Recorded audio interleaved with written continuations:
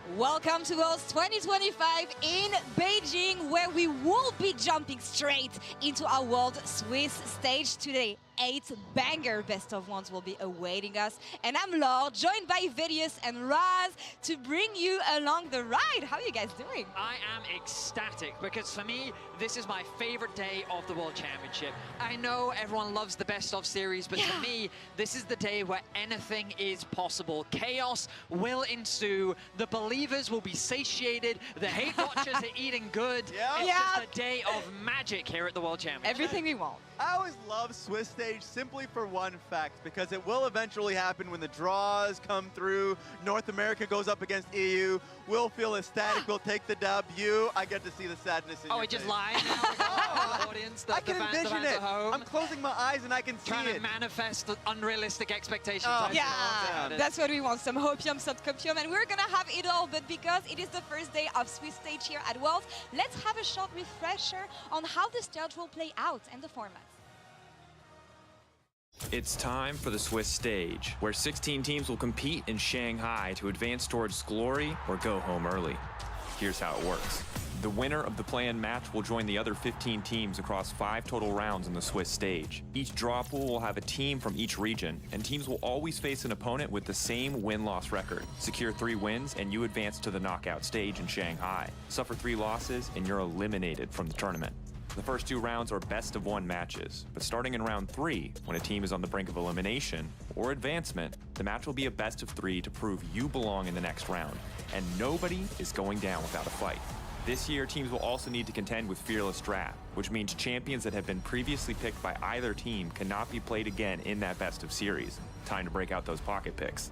Check out the full format explainer on the LoL Esports YouTube channel and catch all the upsets, comebacks, and hard-fought victories from October 14th to November 9th on lolesports.com.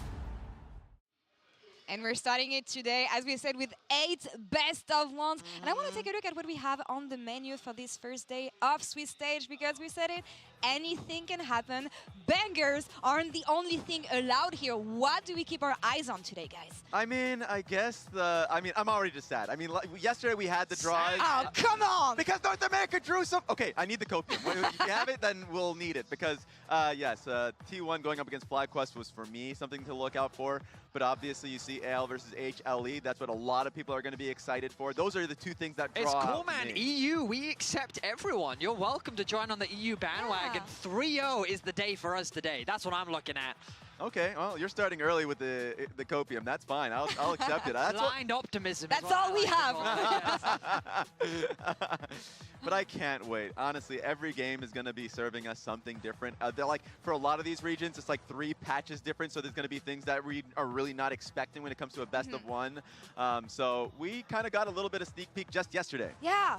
Banger series, chaos, and we're gonna have T1, the defending reigning world champion, participating here in Swiss Stage. I'm super excited to see them participate. Obviously, the best of 5 yesterday was an absolute banger. We had so much violence on the Rift. I guess I wasn't really expecting the level of action that we received, but my goodness, did the series deliver. Ona had an incredible series, taking a little bit to warm up, but towards the end, fantastic. And Gumayushi with his positioning was just fantastic. It's like, it was just a little bit of that T1 magic in game 1 too, where it's like, okay, IG's showing up, they're looking great, Wei is having a huge lead, not something that I expected, but then T1 always ends up finding a way, so that's a nice sneak peek for some of the team fights and skirmishes we're going to be seeing from this team in the future.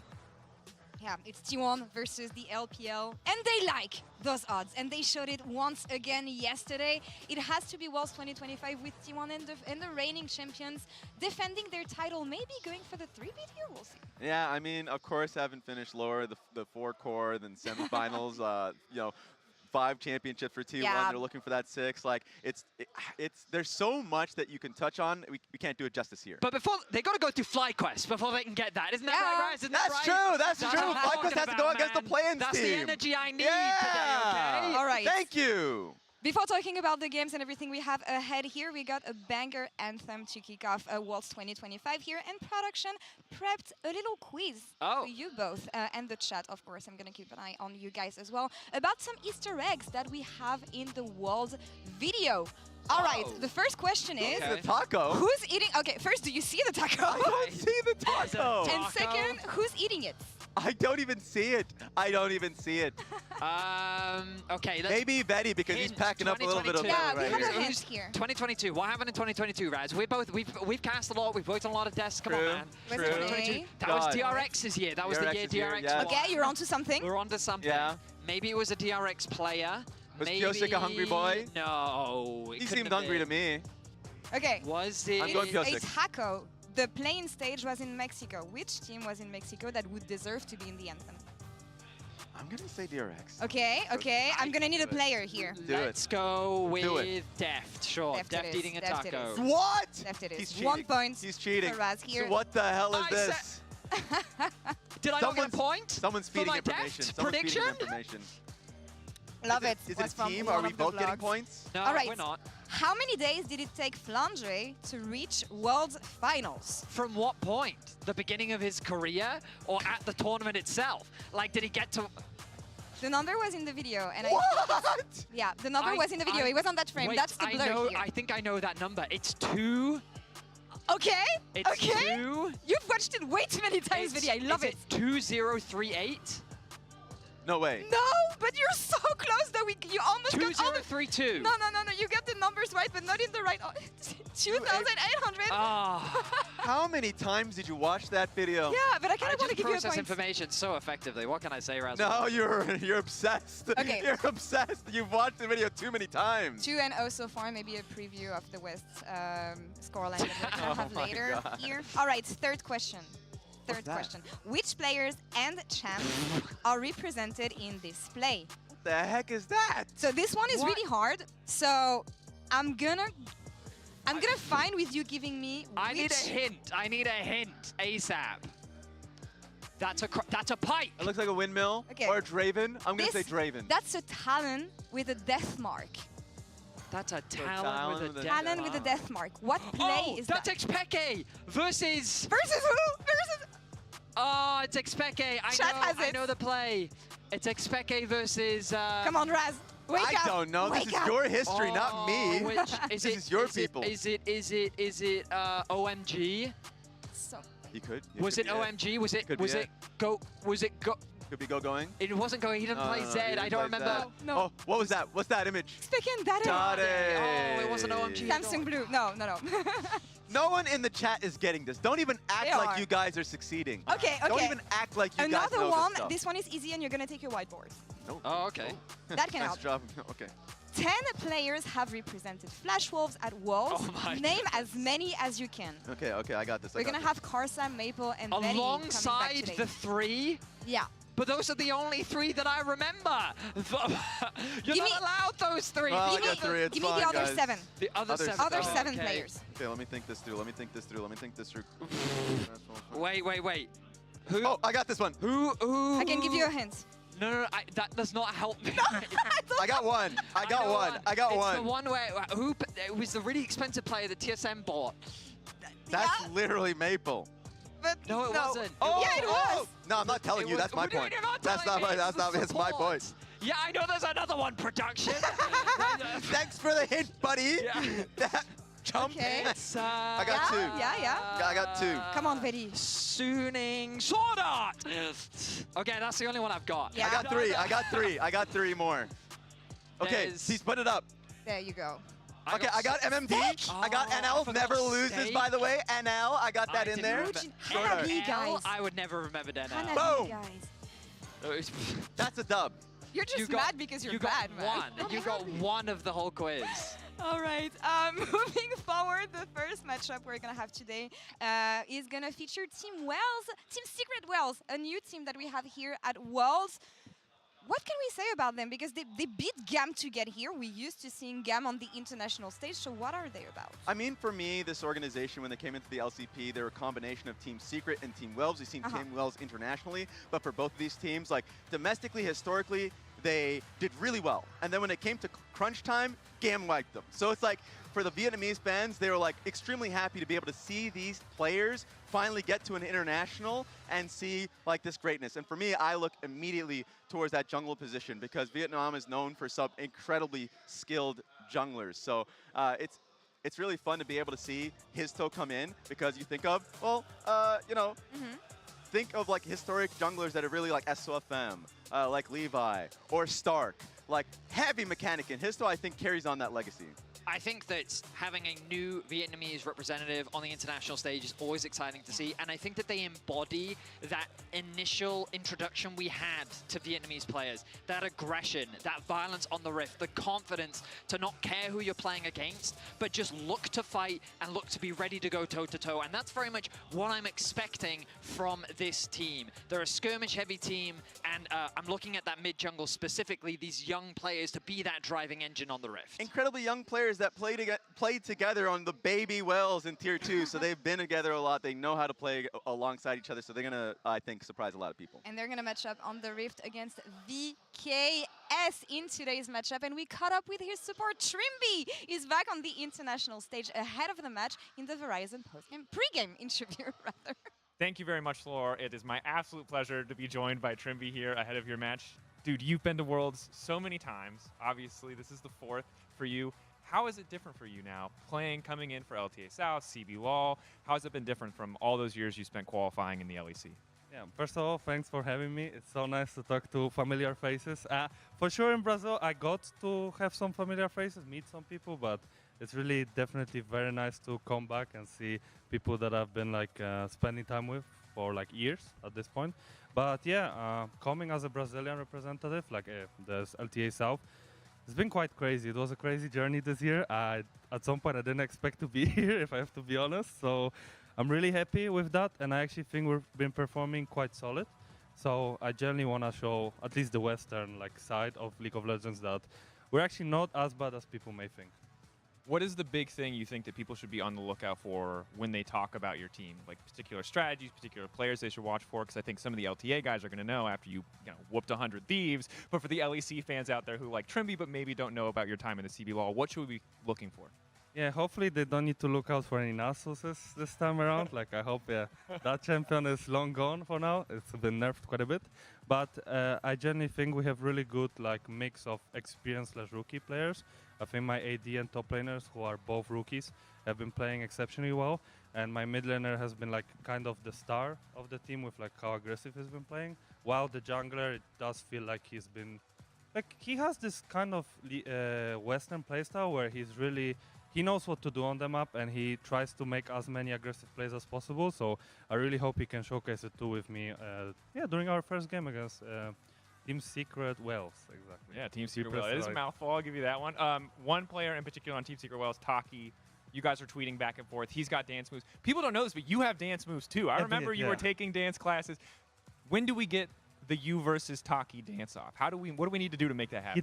He did tweet at me that he wants to do it. I'm not sure. I didn't talk to him IRL about it, but if he wants to, I'll be very down. I think he made an interview yesterday or 2 days ago that he's been training his hips in order to have better dance moves. I don't know about that. I haven't been training much lately, I'll be honest with you. I've only had couple of hip-hop dance classes before coming here. And yeah, the Brazilian dance classes are quite intense, I would say. So I am somewhat ready for that battle, but as of now, I would like to win it on Summoner's Rift, that's for sure. You heard it here first, Lore. Winning on the Rift, then winning in the dance battle. Back to you guys.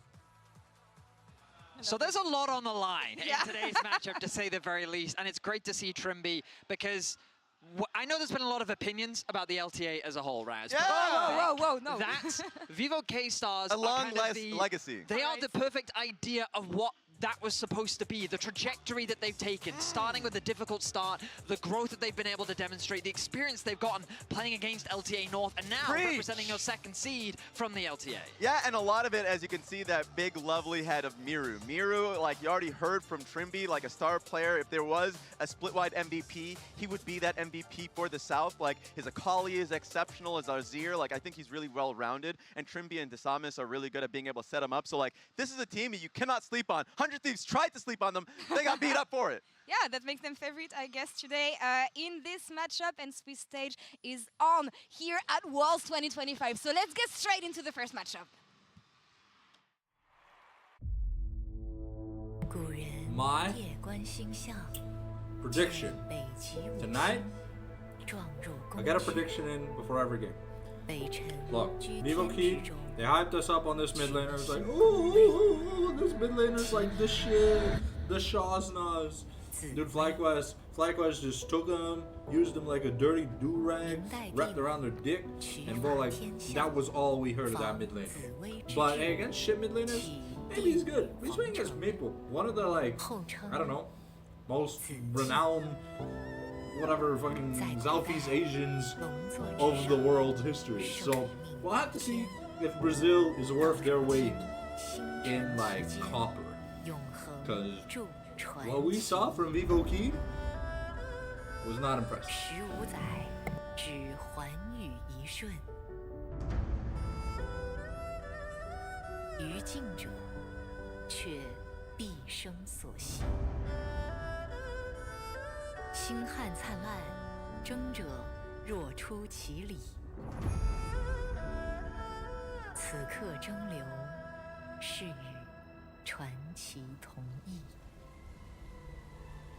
当我回顾这15年的全球总决赛，我脑海中有很多我们赛区的画面。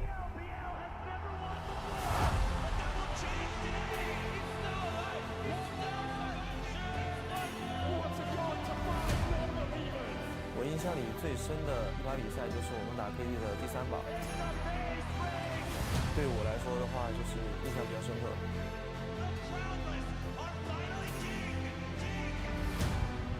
제 마지막 월즈라고 생각하니 참 묘한 기분인데요.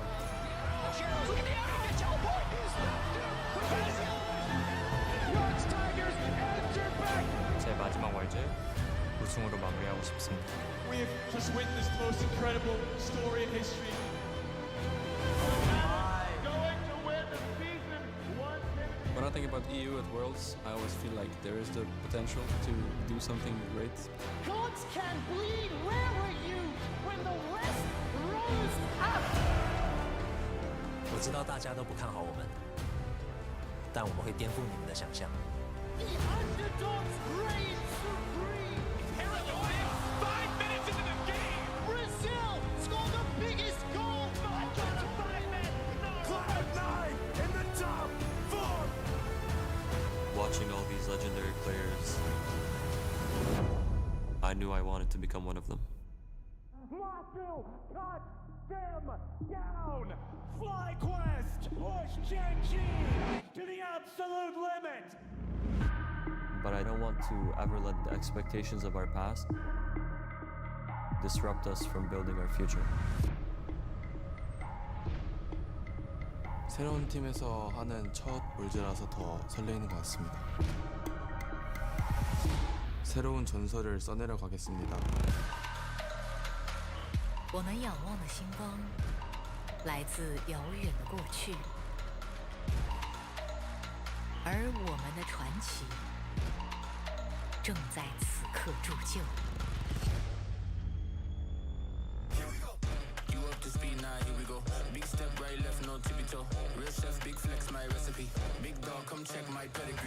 Last Worlds, I don't think we came ready, but this time around, something's gonna change.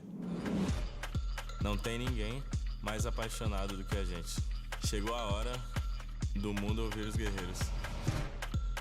저희의 시간입니다. AL 已经准备好了，你们准备好了吗？ At Worlds, that's where the adrenaline is, that's where the excitement is, it's where you get to earn your legacy.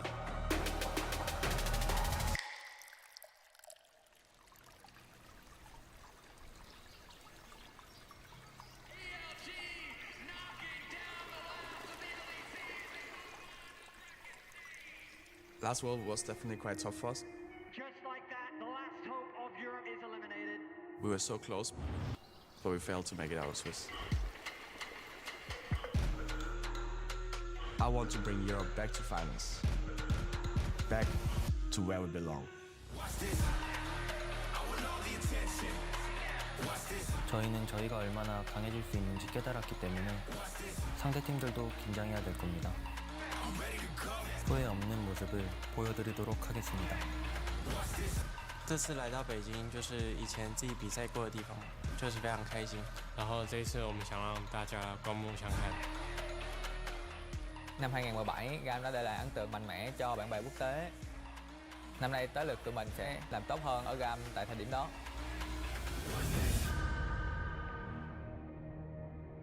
17년도 월드 우승을 한 지 정말 너무 오래돼서 그때 당연히 좋았던 감정들이 생각이 나는 건 있지만 정말 많이 잊은 것도 많거든요.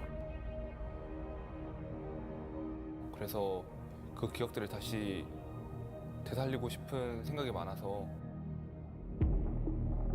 이번 월드를 꼭 우승하고 싶습니다.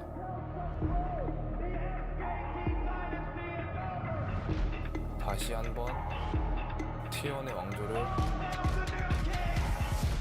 무너뜨리겠습니다. Kick back and watch this.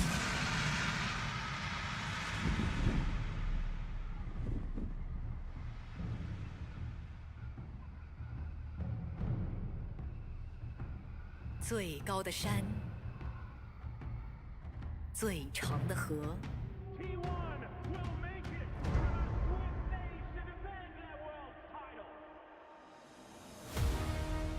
LPL 的宿敌，不死的魔王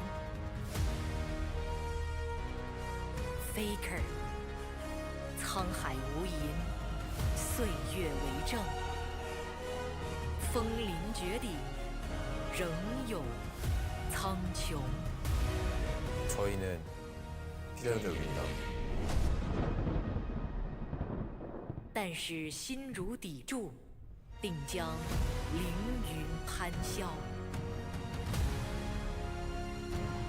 至坚必可为。10000，我们的复仇才是天命。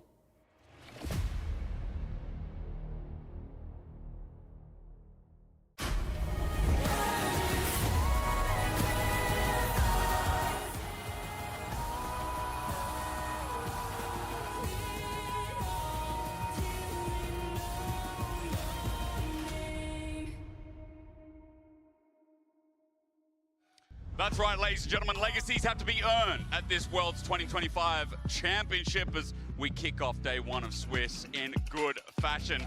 VKS versus Team Secret Wales, a debut of two organisations. Seen Team Wales before, Dagda, but it ain't been like this as we welcome them to the stage. Yeah, the VKS versus the new underdogs of the VCS.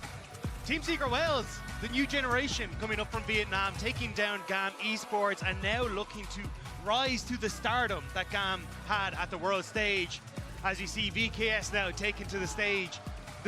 In some people's opinions, the greatest team the LTA South has ever put forward onto the world stage. Both have made big statements to get here, beating PSG as well as the GAM, by the way, in the previous statement here for TSW. But for VKS, beating 100 Thieves, NA has got some explaining to do when what people said was going to be the second seed couldn't get past the best Brazil has to offer. And this will be a fun matchup. I wish it was a series dagger, but in a best of one, I'm hoping this is going to be explosive because both playstyles kind of tend to lean itself to testing the limits. And a lot of that is going to be coming through that jungle and support synergy, right? Desamas and Trimby have been a menace when it comes to overloading these side lanes in the mid game, playing through these strengths in the early game. Trimby roaming everywhere to make sure you can set up a team for success, but that is a very similar story to what Team Secret Wales do. They like to play through Histo and Taki. Taki, the member on this roster that has been to the world stage previously, and he's been the veteran that is guiding these newer players now to see if they can take on the second seed from the LTA. And he's got mechanical players on his side. If you don't know, Histo, the jungler, I'm very passionate about because the mechanics that come through from this rookie, from this baby whale previously, has been out of this world. Silas jungle, if you didn't see the grand finals versus CFO, although they didn't win, there were some close moments, especially involving that game, where it looked like this guy had a lot of speaking to do. As we're about to get into game number one and our opener here of Swiss. I'm looking forward to see if some of these mechanical picks get let through and we do see some flair in a singular only game. Yeah, and that's why I think we're getting Hero in for the start of this. He is much more of the carry top laner when we look towards the between himself and Pun, so definitely wanting to go toe-to-toe with Bo1 on that top side of the map. And honestly, I think this is going to be explosive. Team Secret Wales love to fight. They will not let up. Even in that finals against CFO, when they started to fall behind, they fought, they brawled, they took everything tooth and nail to see if they could try and take that series back off of CFO. And it's no doubt that they'll be bringing it here against VKS as well. Again, it was already an achievement just to get to the grand finals, but the fact that they did put up a bit of a fight, despite getting beaten out of the water, is a really, really good sign for the region. And we talked about it a little bit before us, we're just waiting for this pick ban to come through. It's like everyone's used to seeing GAM. It's always GAM time here. They didn't make it to the international. The fact that Team Secret Wales finally get their shot when this team, previously known as Team Wales before, never got the VCS Championship. Came close, but never got really within reach. This first domestic final in the LCP really sets up that the old VCS talent is still as good as ever as we finally get in. But I think that's the same kind of story mirrored for VKS, right? A team that no one expected to kind of come in and smash some of the top teams out of the LTA North, right? So for VKS, this is a squad that I am very excited to see. Seal saying, hey, give me 2 years and I will have a title for this squad, and he's shown it.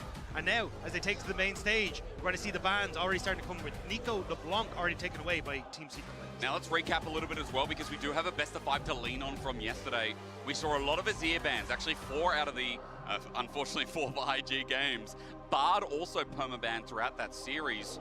Today we get the Orianna ban, a reflection yesterday that we saw but eventually let through. And remember, the dynamics change in best of 1, because within best of 1, it's like best draft now, get yourself on the board and get yourself an advantage early in the Swiss stage. Yeah, I'm curious now what the priority is, because obviously as you start to come through, you get different draft bubbles that can influence the way you go. But when you look at the LCP, they had much higher priority on things like the Nico, the Aurora as well, and now we're starting to see that come through here.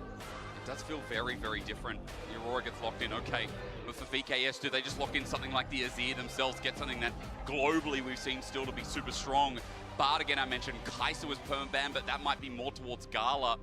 I do love, however, that Team Secret Whale's there just to go and get it team. So Eddie, he's a big fan of that pick. Might be something that they rotate as well as the Jarvan gets locked in first. Yeah, and Disarmor's had some great performances in playoffs on this pick, so not surprised to see them go towards that, and sets up then very easily to be flexible, right? You've got your engage tool, you've got this aggressive jungler who can try and babysit your early game, and then I think you can open up for picks like the Azir. You can try and go for more of these aggressive supports if you really want to, but honestly, I think going for this mid lane pick makes a lot of sense to round out a strong mid jungle.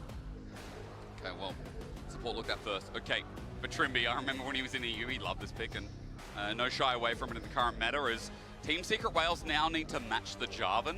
The biggest question is with what? We've seen a lot of Zins out. We know Pantheon's open with a little bit of buffs in the recent patch, but Fi just insta-locked. I was going to say, Team Secret Whales also played a lot of Lee Sin into the Jarvan domestically, but opting towards the Vi instead, especially when you've got the Aurora. This is going to be a dive-heavy composition, so I am curious what they want to try and take into mid lane to pair with this. Could be an Ahri, potentially for Dire here, just to try and set up, and well, Kai'Sa as well for that dive. Do you remember you and I were talking to Molecule? Actually, a lot of us were.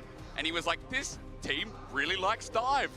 Huh, what are we building so far, Dagda? Let's have a look. Like, we are just sending it again in Team Secret Whales fashion. Yeah, and also I think Eddie has been spectacular for the squad as well in team fights. So getting him on something that enables him to have that agency to follow up with his those engages is going to be on the minds of VKS as they start to round out this draft, with Rise now picked up for that mid lane, maybe opting to go a bit more towards that 1-3-1 and see if they can avoid some of this heavy dive from Team Secret Whales. The strongest player as well. I like seeing a scaling carry. And as you said, side lane super important in this game, seems to be for VKS. Now, the bans are in question because we have no mid lane potentially. I mean, that Aurora could also go mid, but with the Rise already picked up, maybe that option's off the table.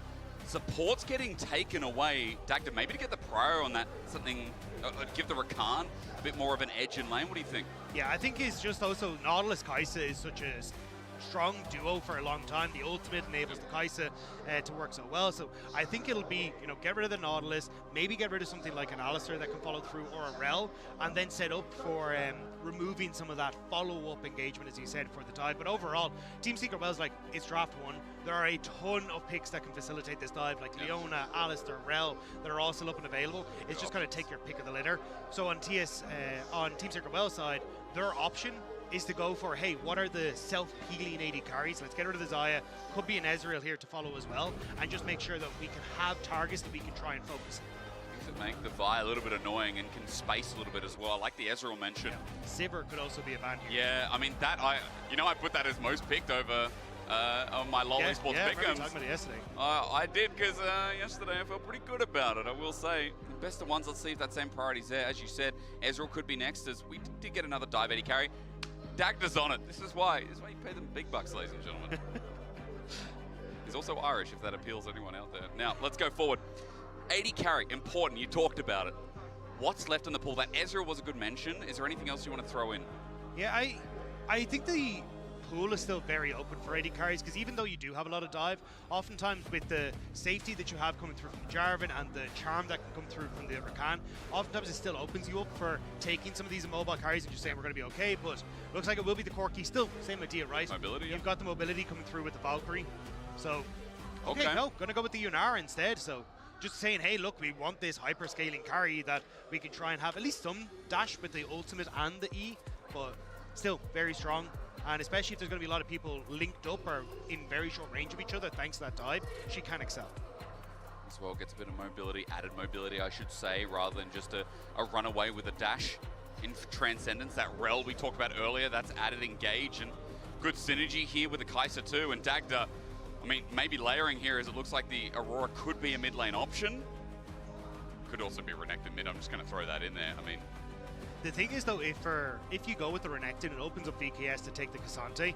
Cassante, when he gets Iceborne and also the Bramble Vest, starts to win out in this matchup. Yeah. And then, not only do you provide a frontline tank and really good peel for this Yunara in a team fight, you're also then going to be able to win out on a side lane, which works with the Rise as well. So, if I'm VKS here, I probably look towards the Cassante, but we'll have to see if they agree.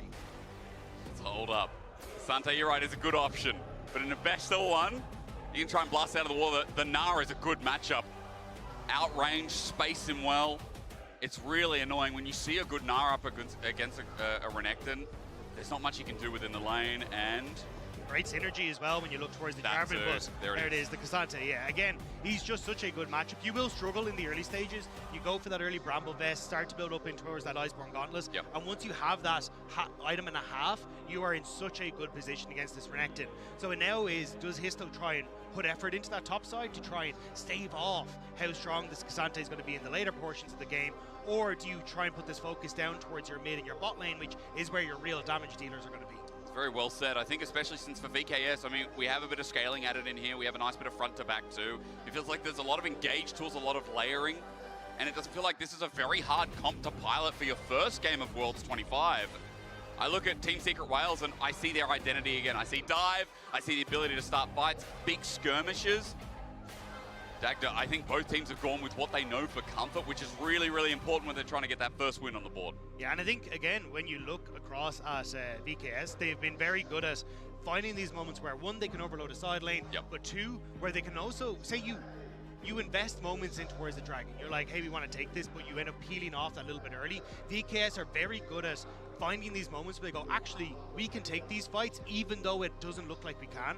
And I think this is where, for Team Secret Wales, they're going to have to find these ways to try and shut that pressure down and play towards their own strengths, which are this brutal, we're going to fight, we're going to find these picks, we're going to constantly keep this pressure up. And we'll have to see if VKS can try and thwart that. Well, up to them, because again, they've shown patience and vigilance getting towards the first ever and the last ever LTA finals. Team Secret Wales, they fought the odds to get to their own finals in the LCP as well. Welcome to Worlds 2025. It's a pleasure to be beside you as myself and Dagda start off your day one of Swiss. I think today is really going to decide a lot of the meta, a lot of, you know, what we saw reflected in IG T1 yesterday. But from a wide dynamic of teams, we get to see all 16 teams today, Dagda. It's a huge day to kick us off. Yeah, I think as well, it's, as Histo getting pushed back a little bit here, I think it will very much change as we start to progress through the tournament. I think that's one of my favorite parts of Worlds, is you kind of get to see these little like pockets of what different teams have been playing in scrims against each other, and then you get this clash of, does it actually work? Like, I remember a few years ago we had the Amumu support that was throughout all of play-ins and looked like it was going to be a staple of groups, but never really followed through, as VKS now starting to get their vision in and make sure they can spot out exactly what Team Secret Wales are up to. Vertical jungle style, he goes in blind and he has to flash away immediately. Naturally, but Taki's still here. With a remount, there's a lot more danger as Dyer comes in. He gets a bit of burst damage off, looking for the electrocute. Trimby looking for the re-engage as well. Morteus is just spreading the love. But the flash, the reignite, the setup. Morteus in trouble. Flash away. VKS running for their lives as First Blood's given over with a heal and the invade turning south. VKS are throwing away the game before it's even begun. And this is a best of one. VKS tried to go for the invade, but you've now given 2 kills across to Team Secret Wales, and that is the perfect start for this squad. The perfect start for us enjoying an international event. Histo's going to see Trimby walking towards him, close to the smite range. Doesn't get knocked up, level 2 acquire, but Miru's on the way in. A Vault Breaker to be blocked away, and he's going to get Trimby. In the end, Trimby finds this easily. The auto from Miru, there's something back, and a blue buff for Rise. So it's not all bad news. Yeah, massive pickup there for Miru in this mid lane. The fact that he's able to actually get a kill back, as you say, because has to match Dyer and Eddie, who are able to pick up those first couple of kills. And the blue buff will make it very potent in this mid lane. I'm curious now exactly what the pathing is going to be from Tisamas, though, if he wants to try and change up his jungle pathing. But honestly, you know, with the push in mid, maybe he could make something happen, but Renekton has full control on top, so invades might be a little difficult. A quick replay, because VKS are backing off here, Dagda. Yeah, at this stage, I think you've just gone too deep. Miru isn't in a position to try and follow up, and you don't really have the setup. It's only the auto attack assist from Tisamas that's coming through, which does help Morteus. Because he has this Yunara, he can stack up those balls very, very quickly. Yeah. But unfortunately, he just gets focused down. A great flash from Taki, and they set it up for Trimby, taken very low on the bottom side. Yeah, there's a lot of danger coming from this rel. As you said, so far it's been really good. Dye, meanwhile, though, a little bit low. Room Prison under turret. Miru, that blue buff is getting put to work. Miru making it happen in the mid lane. This was the big pickup that we saw for the VKS side that made all the difference. Every team that Miru's come into has looked spectacular, and one of the main reasons why they're able to get that win in the LTA South. He's a highlight of the VKS. People are saying this is the best LTA South mid lane, and some people are saying one of the best LTA mid laners. That goes a stretch, but hey, performing as a 2-0 Rise here in the early game.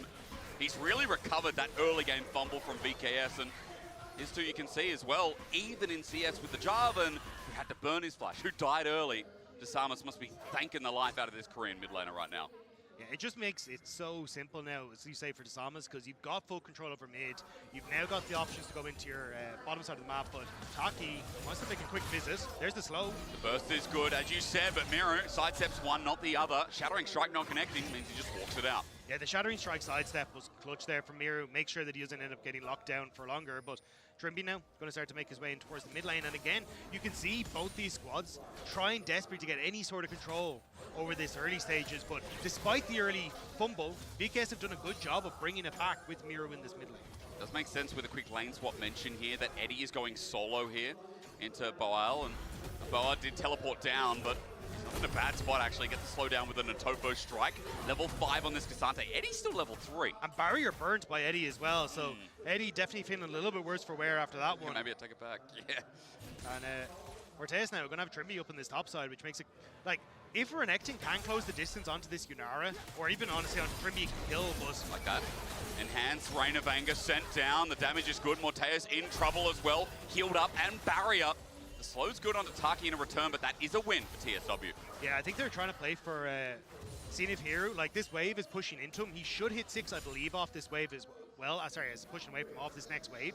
But I think that's where you could maybe look for a dive as Team Seeker well. So I'm curious exactly what the pathing is going to be from his toe. Does he just do his Wolves here into Gromp and then into an immediate topside play? Damage down at the very least. Let's look at the top. As you said, Hero is close to level 6. Shattering Strike just out of range.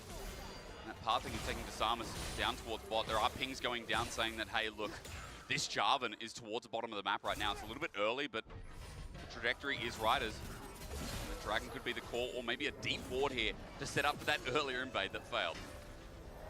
Yeah, looks like Desamas just going to try and go for the Dragon, as you're getting the reset from the Kai'Sa on the bottom side of the map. Eddie not wanting to be in this position anymore. So it's going to be the Team Secret Wells, though, moving across to try and answer, at least get some vision down, potentially here. For VKS, getting this Dragon again would be a lot more respite in the early game, as his toe is going to peek his way in. Hero sees Rakan. Trimby just sits in the bush, can't do too much. Wave it a bit of a standstill for now, as even Bo1 comes to help out. His toe's still thinking about it, but it does feel like this Dragon's a foregone conclusion. There's nothing to gain apart from your Raptors, and first strike of the game goes to VKS. Miro even able to get back across for this wave. So honestly, the VKS are doing well when it comes towards like having that pressure on the bottom side and understanding when they can go for these timing windows. But for Team Secret Wales, they're just a little bit late to the punch. They're trying to find plays. Like, you look towards that top side where they're looking, hey, we've got good damage onto Morteus. Can we look for a dive? But it's kind of fallen apart. And again, looking now towards this mid lane, it feels like with Taki, but VKS just aren't letting them find that value from the aggression. Now that Eddie's mid as well, it's like there's a favorable lane just holding Miru at bay. There's still a 500 gold lead between 80 carries right now, and that's simply because Eddie got the earlier kill, but it's maintained the CS advantage even in that small lane swap. And note too that Hero, because of that roam up from Taki, because of that pairing, it seems with pushing out the bottom lane of VKS, Team Secret Wales, their top lane is in a good spot as well. So the only one really suffering right now, or should I say succeeding, is Miru on this rise, who's able to pick up a couple of kills. It's all right. Let's hold on that. Shattering Strike, Trimby goes in, goes out. Not much more found. Taki's just absorbing the damage. His wave gets pushed in, and this will help with the invade in topside. In the meantime, as Dire into this matchup, look, it ain't too great. All out going to be popped. Dire is just going to send into another world, and that's okay. For now, though, the weirding as well sent out. Just waiting to see if Bo1 gets bursted down, but not enough damage in the end, and both ult are now burned. Would have been a nice trade from Bo1, but taking those double terror shots really end up hurting him, and now with the range advantage, Dire can try and play for that passive damage as soon as I think his electrocute should be back up shortly. And you got Miro on the way. This is looking like a dive. Tries to clear again. The weeding comes out just to try and get that wave down. TP needs to come through though, because Dire has no mana, and so Taki's there to support. Yeah, it does mean, it's only to support TP, but it does mean now you've got 2 people on this bottom side. So do VKS try and contest now on towards the Void Growth take? Nice stop onto Bo1, by the way. Taki on our right side. Bo1 was just backing egregiously on a control ward, so his tempo's slowed down a little bit. But triple grub, you don't often say, is easily going to be taken here by Secret Wales. Yeah, I think VKS wanted to contest, but as you say, the interrupt, now Trimby should be able to just dash away, but the interrupt onto Bo1 means he can't TP up into the play, so immediately VKS have to back off. So at least Team Secret Wells getting some of the objectives back in this top side to match for the early dragon taken by VKS. Going all back into the 1v2. See where we go from there. Dragons in 2 minutes 30, by the way, so any bot lane play's not going to open anything, but a Realm Warp will die up. Goes into Fog of War for a little bit, but an easy flag and drag. Wait for the Rune Prison, he won't go anywhere. Cataclysm down, and a third kill, no. This time given over to the Jarvan. Desamus is on the board. Nice job by Desamus, managing to get in behind there and make sure there was no way that he could escape. And now, Ortez on this top side as well. You see Taki is trying to match on the top end, but Flash, oh, in a 1v2, hang on, Hero, jumping in, Trimby doesn't get the stun. The flash away now burned as Trimby's just out of the play. Morteus has to burn his own. Taki came in with a Shattering Strike and narrowly misses, but that's double summoner, make it triple. As VKS aren't out of the woods yet. Keep your eye on the Void Missile, can Eddie land this? Eddie, no, not finding a target, but Hero's now here. The empowered W easily done. Morteus next up, second skin. A double kill over to the Croc, and crikey, damn! VKS are now in more trouble because Bo1 is committed to this play. He gets popped back, sent out, the all-out use over the wall, and a turret shot added in! Bo1, that was beautiful! The setup with the flag and drag as the play continues, and Eddie now in new bits of trouble. He's got no mana to press the E button, and he'll die too. VKS are bringing the fire with the return. VKS respond well. They TP in with the rise to the top side, so Miru can help out, and Bo1 ripping the Renekton out from the rest of his team. And again, we're seeing, this is what we're talking about, VKS wanting to constantly overload these side lanes, constantly trying to play with this nice little tempo advantage, and they catch Team Secret Wales as they go for the dive and turn it back around. Oh, wow, that was just insane. I mean, the timing, I thought he was going to be inting in the 1v3, but he had that all-out backup and available. And again, there's been to and fro, especially with how the game started. We had a bit of consistency as this Cassante doing work. Dire just going to space it out, not in too much trouble with a good mana bar, I should say. Dire, as he just walks back and might base it out. I'm sure he's going to get some deep vision. Top might be the next play, depending on if they can clear some of this vision as well. I will say, they've set up some defensive lines, Dagda. Good control wards. Trimby's now going to start clearing out, but they're giving Top a bit of prio for Hero. Yeah, I think they're just going to try and reset and look for the Dragon in 15 seconds, but I mean, nice collapse from Team Secret Wales. You can see Miru immediately TP to the top side to get on towards the board to come through. You've got the Jarvan who's running towards this top side, and Team Secret Wales on the wrong side of town. And also Bo1, like, the early armor that he has makes him just unkillable in this situation. Gets the flick back, or flash forward into the rip through under the tower, the turret shot as well. And at this stage, it's all hands on deck for VKS to take out Team Secret Wales. I feel like teams that want to play slow, but you know, they just play the other side of the map, really fail against Team Secret Wales. But for VKS, who've had such an insane run this year, and had an insane run versus 100 Thieves, I'm sorry, NA fans, I don't care. 100 Thieves got beaten by this team, and it was actually quite solid. The production team are looking at me very unfavorably. I have to get off to that stage at some point. But when Miru came in, what life and what blood added into this roster. With this guy, I remember casting it to Mia Masters, the talent is there, and in this game, it's no exception. He's been set up for success. But now the rest of VKS are empowered somehow. All out, speaking of empowerment, but the true damage doesn't hit through. There's Notofos unable to catch up, and Hero just walks out. Still though, you can see Bo1 is feeling himself in this game, and he has played spectacularly. Like, he's had a great showing here against the Aurora when he's been in the 1v1, getting that kill now as well for himself. And Hero has also been doing a really nice job when it comes towards matching Morteus and finding that success. But once Bo1 ends up finishing off this Iceborne Gauntlet, this matchup becomes very, very difficult for him to play. So it kind of feels like that ticking time is starting to slip in favor of the VKS top laner. I mean, again, like I said before, it does feel like teams that can't be patient or like play to the game of Team Secret Wales. But this time it does feel like, again, matching their pace, matching the plays. It has been a really, really nice comeback, and bit of glazing deserved here for VKS as we crest towards the 14-minute mark. Yeah, and you can kind of see that it's Taki who's struggling to keep up. Yeah. As he's entering mid, Trimby's already gone out, set up all those wards, and is now resetting to come back out onto the map again. So you're kind of playing at a disadvantage when it comes to the vision and map game. But you are, as Histo, starting to get some control when it comes to nice timing here for the invade. Looking at a potential play towards bottom the top side, but I just don't think you can really go for any sort of dives on the Cassante at this stage. Already, and there's so much armor, right? And for Eddie, I mean, he's only sitting with the Kraken right now, so It's not like outside of Dire, there's really much AP damage, and I don't look at Aurora Dagda and say, oh man, that's a lot of consistent DPS. Like I would see if an Enhanced Rise or Victor or an Orianna even. That is slow, that is burst. And even with the Leandries there, I don't think we'll see too much going towards Bo1. So I'm excited, Dagda, because it does look like game is still relatively even despite there being some enhanced members. As Histo caught out, Vault Breaker. It was short, and he has to flash to the Blast Cone. Histo, a bit of a whoopsie there, and VKS starting to get good on the punishes. But this is what I was talking about with Trimby's ward setup. That's what he was looking for, these quick resets, set up the vision, and that means that VKS have full information of when they can look for these picks, when they can try and play off towards these side lanes. Yep. And it's going to be on towards Team Secret Wells and Taki as he starts to come back into the map to clear out this vision and make that a little bit more difficult for VKS.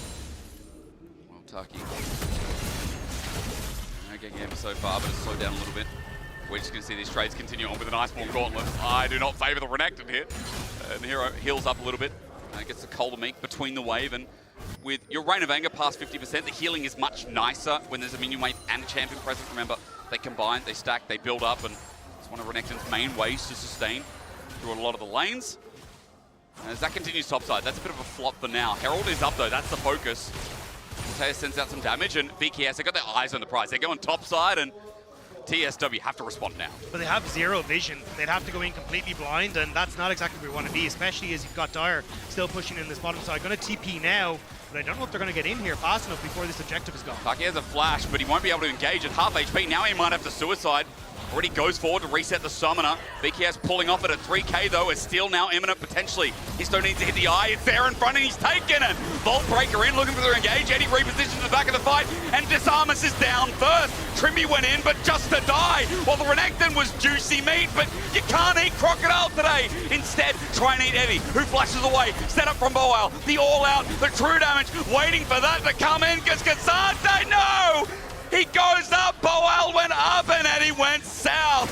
Miru sets up, a flash away from Darius. Histo re-engages. Not only did he steal the Herald, but he just stole away LTA South. The young upstarts are still keeping it going. Finding this play, Trimby ends up hitting the eye at the back of this. I believe it was Trimby, or sorry, Morteus, right as it turns. It meant that then you could get this mic from Histo. Really well done. And the back half of the fight, Hero immediately flashing onto Morteus, takes him so incredibly low, and they get so much work done with Eddie providing that DPS in the back line, just continuously fighting through it. Team Secret Wells, that was beautiful stuff. And look at Histo just ran at Morteus. Yeah. And that guy doesn't do that much damage yet, so the Vi can just withstand Sundered Sky, no problem, brother. Good flash from Dire in the end as well, Dagda, and Miru is the last to go down, double kill over to Histo. The mechanical genius of this newbie, of this jungler everyone's raving about from the LCP region. I see it's not unfound. I do see it. I saw it in the SARS game. I saw it in the games in the lead up versus PSG and GAM. And once again on the world stage, it's good to see that a rookie can play this well as Dragon spawns. Yeah, so he's still immediately going to start this up.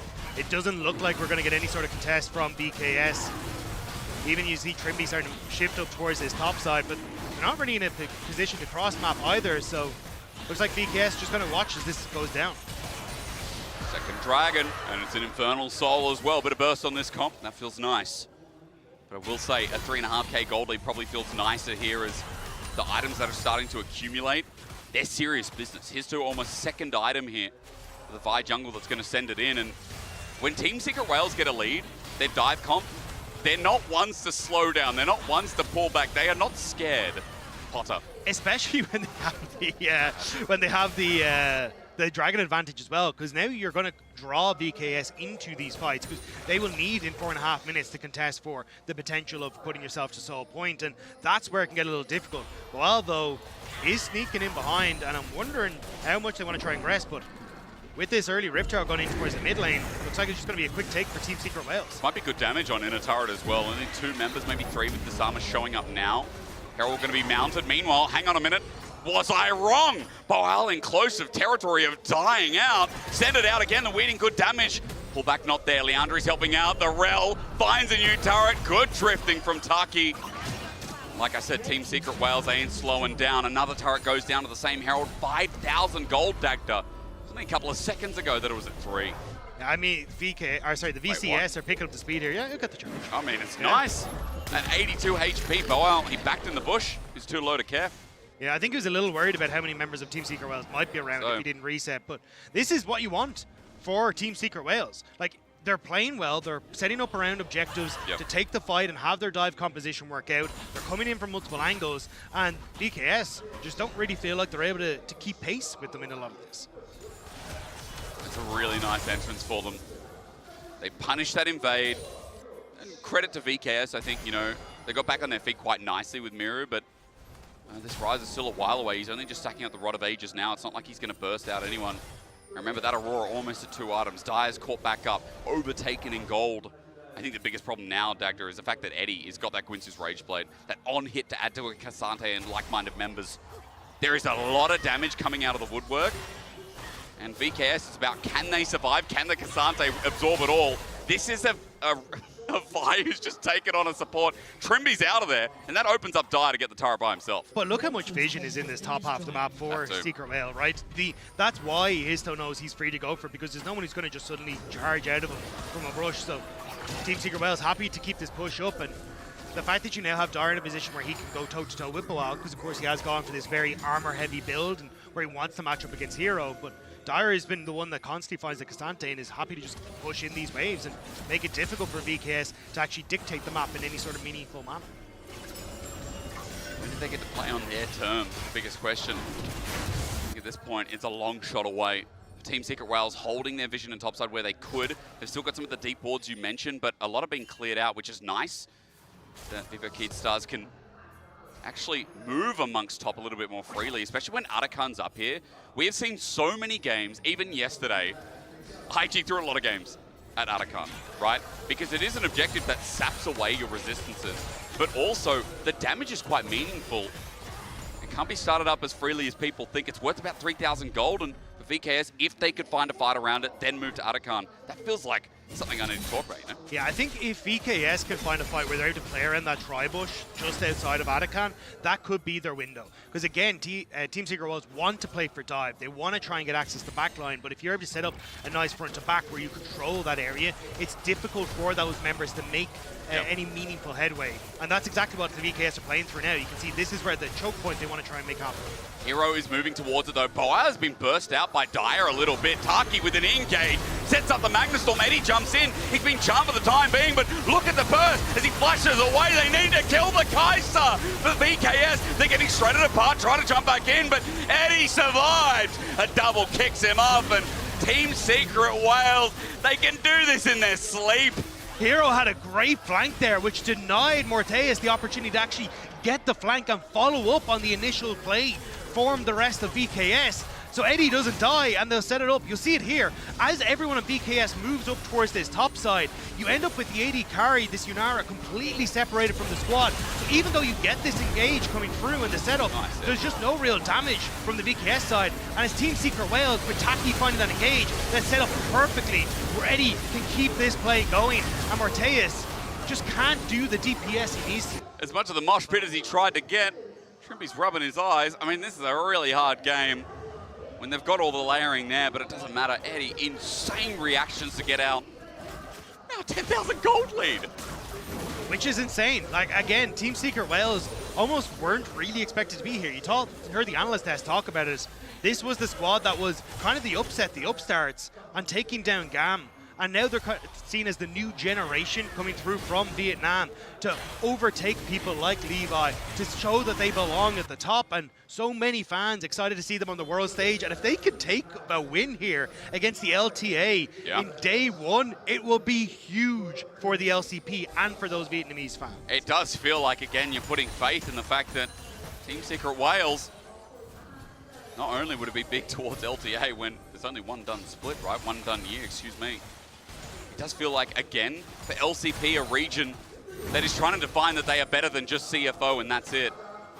Would give them a lot of hope for the rest of the tournament. Now, let's not be day one Andes, let's just be game one Andes, our only game. Not of these two versing each other. And the game right now is telling me that this game seems near impossible, Dagger. It's 9.5k gold lead, Infernal Soul coming up, that's 4.5 minutes. Baron's up in a minute 30. Viva Keedstars need a couple of insane picks fights where they scale into it. Yeah, I think the issue is the way VKS have won games is almost been the Trimby special. Like we saw when he was on Rogue, we saw when he was on Fnatic, it was we overload a side lane and we're going to make this quick pick and try and find success through that. But when you're in this situation, it's very difficult to find moments to get into sides, to find picks. You essentially have to start dropping waves and hoping that Team Secret Wales don't punish you as you try and make that overload into one side. But even then, I think you still need like Forteus to hit his Affinity Edge before he really comes online, and you just don't have the raw DPS right now to match what Team Secret Wales are pushing out. Choke division begins. 45 seconds at Baron. Desamus needs a steal. The Team Secret Wales just don't flip. And the game should be theirs. Eddie stepping up towards the corner. There's no ward there. Vivo Keystars, but again, they do have a lot of gap close. They have a lot of engage. Eddie not really stepping over the line. He's on a ward for now, but his poke begins, by the way. He's got a Nash's. So there's a bit of a W resetting going on. As if Morteus is the one that gets hit by it, well, goodbye chances of starting a fight. Bolt breaker in. Wrong place, wrong time. Sets up the ulti, the dive. Classic Team Secret Wales. Heroes under turret, taking 2 shots, but it ain't like before. A charm up while Mary starts firing away, but between 2 worlds, sends VKS to the wrong one. It's a trade in the end, a good shutdown, yes, but now mid-turret's exposed. Team Secret Wales have 4 members, and there's only 2 of VKS as Baron sits there waiting for its victor. Yeah, Miro and Desamus left just in awe of how quickly Team Secret Wales were able to make that play happen. They catch the AD carry, they finish off Bo1, and now Baron in their sights. The VKS just look stunned. Not much to do except for Miro just to try and get this objective bounty on this turret bot, and as Baron gets taken, we'll move to 12k, we'll move close to it. Team Secret Wales are covering this as best they can. Samus is also here, Dyer gets over the wall, but Miro is going to take this turret, so shortens the goal a little bit here from the Red Bull Baron power play. But I'm grasping at straws, Dagny, you know? I was going to say, I think it's only for half a second, man. The second they step back out onto the Rift, Team Secret Wales start to take the Ether Tower that's down in bot side, then it's going to be inhibitor turrets, and although you do have like decent wave clear, it's not fantastic against the potential push here from Team Secret Wales. He's trying to bait it. Eddie does take the bait into Miro there. They were lying in wait. It finally pays off. Eddie's down. The Summons with a shutdown. We go from 11 to 10. That's a really nice pick from VKS, because now you can see the push was trying to come through from Hero in this mid lane, but not really able to threaten any of these towers. You can't spread out that Baron buff anymore, and with only 2 minutes left on it, it looks like the base won't get cracked. That is a massive pick for VKS. It is really nice. The Baron play halted and stopped. Game ain't over till the Nexus falls. I come from Europe. This is something we know well. I'm sure the North Americans know that as well. Anyone who's probably not LCK or LPL, that's been true. I was going to say, even in the LPL a little bit. I mean, actually, very true. Very, very true. I know LCK's had their fair share as well. We could go and mention teams like DK, but I think they've been hurt enough. You know what I mean? Like, we don't need to kick a horse while it's down, do we? Speaking of horses, it's over. Yeah, he galloped into this. Now, Histo's going to get out, but he did flash, and there are small things accruing for Vivo Keystars, Actor. Yeah, we kind of cast a curse to Red Bull Baron power play, because you can see in the top left, it is not looking as hot. When you actually pick it up, isn't it? Right. With this turret, it will go back up, but still, it is a very minimal Baron that is not even breaking into the base, as you'd expect when you're like 12,000 gold up. Yeah, like, it's just been little mistakes from Team Secret Wales. Like, now, they will still get stolen. They are still in a very strong spot. But again, we were kind of saying, like, 3 items coming through from Morteus is that sweet spot. Now you've got the Sonya's Hourglass completed on towards Miru, which makes him a little bit less of a dive target as well. And these are just small pickups for VKS. You are still very much in the lead. It is still an 11k gold lead. They should be fine, but it's just little hiccups here and there. Dagny's a bit sus on it, ladies and gentlemen. I understand. Team Secret Wales is going to try and break the base with what they have left of the Baron, which is gone in 13 seconds. This is really the last wave to do so. Inhib turret mid stays standing quite strongly, and there is an Elder flip coming up in 5 minutes 30. Okay, now you might say we're coping, but Stranger things are happening, Lee. Well, I think it's either Baron or Elder, because realistically, like, Kaisa not great at getting up towards a tower to hit the thing, especially when you look towards like Jarvan and Rakan, these kind of things. So at this stage, not having that Baron buff is a real issue for Team Secret Wells. As long as VKS take it slow, don't overextend outside their base, they should be fine to just farm up these creeps and wait until that one starts to arrive. VKS seen on a ward here while they try to death rush. Team Secret Wales matching it. 3 members move up with Eddie in tow as well. The Kaisa that shreds someone, rips them apart. Hero by the wayside as well.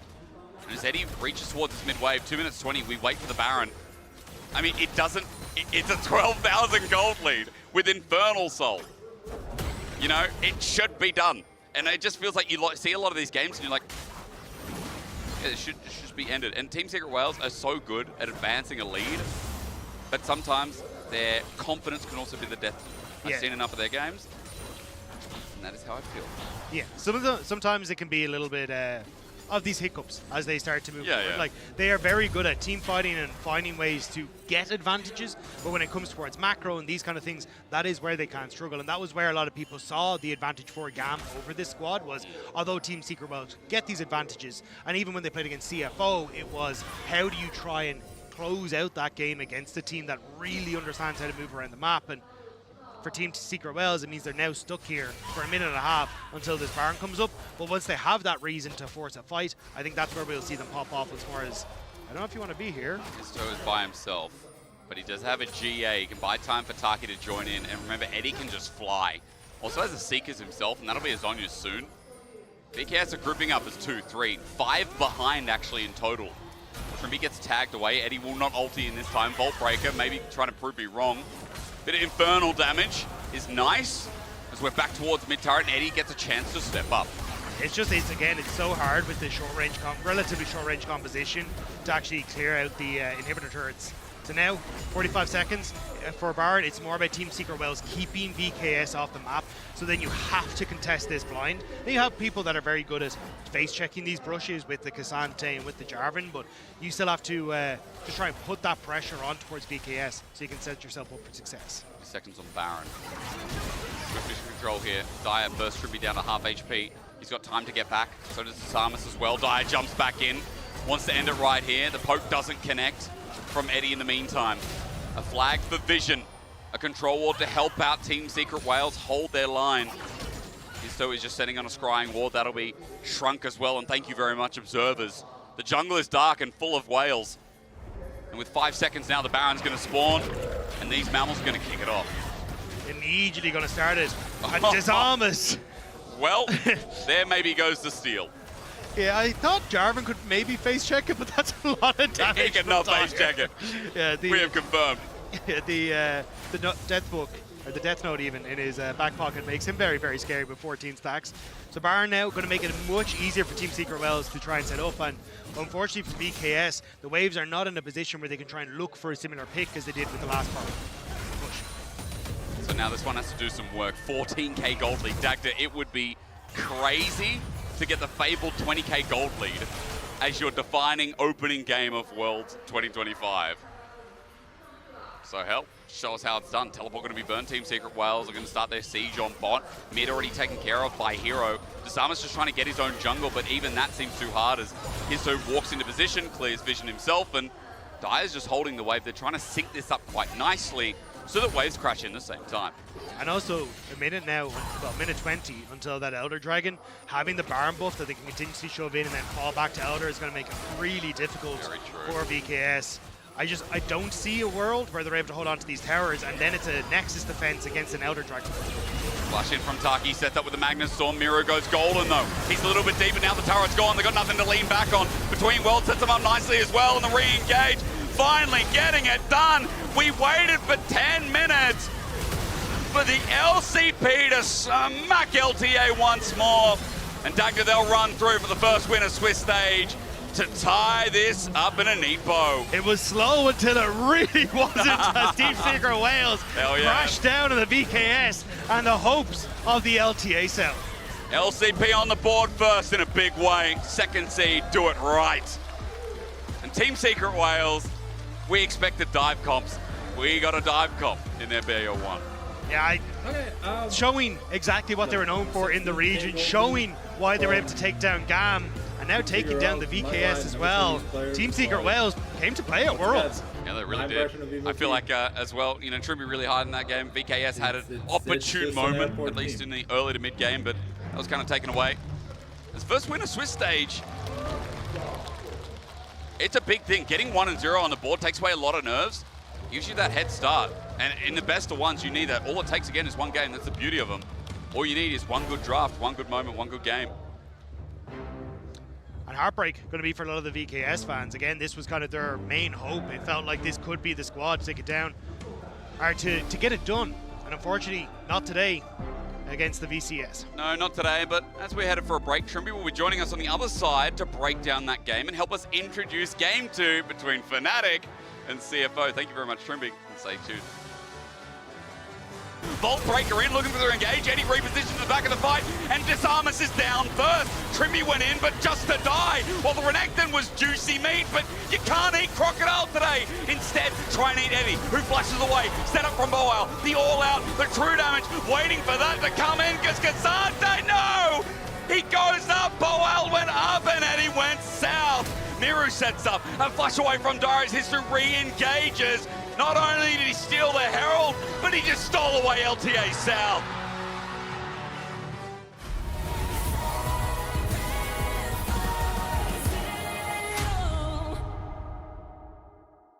An update is required. Financial system updating.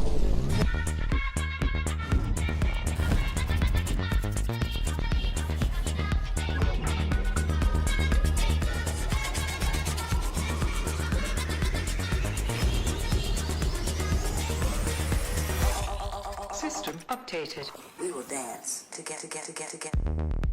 The future of money is here. Feels good.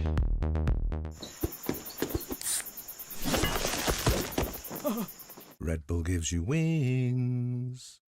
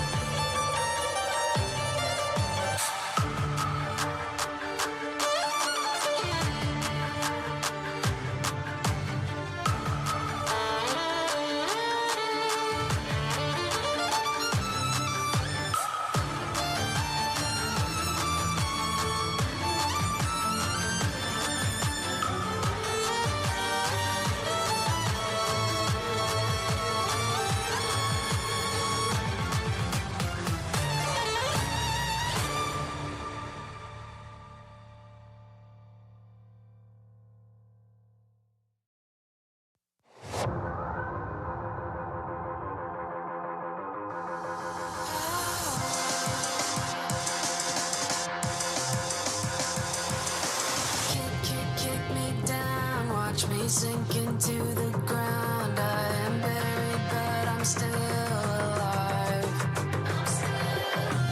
I'm a wasted dream. I know I was so naive, but I'm standing up to fight this time. It's not too late to change my mind, to give another try. I'm learning how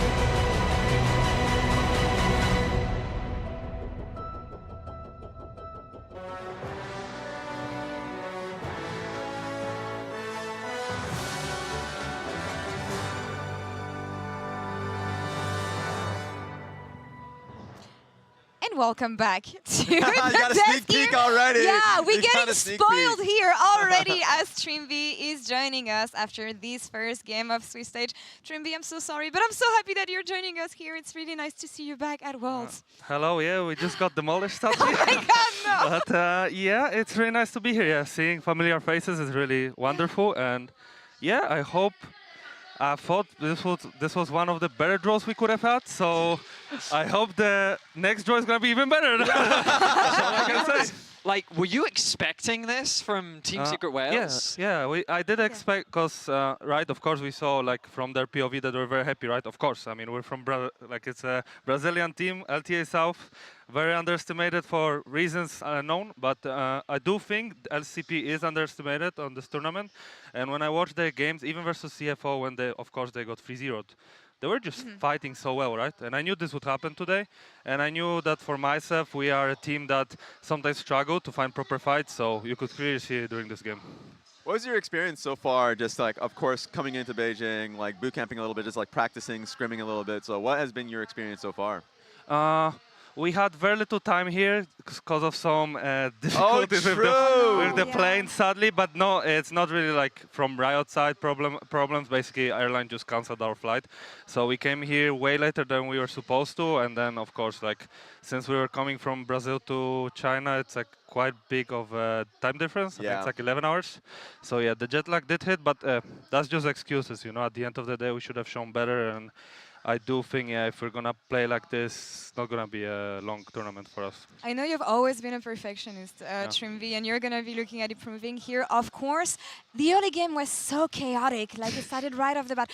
What made it difficult for you guys? I think the problem is that I think we realized properly that we actually can fight level 1. The problem was that our target selection was just off completely, so their carriers were hitting all the time, while basically we were hitting Vi, who was like the most useless level 1 like character from an enemy team.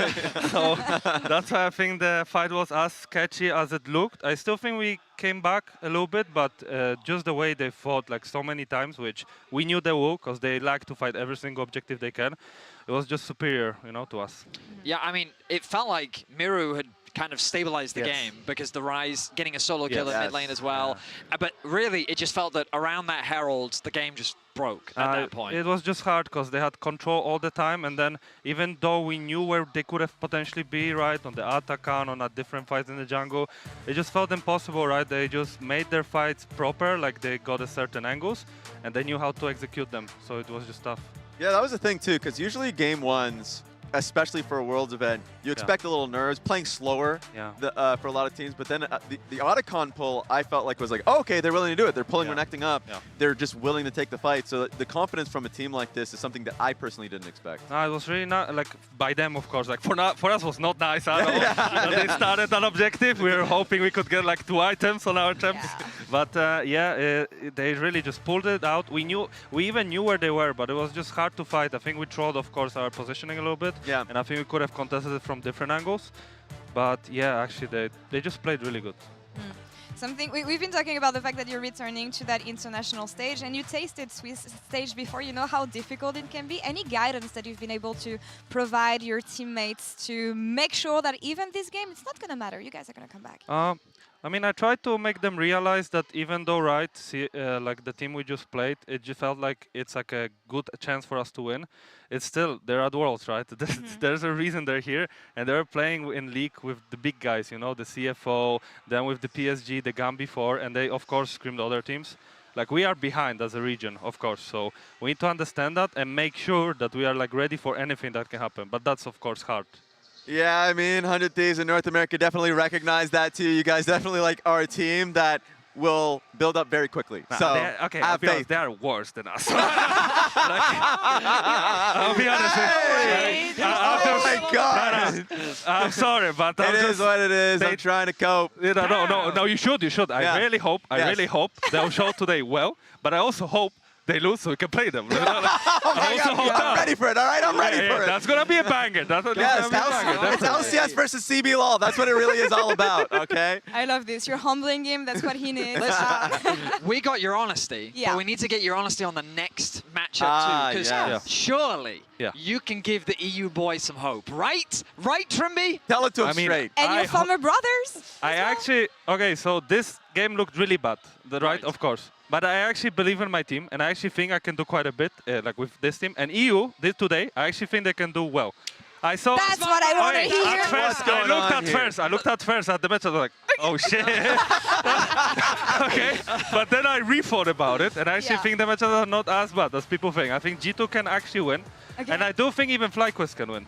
Like, it's not the end. I actually think they could be like the ones getting on top. What about Fnatic? What about Fnatic? Like, have you screamed? What was that? No. Whoa, The thing is, whoa. think about it from this perspective. Yes. We just played Seed 2. Yes. And CFO is much better. Like, much better, okay?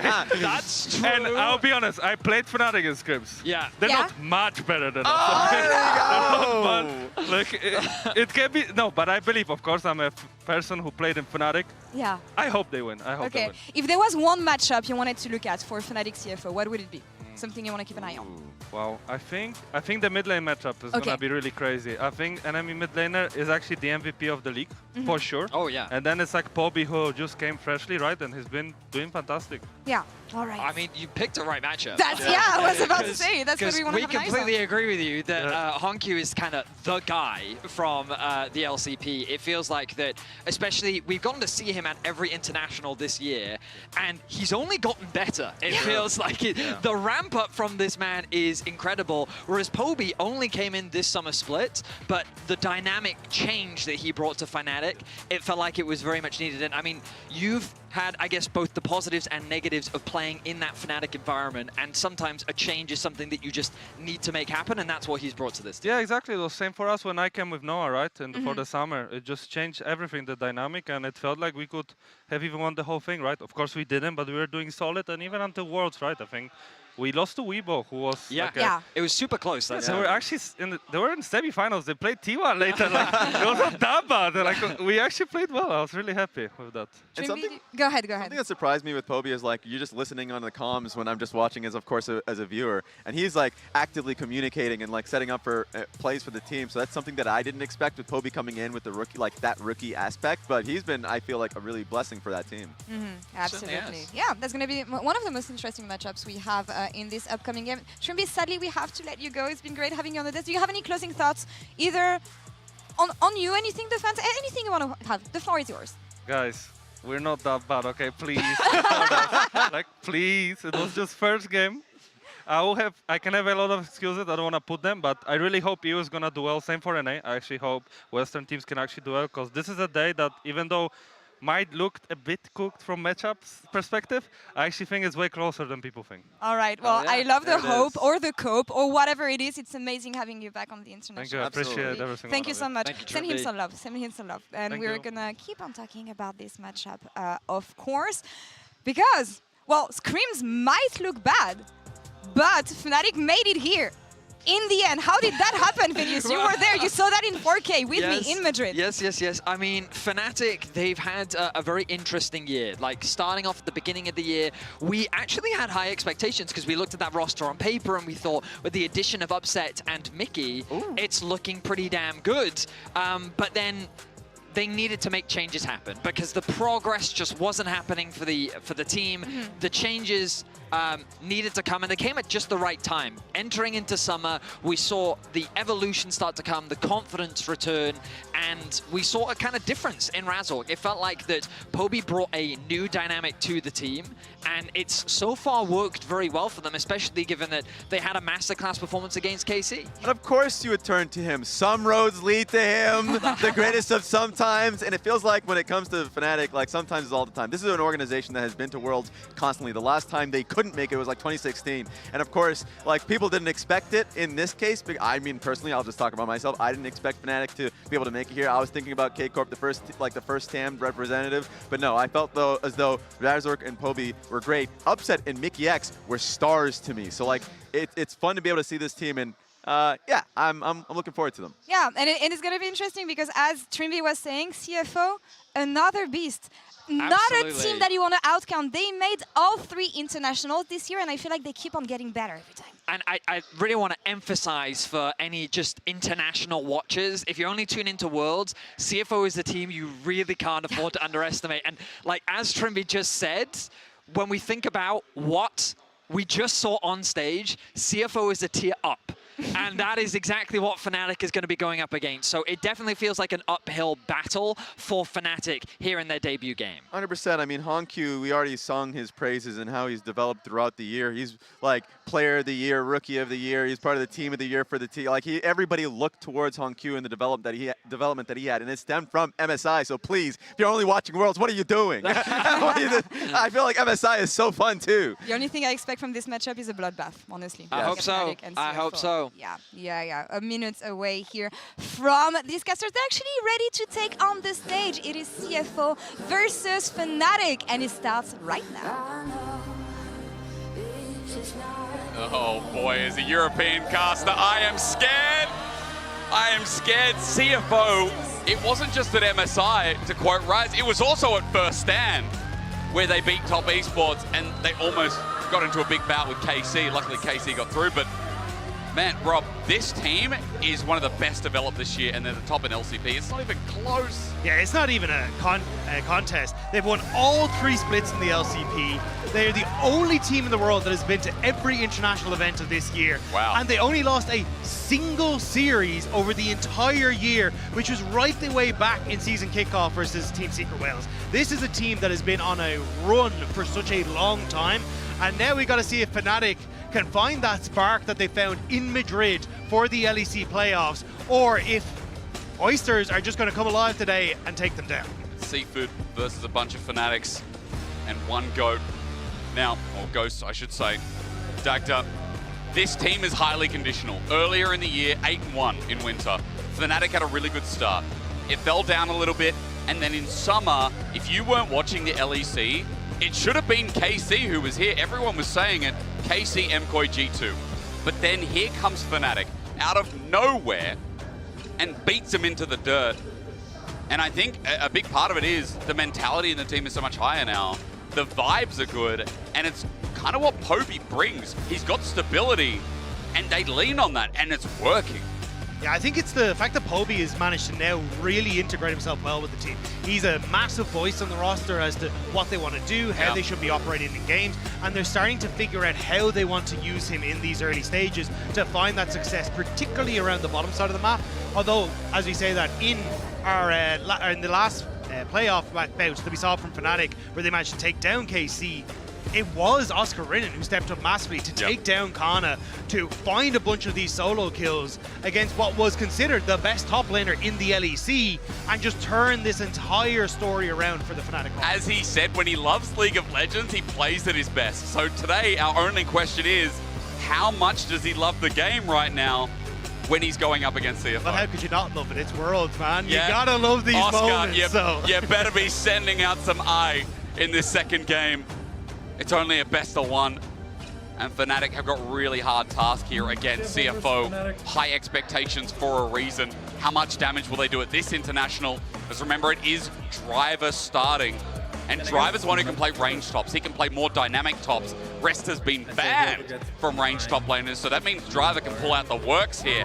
Oscar's going to be on his game. Yeah, Oscar are going to have to try and step up, but I think across the board, like, Junja has been exceptional for this roster. Kaiwing and Junja have been such a focal point in the early stages of the game in trying to set up their team for success. And I mean, all around, CFO Oysters are just absolutely insane. Like, able to play on size, they can play the macro well, they can play the team fights well. It makes them so formidable of an opponent to go up against. When they have hands as well, like Junja and Honkyu, especially in the midst of that, when you have a team that can play macro and has really good hands, like, those are the fears. Those are like the top tiers, like T1s, the Gen Gs, you know, the peak BLGs.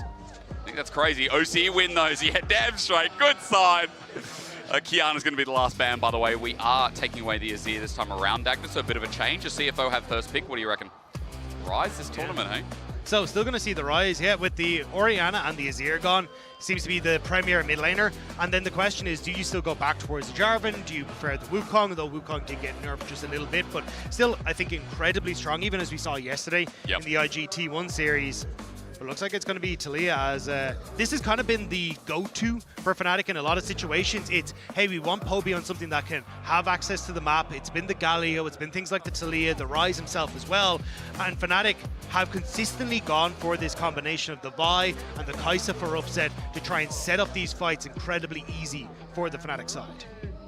Not his best champion this year for Razork, but I digress. Still something that can press the button. A good synergistic 2v2 Dagda is another good champion right now. Is that Xin Zhao? We've seen plenty of pairings with it as well as a good duelist. Maybe support here. Where do we go? I think matching. Oh, actually, I was going to say if you want to take the Sion is not bad at all. All right. So yeah, setting up for a very strong team fighting composition at the moment. And I love, again, you've got this very strong mid jungle with the Rise and the Xin Zhao, the easy lockdown of the point and click Rise to set up them for the Xin Zhao with the Wind Becomes Lightning. And I think that's where now you're going to have a lot of focus on towards Poby. Can he try and survive this early stage, or can he get help from Razork to help him transition into this mid to late game where they can try and play through sides? But I think Kai'Sa going to be the last pick here for Fnatic, because that's what they've traditionally gone for. But actually, with the Kai'Sa gone, it's going to be the Ezreal. Yeah, Ezreal looks like the best option here. You talked about all the skirmishing power as well. For upset, one of his good champs as well. Sivir taken away. Now we know that's going to be the pro. Another 80 carry ban, maybe the Xayah as well. Dagda, when we see Fi on Fnatic's side, that seems like the go-to and the obvious one. Yeah, I think it's things that can enable kind of the frontline speed up. Obviously, the Sivir is going to be great taken away, but also things that can contest on towards the mid wave, where you've got, like, Ezreal not very good at being able to, say, take away from things like the Xayah or the Sivir, as you were alluding to. So I do agree, taking away something like the Xayah so you can have a bit of an easier time on contesting mid wave means that this opportunity to play sides with Poby becomes significantly easier. Because it does feel like Fnatic as well want a fast game, and if there's going to be a front-to-back scaling 80 carry for CFO, we know where their eggs are buried, right? Like, because Ezreal, Talia, the best at taking away a Sion's health in the later parts of this game. So as Corki goes as well, that's a bit of mobility and addition taken away, but that Xayah is still open for CFO. I'm curious though if they banned the Gwen, because that was what Oscar had a really good showing on in playoffs, and something that can do very well into that Sion, opening up that opportunity for Oscar to be a bit of a carry. Rek'Sai also something we've seen him go towards, and actually going to be banned away there by CFO. But is the Gwen going to be enough? We've seen one in the audience. Will we see one in the game today? For Oscar Rinnan. Man, seeing him on Gwen as well makes me nervous, because I know, like, Oscar as well, if he's having a bad day, like, that is a champion that can fall into the dirt and can never pull its legs out. So top lane match here, counterpick support. That's what we're thinking right now. Yeah, I think you go with the... Oh, actually going to take this on. So an old counter pick that we got to see a little bit in the LEC, but honestly, I think you can go for the Gwen. You've got good setup with the Vi to just get your needlework to follow through, but it's going to be the K'Sante instead. Another pick that he's been very, very strong on. And in this position, if I'm CFO, I go for the Xayah because self-peel from the Vi, good matchup, good wave clear, kind of fits all the things that you want to.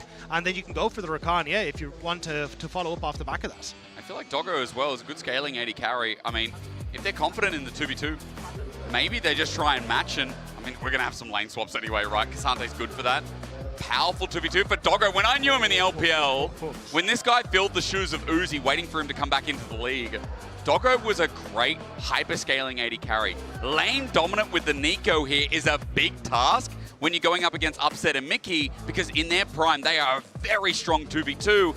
Playing what looks to be the weak side of the map, or at least a map that is just trying to match the range. And if Junja's done his homework, he knows that Fnatic are going to be playing around this bottom side of the map. So trying to have this strong duo on the bottom side that Junja can enable, and trying to deter Razork from getting involved is really where it's at, especially with Mickey taking the Nautilus. This is, we want to try and fight on this bottom side. We want strong engage. We want that point and click CC. So it feels like both sides setting up to have that focus on the bottom lane. I think Mickey, although he can end on picks like this with hard engage, the Alistar, the Naunt, he also has some of his best moments on it as well.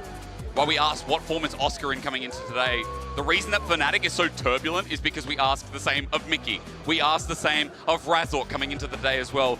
This team beat KC, but outside of that, they didn't put up much of a fight against MKOI. Like, they are the third seed for a reason. They clearly couldn't get up to that upper echelon. But against CFO, the first seed of the LCP, we've already seen the damage that's just come through from Team Secret Wales. This team destroyed them in the finals, maybe bar a game. CFO are the best the region has to offer, and it's not even close.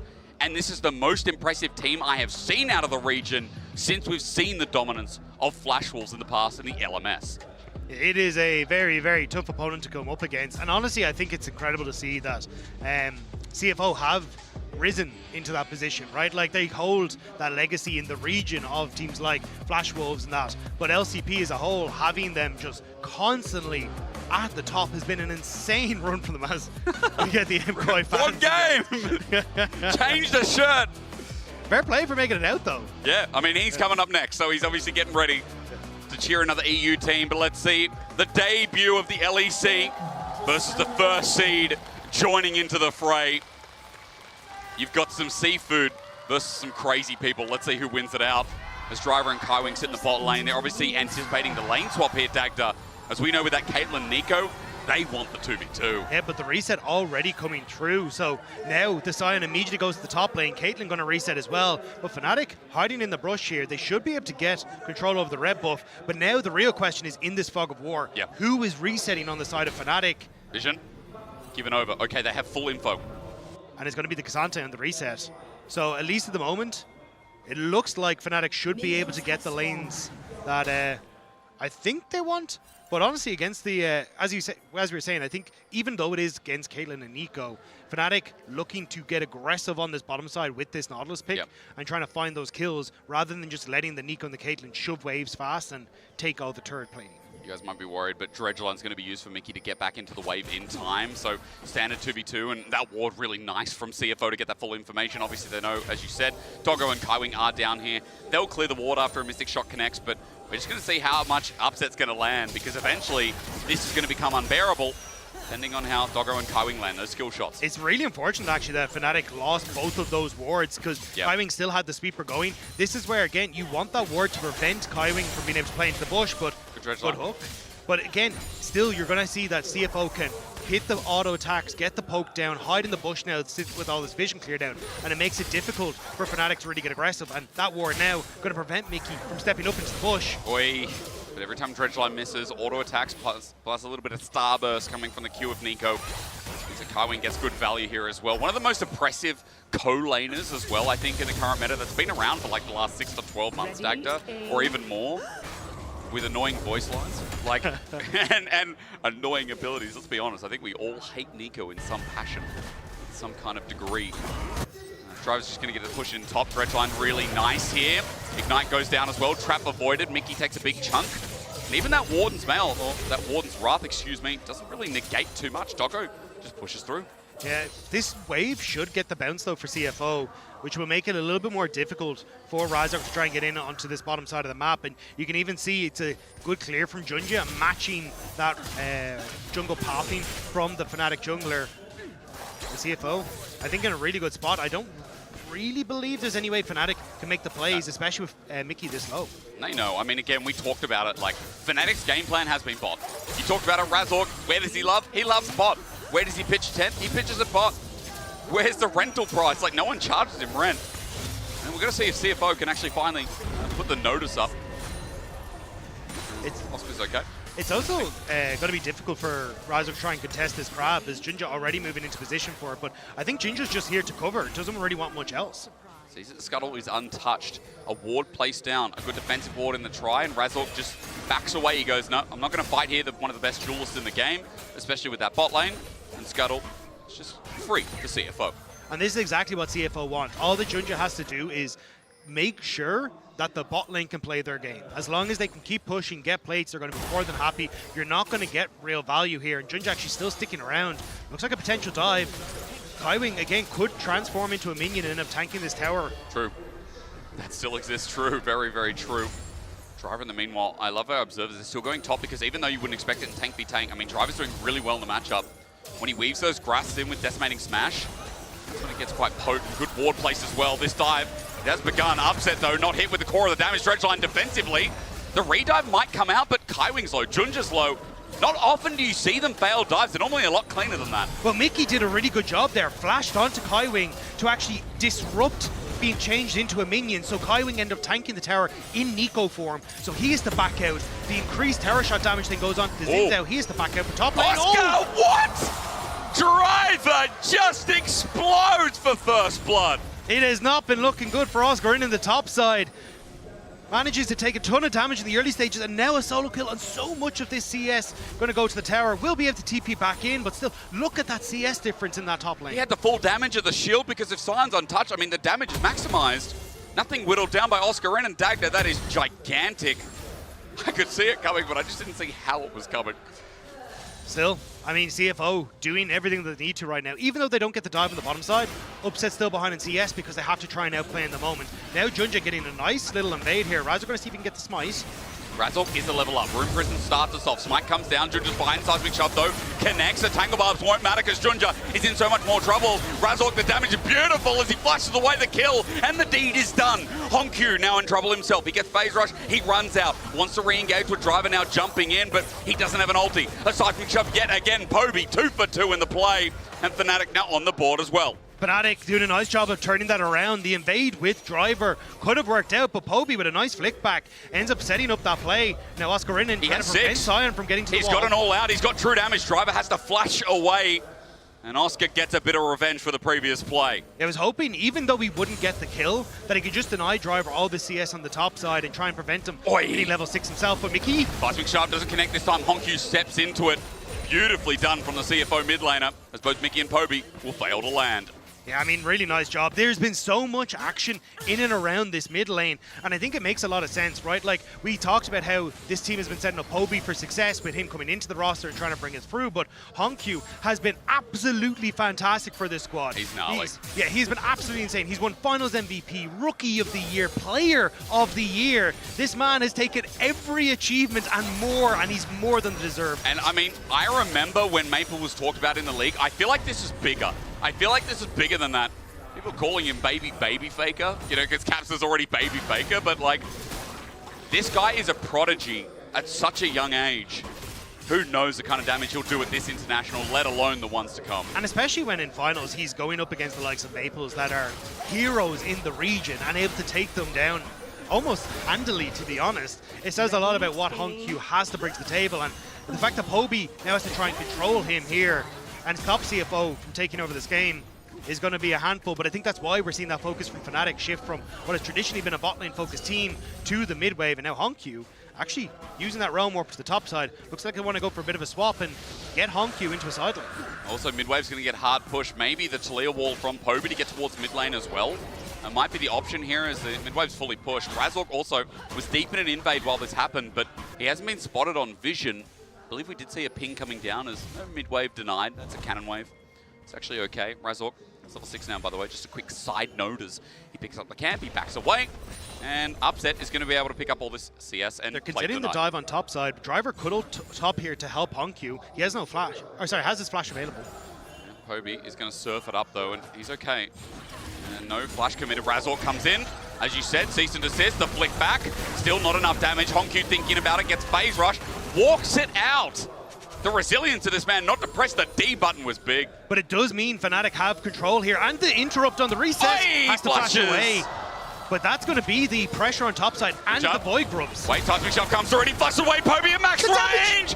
He stares Junja in the face and says, now what, bro? The plays around Fnatic's Poby are picking up pace here as Mickey now doesn't actually get away. Driver doesn't really have the damage, I think, to chase But he him down. just altered Mickey, waiting for a stretch line to come through. Mickey has the flash stretch lines, Riptide's out. It was also that Razork could get a grub. 2 now available here for CFO. A lot committed off the back of the play, but no objective after this. This thing is, though, you get the plates on top side, massive wave lost top. Oscar Innens pushing in the bot side, another big wave, and a tower plate going across, plus the kill.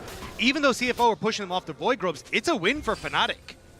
Watch a replay in action here, because Poby steps up to the wave after they see Honkyu flash. Yeah, I think at this stage, Honkyu just needed to give up on the play, but thought they could play with Junja. But Poby and these flicks have been perfect. And again, the fact that he ends up getting the stone toss through first means he's set up, and you can see there, Fnatic squad looking happy. Yeah, it is not a bad start. As you said, you know, Poby's been involved in both plays, and so has Razork. And with this duo, that is good to see, considering that mid jungle is so important with a Vi Talia in the early to mid stages of the game when you want to use that pressure around the map and around these early objectives. Really fun to picks. Also, one of the biggest talking points for Fnatic has been the lack of including Poby in these early plays and getting him around the map. And now there's a heavy focus on actually playing towards him, and it's working out well. In summer, they improved on that. This feels like an even better step in the right direction. Like Poby was kind of played around a little bit more. As you know what, in this early game, Dagda, we talked about it a bit earlier on. Doggo in his lane, he's got a bit of a CS lead, but this Caitlyn hasn't really skyrocketed out. I think there was a bit of plating taken, but as we're getting 4 minutes away from that ending, he sits around mid for now. It's not the best Caitlyn start to the game. I know it's 500 gold up, but like, could be worse. Still though, like CFO are doing good things, right? Because you've got the early Dragon for themselves. They do have a lead for Doggo that they can look to play through, even using the barrier there to prevent his reset from being interrupted. And now he can start to put pressure on towards other lanes. Like you can see, turret plates are gone and, oh, hang on. All out's going to come through. True damage is nice. Driver running for his life. There was a solo kill before, but now there's help from Junja. Oscar in and slowed down. Flip comes out. He dashes away, and there's a bit of space created with a decimating smash. Oscar's gone too far. The shield out. No, never mind. It's Cassante, and Oscar in and manages to save the day. And that's the flash down on Junja now, which for if you have a dragon fight upcoming or even those next Rift Travel. Hang on, here we go. Rumlock does calm out. Poby sets out the rocks in place. Pop Blossom as well. Turret aggro not there, and the damage isn't either. It's a rise. Razork also shows his face. True Shot Barrage flies near, and Driver also TPs in. This is what I was going to say. CFO, even though they aren't leading in the gold lead, they are still a team that is very good at keeping this pressure up, even if they don't have that tempo advantage and making plays on both sides of the map, managing to not really get much there, but at least you're burning like a flash on towards the Cassante and keeping this bottom lane turret in check and not letting Poby continue to get more gold. Poby sitting at a lost chapter for now. More gold would equal that first item a little bit earlier as well. As gold is dead even. Dragon's up in 45 seconds. First one went to CFO, and Upset just kites away from Kaiwing's pressure. As Mickey's found at the same time. I just feel like the second Dragon would be a really nice start for CFO, again, to keep leveraging their pressure we're talking about. Yeah, and I think that's where it is going to be difficult for Fnatic, as Kaiwing looking for Upset. But Upset knows. He's counted. A little bit obvious, yeah. But here's the thing, right? Like, you have Doggo who's controlling this push on mid really effectively. And starting to get some chip damage on the turret. They can also use that pressure to go for Dragon. This Sion is huge. This Sion is already becoming a bit of a problem. And you talked about it in Champ Select. You don't really have anyone that can kill us. Poby. Oh my god, a melee range. Poby! Driver does it again. Both his kills are now solo bolos. Point in case, Driver is a problem, and he's driving it home as he manages to pick up the kill on the bottom side. Right as Dragon spawns, you don't have Poby available. CFO want to look for a play. Pop Blossom nearly available for Kaiwing. Mickey spotted out on the path down to Dragon. CFO started this for good reason, but Driver at half HP with no ulti. Fnatic think they have an angle, but Upset, he is low on mana. Take that node as Dredgeline kicks us off onto Junja. He still have his Crescent Guard up and available, but he's going to back away. Wind becomes lightning, doesn't do anything. It shows Fnatic that he wants out, and Razork is going to equalize the Dragon, even after that solo kill bot. It's a good bluff from Fnatic. They basically are saying, hey, you don't have TP or that Realm Warp on Honkyu because you used it on that bot lane play. Oh, yeah. Okay, cool. Well, we have Poby who spawned. He can teleport into the play, or he can even go for that Weaver's Wall in. So they just brute forced their way in. But Poby had already started walking top. He knew that he wasn't needed for the play, so they managed to hold on to the Summoner spell and that ultimate on the Talia while also forcing CFO away from the objective. Drag the next one in 130. It's Herald up in top. Upset's just trying to use the last of his mana bar to get that push. We'll look back at the replay in the meantime. And Driver, he gets the E, the Roar of the Slayer, and he just holds. What a Chad. Yeah, getting that slow sets up perfectly. The damage is there. And that grasp of the Undying proc. Well, doing the dying part fairly well. We talked a little bit in draft about problem killing Sion. Sion has 2 kills and is escalating very quickly. How concerned are you? Quite, because he is the highest level in the game. Oscarin has only just ticked over to level 11 and is going to start becoming pretty unkillable. You have some backline threat on this team and some combos with Vi, Ezreal, Talia, But at some point, you're going to have to try and deal with what is going to be a fairly beefy squad. I think that's where Fnatic are going to struggle. And the fact that you aren't winning out on the side lane against the Sion with either the Taliyah or the K'Sante is definitely an issue. Coinbase gold grind, let's have a look. Because Oscar's actually within driving range, no pun intended. But again, Drive is just becoming more unkillable. And you'd expect it versus a K'Sante, but even in the all-out Dagda, that's the problem, especially with no Iceborne yet.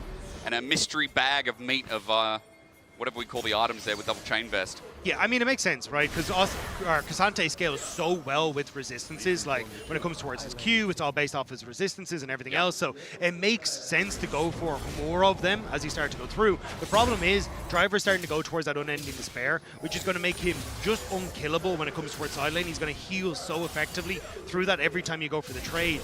And then when you get to team fights again, it takes so long to take him down as Doggo just able to step away.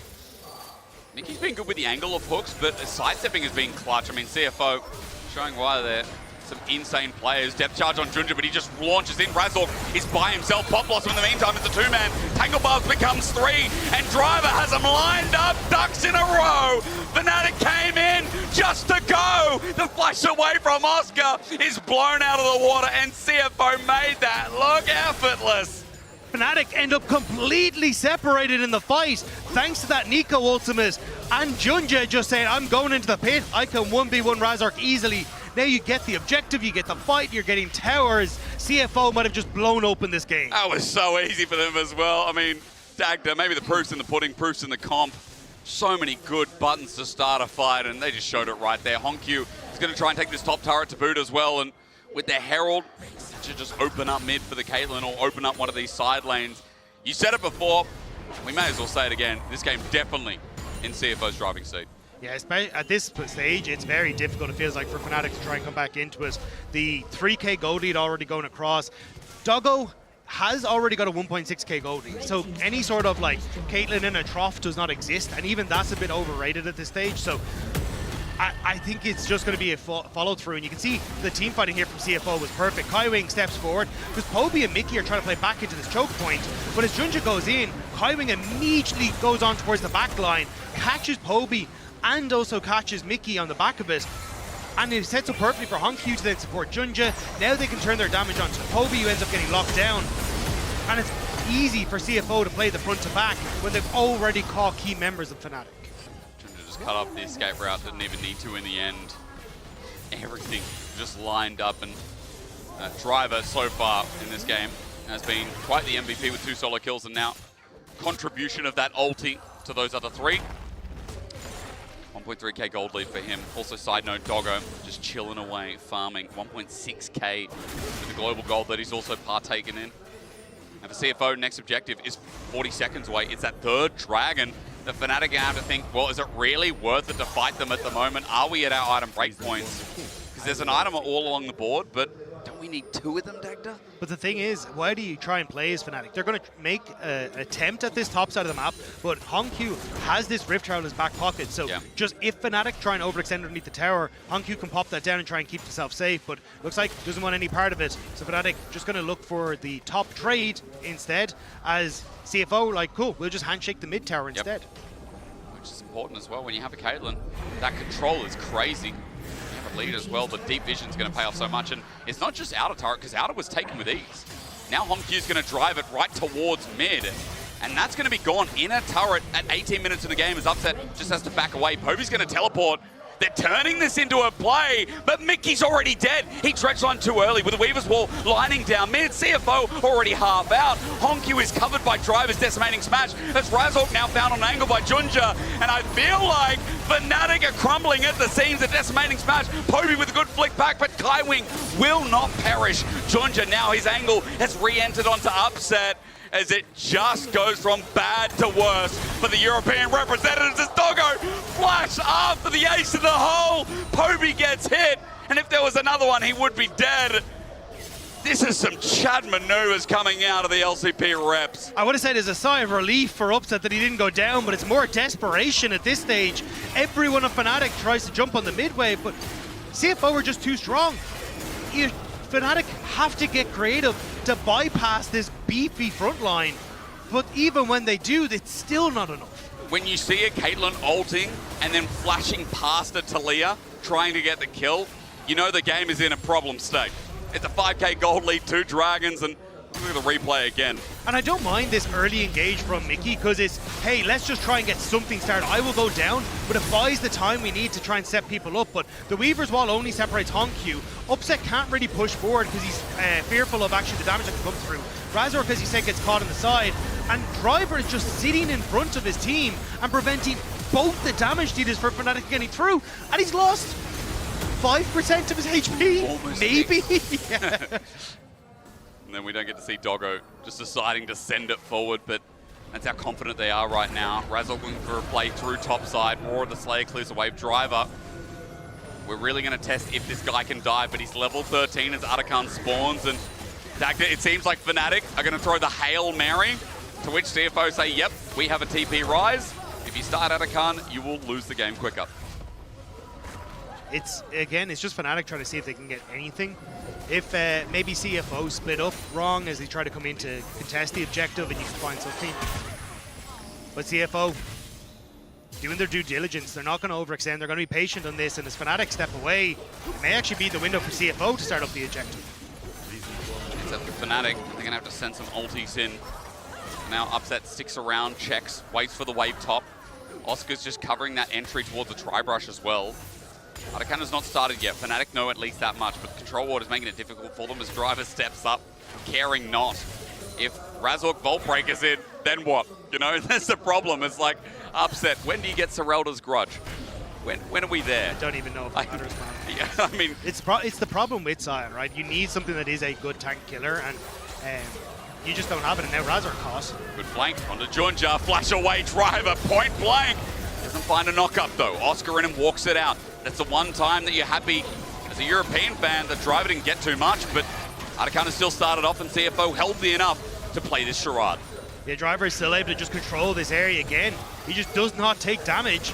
And for Fnatic, they're trying desperately to buy access to the river, but they're fighting on 2 fronts, both towards the tower and at Driver. They got a flip, they got a seismic shove. Razork just flashed away, and that Vi wanted it engaged. Driver's the one that got flicked back again. Damage is null. Fnatic receiving the wave. Good dredge line onto Honkyu. Seismic shove, true shot barrage. It's good with an exhaust, but again, they need to find a kill. Razork decided to go in and die. Okay, send it again. Now onto Driver with the dredge line. They're finally killing the Sion. They've done so, but a flip up from Junja, and he finds a new lease on life. Driver on the back line gets Fnatic nice and busy, but under the turret he cares not, as that's the best result for the 3rd seed of the LEC, but it still looks a bit too hard. Honkyu got the reset to teleport in, so healthy members on CFO and Fnatic blinking when it comes to some of their health bars and their mana bars. It'll be just a viewing party as CFO take the Atakan. All right, let's throw the play a 3rd time into the midst. See what Fnatic can do. Oscar Rinnan at full HP. Again, the Realm Walk comes out after the Atakan, but no one takes it. The main thing is CFO got the Atakan, and right now it is looking like an LCP day 1, no matter how you slice it. Yeah, CFO looking very commanding here. Oscar Rinnan just going to try and be an annoyance, but it's not going to matter. The reset's going to come through, and look at the items that were starting to come through after this fight, because it's absurd for CFO. But again, like Fnatic try desperately to get in here. Honkyu is a good call to try and go for, but unfortunately they just don't have the damage to follow up. And here Razork thinks, if I can get in range, I can ult Honkyu, and that would be enough to finish him off, but doesn't manage to get it off. And then it's 1 kill back as Upset and Poby are able to play away from Kaiwing's engage. But Junja with the flash forward, they've already done enough damage, and there's no threat onto Doggo, the long-range Caitlyn doing work. You know, Arnold Schwarzenegger has a quote saying, if it bleeds, we can kill it. Now, I don't know how that applies with Driver. They did actually kill it. But it took the whole team in the end. Optimism, I don't know. Right now, I feel like CFO, we have to really just call out how good their mechanics have been, but how structured their fighting has been around Driver. This is why we're excited for this team, because they destroyed Team Secret Wales in the same fashion in finals. They are showing at Worlds, they're doing the same thing. They're just so concentrated in their efforts. And it is so nice to see from the LCP. Yeah, really good understanding of how to take fights, where to be positioned, how to enable picks like the Caitlyn for Doggo, and even doesn't quite have that rapid fire cannon complete. I thought he'd have it done at this stage, but still, setting up his trap line. How do you try and break this as Fnatic? So you can see they're not even going to bother. They're just going to let them have this third dragon and hope somewhere they find the damage. But I just don't see it coming again. Like 2 items only for upset, 2 and a bit for Poby, trying to work towards that magic resist shred, but it just doesn't matter. Poby, he knows they're there, obviously. Seismic Shove goes onto a clone. And as he clears this wave, note that Baron's up in 20 seconds. Now, Dagda. Hello. 15 seconds in that Baron. And there is a very deep pushed wave for Oscar, so he's kind of set up the cards right, as Fnatic are going to be able to get vision off this. But the question is, what is going to stop CFO from just pushing through and clearing that vision afterwards? I mean, I think at this stage it's just a swing and a prayer, hope for the best. Okay. And you can kind of see this, the vision hasn't been set up by CFO, and you're hoping maybe they miss one and you can get like a TP for Oscar in to kind of flank something along these lines. Makes sense. But unfortunately, like as you say, the vision is completely cleared out. You're not really in a position as Mickey to try and go for these like cheating tempo plays to get vision down, because CFO have already established themselves on the top side. At least with that bot lane tower going down, Poby getting a bit of gold for himself. I don't know if it'll be enough to complete the Void Staff here. Maybe on reset. Or, actually, not the Void Staff. It's the Crypto Bloom. There you go. Yeah, Crypt Bloom now completed. But again, CFO are just playing this so well structurally. Not overextending, constantly playing off of where they need to be on the map, setting up their vision correctly, and they're just not letting Fnatic have a moment to find a pick. Like this, I mean, Razork sets up control ward. Okay, there's Junja, goes back from Tribrush, Vault Breaker, Ghost as well. Mickey wants a hook onto Honku. They say, hey, we found him.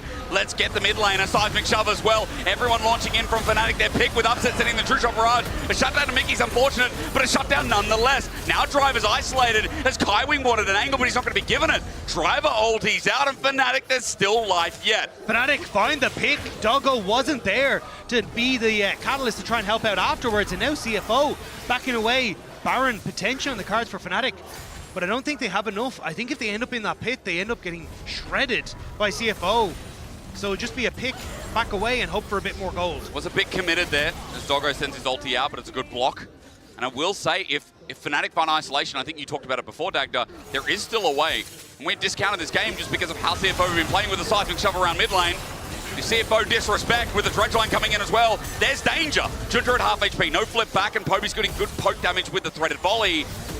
No dragon to move to for Fnatic, so it'll be sticking on midway for the time being, with them having control over Baron Vision. Yeah, it may have looked a bit funky from CFO, but it's a good call to keep this mid turret alive. That is true. Using those ultimates, you know the Fnatic don't think they're strong enough to actually go for the Baron, and they invested their own ultimates in that play. So for CFO, yes, it's a pick that went across, but it's not anything that's really game-changing for Fnatic right now.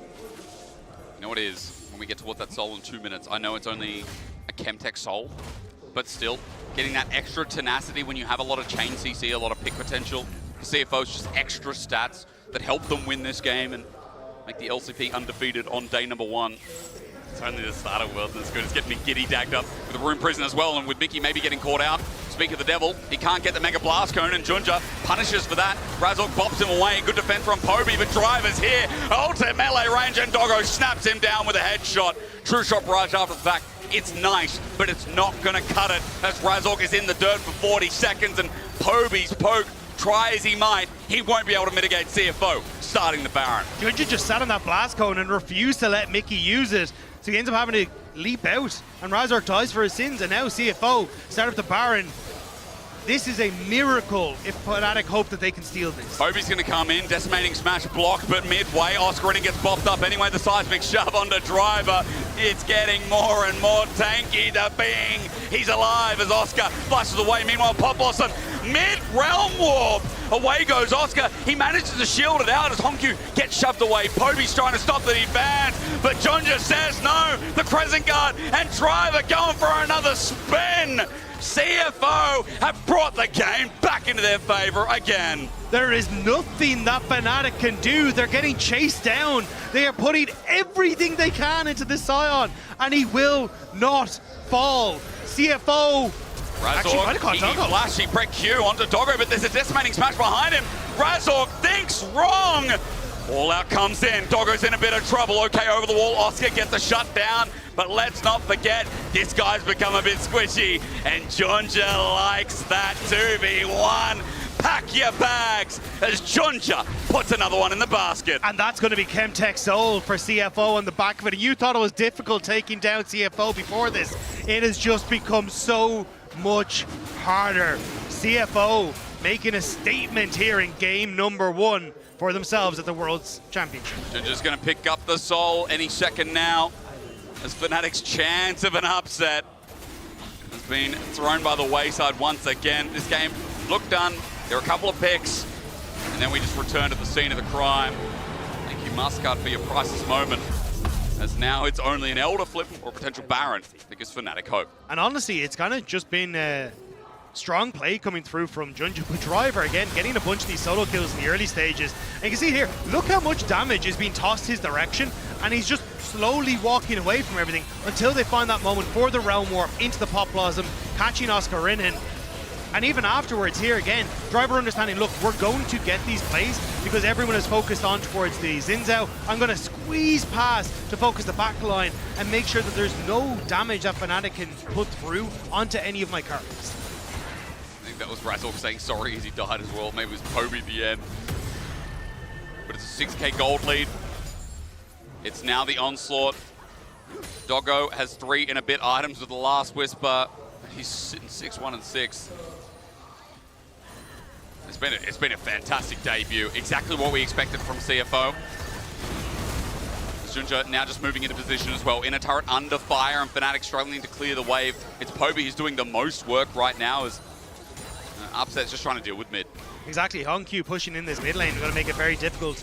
Oscar Rinnan trying to play around the trap line, but... He sat on one. Headshot. Oh my god! That's the tank! He's such a good boy, and Junja is too. Everyone's getting praise on this CFO roster. There's a Realm Warp taking 1 minion into the base. He's going to enable an engage. Ace in the hole hits Upset. Pop Blossom hits 2 for the final moment. Poby about to drop the greatest of some time. Ain't today. It's Hongq as he runs in with the rest of his team with CFO looking to finish this one here. They didn't even bring Driver along for that. He ended up bolting out of it. He didn't want to come along for the ride, but it's a victory lap. It feels like for CFO. Not just for CFO, Dagda. It's a victory lap for the LCP on day 1. 2-0 is the kickoff. And CFO, we said they're the best of this region. They damn well put their money where their mouth is as they kick Fnatic in the jawline. And they made it look easy. Driver getting kills against Poby, getting kills against Oscar Rinnan. Junja and Hongq looking fantastic in the 2v2. And then Doggo was just massive. Like the Caitlyn and the Nico look so oppressive for Upset and Mickey to try and play into. Man, they kept trying to find picks, but every single time it's like, oh no, wait, there's a sign in the way. Yeah, the Nico just cloned, oh, that's not a real engage. It's such a hard game for Fnatic to play, but to be fair, CFO are the ones that made it so damn hard. With how constantly they were grouped, how constantly they set up those fights. And there's just nothing that Fnatic can do. CFO will take a well-earned bow here. Because my god, that was incredible stuff from the LCP first seed. And from first seed, from second seed, LCP 2-0 desk. That's what I'm saying. That was my region once. I mean, they've been surprising everyone all year. Honestly, amazing showing here for the first game of CFO here at Worlds. Yeah. It's the only reason to very say. happy right now.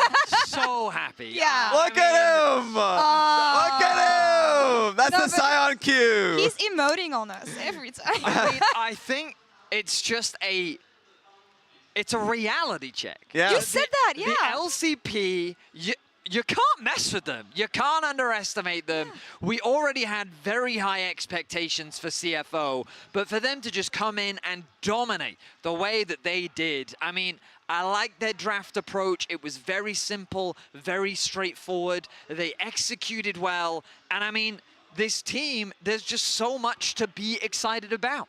Yeah, I mean, they came in and did a lot. Driver especially, because early on in that game, I saw that solo kill on Oscar, and I looked directly at you. It's like a sign to come. Because Driver on Sion is a different kind of beast. Because I just talked about the solo kill that he had versus Oscar, but the solo kill bot lane versus Poby was insane. He just had like a lethal when the Talia was like 100% HP. E connects, and the man said, okay, calculation's done. Yep. Easy kill for me. But that's my question here. We know that this guy is, I'm not going to call him a one-trick. He can play other champions, but he's pretty cracked on Sion, honestly. What was the idea? Named after he's named after Sion. How did they think they could handle this when you look at Fnatic's composition and how they wanted to play that? Oh, I mean, I think they had a plan with getting a bit of comfort early on. They wanted dive. We know they're a bot-centered team.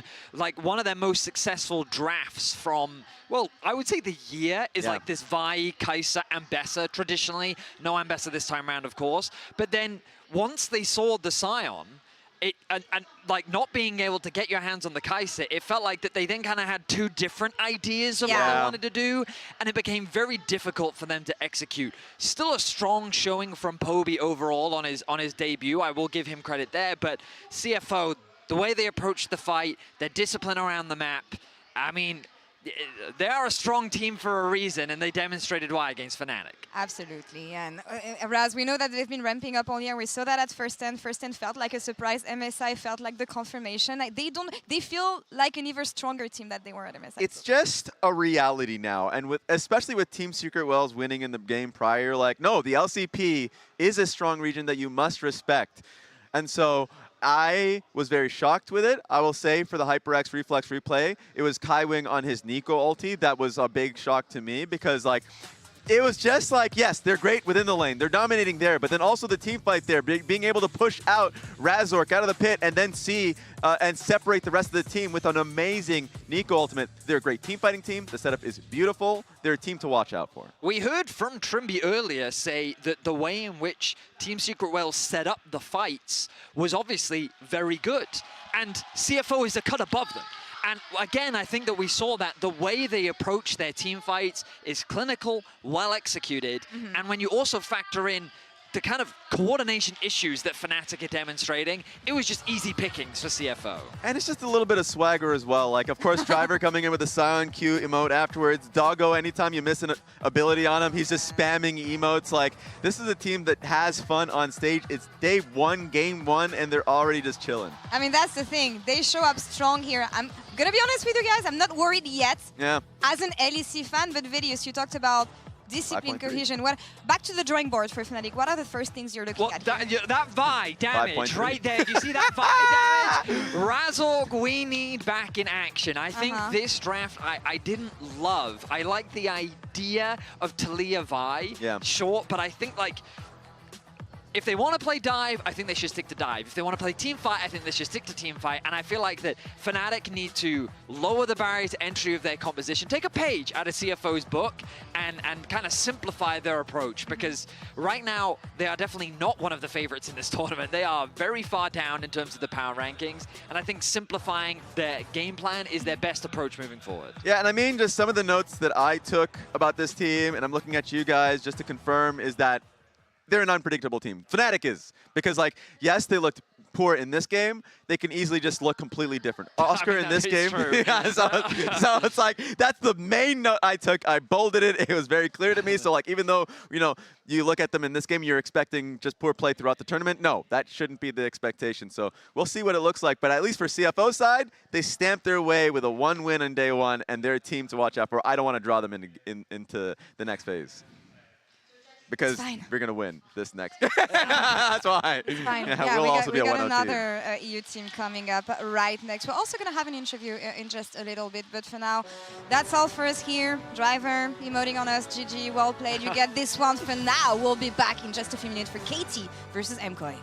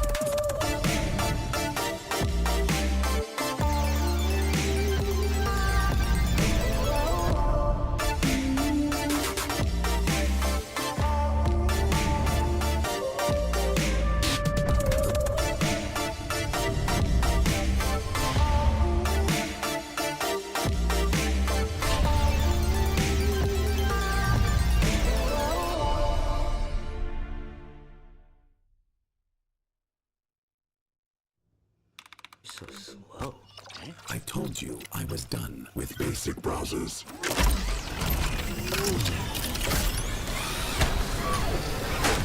Your setup wants Opera GX, and you're holding it back.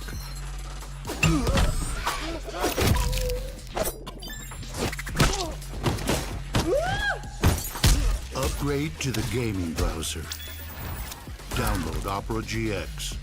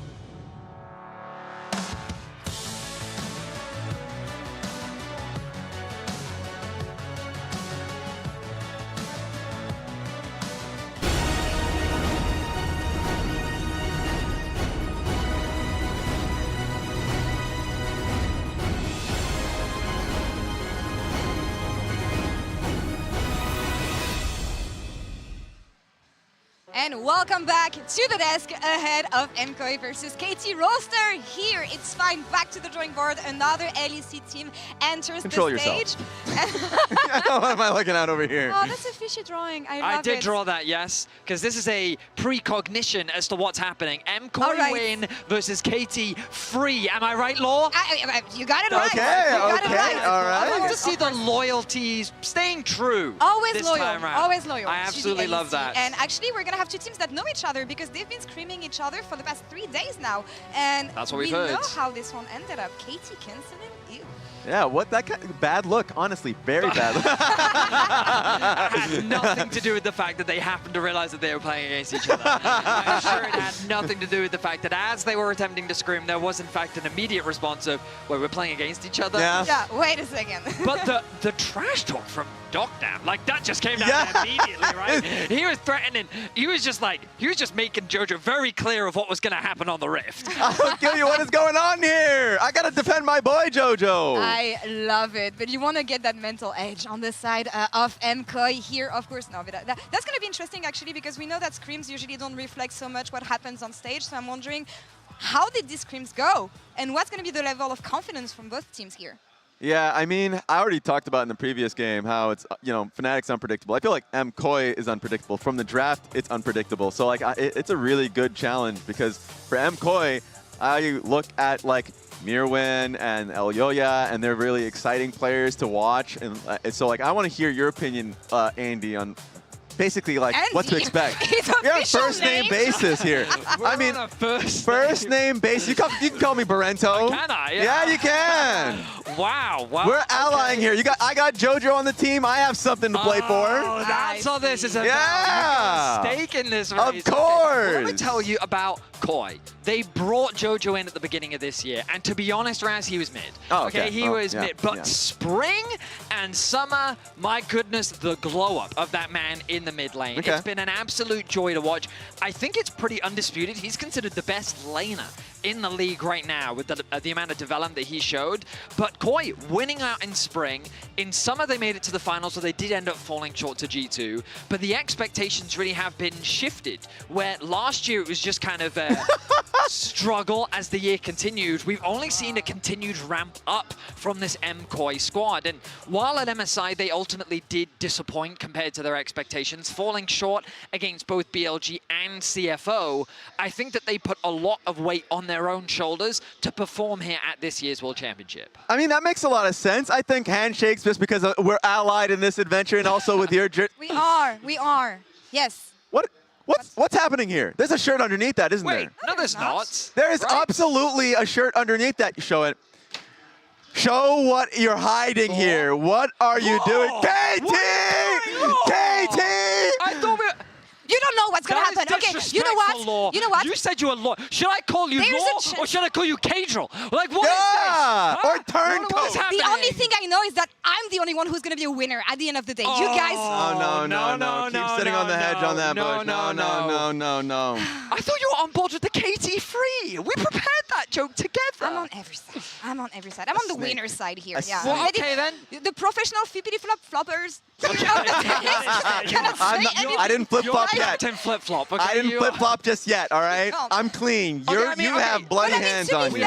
Let's talk about KT at the very least. Let's do it. Okay? Yeah. Because, BDD, 3 letters. That's what I'm looking at here. I mean, that is fair. I mean, it's worth recognizing that they did create quite the upset qualifying to this championship. No one expected them to beat Gen G, but my goodness, I mean, you talked about BDD. That mid-jungle combo absolutely popped off in this series. Yeah, like it was surprising to me, not surprising with how BDD was performing the regular split, but to being able to see how Cuz was performing throughout that, and also Peter and Perfect, two of the players that I didn't expect to show up in the series versus Gen G, they showed up massively. So I was watching this series, wanting to make fun of both Emily and Julor, didn't get the chance to be able to do that. You added me in the middle of the night, man. I was like, where's the respect? But you gotta be happy for this team because it's been the BDD show for so long. This team came together when it mattered, and honestly, the tears on BDD's face when he qualified, you know what it means to him. You know how bad he wanted to qualify for Worlds again, and they made it. But the issue with this team is you never know what you're gonna get when it comes to KT. And that's the thing, because I want to bring up the bracket, because it was an awesome upset against Gen G, but then reality struck once more. It was an immediate 3-0 in favor of HLE into another 3-0. I mean, our expectations suddenly rose, and I think they fell into the same trap that KT often. The moment you start getting excited, you know, and I'll tell you one thing. Aren't you excited to see KT today, Raz? Because I am. I'm very so excited to watch BDD play on the international Super stage. excited. I'm super excited to see them play in their first international competition since so long. I think it's been a year. What is there not to be excited about? What is there not to be excited about? There's so much to be excited. Don't you agree? The top laner's name is Perfect. That is a great point. For the sake of me wanting to keep my job, we're going to move forward here, and I'm not going to say anything to you guys. And one matchup that I'm looking forward to, though, is JoJo versus BDD. Small spoilers here.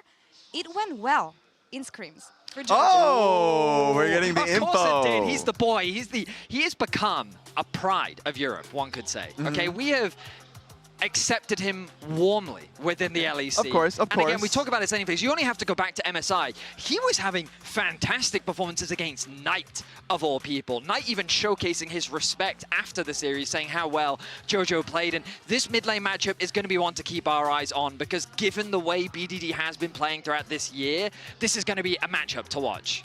And just as a reminder, this is just a visit. Don't get too comfortable with JoJo's presence in Europe, but also for BDD. For BDD, I mean, like, he is really comfortable with how how the competition has been. Even though you're looking at the stats and you're seeing negatives, no, he has been a real playmaker for the team, a real engine for the squad. And I really want to see, you mentioned mid-jungle, Cuz and BDD really take over the map. That's my eyes. And also, look, let's defend Perfect if he's able to get dove. If he's like, if there is somebody looking to dive him, please protect him on the wave, because I feel like sometimes they send him they send him over the edge. I know Mirvin was pretty much looking forward to facing off against him. We know what is needed on the side of KT Rolster is going to be BDD and Cuz syncing up together. Confidence is what I want to see on the side of MKOI. And just as an EU fan, I have to say that like there is a lot of pressure on KOI because they want fans to believe in them. And I think that this is going to be a really important kind of tone setter to showcase what they have prepared for this tournament, because they do want to change the narrative, they want to shift the perspective, and they want to reignite that hope in EU fans. Absolutely. That was the lesson from MSI. MSI, it was just go, be aggressive. If you see an angle, take that angle. We need to see it from MKOI. And it has to come together today for MKOI taking on KT Rolster here in their first game at Worlds 2025. Let's hit the rift. Thank you very much from the KT Fraud, and especially when this team is so exciting, how could you not look towards KT and look at them as the favorites? Yeah, I mean, there's excitement in the air for KT today. There is a lot of excitement. I don't think there's any other way to put it, but no. We'll have to see what they do bring, because as the desk alluded to, like, this team had an incredible series against Gen G that got them into that third place. Like, for so long over in the LCK, people are kind of looking at them as, okay, well, it's definitely, we have a clear top three in HLE, Gen G, and T1. It never really featured KT, but that performance netted them that third place, and now it's on MKOI coming in as the second seed from the LEC to upset the apple cart a little bit and show that the LEC can compete with the LCK. That's why there was a lot of focus on mid, especially when BDD is the driving force. Jojo has become one of the greatest laners, if not the best laner mid in Europe, and when we have Caps, that's such a statement, that's such an accolade. The way against Gen G, you know, a couple of those games, bullying down, keeping Chovy in the ground, and escalating BDD. You remember the Zoe game where he got 3 kills early, and he just ran over the game. Game 5 as well. It was so nice. Even if he didn't get the perfect flank of the fight, he just had so much impact every time. And that's what you're going up against with BDD and Cuz. Outside of the allegations of KT, it's like, this team, when they're at a high note, can be so good. But that's the same with MKOI. It's just about the variance, which I think MKOI can share in, because spring champions into a team that didn't show up in summer. But also I think it was, summer I look at almost like as a split of growth for MKOI. Yeah, it was. Because you could tell they are trying to move away from what was their traditional strong points. When you look back at like winter and spring, it was, we want to try and use Oyoy and Alvaro to get super ahead, to find strong team fights that enable our AD carry, who was performing incredibly well.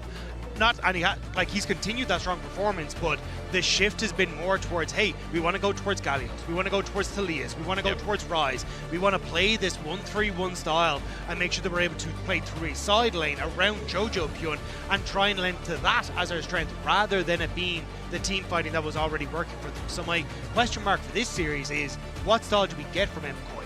Are we shifting back towards team fights, aggression with Elyoy and Alvaro syncing up early, or is it a continue of, we're going to go for Ryze early, we're going to try and play for side lanes and build on those things that we learned over the course of summer? As we get our MKOI fan now wearing the exact right jersey for the right game. Good on you. And to your point, Dagda, as well, that style, big question, because then it leads to super, right? If we get that front-to-back style from MKOI, where we haven't talked about him yet, but this AD carry, one of the best team fighting AD carries in the region. While we start with our game 3 of the day. Yeah, Wukong already taken off the board. Wukong Annie was an incredibly strong pick for KT over the course of the summer split in the LCK, so going to try and remove that here. Another big pick is going to be that Nico for Peter. Peter considered one of the best, if not the best, Nico supports in the league. So maybe worthwhile trying to remove that, but we'll have to see. Is actually going to be the Ryze taken away. Orianna still left up to play with if that wants to be the pick for BDD. Okay, well, Ryze. I mean, I do like the Ryze ban here, just a quick note, because we've had Ryze as a priority pick over the past couple of games to start the day off, but the Orianna's also been really high up there, and KT are given their priority. Yeah, Yunara going to be the pick, and you could pair it alongside the Nico if you want to here, and just set yourself up with a very strong bot lane, but it is going to be the Jarvan, a nice take away, as you say there, Sterix, from the Orianna combo. Such a good pairing, but Rumble is still up and available, Dagda, and I mean, if we're talking about pairings, Mew, not a bad Rumble. but I feel like here in the meta, double AP solo laners with so many AD junglers up and available, it does feel like something that, again, the hot pot here in China, it goes hard. The Xin Zhao, though, going to be taken here for Cuz. Very strong pick with the Orianna. Orianna enables him in the early stages with the shield and also with the movement speed to get into fights and be able to chase down people to enable his kit fully. But there you go. Looks like that hot pot going to be taken away tonight by KT. Oh, yeah. KT know where they are is instant Galio lock. You just talked about it before. Let's put Jojo on something that can support this comp, and it does look like we're super on a carry. This is going to be one of those games where they're going to dive in and Super's going to have to carry from the back. I mean, also, which is one of the go-tos when it came to what you want to match up into the Orianna, survive the lane and then become a big threat on the side lane, which is where Orianna's weak, but also accessing dive combos here with the Jarvan to go against what is fundamentally Orianna's weak point of having that ability to escape. However, it does mean you've kind of got a mid lane that doesn't offer a lot of push against the Xin Zhao that does want to try and invade and get into the face of the Jarvan. So I am curious what the rest of this draft now is going to look like for KT, because if they can afford a pushing lane on top with this Rumble, it opens up for Cuz to look for an invade and get in the face of Elyoya. Really just stem this early game. Stop MKoi from slowing it down. Now we get Mirwin on his Cassante. We have seen some insane Mirwin Cassante run up against Fnatic.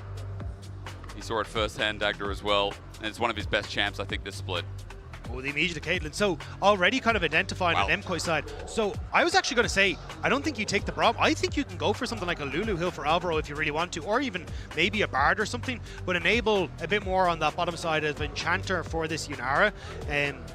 But I will say that has not been Alvaro's strengths. Alvaro has been this engage tool that wants to work alongside the engage with Elyoya and kind of sync up. But I do think in this situation, the Lulu just a super strong pick, because you don't have a lot of DPS on MKOI's side apart from this Yunara. So finding ways to enable her is your best setup. And you got your answer. We asked at the start of this, is MKOI going to play these side lanes heavy, or are we going to get this front to back? We got the front to back. We got the superstar. The build that is all about Super dealing out the damage here. It's just a question of MKOI. Can they stem out the game? Can they stem out the bleeding that you were concerned about with Cuz on something so heavily skirmish-based, and that top side, and even the Caitlyn being so good in the lane? Yeah, I think the Caitlyn not having the traditional range support paired alongside her does make her a little bit less threatening when it comes towards trying to get the access to the tower and that. So I think you should be fine as Super and Alvaro in this lane matchup to do kind of whatever you want. The only thing is it will make the linking up, like Jarvan and Lulu, not a crazy strong combo. Sure, when you get like access to level 6 and you can Cataclysm into wall growth for that double CC combo, it can be nice, but from a auto-attacking standpoint, it's not exactly where Jarvan's strengths lie. So I think the main focus here is going to be on trying just scale into a portion of the game. We have 2 items, 3 items. You've got good access to side lanes thanks to this Cassante and the Galio, and you then just try and play for these team fights with this Yunara enabled thanks to the Lulu. Well, Dagders, we're about to get into game 3 of our first day of Swiss. I have one thing to say to the KT fans. You were rewarded. You were all rewarded for KT getting to this point. I am looking at Law across the way, because she and others like her got their just desserts with KT returning to the big stage. But now it's about if they can go further. Peter's going to start it off. There's a nice Winter's Bite, but unfortunately Alvaro's near a heater. He cools off, or rather heats up. He just pokes out. Good attack as he just gets some damage down. It's a little bit on the tier, and I should say Dagda on the mana flow band, excuse me. But man, MKOI, what can they do here? It's single game. It's a best of 1. They want that front to back. How the lane's going to go is obviously everyone's biggest question. Yeah, I think so if I'm KT, what I'm going to try and do is operate off of this mid-jungle support. As a combo, this enables the Xin Zhao so incredibly well, because the CC, the speed ups, everything just works so well together. And then you can force an isolation where Duck Dam on this Caitlyn is able to try and fight against Supa. So if I'm KT, I'm going to try and find creative ways to link up as a unit. And we already talked about how MKOI don't exactly have the strongest jungle and support pairing. No. It is nice with Jojo, but you're lacking a lot of that DPS. So I think that's where KT going to try and find these moments to link up with their trio and use that advantage in the early game. Well, already you also talked about the potential of invading. And for now, it's just a standard start from Cuz going from top to bottom, but again, when you have the Braum and Caitlyn, you expect that there could be a potential dive on the horizon, with Braum as well. Very easy to lock in place with Trap on top. Onto Docdam. Super just steps on up, but he does get heavily traded against. There's no tilt over Pacemaker that hits Super in the face, but still at half HP for both AD carries. And just the early ghost from Super, so he can try and use the fact he's just hit that empowered auto attacks and just get a nice trade down. And we'll continue to try and, as much as possible, now that as E take these auto attacks to both sidestep. You talk about this. The lane's not as potent for KT because, again, we've got the Brom instead of something as well that can outrange, instead of something like the Karma or something, again, that can hit that Lulu in the face. Alvaro doing a good job of enchanting Super to just run at them.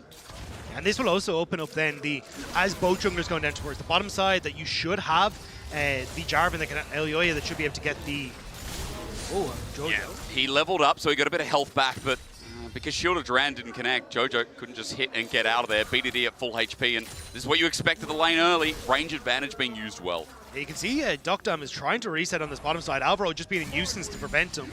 Does have to be a little careful as Zinzao is on the bottom side. Again, though, I think opening up for Elyoya, have a strong clear, should be able to get the crab and reset if he so pleases.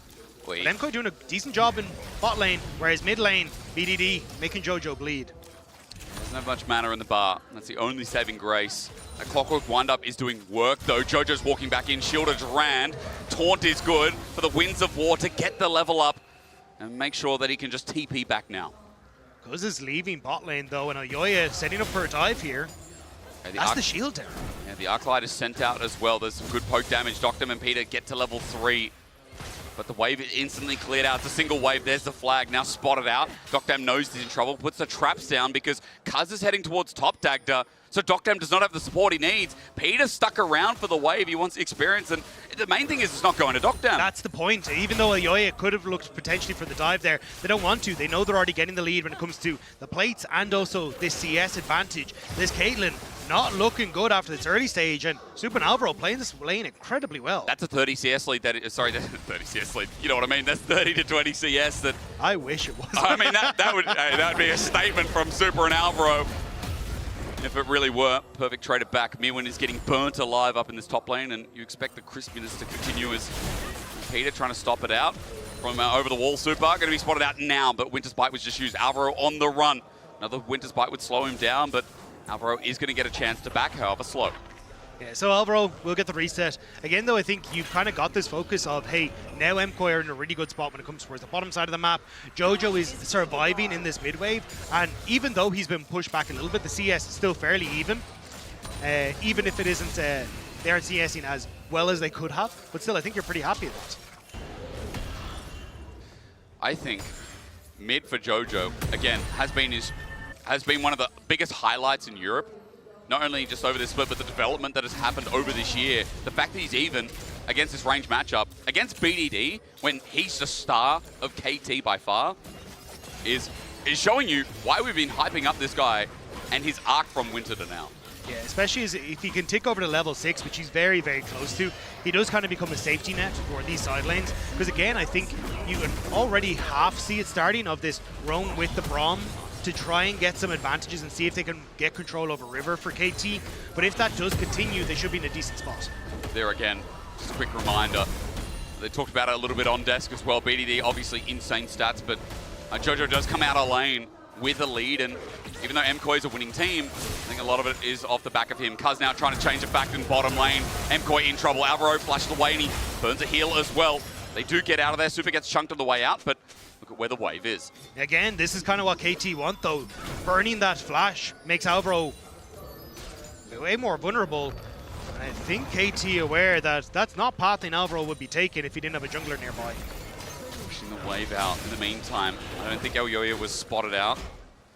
A control ward is clearing all vision. The Pixel Brush, he does back away in the end, so no play used by MKoi. Again, the fact that the bottom lane survive and are just chilling out with this cull on this Yunara is still a big win. Super's still going to be holding a small CS lead. I am surprised, actually. The only one who's down in CS here in this game is Mirwin. Naturally, again, because that was meant to be another winning lane, and it has been. Still, though, KT using the fact that the unsealed spellbook advantage on Peter. Now looking mid, Jojo able to get away from everything there. This will give them control over towards the Void Grubs, though, and you can kind of see the reset now starting to come through for MKoi. But I think KT, with the early swap, going to be able to get this wave pushed in and should be first on towards the objective. And that should make things a little bit simpler for them if they can get control over the Void Grubs. Obviously no TPs available, so with that change, with that swap, we are going to be isolating our top laners, and Shield of Duran this time does connect again here for Jojo. We'll see if there's anything that leads to it. 45 seconds towards the Grubs. Let's see if those top laners move up with more meaning, and see if there is just going to be a drag and trade here in this game. We see no meaningful gold lead we were talking about a little bit before, but this 2v2 is going to continue. This 2v2 is going to continue to be okay here for Super and Alvaro. I didn't expect to be highlighting this 2v2 lane Dagda, I'll be completely honest. I got worried when I saw Dockdown on the Caitlyn, but so far so good. But it's not the pick that you'd expect to see coming through from Alvaro. We kind of mentioned it, like he has not been a Lulu player. Even some of the positions he's had on Bard over the course of the split have been a bit suspect, even if he does get the wins on it. So the Lulu, I think, caught KT unaware. That's why you go for the blind Braum, expecting something like a Rel or an Alistair to really come good through. point. As you said, engage is best. Speaking of engage, it's Elyoya. Okay, he's got a Cataclysm up and available, and Peter's caught out in the river. Cuz here to support, but Cataclysm comes down, enables Jojo. Cuz has to flash away, but the dunk! The first blood from Jojo. Super runs into Dockdown. Okay, he sends out the Arclight of Judgment. It's set for Elyoya to get another knock-up. Whittling away is Dockdown, running for his life. Smited down, barriers there. Super wants to be in range. Elyoya tanked it up. The Arclight was close to a kill. Mkoi almost at 2, but Elyoya will survive the ace in the hole as Mkoi hit first. But the fact that Elyoya took so much tower aggro means they can't actually go for the objective. Mkoi will be able to push out this wave, but it will be KT that are getting these Void Grubs. It is a big objective to take away. We've got a lot of power in that Rumble, and a Caitlyn as well. For KT, it is a meaningful win despite the kill. The flip back though, Mirwin's going to all out. Perfect, that's a flash away. An ulti for a summoner here in the isolated 1v1. I think Perfect was kind of lucky that Mirwin didn't get the full reach over the wall into the alcove, or that could have been a very different story. But for Mkoi, still pressure on the map. Over pushing on that top side though does give KT the objective and a little bit of a window now to get back out into the map for us. Elyoya though moving towards this dragon, happy to at least answer for what was taken. I guess they thought they were going to kill Dockdown, and they thought with that, okay, no Caitlyn, and then we can get Grubs, and you're right, that small inch of a health bar, plus the fact that Elyoya took 2 turret shots, really hurt them in the end. So Dagda, 3 Grubs versus Dragon might be the call here because Elyoya's already taking it. Cuz obviously resetting, is going for his bot side clear. So there is an objective trade and maybe a kill as well as BDD. Never mind, he gets phase rush, he gets out of it as Alvaro makes the move. The Lulu ganks are a little less threatening. I was gonna say, send a glitter, lads. Yeah. Send a pixie. Yeah. You're slowed and you can't catch you anyway. No, I'm a squirrel. But again, I like the presence that we're seeing from Mkoi, right? It's even if they may have flubbed the topside play, it is still them controlling the pace of this game, which I think a lot of people would have been surprised at coming into this. They had good picks coming through with the Galio and the Jarvan. They managed to keep Supa into a relatively good spot with a nice little lead for himself. Even the Cole starting to pop in a little bit for him too. So if Mkoi are looking at what are our win cons for this game, how are we working in that aspect, it seems pretty good at the moment. Again, I mean, we've highlighted the bot lane enough, but they're surviving on their own legs. Jojo again got through the early parts of the lane, and now it looks like he's close to getting his first item as well to negate some of the magic damage coming through from KT's comp. And from BDD in this individual lane, Winds of War comes out, trying to clear the wave, Justice Punch away before a potential shockwave, even though Elyoya is nearby. You're just going to TP back into the lane because he has the ultimate to try and move around the map, but just wanted to try and get as much gold as he could before he goes for the reset. Again, though, KT still have decent scaling in the composition, especially when it comes to the Orianna and the Caitlyn. So for Mkoi, keeping the pace of this game up is going to be very important. The Durand, pace is going to be there though. Justice Punch for the buffer. Hit by the Winds of Lightning in the meantime, but Cuz not going to audaciously charge. Jojo survives, and that was a good time D. Yeah, well played on the Justice Punch to buffer. It means that Cuz even cancelling the reset there. And it gives Jojo a lot of control over this mid wave. So even if a potential gank does come true now, BDD doesn't have that as a safety tool to try and interrupt some of the plays from Mkoi. You could end up burning this flash from BDD before some of these upcoming objective fights. The only thing is the health bar and staying around in mid lane. It might lead to a bit of disastrous loss of experience and gold as well. Just hold out here for Jojo as meanwhile we're looking towards bot. Super's going to hard clear this wave with, again, Elyoya in the vicinity. Trying to stop Dockdown from basing at the very least. Elyoya looking for an angle, and BDD has flash. So you got to get rid of that first. Well, this is what they want. They just want that flash gone, so then any of these upcoming fights, BDD then becomes a perfect target. Jojo trying to see if he can bait BDD in. Here we go. Okay, Justice Punch in, Shield of Duran, BDD out of range.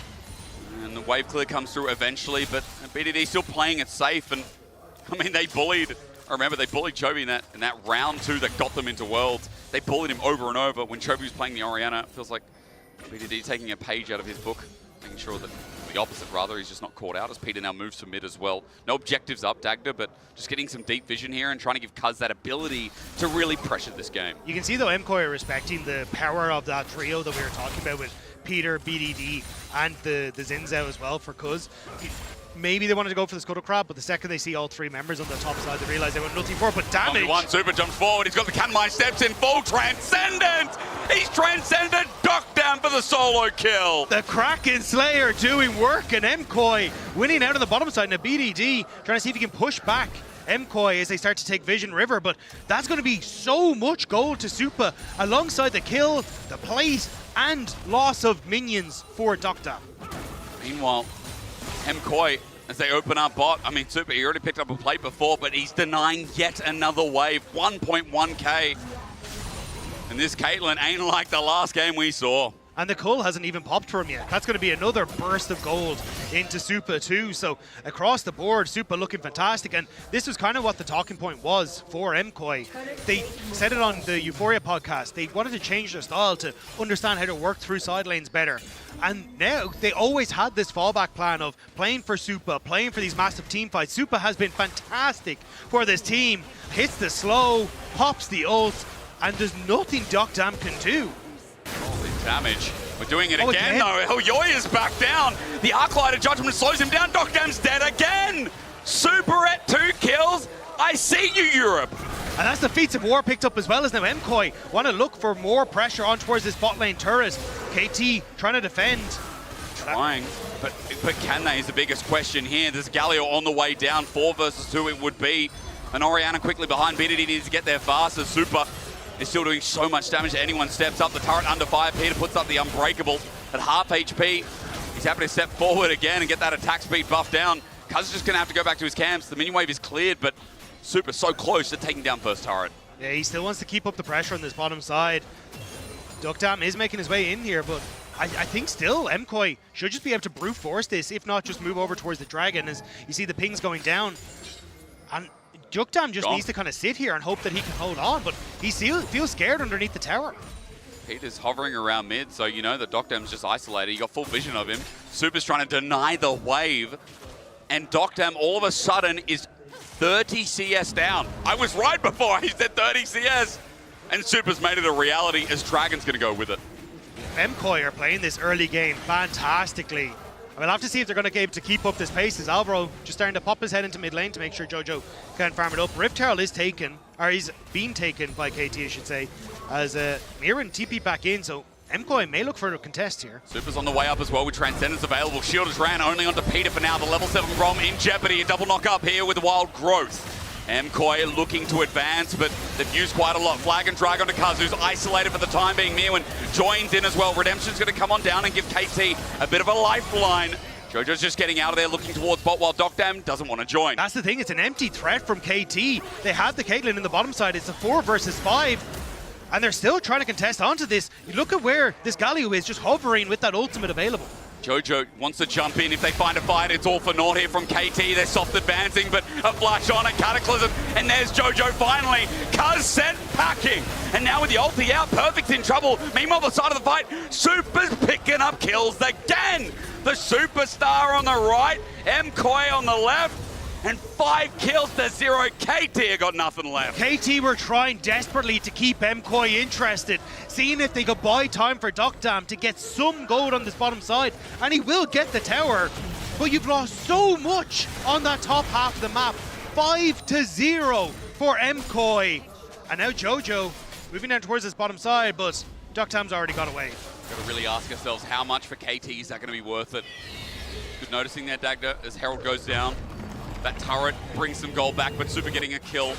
a big part of the fight as MKOI will watch how they force it again. Yeah, KT didn't want to actually engage them. They're just like, hey, look, we're just going to try and poke onto MKOI, see if we can pull them away, buy as much time as possible. But they end up going that bit too far and don't respect the engage tools that can come through from MKOI. The engage from Elyoya is perfect as they set that one up. We asked, how KT going to be coming into Worlds? Starting to get a bit of an answer here that in this early game, they're struggling to deal not only with the pressure that came through from bot, but also these fights and how easy they are to set up from MKOI, walking right into a trap. And they had that huge upset against Genji, but as Vedi was saying on the desk, immediately 3-0'd by Hanwha, immediately then 3-0'd by Genji Won a game again. since. Exactly, and MKOI kind of jumping on top of that and taking advantage of it here.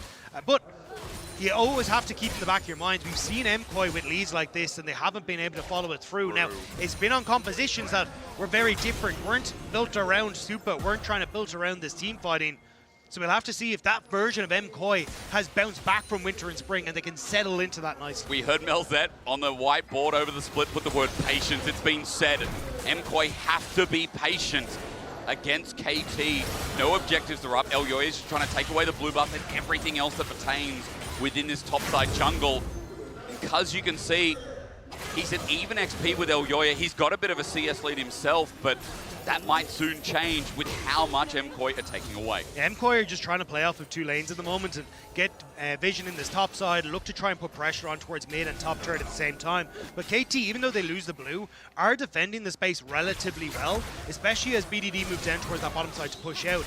It means that now MKOI have to move Jojo across. Stepping up. Oh, hang on. Knockdown went up for this. Peter misses the ulti. Super kites it back. He transcended time and space for a little bit, and did he even dagger is the biggest question. Oh, that was just his Q. He just walked up with Q.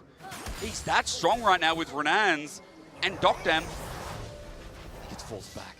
But this is now the opportunity that MKOI needed, because you can now start to put pressure on towards this mid tower with KT having to reset as Jojo pushes out the bottom side. And basically KT are trying to play out through all 3 lanes and keep pressure up on the map for MKOI. But if you can have Supa do things like that, it makes that ability for KT to play out across all 3 lanes much more difficult. Been able to do anything of the sort so far, have they? Even that top lane lead, I mean, Mirwin's taking control back of that CS lead now against Perfect. Perfect had like 15-20 CS in the first 10 minutes of the game. As Dokdam steps up to the wave again, I see a Super inbound. But he's going to pay respect this time. Alvaro also on the right side, so can't do too much. Steps up. There is some good poke from Dokdam, but regardless, he won't push his luck. 45 seconds until the Dragon, though, so already the resets coming through from MKOI, trying to control this space and make it difficult for KT to enter. Even moving Jojo Pyun in here, just to provide that front line as they set up the vision with Alvaro. Be 3rd Dragon in 30 seconds, and for Dokdam, I bet he wish he could get that Infinity Edge that's sitting in his inventory, at least components of. Well, He's too far behind. He really is, and he won't have it for the fight. I mean, for KT, so do they send it, Dagger? Like, they just got to send it or what? I think you just play, again, patience, you said it. Just let the Supa do the work. You can see he's getting some good damage down. And now, with Dragon in just 6 seconds, you half health Peter, so move over into a position where you can actually look at this objective. Got some flowers out there. Maybe for the graves of KT in this 3rd game of the day. Peter's going to walk in on full vision because the same. Dragon going down there to teleport from Mirwin. It's going to be slow from Perfect if he decides to enter. They go towards mid anyway, but Mirwin's now zoning off the choke. Jojo on the other side. 3rd Dragon. It's not a soft contest. It's a full commitment with PP. Dokdam is sitting around mid, but MKOI are looking to collapse with the Winds of War. Perfect zoned out. Peter as well, but there's no true damage yet as MKOI try to find a way in. There's Rift Herald on the bottom side creating pressure. Is Jojo going to move across that? And MKOI are constantly threatening this Atakan as well. KT trying to brute force mid to pull MKOI in towards the mid lane. Supa's got Renans. He can clear this wave in an instant, so there's the play. Done and dusted. KT are going to ARAM a bit while the Herald is NPCing his structure bot. MKOI are just playing the map better. Again, it's keeping pressure on towards the bot tier 2. Jojo putting pressure in through this bot side jungle, constantly contesting a flank position, so KT can't commit to that mid tower, and MKOI can get back into position. KT just look confused as to how they're supposed to break this version of MKOI. Could have been Betty saying he got excited for KT. I don't know. I don't know what started off the day here for them. I wouldn't blame the Welshman, but then again, I wouldn't put it past you, so do what you must. When it comes to Worlds, I mean, we don't know what people's forms are, right? It's been a while. Patches change. For MKOI, you could say the same as Arakan might be a thought here. Let's get right into it as Elyoya decided to take a deep, deep gate. Peter's there waiting over the side, but he can flag and drag, and Arakan still seems to be the objective as Vision's cleared out. Still, MKOI, I think just unsure of if they want to really commit towards this Arakan. It does reset, and they're moving Mirwin over. BDD on the reset, can TP into join on this bottom side as Jojo, caught by the Witch's Bite. Hilda Duran, though, MKOI can peel off and join the fray. Winds of War, they jump in, but Super's just over there. Onto Cuz, he gets poked out a little. Mirwin, he's got a flank, but KT have seen him, I believe, on the edge of a ward. BDD teleports in, 5 members in front of Arakan, and Perfect has a spider sense. Yeah, this is a little dicey from MKOI. Mirwin going to move back towards mid lane and try and keep up the pressure on towards that mid lane turret. KT may just start up the Arakan to try and draw MKOI in here. Again, Mirwin looks for mid. He can get that push in. He's done so. He'll deny the minions and now move down. At 13k, it's slow. It ain't that fast. KT getting chunked and shredded with resistances. MKOI haven't been poked out yet. Yeah, you can see MKOI setting up for the flank. They want to make sure they can get on towards BDD and Duck Dam. Mirwin, all it takes is a set up with the path maker. Meanwhile, Cuz has been left by his team. The jump in there, Jojo's going to follow as well. Shockwave is big though. 3-man with a hot pot inside. MKOI ran in, it was a bait, it was a ruse, and Cuz drew them in. Flush from Docdam, ace in the hole. He sets it up now, and Super's in the ground. Cuz is a freaking genius. The trap was set, and MKOI walked into it perfectly as BDD with the shockwave, as Perfect with the Rumble ultimate decimate MKOI where they stand. I mean, I thought that guy was inting, but BDD, when you have him on his team, just play for his setup. Redemption's going to come down. Docdam gets hit at 3k. A steal looks hard. Elyoya looking to go in at Arakan. 15. Almost 14 flashes. They're in Cataclysm still! The king of the jungle from Madrid, baby! That's him! The Spanish secret agent for MKOI gets in to steal away the Arakan and get a kill back. As MKOI now back out onto the map first as well, will start to get the lanes in their favor. It is a small silver lining though, because that was a near 4k gold lead that has come back to 500 as we get into this. You see, like, it's a great start on the fight. Mirwin's doing a ton of work on this backside, but everyone committing on towards Cuz to make it happen. The shockwave from BDD was huge. The follow-up with that ultimate from Perfect. And then Docdam, crucially, got three of these kills on the back of this fight, which then sets up for him now to be in a much better spot to actually deal some damage in this game. And Elyoya sneaking in. Oh, he actually missed fails. the Q. So yeah, doesn't get over the wall. Maybe it's good that he missed the Q. Probably was, to be honest. As he then gets over, Peter ends up going low enough that he can get the Cataclysm, smites it away, finishes off the support. He does kill Peter off the back of that as well. As mid tower now very low. Super taking some hits though. You are right about the gold lead shrinking down, but remember Soul Point. Peter stepping up, Winter's Bite doesn't connect. BDD, an insane shockwave. Ladies and gentlemen, maybe I should have given him more credit. I was just amazed that Cuz drew them all in. And BDD clapped his hands together. Did a bit of Thanosing as KT hover around mid lane. Remember, Super's still big. Cataclysm is a 3-man for Jojo as well. Peter caught in the middle. His Winter's Bite saves his life. But Shockwave only 1 man as there's a hot pot in the middle once again. Super chunked out and Cuz has found his man. Super might survive for now, but then the wind becomes lightning once more. Mirwin's over the wall. He gets out, but KT have some life in them yet. The patience that MKOI have demonstrated all game long has dissipated, and KT are punishing them so incredibly well. MKOI overforce, and flashes are burned, but it's MKOI who fall. Super as well. He can't deal when Cuz can land on him. Press that ulti. Deny the burst, soon to follow. KT on the Baron now as well. They've stopped the soul push, and they're going to get this Baron uncontested. Elyoya is coming out of base for the Hex Gate.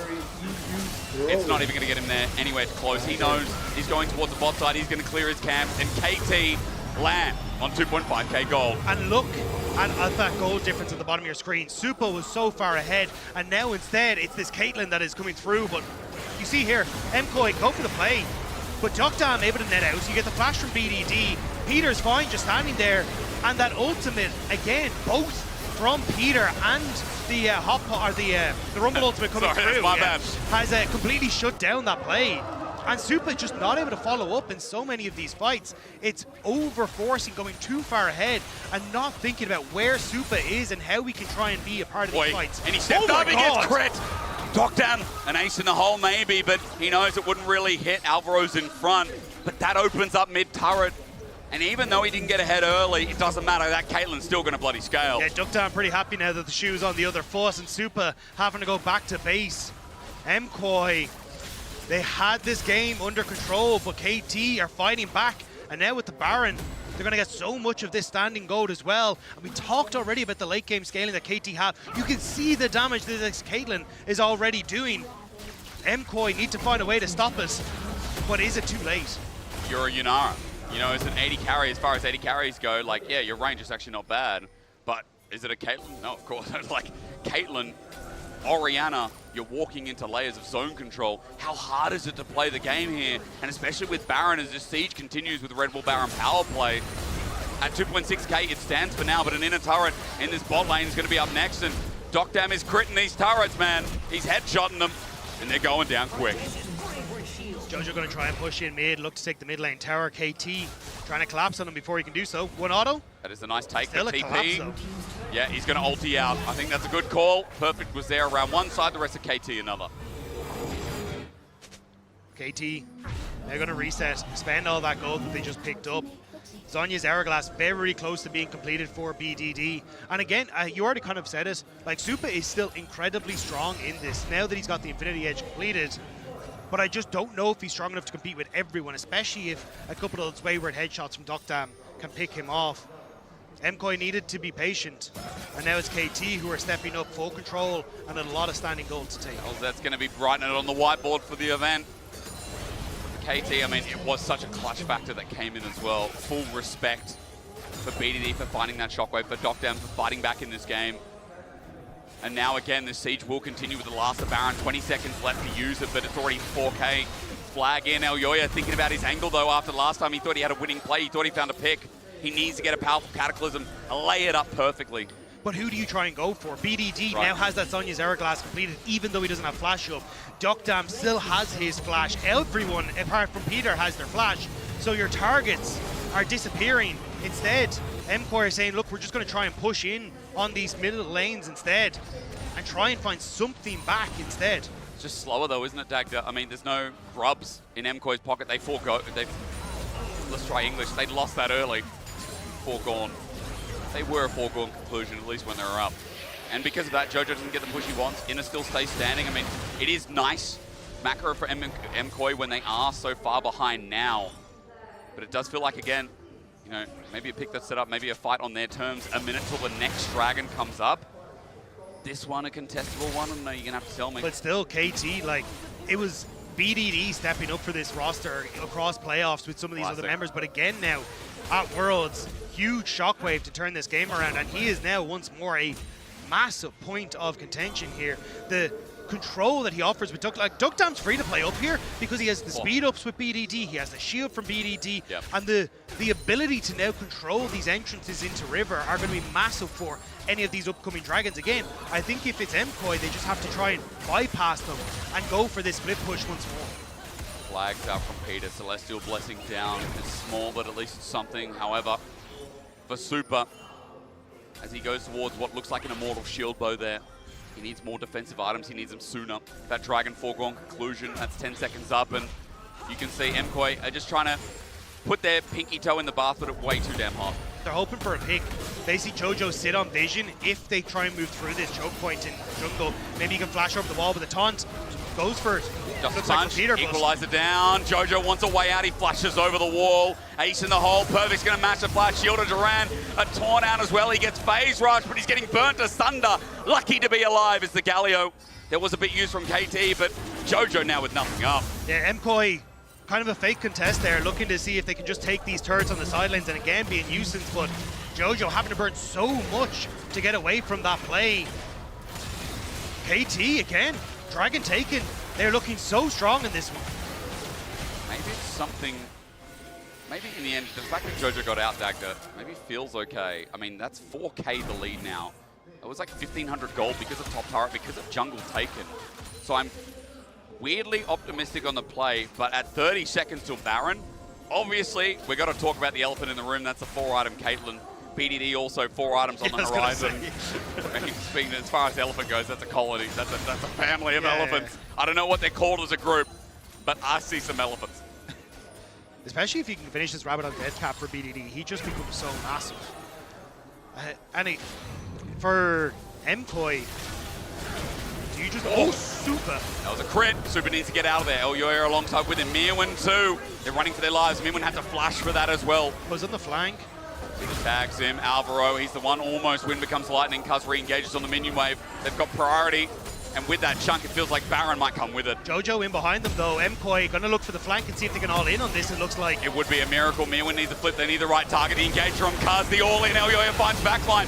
Under Docdam. They're there, but where's the damage at? It's all up to Super, who's getting burnt asunder with 1 kill already going down. Elyoya sacrifices his life. Peter jumps in. Super re-engages with the wild growth, but it ain't enough. KT, we got excited for a reason. There ain't no false hope here. There was just not enough in the tank for MKOI and KT. They looked a little bruised, but they will stride forward into the base of MKOI. Just remember, BDD got glazed for a reason.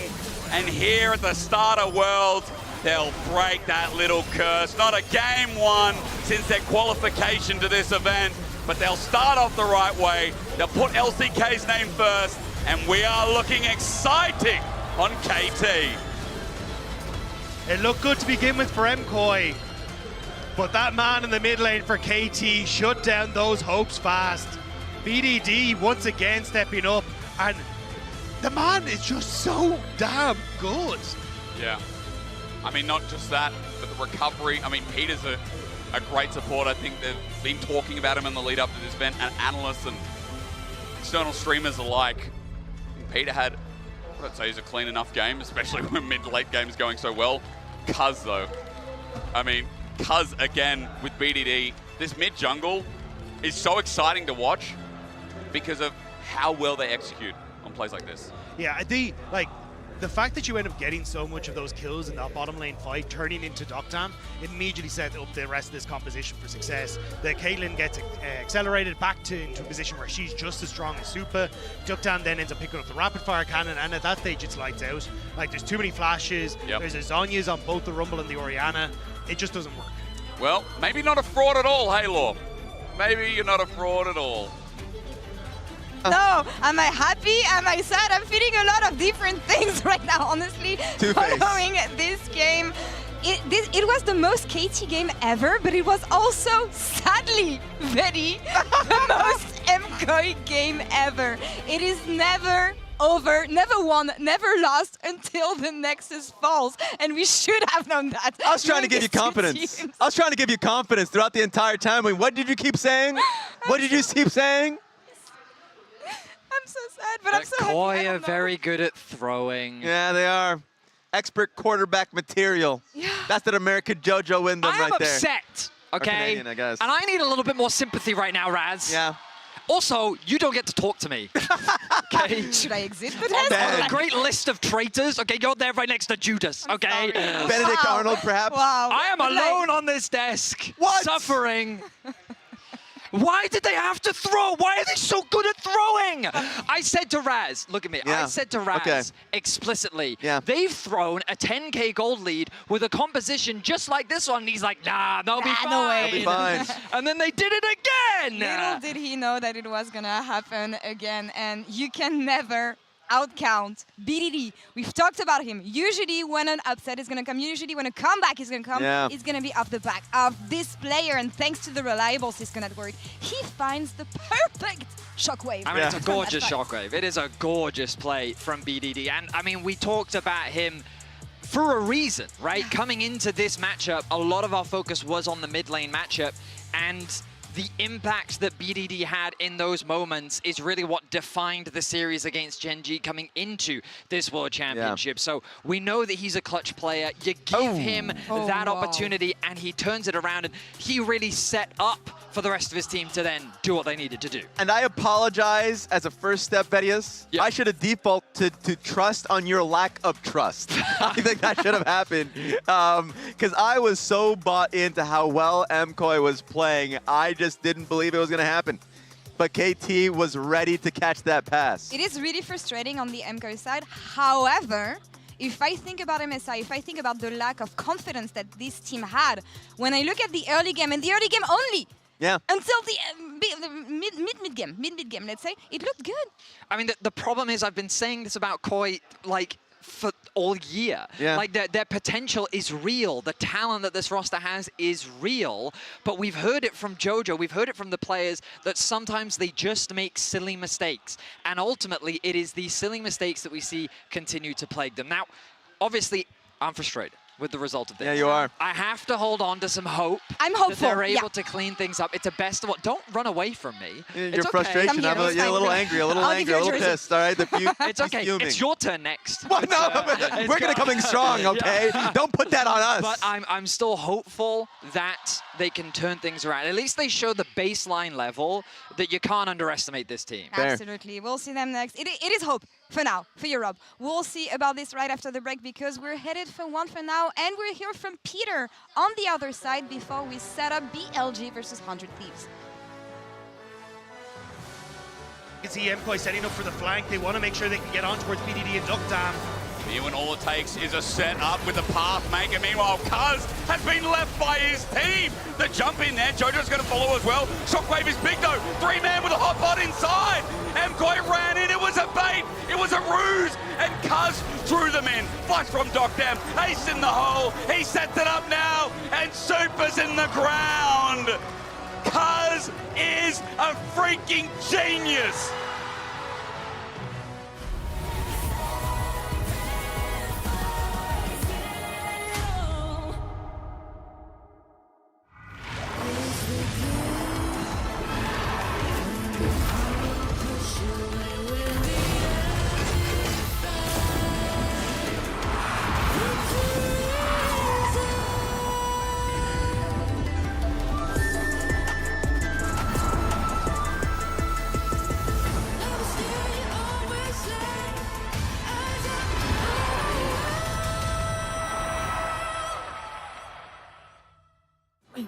I got this old thing and the bill from the store where I got it. Figured you could beat it with a better deal on one of these big boys. It doesn't work that way. Guess you're not as cool as Verizon. Bring in your AT&T or T-Mobile bill for a better deal. You don't know that?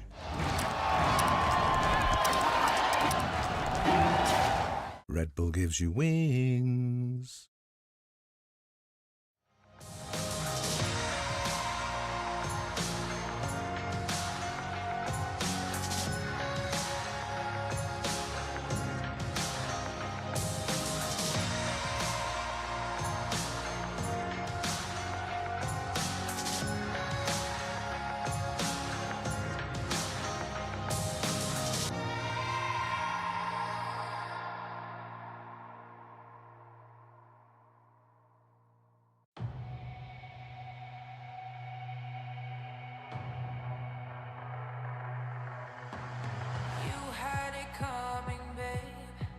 Welcome back to the wicked game. Don't you know there's a price to pay? Eye for an eye. I see your darkest dreams, 'cause they're no longer make-believe. You ain't met someone quite like me, the kill of the night. I hear voices screaming in my head. They stop me feeling sad. Psycho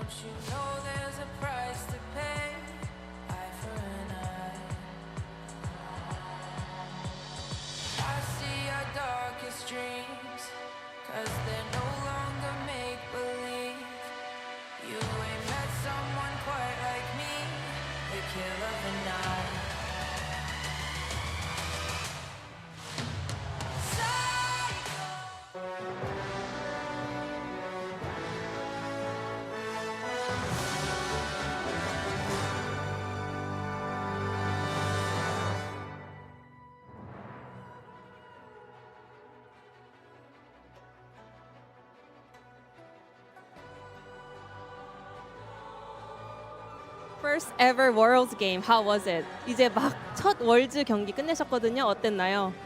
지금도 막 정신이 없고 너무 설레기도 하는데 정신이 너무 없는 것 같습니다. Everything is so hectic, you know. I was so excited to actually play, but also everything is just happening. So many stuffs are happening at the same time. It's so chaotic to me. And Peter, you said this is your first time actually taking the airplane for Worlds, your first international experience. So how are you dealing with all of this new experience for you? 피터 선수 첫 국제전이고 얼마 전에 한 인터뷰에서 처음으로 비행기 탔다라고 하셨잖아요. 이런 새로운 경험들 어떻게 잘 헤쳐나가고 계신가요? 일단 비행기를 처음 탔을 때 이렇게 비행기가 높이 올라가는지 몰랐어가지고 상상한 거 이상으로 너무 높이 올라가는 거예요. 그래서 좀 많이 무서웠던 경험이 있고 그리고 해외에 대한 이제 그 두려움도 있고 좀 그런 게 있었는데 중국에 와서 보니까 다 사람 사는 나라 같고 너무 행복한 것 같습니다. Well, when I first took the plane, it actually went up higher than I expected and it was so scary. I was so high up in the sky. I was sweating, but in the end, I safely managed to land to China. And at first, I was afraid of, kind of being in a foreign country for the first time. But actually, after I spent some days here, I realized it's another great country and everyone is super nice. I'm having such a great time here in China. So KT Roaster managed to turn the game around at the Otacon fight. So how did you see the angle and whose call was it to set up around there? So KT가 사실은 초반에는 조금 많이 말린 것 같았는데 아타칸 한타로 사실은 성공적으로 경기를 뒤집었습니다. 어느 선수분이 이런 각을 보고 설계를 했나요? 일단 팀 전체적으로 좀 불리하다 보니까 좀 빨아들이면서 싸우자 이런 콜을 많이 했던 것 같고 퍼펙트 선수가 오늘 아카탄 쳐야 된다 결단을 내려줘서 이기게 된 것 같습니다. Based on our composition, we were like, we have to make enemy start engaging onto us and we can kind of team fight back. And Peter made a call. We have to set up around Otacon. We have to go for the play and let them start the fight. And I think it really worked well. And truly, this game was the perfect K-tier roaster experience. I know a lot of the LCK fans are, used to this, but there will be a lot of Western fans experiencing this for the first time. So what would you like to say to the Western fan that there are a lot more exciting and fun rides to come? 이제 KT 롤스터 정말 롤러코스터다운 화끈한 경기력 오늘 경기에서 제대로 보여주셨는데요. 앞으로도 더 재미있는 롤러코스터 라이드가 많이 남았다고 서양에 계신 팬분들께 한 말씀 부탁드립니다. 우리 지금 경기력이 저희의 이제 시작점이라고 생각하고 저희는 롤러코스터 타듯이 더 올라갈 것입니다. 항상 멀리서도 응원해 주셔서 감사합니다. KT 롤스터 keep going up. This is only the beginning of KT Roaster, and as every roller coaster does, we will keep going up. So I really appreciate your support. Thank you. And that was Peter from the KT Roaster side. Thank you. KT Roaster. Jason. How go, Peter? I'm so we're happy. On a roller coaster ourselves. I'm so happy that What's the going on over there? Fans, what are they doing? Oh, they're fighting. Yeah, they are kind of. Yeah, a little, yeah. But yeah, Western fans finally discover who Peter is. KT take this one, and now we're heading into 100 Thieves versus BLG. Vidi, which side are you on? What the hell is this? I mean, hey, I put a lot of effort into that. Mine is better. That's better. Listen, man, EU has gone 0-2 today, so I need Raz to be my brother on this one. I need you to go 0-2 for me. No, hell no, okay. It's 100% win rate for the blue side, all right? And, listen, when we look at 100 Thieves year, it's not exactly been an easy road, has it, Raz? One would say a roller coaster for 100 Thieves. I mean, Split 1, it was looking great. They were in the finals, right, versus Team Liquid. So I was quite happy there. And then you continue on to Split 2, starting to see some cracks there. It was awful, honestly, during the end of Split 2. And you go to Split 3, you see Dokla come in, and he was the one coming in to save the vibes. Also hearing from River and Quid, just the fact that him coming into the team, of course, the experience that Dokla provides, being able to talk about Lena Simons really helped out Quid, so we got to see a real boost in performance from them. And they really just had, speaking of a roller coaster, just gliding straight through into the finals in the LTA North Conference. It's pretty much similar to last year where Quid and River were the main characters. Yeah. They were. I mean, for a team like that, for this team, it always is about Quid and River. How exciting they are as players, the fact that they always look for engages. A playmaker like Quid, his Akali is something we always really call out for. So, like last year, it was about Quid and River. This year, it's still about Quid and River. There was a dip in performance when they were performing poorly in Split 2 and in the beginning of Split 3, but they've really cleaned it up. And River, it's his last time to show himself on the international stage, alongside a lot of players here at Worlds, but he wants to make his showing here. Yeah, that has been the real story, is that River, of course, talking about his last year before Korean military, like that has been a real motivating tool for this team. So even during the split, they're like, is this, yes, 100 Thieves, last ride, like River specifically, and how good he has been for this region, how talented he has been, both on Golden Guardians, he started on Dignitas, came on 100 Thieves. He has been somebody that has been so smart as a player, so losing that hurts. And absolutely will. And unfortunately, his journey isn't going to start with an easy path. Because he will be up against BLG, reigning world finalists, of course. And they are reigning world finalists.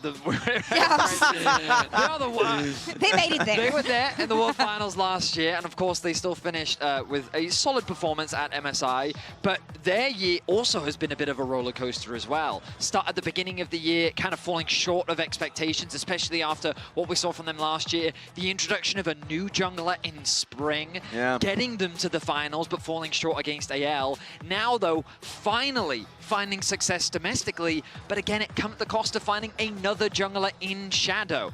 And while all of these things have been happening within the team, the one thing we can say for certain is that Knight is still Knight. Yeah, Knight, of course, is beautiful. Finals MVP. Like, he also had, like, exceptional play throughout the season. Like, he has just been somebody that has been stomping within the lane, outside of the lane. When he was going up against IG, I talked about it just yesterday during the playoffs. Like, he was getting solo kills every game, and they ballooned that. So this team will scrap constantly in the early game, hand-checking you, and it always starts from Knight as a player. Just when he entered the league, he has been showcasing this like exceptional dominance that has gone on till this day.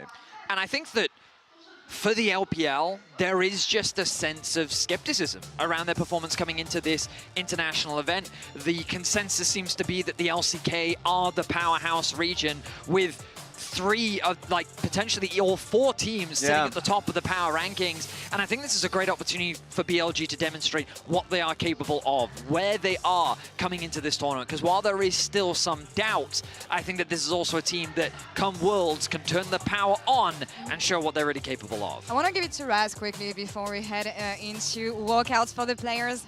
How do you feel ahead of this matchup? What is the expectation? Amazing! I feel great. You guys have been dragging down the vibes based off of your guys' performance, okay? I'm doing great. Dragged, okay, you got the KT one on there. But 100 Thieves, look, you saw the earlier post from Dokla how their boot camp has been run a little bit poorly. Like River, the visa question, was he even going to be able to play today? The answers to all of that is yes. River is here. They are playing today. It's when you doubt them, they come out stronger. I am a believer. Just don't look at the predictions online. Just don't look at that. Don't look at the predictions Don't online. look at that. All right, don't look at that. Don't look at the predictions. While we're getting ready to toss, why don't you all jump over and check those predictions Don't do online that. right no, now. the game's about to start, so don't do that. We'll leave it there. Let's head into the game. I mean, honestly, sometimes I think Raz is the biggest worm. He just flip-flops all over the ground. Yeah. Like, pick a side, man. It didn't even take like half a day. It was just, like, it's not like Betty has pushed him into it or Law, like, forced him. He does it himself. He's a very fun man. I used to work with that guy a lot, so I'm used to it. 100 Thieves, let's not forget, by the way, play-ins last year, it was an embarrassment for NA when they got knocked out by PSG and didn't even make the main stage. This time, again, similar roster with Dokla being talked up, you have to say the expectations are that they'll fix the rights, or the wrongs, excuse me, Dagda, make it right, and give NA something to spruik about here. But for BLG, it is a hard task for an opponent that just played 4 best-of-5s, went to Game 5 in 3 of them, and one of them was the grand final. Yeah, especially when it feels like BLG have started to get back on track. Like, you're seeing On back to his old ways of being able to provide a ton of pressure in the early stages, even having his pocket picks like the Elise as you go further into the draft, but also like the solo laners stepping up huge. Been looking fantastic over the course of the last couple of series that he's played. Nice, I mean, MVP for Split 1 and Split 2 for the team easily. So I think, sorry, for Split 2 and Split 3, but BLG just look like they're firing all cylinders again, and that is a very terrifying prospect for 100 Thieves if they start to come into this. So for 100 Thieves, their backs are against the wall. It is the last time that we will see this organization, as it is going to be their last event.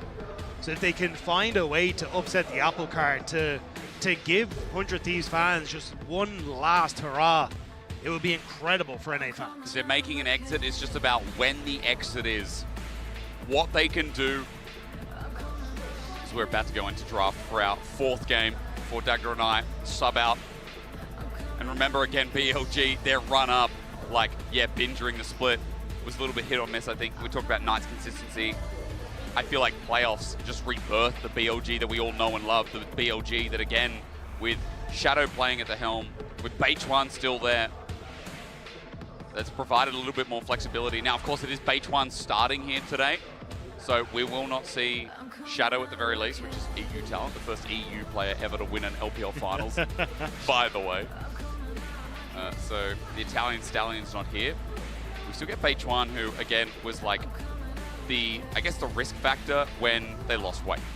It is insane to see Bo1 on BLG, though, because you remember back in the past, like, he was an Echo one-trick streamer that got picked up by FPX to be in their academy roster, and then they were like, hang on a second, we need you immediately because TN is having struggles, and now he's on the winning team in BLG. It's been an insane journey for him to find himself here.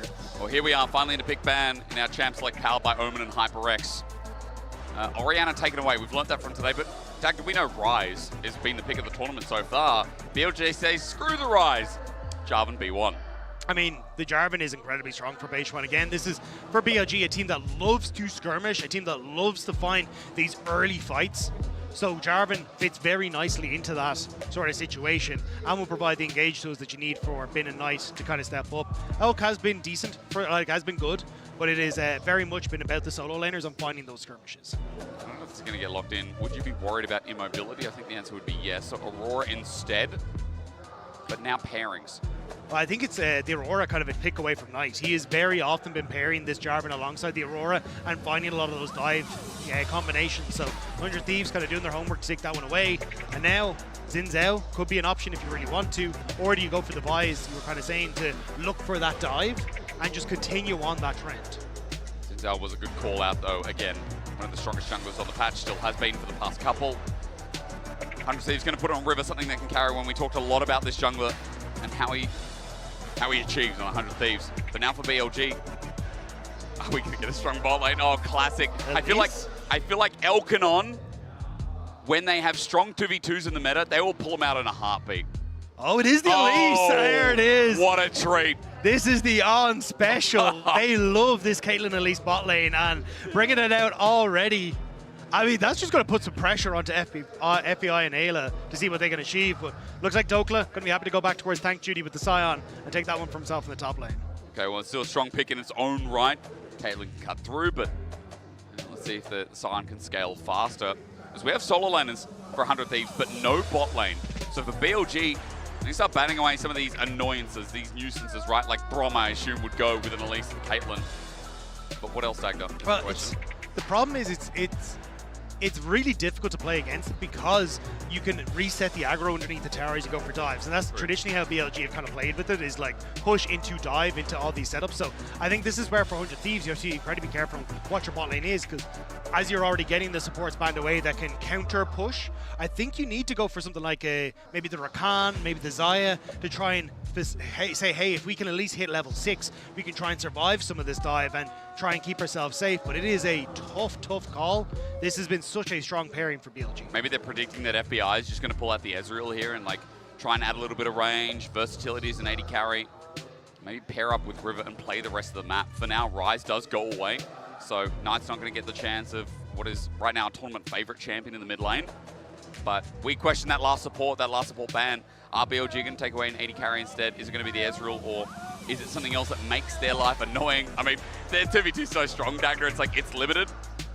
Because that's the thing, like, you would, into Caitlyn, see things like the Karma Ezreal, so then that could be a pushy lane you can try and play around, but and maybe the Corki has enough push with the Phosphorus Bomb, enough safety with the Valkyrie to make it difficult. But are we going to just fight fire with fire as FBI over in the Kalista? I don't think that's what you want. Okay, yeah. They're going to try and go for the old school answer, which was the Ashe, try and outrange with the volley and just try and keep this push at bay. Oh, that's range too, and I respect that as well. Smart move. When the Aurora is the only AP so far, it's nice from FBI. And now again, we question like what that support's going to be, because you have support already up on the board, but it is a counter pick that Ayla gets to play with. It's also when you get poked inevitably by this the Caitlyn and the Elise, it does set you up where you can now have that TP for the Ziggs to TP back into lane and keep yourself safe, because that's one of the problems that you'll have, is that it's going to be such a hard time against the poke that BLG have on this bottom side. Rexar gets locked in. Good against a Tate top laner here. So Bin also provides a little bit of setup, a little bit of dive.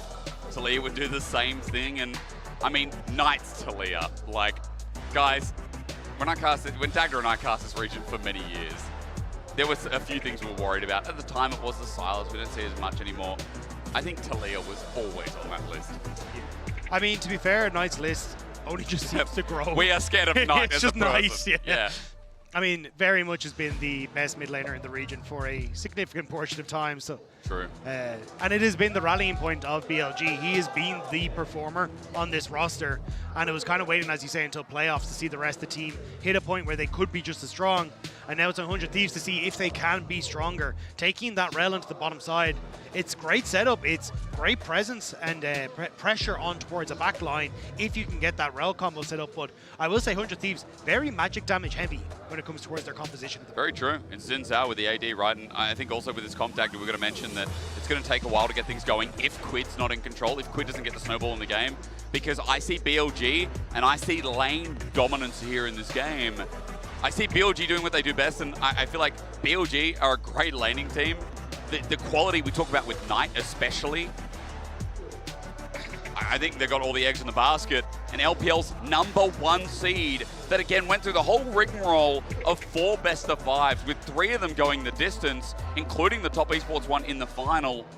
They had to work damn hard to get here, and they had to not be a 3rd place team, which is where they finished in the regular season. They had to be a 1st place team and show the world that they're back. And here they are once again. It was a year where a lot of people hyping up top esports, but no sir, no sirree. Dagda, there's a stat on the screen. Thank you to our production. You should read it. It's just that on Elise career 9-1. Oh. It has been a very, very strong pick for this squad, and has been the pocket pick that traditionally they brought out as the draft goes later, as you start to see a lot of those picks taken away. But we're starting to see kind of what we're talking about, those like scrim bubble-esque vibes, where we're seeing the Caitlyn's picked up by things like T1 yesterday. Now we're getting a lot from BLG. We just had it as well in the last game. It's definitely starting to pick up the pace, and Elise works very well alongside this. The Chinese fans are out massively for BLG. And I can hear the gyos as we begin. All right, so electrocute naturally. All in bot lane. We are going to be focusing a lot on bot here, ladies and gentlemen, as you'd expect. We haven't seen an attempt for 100 Thieves to try and get this lane swap in order in the early game, much like we did last game, where favorable lanes were talked about a little bit, or the game before, I should say. But this time they're just going to match into it, and FBI is just going to ride out the storm. Yeah, if they didn't take the Ziggs, I think they could have potentially tried to lane swap around and make it a bit easier for themselves. But opting in towards the Ziggs, I think they basically said, hey, look, we know what way this is going to go. Yep. We need to try and set up so we can have the push and not fall as far behind. And maybe if it was something that was a little bit like another AD carry that would just struggle in the matchup, they could move. But I think the Caitlyn, as you can already see, going to be very oppressive if that was a side instead. Yeah, it was already a big start, wasn't it? And on, we now see Cocoon is started. Good dodge away. Actually, a little buffer from Ayla. Propels up, jumps back. Again, On can't really do anything. Doesn't have the Venomous Bite, doesn't have the launch to combo, get that electrocute off easily. And burst down as FBI already paying respect. Yeah, and this is where, again, like FBI in time will be fine to push out this wave and just make it difficult for the Caitlyn to find success. But in the early stages, it costs so much mana to try and constantly throw these bouncing bombs and see if you can clear out the wave. So Elk just stepping up, it's level 2, looking for Cocoon. Steps up even under turret. Mad respect given over.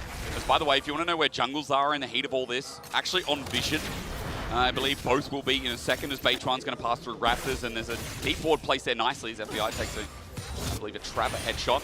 Also, edge of Raptors on Vision too. So Ezreal passed down. There's full info aware for both teams.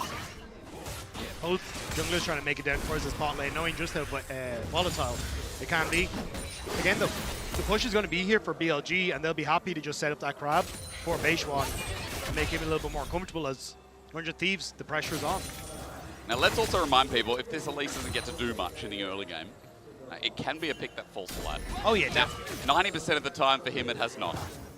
But that 10%, Dagda. 10% of the time it works all of the time. Yeah. Yeah, that is a very slim number, and you can see Ayla is essentially just trying to body block for FBI. You already saw that he can buffer through the cocoon and make him safe, get the shield so the trade can't really go as effectively. But now Bo1 walking through here has on. He's on a ward, he just doesn't care, he's walking in, as you said, on there, and Twin becomes lightning. Blue buff is now shown out, ward down, a steal, no, a flash instead for the engaged. Blue buff goes over, but for River, can he get out alive? A flash match, but 1 HP, all it takes is an auto, and it was from on the heal out as well. Bo1, the flag, just out of range. River survives with the prize. River gets the pick and gets out. So close to going down. I thought maybe one of the Spiderlings had actually gotten caught in the blast cone was going with him, but they don't make it happen. He's lucky to have his life and his his blue buff, sorry, to go with him. And as On returns back to bottom lane, he couldn't find any means of a combo either. Bo1's now going to pass up top in full vision yet again. Flag and drag just gets him there sooner. It'll be a double scuttle take, but I feel like if River lost his blue, we'd be talking a lot more seriously about how the game state is for him. Still though, pressure is on, like that flash burnt early. And also still didn't get like some of his other camps as well. Didn't end up getting that. Dismantling smash. River's coming up top. Maybe a kill here for 100 Thieves. Dokla's a little bit low. Bin trying to get the wave with him as well. He tunnels out, and that's just Rek'Sai things. Yeah, Bo1 up in the area as well. Means that 100 Thieves can't really look to follow. Ayla getting a good trade back here though. Isolated 2v2. The trap is down. Ayla walks around it, rappel up, and Thieves are going to survive just fine. They know that both their junglers are paying attention to Bin and Dokla right now, so anything that happens down here is going to stick. The nice thing though is that it did buy the time for FBI to reset and TP back in, so is able to pick up at least an early amplifying tome and get some of the mana he needs. But with this push, I imagine he's going to reset once again. And it just, this was kind of what we're talking about. It's about trying to survive this early laning phase for FBI and Ayla, and then hope that you have enough of a combo with the crash down, with the follow-up with the Ziggs, and then that ultimate from the Aurora to immediately burst out some of the members of BLG. Come back to top. Bin is just going to get himself close to a turret plate with Demolish. Bit of a CS lead from Bin as well, by the way, and we've seen a lot of Rek'Sais as tunnel out just before the turret hits. Seen a lot of Rek'Sais, you know, a lot of people take Rek'Sai into the tank matchup, Dagda, just simply because, again, you get true damage when you have 100% of the Fury from that Venomous Bite. Really nice trading patterns been added in and buffed out over recent patches. You see again has been, look how quick it is to stack, boom. Thank you so much for true damage, that's great. And as you say, it's the healing afterwards as well that makes it so obnoxious. Yep. Because it's then very difficult for Dokla to find any sort of trade back because you're just going to heal it all. And obviously Tank's not exactly high on the damage threshold. Well, in theory, not high on the damage threshold. Yeah. Although Sion, I think, exists kind of outside of that fundamentally. That's sometimes. true. I take that as a good laning phase, a really good laning phase. I feel like there's a lot of tanks in the meta right now, and this is probably why tanks are so good. There's a lot of health in the game. Like it's a little bit cheaper than it has been in the past. And a lot of tanks have good laning phase. I still feel like Ornn's laning phase against certain matchups has been something favoured. Hope we see that pick come out more in the tournament. Of course, being in best of ones, we expected things like the Sign to come out more frequently. Things like the Azir, but Evan does not get banned. Tagged up, we're focusing on bot. Classic. That's just how this game's going to go. There is a Mountain Dragon up, and Bo1 looks like he wants to kind of be around for it. He's almost level 600 Cataclysm available as well. Might just be trying to maybe either dive FPI or set up that neutral. Yeah, it looks like set up the neutral off this push that you have on the bottom side. FBI doesn't really have much damage at this stage and hasn't ticked over to level 6, so BLG trying to play off it. Rappel up, hang on, Quid sets up between worlds, on close to death, he gets bursted. First blood to 100 Thieves. Satchel charge out as River's in danger, but he gets a kill before dying himself. Now Elk might get one, but as he flashes away, he's got numbers against him. 100 Thieves on the board first. Nice fight. Nice pick onto the support as well. And his only end up losing their junglers. Bin, what is Bin doing? BLG, I don't know, question that man. Question mark pings across the board, to be honest. That was a series of unfortunate events for the BLG side. 100 Thieves going to be delighted to pick that one up. They get the kills in the fight. They get a mistake from Bin that they punish, and it means that you now got Lost Chapter picked up and finished for FBI, which is such a nice moment for the Ziggs because you can very quickly start to clear out these waves thanks to the extra mana. And now you got Dokla TP into the bottom side. Looks like they're going to try and lane swap for the Void Grubs. That play from Bim was about as good as the quality of Raz's predictions. We look at the replay down bottom. Yeah, I think On has to go up into the air because immediately River tries to jump on him, but this fight is now very, very separated. You can see Elk is kind of able to ignore FBI. That's what we're talking about. You don't really have that damage. But for 100 Thieves, they're in a great spot where they pick off On. You've now got Bo1 who's too far forward. And they make it work off the back of a great ultimate from Quid. And watch again how this happened. I think he's going to pray seek at a stop. Tunnel. Oh. And then... Okay. That was terrible. that was probably not it. In a scale of 1 to 10, close to a 1. Okay. You know, it's nice when you see pro players making realistic plays. You know? I mean, solo queue for real. Well, 100 Thieves, they're going to get grubs on top side. And let's not take away from the bot side play, because I think the bot side play was fantastic. Like, River really bought time. The target selection was beautiful. Quid's impact was felt. And as grubs go down, as we try and recover from what Bin just did, it's triple grub game. It is 100 Thieves with a small gold lead, but a nice edge to start off this game. And especially as you kind of already alluding to, a lot of that presence that they want is, hey, can we survive the laning phase against Elk and On, and then start transitioning into a later portion of the game? Well, Elk still is doing relatively well, but definitely not as strong as he could be thanks to that early fight, relative to the rest of the game. And if 100 Thieves are able to find these moments where they look for fights and they look for plays around objectives, they're in a good spot. And when you look back at 100 Thieves in the LTA, they were actually the ones that were making these silly mistakes and oftentimes would find themselves in a goal deficit. This time around, it's BLG who are making it. 100 Thieves are finding the success, and now they're getting to the portion of the game where they are stronger in general, just off of their stylistic play. So this is kind of a good look for 100 Thieves, just based on how they play.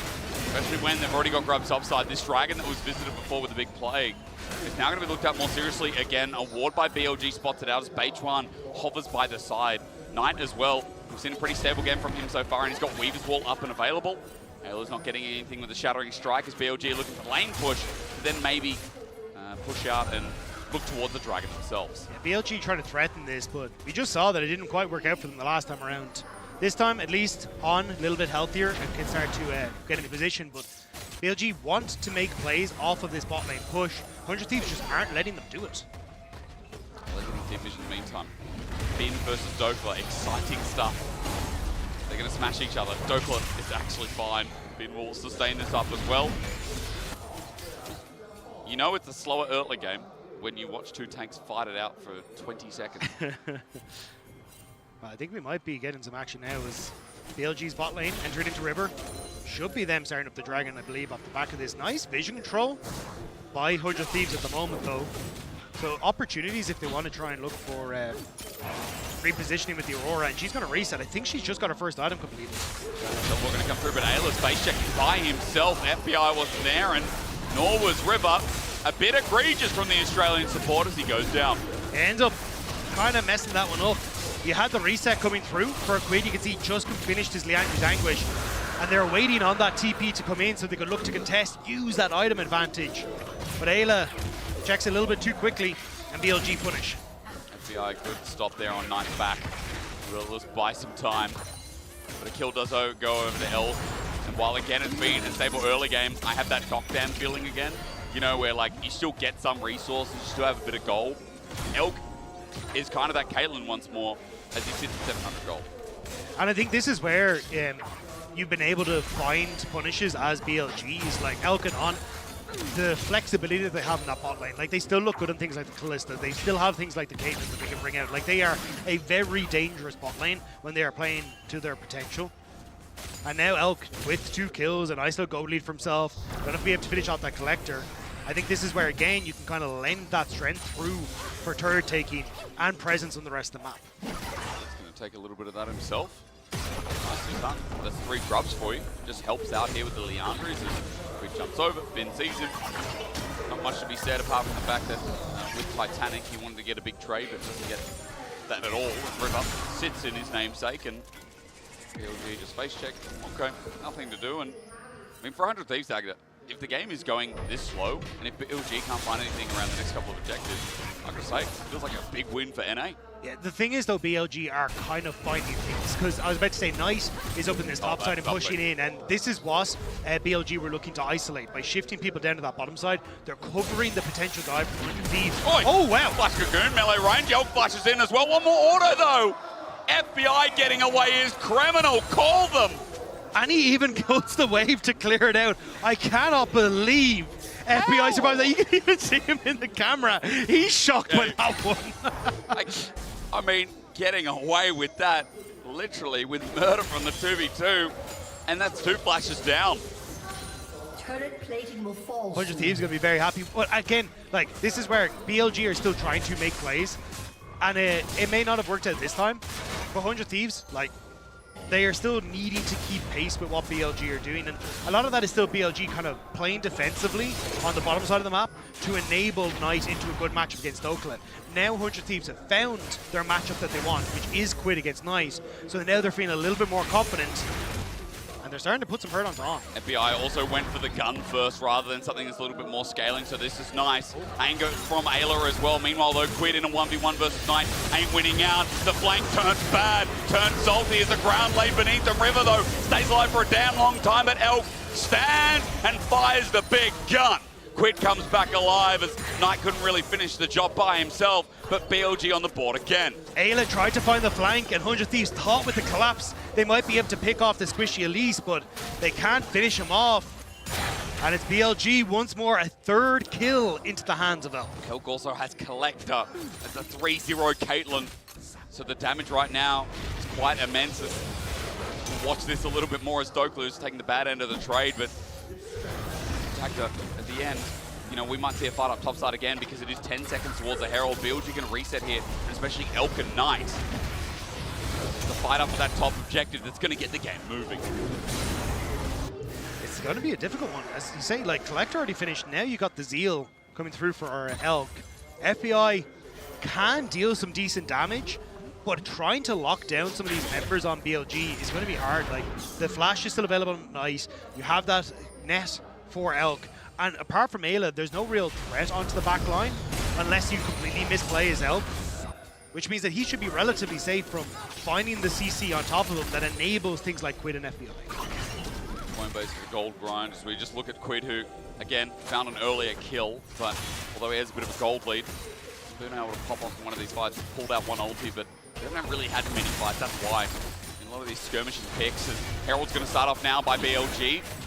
100 Thieves here behind, and River looking for a steal. He's got a blast cone as well. FBI also with a nuke, but Smite comes down. It's late. River comes in, and is it better late than never? That's the biggest question. BLG are willing to turn. When becomes lightning is good damage. Ayla also with the engage, but 100 Thieves, bit of a commit here, and there's no trade on the other side of the map. No, BLG going to be able to escort Knight back into a position to keep this top tower safe. They get the Rift Herald, and especially with a Caitlyn, you can very quickly start to get through a mid tower with her. So BLG, again, it's not flashy, but they're getting the things that they need. Again, they're holding a gold lead. It's not what I think a lot of people, when they see LPL, they're like, LPL's always going to fight. BLG here, they're going to find picks, but right, maybe they don't have to. Quid, might have to pop the ulti, the weirding outside, the jump doesn't connect, and ulti comes through. Quid escapes, Bo1 drops the Cataclysm though, as Knight's going to look for some turret damage. And that's all the BLG really want here, force Quid away from the tower. You're going to have 100 Thieves trying to make their way in on pause. That's a busy He's nowhere spider. to go. He's up in the air, yeah, there's no drugs. Nuke down, and FBI gets the kill from afar. Nicely done by 100 Thieves, collapsing better and on. This is kind of the stuff that he'd get caught out on, trying to take shortcuts into positions that he shouldn't be in. And it's River who ends up spotting them then. Again, I feel like Bo1 had some suspect plays. We talked about his recent performance, but over the course of the split, and I think earlier in the year especially, very sus on him. Gives a bit of off texture, you know? Rook's going to start Dragon. In fact, he's just going to take it. So for 100 Thieves, not only do they get the pick and punish the enemy support, getting that Dragon, making it one apiece. This game's stalling out right now. Goes back towards them. The ability to play around this Rift Herald is about to be a big effect for BLG, as they're going to immediately open up the mid. The Dragon may have been a bit of a diversion, as they should be able to crack the mid lane turret. And if you now as BLG are able to access side lanes thanks to this, it's going to get very difficult. That top lane tower is already gone. They can potentially drive this into the bot lane. You got to and bend it like Beckham. Hang on. Ooh, and it's... Oh, he's got it. He's got it. All right. Bo1, midfielder for sure. Is BLG, there's no dragon down here. They're just holding river control again and letting Bo1 step up. And just using Knight here as a threat with the Weaver's Wall to completely isolate him. Yeah, Doppler stepping up at the turret, lucky to be alive. He's hovering over the fact that 100 Thieves were nearby, but the outer turret's going to drop down. River looking for a tag, but he's poked out instead. So now the turret's gone as the trap set on by Quid. 100 Thieves can't step up to the plate anymore. BLG walk away with an objective at hand, and meanwhile, FBI has just teleported in. But there's a turret here. 100 Thieves are grouping up, and there's not much to take. Yeah, 100 Thieves are looking for more, but BLG is going to be able to back away. 100 Thieves now maybe looking to see if they can brute force this tower. But there is wave clear from Knight. I mean, brute forcing is hard, especially when you've got the range poke and the pick potential. Cocoon doesn't land out. The ult, the ace in the hole, hits Ayla instead. 100 Thieves maybe waiting for the next wave and hoping that FBI can use a satchel. And they will spot out the reset interrupted. Repel. Put on. Maybe, as you say, step away from that one. And with the Hextech gates, you can get the resets from BLG and immediately get back out onto the map. So not really too much there from 100 Thieves. Now, the TP from FBI was used, but it's not exactly a massive detriment that that one's down. Hey, he's still going to be fine. He's not a big flank, you know. There are 4 of them on 100 Thieves. So at this stage, I think it was a nice attempt from 100 Thieves to try and catch BLG out. Just unfortunately, this is kind of the issue with some of their composition is heavily reliant on Ayla and Dokla to be that engage tool. Yeah. You can engage with the Xin Zhao, but it is a very difficult one for it to actually make happen. So if BLG are up in the front to back style, it's very hard for 100 Thieves to crack that. He'll just test his damage a little bit there. Celestial Blessing just getting rid of as Rapid Fire Cannon now picked up for the Caitlyn as well. And we've also got the second item for FBI, so a bit of range, adding vision, but also just the poke feels really nice with those extra units. And it's just spotted out for the time being, but it does feel like, again, FBI has gotten to a point in this game where his damage is going to be a lot more reliable. His damage is going to be a lot more hurt. Yeah, timer here for BLG, though. Pushing mid, that wave needs to be caught, and the top wave needs to be caught. So this is usually where BLG would try and start things like the Adacon to pull people into the objective, get them to burn those TPs, and then just back away. But we have to see if BLG want to try and go for that timer. I still see a lot of people sitting around. The waves have kind of been cleared. I think they might have missed their window here. Bin's going top. He's got TP. And that said window, like Bo1 as he clears vision away. 100 Thieves going to come and match for the time being. Elk's going to get bot wave pushed out. On the way as well. There's a flower there, very pretty, and Quid does take it away. Thieves just there to receive the wave. 4 down in bot. River not spotted out for the time being. I like this picture. We're getting a picture on the picture of the picture down here. This is the picture. It does show us that On is hiding in that brush, though. And it does. BLG maybe trying to base 100 Thieves in here to see if they overextend that a little bit too far. But again, 100 Thieves, patient. They're not going to try and overforce. They know they can clear these waves very quickly. BLG now dragging the Adacon away from 100 Thieves area. Teleport picked up by Ayla. He's going to use it straight away. At 10k though now, Adacon well underway. 100 Thieves need to nuke this with FBI. It's possible. River needs a big steal. BLG just going to throw it in the air, maybe. At 6,000, it's more and truly aggroed. If 100 Thieves can keep this up, they might be able to steal it and bring this game into their favor. 2,500 gold be damned. Just going to reset.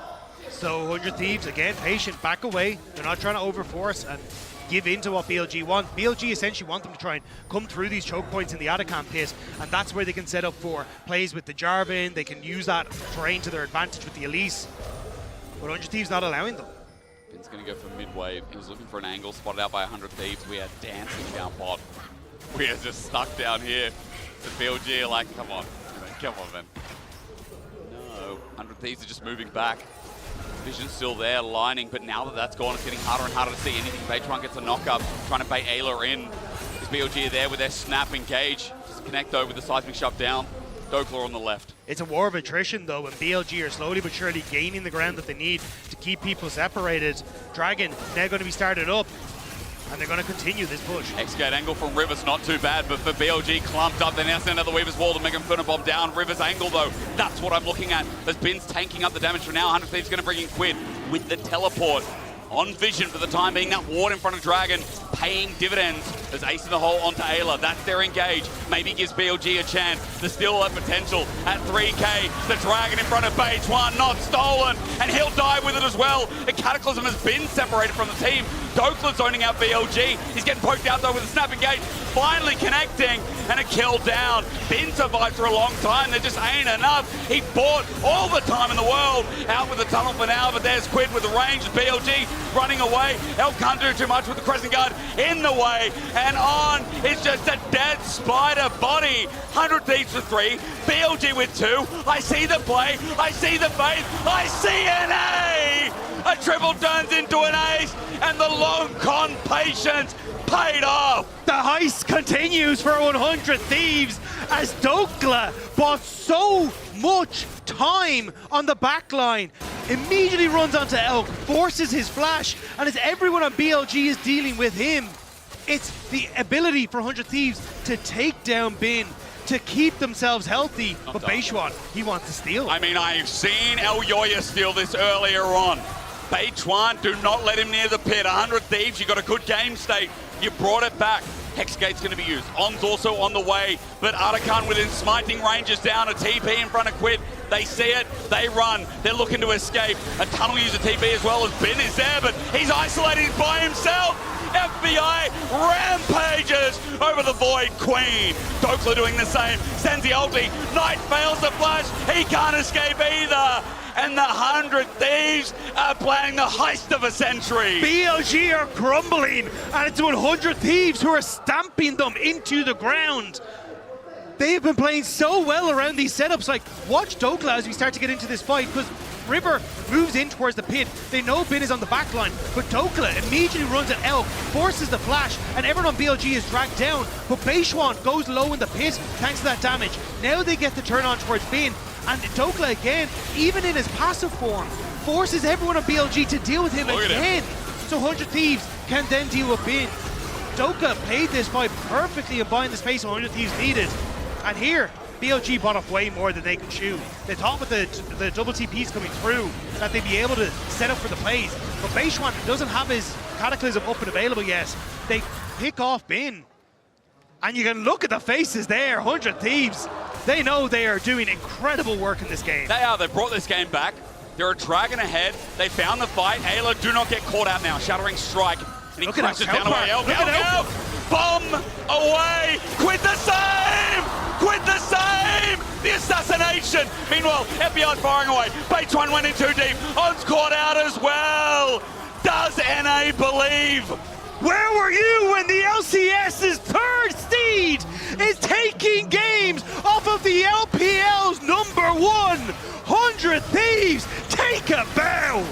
They lost the VKS, but they don't care about the LPL first seed. Nah, it's just BLG with a Baron now for the taking. What the hell is happening? NA miracles are happening.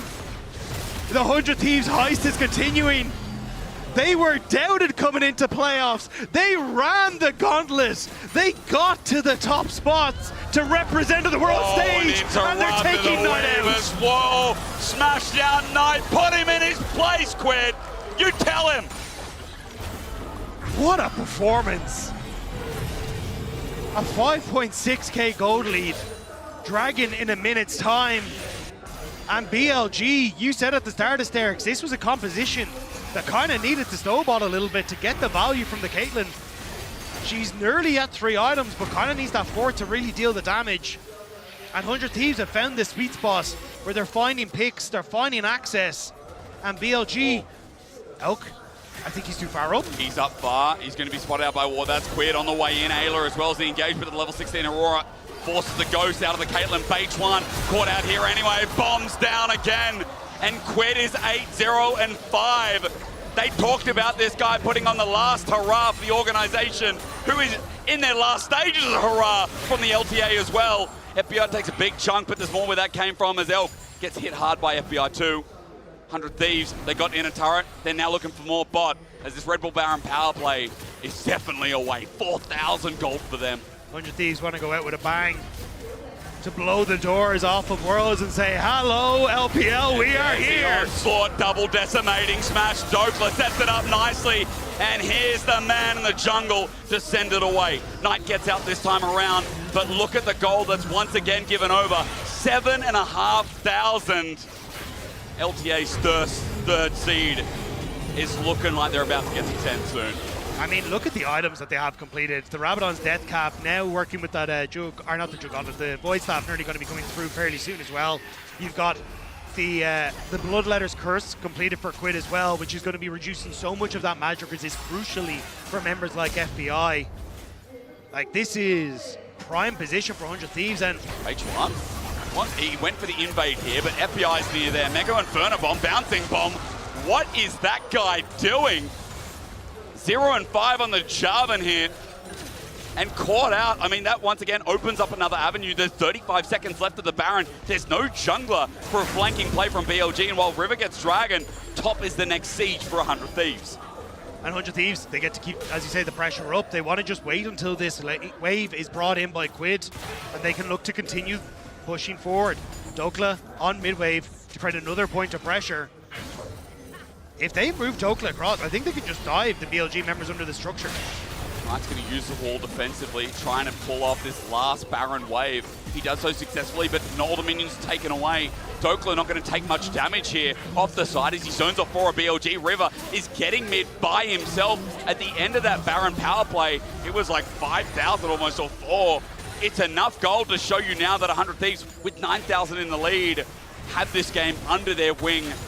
How they close it out will be impressive, but how they got here, I think, will be a story to tell. And the Hextech Dragon, the Soul, is going to be available for this team. How good is that for this team? It's so disgusting. Yeah, it's the most so disgusting Soul. This is perfect for 100 Thieves.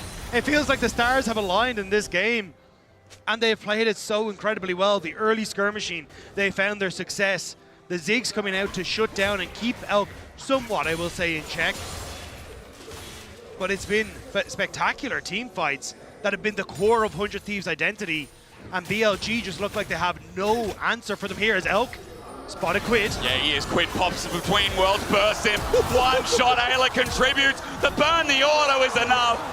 A bit of an overcommit from 100 Thieves, but who cares? They're so far ahead. There's a Cocoon, but On is also caught out. He repels up. He's looking for a target to get away. Bo1 has to command, but with that, he's sealing his own death warrant as well. The first LPL team is getting bodied by a couple of risky Thieves. There's a shutdown there, but meanwhile Knight has to flush away from Dokla, who's under a turret, who's destroying the best mid laner of the East right now. Flush away, no. Dokla just soloed Knight. 100 Thieves are in the base. 100 Thieves are about to take down BLG in China. Listen, there's nothing. The LPL fans are here to cheer on the first seed that they thought was the sure win. But then 100 Thieves show up after getting defeated by VKS, after everyone saying they're a failure of a team. 100 Thieves just beat the crap out of the LPL. 1-0. 100 Thieves will find themselves moving into tomorrow. Very few people thought that they could do it, but they have just struck fear into every team at Worlds. Raz, you shouldn't have flip-flopped. You were right in the beginning.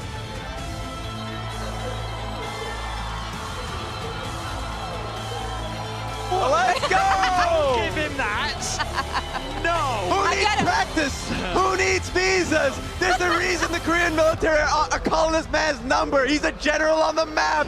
I mean, it's not so much that they win, it's that they're styling on them, Raz. Styling. It started with a mind control. What it was Ben doing, just tunneling through the turret, because guess why? It was better to die to the turret than die to Dokla himself. He knew it was coming. Verius is just having the worst day, honestly. Don't infect me with your European energy, all right? This is the worst day. You can smile. Oh my god, you can smile, 100 Thieves. You deserve that one. An eventful year. Swaps, visa issues, no practice. very in shambles. They do it. They take down the first seed of the LPL here in their first game. Oh my God! You thought the BLG would win too! No, there's no evidence to support this.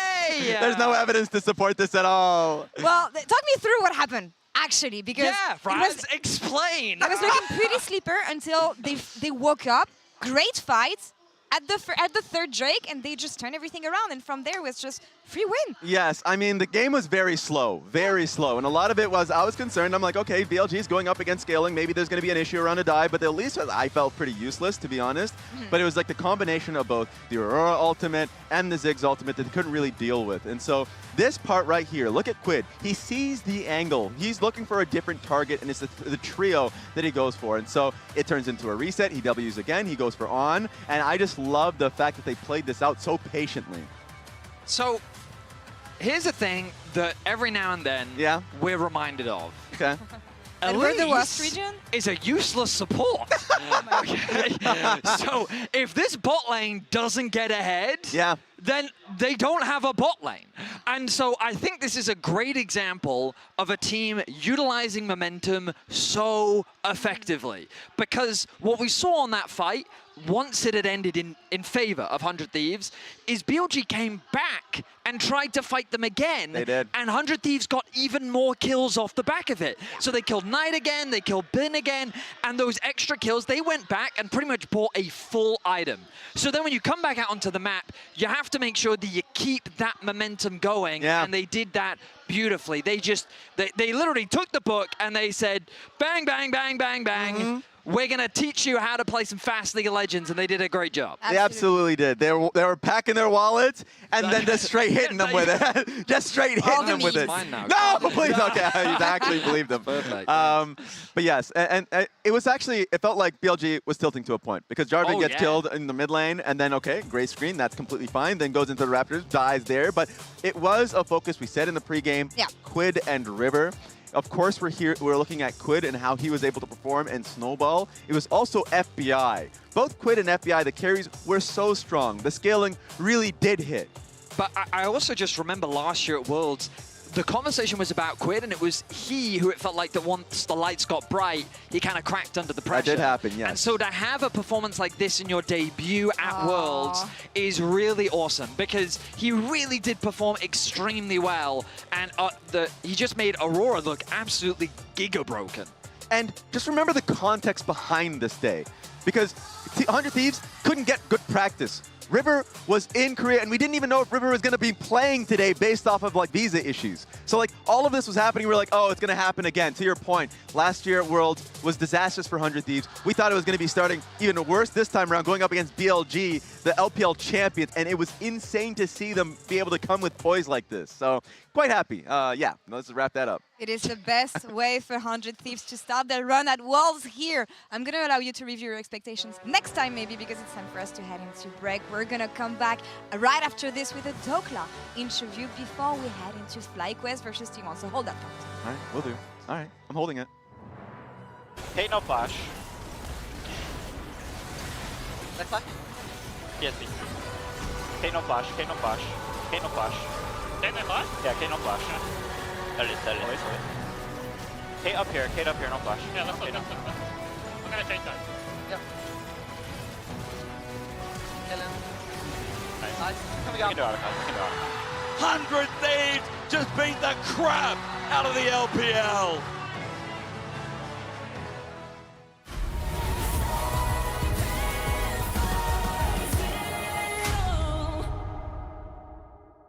The greatest players in the world are here. They can just burn this one down. Oh my God, forward by 9. You are going to see them like you've never seen them before. Rocket Will as the Arcane Storm doing so much work, and Gen.G, they are just going to ace them. 누굴 만나도 이길 수 있다는 자신감 정도로만 생각하고 있습니다. Gen.G, the EWC winners.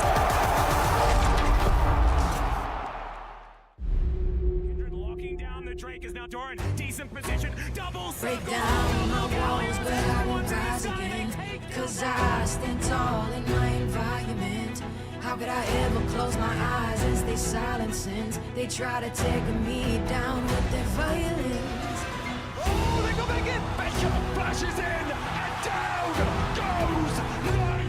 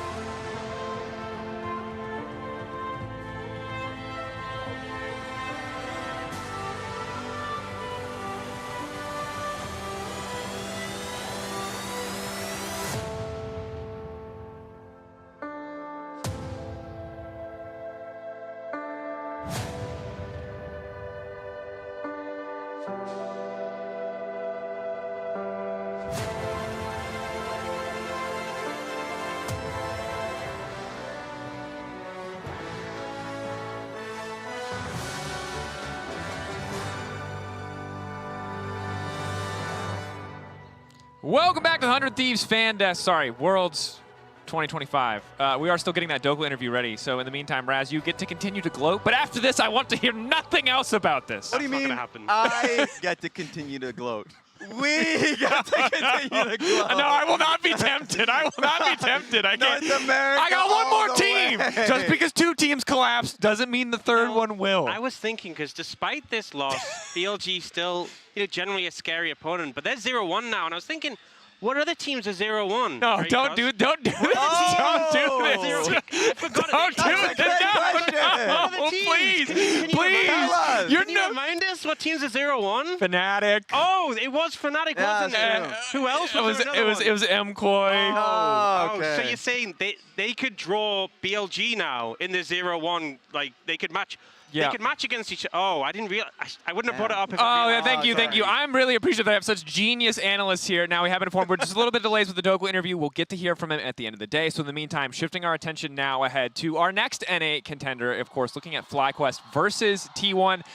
Fly, dominant. Very dominant, especially like in Split 3, but Split 2, of course, finding ways to come back into impossible situations within the finals against C9. Like, when they are ahead, they steamroll. When they're behind, they claw their way back in. A lot of the times, you're looking towards people like Inspired, who's had an incredible year, got Player of the Year within the LTA, but also I think Busio had a major step up in his performance. If there was a split-wide MVP, I think Busio would have been able to get it with his bar performance, so only can sing praises for this team. But that said, while they've been, close to taking down these LCK LPL teams, they've never quite been able to push it over the line. and they are going up against T1 today.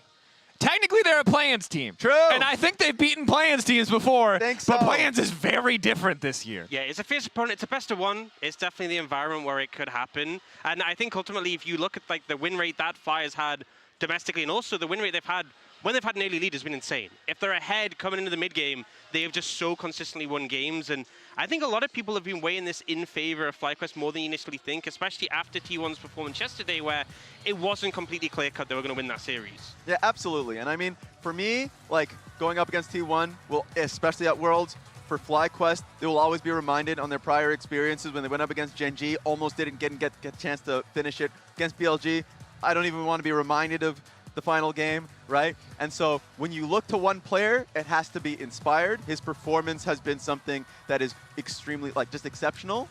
And I want to ask Ox, because you don't have a horse in this race, and both Raz and I have some emotional investment. Is Inspired just the best player in the West, from your perspective, someone who isn't always on the LEC or the LTA? I would probably say so. I think he's kind of, I mean, I think Worlds is a big test, right?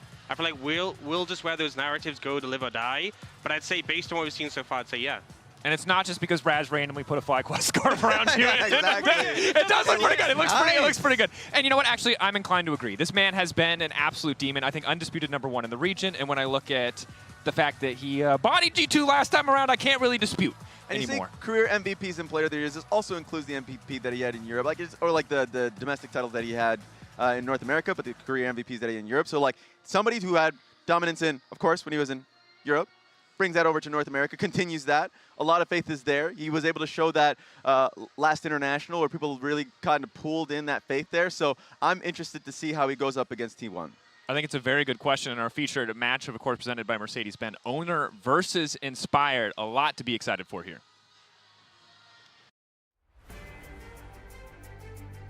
In today's featured matchup presented by Mercedes-Benz, FlyQuest Inspired faces off against T1's Owner.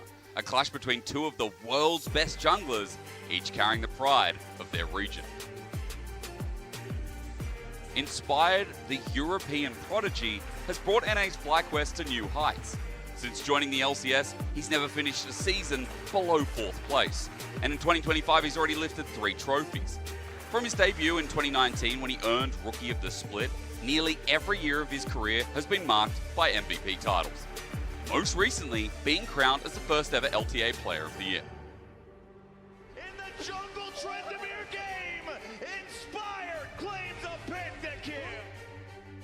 Standing across from him is T1's Owner, 2-time world champion and the reigning title defender. After their Worlds 2024 victory, T1 hasn't claimed a single LCK title, entering this year's championship as the 4th seed, forced into a high-stakes elimination match against Invictus Gaming. But once again, T1 proved that under the pressure of Worlds, they won't crack. And Owner will rise to the challenge over and over again, defeating IG 3-1 to secure their spot in the Swiss stage. FlyQuest and T1 have met only once internationally, at MSI in 2024.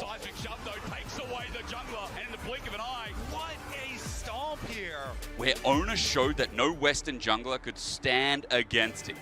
Now, both teams meet again on the biggest stage of them all. Which jungler will lead his team to victory? Inspired or Owner, the world's reigning champion?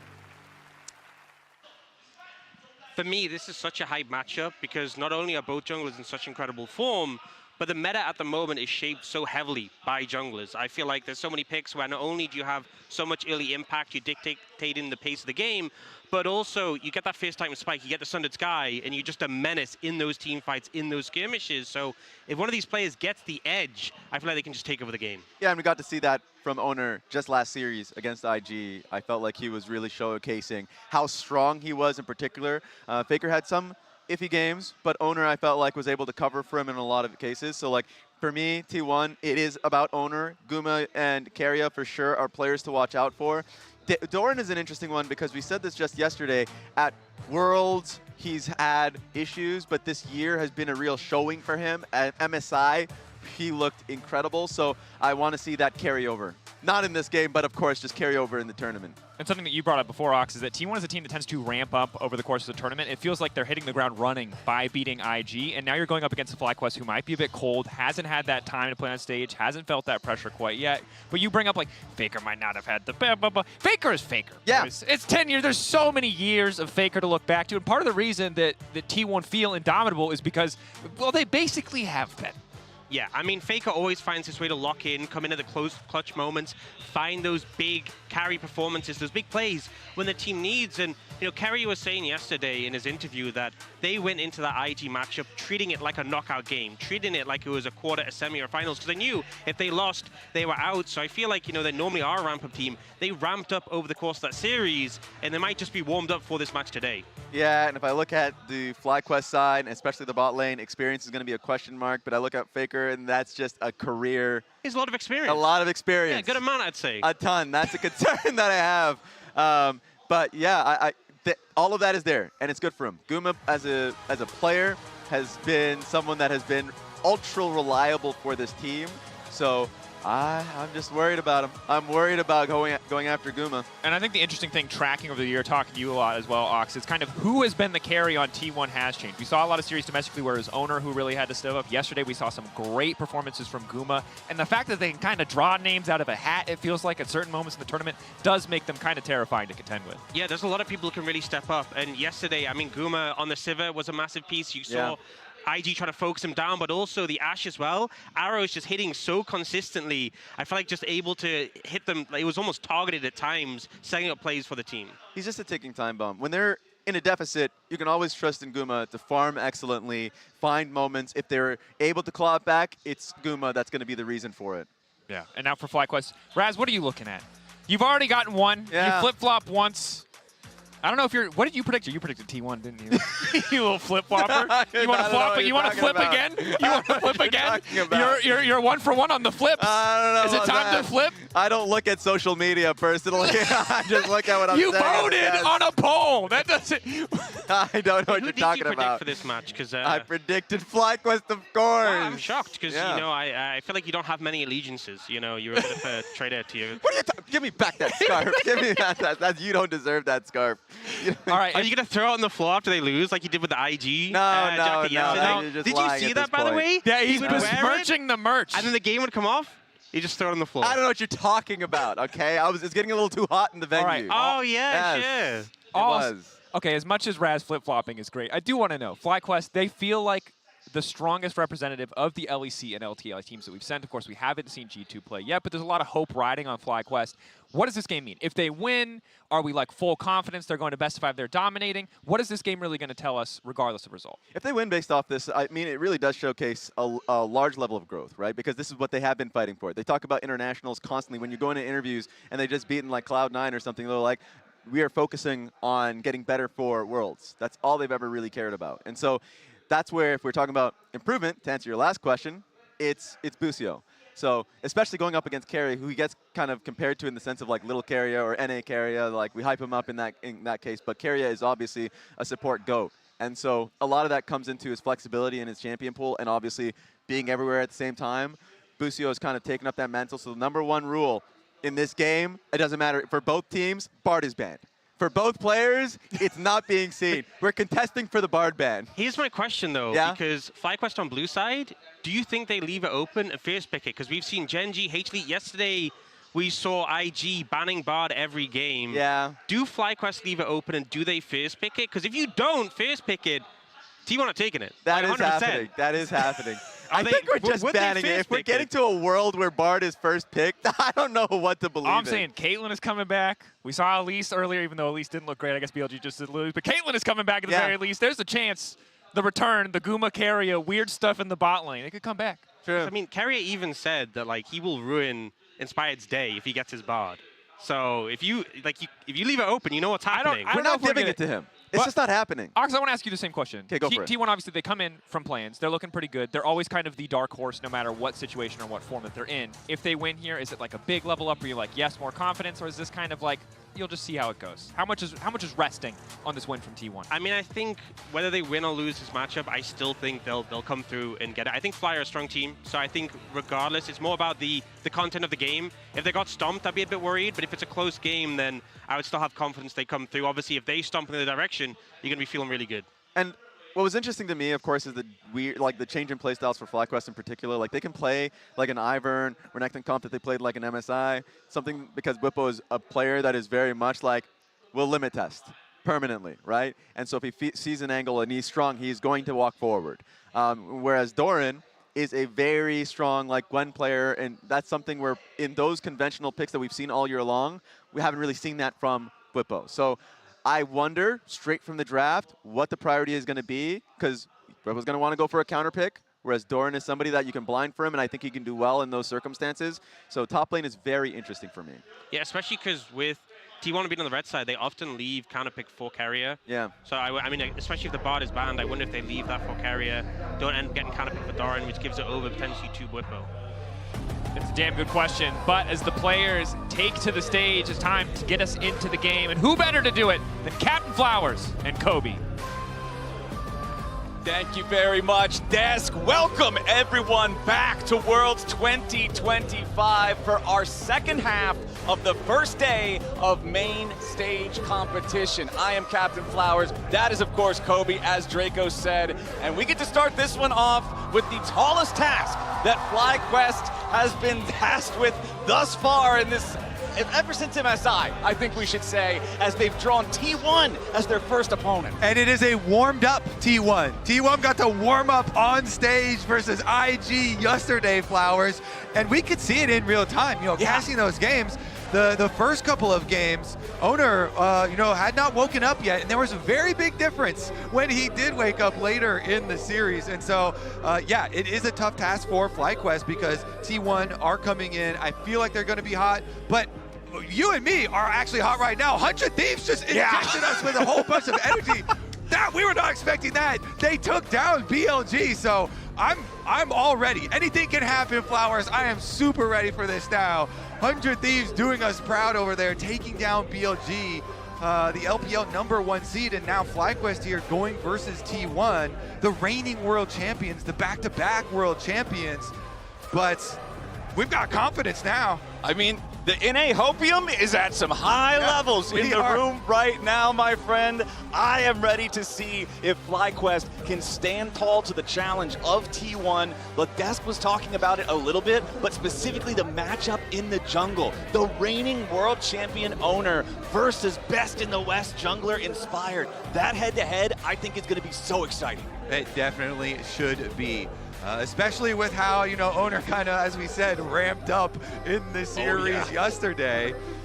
We'll see, because it involves a lot of supports too, especially, when we're talking about junglers, you're always talking about supports in the current meta. And something we also saw yesterday in the series was a lot of lane swaps, from T1 and IG, and supports like laning mid even. We had mid lane lane swap duo lanes from Mako and Keria, and so a lot of the spotlight as well with these junglers is going to be shared with the supports. Busio on FlyQuest has risen in stardom here, and his Bard versus Keria's Bard is one of the big Champ Select topics that we've had, because Busio is our mini North American Keria. Yeah, he's our Bard boy. He's our Bard boy. So since they're blue side, everyone's like, all right, in a best of one, would you really want to first pick Bard? Probably not. Maybe in like a Fearless full best of series, where then it's like, oh, it would be like Fearlessly banned for the rest of the time versus Keria, and then you wouldn't have to worry about it. Maybe then, but I don't think well, maybe, okay. It looks like it is at least going to get through from the FlyQuest side. They are not banning Bard, as almost all teams have done versus T1, so maybe they are considering a first pick Bard and take it for Busio. It's not banned at all. It's Ambessa, Vi, and the Caitlyn that we've seen a lot of priority on so far throughout the day. Banned out by FlyQuest. Other side going to be Azir, Orianna, and Yunara banned out by T1. Now, of course, we have the typical Bwipo Kai'Sa hover. This is not going to be the first pick. But let's see what they really do end up going with. I love this Bard question, but no, the Jarvan priority shines through. Yeah, maybe if it's like Fearless and you get extra value of it being permaban later on, then maybe, but not quite in a best of one. We'll stick to the Jarvan here, Premier Jungle. You mentioned the Caitlyn though, and we really are, it seems like, very quickly entering this Caitlyn meta. Yeah. If we're in Caitlyn meta, you do not definitely give Caitlyn to Guma Yushi. It's still going to be dangerous because Guma also showed, the buffs to Ashe were very real. The attack damage on level, and his Ashe was very good as well. So Guma's got plenty of champions in the current meta that look really good for him. And we're just going to go right down the normal jungle tier list here. And there it is. We have the copy pasta ready. Okay. Because Keria gave... What do you got for Keria gave one of those, quintessential interviews before this matchup. Sheep Esports interviewed him. We'll wait till they lock the Bard in. Okay, but the Bard is locked in for Keria. Yeah, we know they're going to. And Keria starts it off so nice. He's like, FlyQuest, they're a very strong team. Their teamwork is really good. They're one of the strong teams. Teams need to watch out for Inspired the most. And then he goes on to say, but if we face them, my Bard is the best in the world. If they let Bard through, Inspired won't be able to step on the Rift. So they let Bard through. Keria has the Bard now. And now Inspired's got to be able to still step on the Rift with Jarvan. They first picked the Jarvan, so... Okay. And we're also going to see the Kai'Sa locked in next to the Jarvan. We know Jarvan for those big explosive engages from a long way away. Who better to follow it up with than the AD carry that's built to dive alongside, and they'll also lock in the Nico right next to him. And since there is, a lot of Caitlyn talk going on right now with all the Caitlyn in the last couple of games, the other really successful one, and one that people already had their eyes on coming into the tournament, were lots of Kai'Sa comps. Kai'Sa is going to be strong. Dive comps are really going to be applicable for a lot of teams, and so FlyQuest are just kind of leveraging that. They banned the Caitlyn themselves, and they're saying we're going to go right into a Kai'Sa comp, and we're going to go right into Guma Yushi's Xayah and Keria's Bard.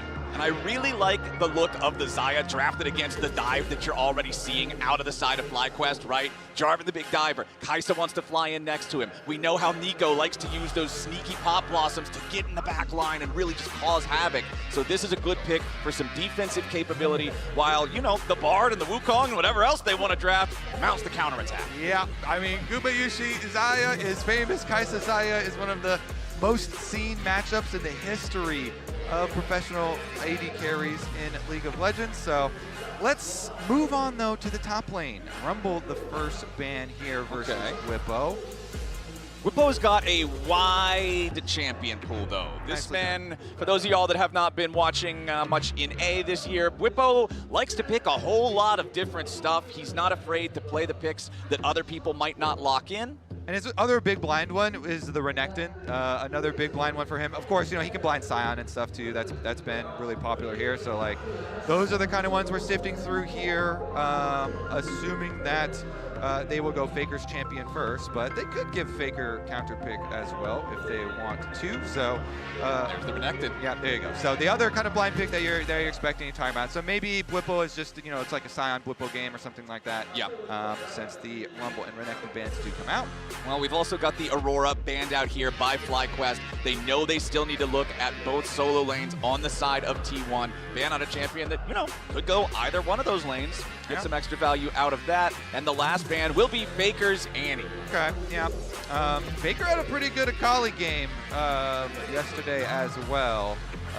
His mechanics were looking on point. He has some good burst combinations. So we'll see what they end up going with on the side of T1, but probably something that does look for the engages, does look for the flanks. That's kind of why FlyQuest banned out the Aurora and the Annie, two of those kind of premier playmaking ones. And it is going to be forced upon, Quad to also blind pick here into Faker. They're going to give Faker the full counter pick on red side for T1. And this is kind of assuming that Bwipo is going to go the Sion or something like that, so they pre-pick the Cassante, which can just play into whatever. Even if Bwipo goes an Urgot or something, maybe he goes for the Urgot execution, or maybe he goes for a Mordekaiser. Up there, he will. He does. Okay, the answer to the blind Cassante is the Mordekaiser for Bwipo. Okay, Whippo Mordekaiser. Let's see how it turns out this time. And what is Quad going to blind? Quad is basically always control mage. So him blind picking is not like the biggest issue for FlyQuest because they pretty much always have him on the safer.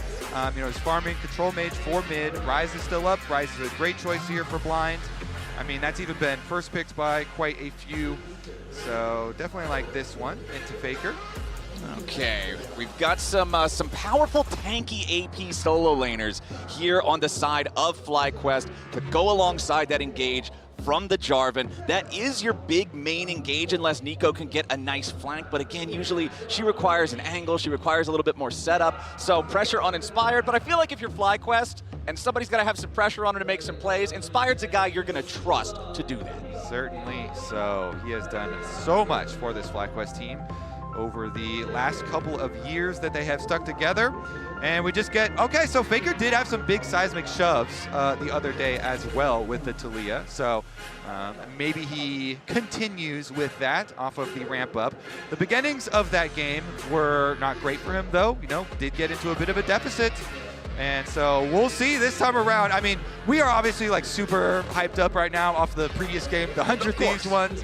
But FlyQuest here going into T1, this one is going to be hyped. Don't let the seeds fool you here as well. I was going to say, it's a little bit Don't look at us too closely. You come in, you think, all right, we're up against a number 4 seed. Sure, it's no problem. They're only the winningest organization in the history of the game. They're not only the only team with back-to-back Worlds wins, but with 2 different back-to-back Worlds wins.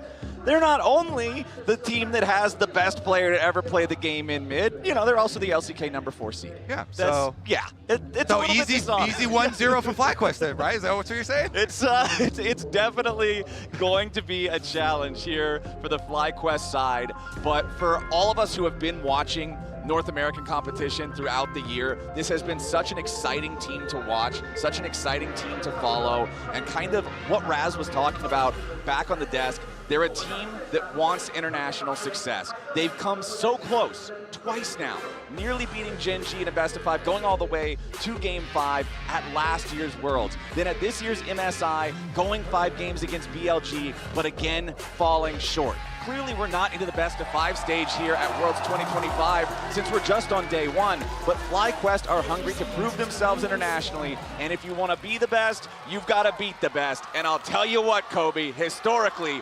T1 are the best.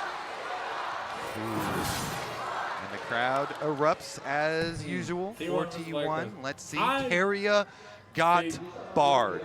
I don't think we'll say that a lot this tournament, Flowers. Probably not. So let's get it out of the way now. Keria got barred. It is into Busio. It is into FlyQuest. Let's see what FlyQuest's plan is here because definitely playing with fire. So we do have the Summoner Spellbook on the side of Keria and T1, but not on the side of Busio and FlyQuest. So Busio just going for the extra planing power, the extra little bit of damage there with the Comet compared to the utility that Keria will have throughout the game with the use of the extra summoners. Doesn't look like either side wants to do anything particularly creative here at the level 1, so minions are going to collide and we'll just get straight into laning phase.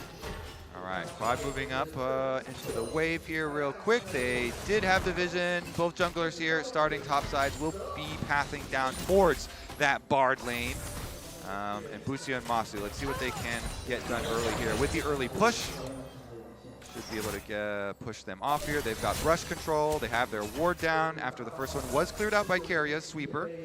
And so they're able to gain control of the wave though.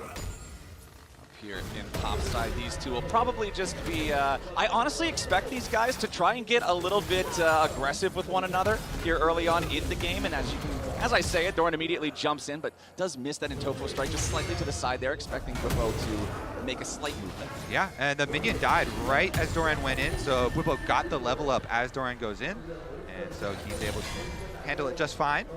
Okay, so talking about our junglers, because Wukong, we know, he doesn't have the greatest early ganks. He generally likes to power farm till 6 because he has no CC until then. Hold on, never mind. Maybe we can't talk about junglers.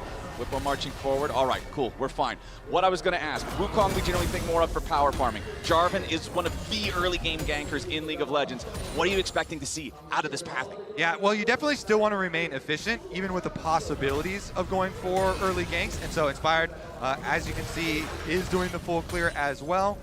Both of them kind of saving their buffs here, and so pick those up. And then, I mean, you can go for the mid lane pressure onto Faker and try and burn the flash early. Ryze does have good setup. Jarvan plus Ryze definitely can put pressure on the Taliyah. But the bottom lane, we do know this is going to be a big focus for both. So as you're pushing bottom lane here for FlyQuest, I want to see if Inspired actually goes for the pushing bottom lane bot side Scuttlecrab, because right now he's actually traversing to the other side. Yeah. And an owner's just going to be able to grab that one. It's because their bottom lane wants to go for their reset right now. So bottom lane playing for the reset, and easy swap on the Scuttlecrabs here does mean Quad should be hovering to the top side here where his jungler is. Good job by him. There we go. Doesn't want to give Owner the possibility of getting any sort of early damage. Of course, it probably wouldn't, threaten lethal or anything, but doesn't want to let him use any of that free time to get any damage, and so nicely done here. Good even trade so far, Flowers. Both of them just trade Scuttles and trade the wards onto Raptors. Very standard here. Is going to see the second clears and give everybody some calm information. Exactly. Calm being the key word. Nothing crazy, nothing unexpected here in the first clear for either one of our junglers, as Masu and Busio just continuing to have a pretty even lane state here against Gumayusi and Keria. Their wave is going to get the push after they take control over these last couple of minions, as Doran continually pushes Whippo in up here in the top side, but he's not really choking Whippo out of a lot of minions either. Honestly, all the lanes going pretty even. Yeah, congratulations to the GOAT, Faker, 300th international game, as you saw there, and doing just fine in the opener. Okay, a little bit of a catch there. Nice tangle barbs from Busio to put some damage onto Gumayusi as they crash the wave into the turret. Now Busio will be able to potentially look to clear out some wards or establish some vision, but no, instead just going to be another recall here. The double recall from Masu and Busio, just to make sure that they can get that purchase in while they've got the crash. And now everybody, rightly so, hypes up Bard roams, but Nico roams are huge as well. And so off of this early reset, it is going to be lane swaps for both sides. So they're honestly, with the tunnel making up the extra couple seconds, they're almost identically timed here. Even with the slightly earlier recall for the FlyQuest bottom side. So Magical Journey is good for them. They get out here a couple seconds. Bwipo even pulls the extra couple minions for Masu here, though, before he goes for his resets. Just leave those right there. So that is going to generate a slow push for FlyQuest. And let's see how they use this, because this is also going to mean the junglers are going to reset up to this side of the map too. Inspired here. Inspired actually heading out through mid lane. Instead of heading back towards the top side immediately. So keeping his options open, while Owner opts for the control ward on Dragon first before going for his delayed recall. And looks like they are just going to continue to keep the pressure. Yeah, early Earth Dragon being #1 here generally dissuades super early Dragon takes just because of the tankiness of that objective compared to other dragons.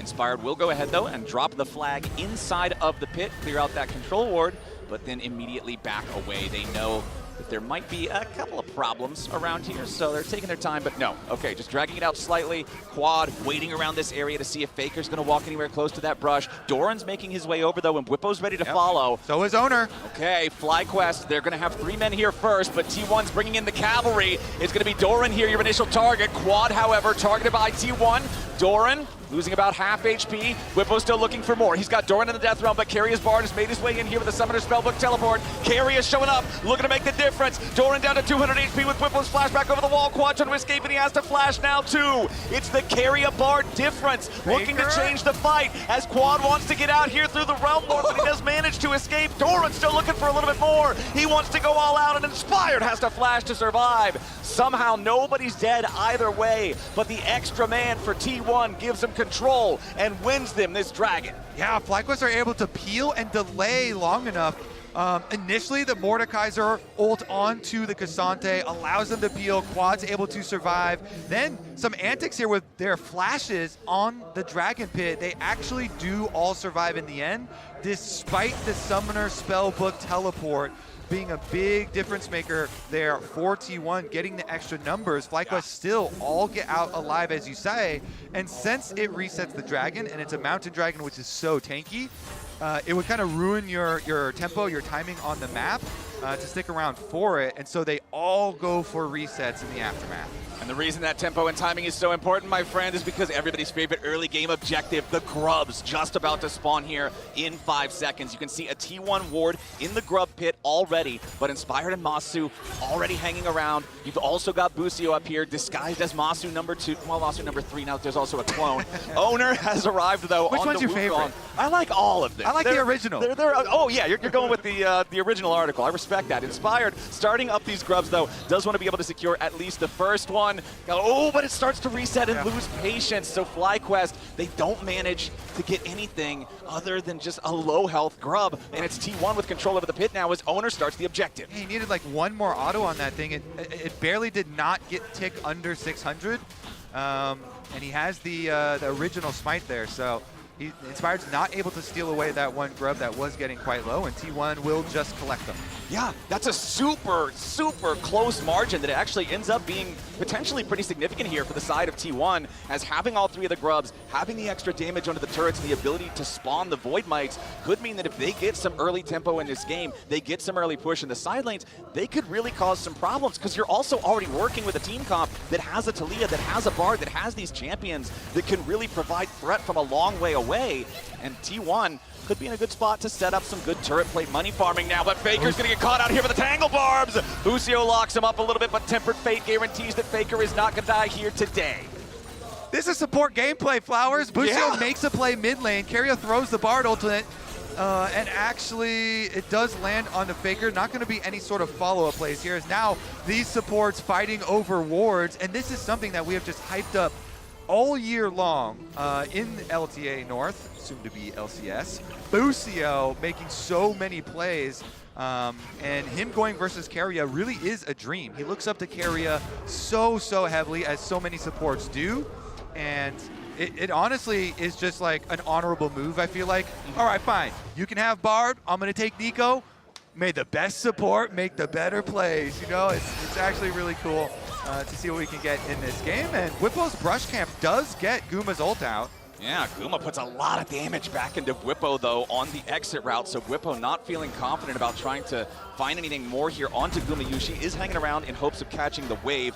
Quad versus Doran up in the top side in the meantime, as Busio ready to follow up here. Gumayushi now in some danger. The death realm has been unleashed, and Whippo's going in after the T1 AD carry. Gumayushi's about to get taken out, but he gets away on a magical journey.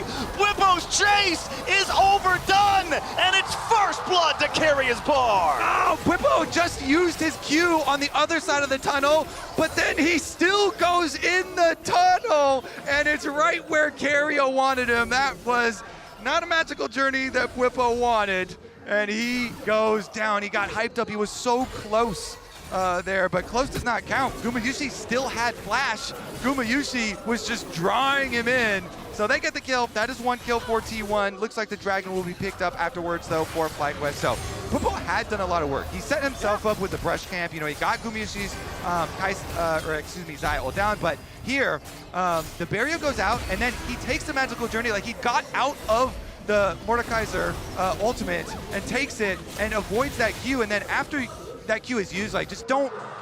You don't really have any more as Mordekaiser, right? That's your damage right there. So anyways, goes through, goes down, and it is 1 kill for Mountain Dragon, though. So Flowers, they do get something afterwards there for FlyQuest. But still, man, T1, you got to be sure when you go in on those plays. Gumayushi waiting until the last possible second to use the barrier, and it's just enough to save him from that last auto attack that Whippo was able to land. Then getting away with the help of Keria, you love to see it. And these hero plays from supports are just so fun to watch. And that's what you expect from, you know, the players on T1 on the international stage. Guma's like, yeah, I still have my flash. I'm chilling here. You know, you can get close. I'm not going to go down, though. I can calculate your damage. You know, I'm going to just be able to avoid this. And he does not panic under pressure at all.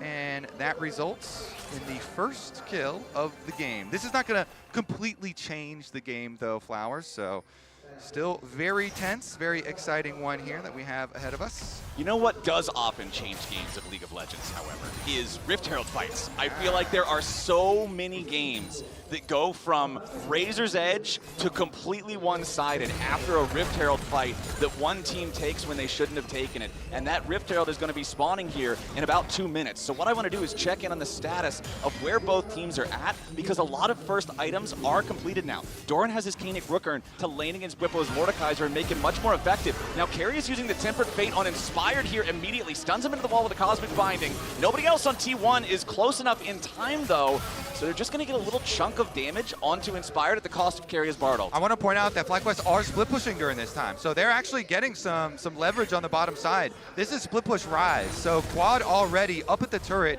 working on a turret plate for himself, pushing the minion wave in, and T1, they committed to that play on the top side with everyone. Owner's trying to make the most of it with a blue steal. Yeah, he wants to get it, but Inspired has the better smite. Now Busio using the Pop Blossom, tries to find enough, but instead he only finds his way into the grave. Another kill of it at T1 as Inspired has to try to escape with the Weaver's Wall from Faker. Wants to lock him up. Inspired wants to sidestep the seismic shove, but no way!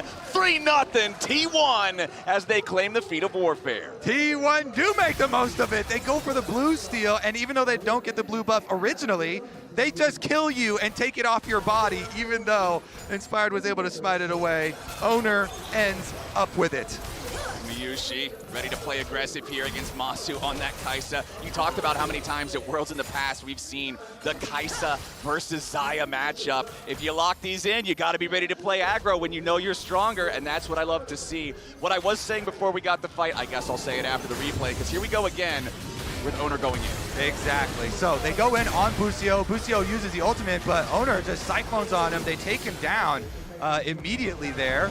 And then on the chase through here, Keria not able to hit the flash there with the Cosmic Binding, but Faker's got his back. Don't worry. Got the Seismic Shove here on Inspired. They get the extra kill as well. Okay, so 15 seconds until the Herald spawns. Both junglers got those first items completed. Masu versus Gumayushi here in the mid lane. Guma down to about 30% HP. Void Seeker knocks him down to 300. Masu, however, also losing his HP down to 400. Flashing away from the Tempered Fate, recognizing that would have surely been a death sentence if he gets caught in it and they can set up after. Yeah, really good stuff here from T1. You know, Guma setting up the possibility of Keria using the ult to burn the flash there. They trade heavily. Guma, once again, not scared. And in the end, Keria comes in. Bard ultimate for Kai'Sa Flash is exactly the value that you want. So they can make some repeat plays there now on Masu. Masu's got to be careful. So I want to go back to what you talked about in the draft, because you had the copy pasta from Keria talking about how FlyQuest is a good team, but if I get barred, Inspired's not going to be able to step foot onto the Rift. Well, we are 15 minutes into the game. The Herald is spawned. Yeah, Inspired's doing that right now, but he's 0-1-0. No plays made, while Owner goes for another one down here in the bottom lane, looking to maybe take out Quad, who goes for the Realm Warp to escape. Busio coming up to try to help him, but Keria is also here. Redemption comes down, and Quad is dead. Faker taking a kill on that one as FlyQuest want to try to find something else back. It's Masu moving forward, trying to cut off the escape from Keria and Owner, but they go on a magical journey and they're already getting away. FlyQuest are too slow on the move, and Inspired is caught by Doran as he tries to take the Rift Herald, and that's almost a kill, but Inspired gets away there as the third and Tofo strike won't connect. Now Faker looking for maybe another kill here on Busio. Whippo wants to help him. Tangle Barbs won't hit, but the flash into the Death Realm. Whippo wants Faker, but he is denied. Faker making distance, but ultimately shut down. Now Owner's gonna try to get away. The Mordekaiser post-Death Realm is very powerful, but he already used his flash. He cannot catch up. Busio wants to go in for the Pop Blossom, and he finds it, but he's about to die. Keria and Gumayushi on the approach. Whippo rooted up under turret. T1 pick up both. It's a 6-1 game. T1 in the scrap come out ahead again. And it all started with a really beautiful dive that they did on Quad. They kind of trapped Quad, and then Keria played it really well on Bard. He knows he's trying to Realm Warp out, so Keria camps the Realm Warp, and he uses his Spellbook Exhaust first. He does not immediately Cosmic Binding. He uses the Exhaust, waits out the slow, delays so that the rest of T1 can come help with the dive. Meanwhile, though, Doran here. And Doran working hard to defend this tier 1 turret. Inspired and Quad wanting to force it down. but they've only got it down to about 10% HP. They can't quite finish the kill. Doran holds the line, again getting backup from his team. T1 is so good at making sure that whoever's going to be under pressure has backup when they need it. And currently, T1 are just outplaying in a lot of these skirmishes. They're just outplaying in some of the scraps that they've had. You know, the jungle, invade on blue on the top side after they re-engaged it, speaking of. Okay, Quad being smacked around by Doran here a little bit, does not want to deal with that melee range Cassante. This is one of the problems with picking the Mordekaiser and the Ryze as the two solo lanes when you've already seen Cassante. The Koenig Rookern first item has so much value, and it just allows Doran to play so aggressively because the enemy mages can't trade back effectively. Exactly. I mean, that is a lot of magic resist stacking here for Doran. So it works well into both of the solo laners, both of the split pushers, as you are saying. Meanwhile, Carrier's going to go up there and lend Doran some extra support. I don't even know if Doran needs it, Kobe. Quad's already down, and that's a kill for the Cassante. 7-1 for T1. These guys are showing FlyQuest a harsh lesson here in their first game at Worlds. T1's warmed up, like you said. They already got their practice in. They are ready to go. They certainly are. A lot of these skirmishes, a lot of these side lane plays, even with Carrier throwing out some of these Cosmic Binding splashes. Doesn't matter, they still find the kill in the end. Oh, Carrie is just messing with him at this point. Busio jumping forward, looks for the pop blossom. Meanwhile, down here in the bottom lane, bit of a problem for Bwipo. At least they got the shutdown onto Carrier up in the top side at the same time. Bwipo wants to try to get one kill before he comes out of the death realm, but it's not gonna happen. The grasp can't quite find the kill, and that means that Owner survives, and it's more money in the T1 pockets, a 1-for-1 across the map. Yeah, and they're going to be able to push the wave right after that as well. Although FlyQuest did, in the end, punish Carrier having no flash on the Bard, Busio, Super Blast Cone, is able to set it up for Masu and Killer Instinct. That may be a small ray of hope there, Flowers, for FlyQuest. Getting the one kill onto Masu, getting some money here into the Kai'Sa. I mean, this is a dive, composition with the Jarvan, with the Nico, and the Kai'Sa. So maybe they can do some like side lane plays. After all, maybe they can make some picks to follow up. It is 2-item power spike for Masu. Having the Kraken Slayer, the Ginsu's very powerful together. Speaking of 2-item power spikes, yes, both of the items are fully built, but they're not both fully complete for Quad. Still needs 3 more stacks on the Rod of Ages, but does have the fully evolved Seraphs, so the Ryze is getting pretty powerful himself. Faker's Talia, however, still ahead in gold, 2-1-3 on that pick. Still deathless for Owner on the Wukong here too, doing very well into this Jarvan that, remember, was first picked for the side of FlyQuest and inspired the playmaker, right? The player of the year in the LTA. 0-1-0 on the Jarvan, has not been able to find those angles, not been able to find those plays in these first 20 minutes of gameplay. Yeah, I think a lot of them have been just team pressure from T1 and outperforming in the skirmishes, and now it's resulted in all 3 of these outer towers down, Flowers, so there's not a lot of room to work with for FlyQuest. The map is quickly going under T1 control. All right, T1 trying to force their way further into the enemy jungle, but the Realm Warp into the immediate Pop Blossom. It finds Owner, but nobody else. Now Gumayusi under a little bit of pressure here on the side. Inspired goes in with the Cataclysm, but Busio's first to die. Owner still trying to get away. Flashes into the brush to buy a little bit more time, but Acathian Rain gets him. T1 still got more men. Quad in the middle of everybody, and he's cut down by the blades of Gumayusi. Whippo's in the death realm for a little bit longer. He'll take out Carrier, but what about afterwards? There's no way to survive a triple kill for Guma, and T1 team fighting takes them down. Masu's still here, but the rest Not of the team, so long. The rest of T1 are going for the Otacon, Masu going for the execute. Yeah, or getting for the escape. Yeah, maybe he can get away, He's actually. good. All right. Well, as long as he doesn't greedy recall and get stuck somewhere. Yeah, he's chilling. Meanwhile, the Otacon, as you can see, being taken by Faker and Guma. It is a little dicey, but you can avoid those spells pretty easily. Just stick in towards the center. Oh, you can hear the reaction from the crowd. It was close. Doran nearly finding Masu on the escape there. But that is Otacon secured for T1 after this team fight that kind of went a little bit crazy. Okay, so FlyQuest aside, you know what? This is our moment to try and make a counterplay. They have overcommitted into our jungle. Let's Realm Warp. We try and do Realm Warp, Nico ultimate. It does catch Owner, but that's it. And they get the Carrier kind of delay ultimate here.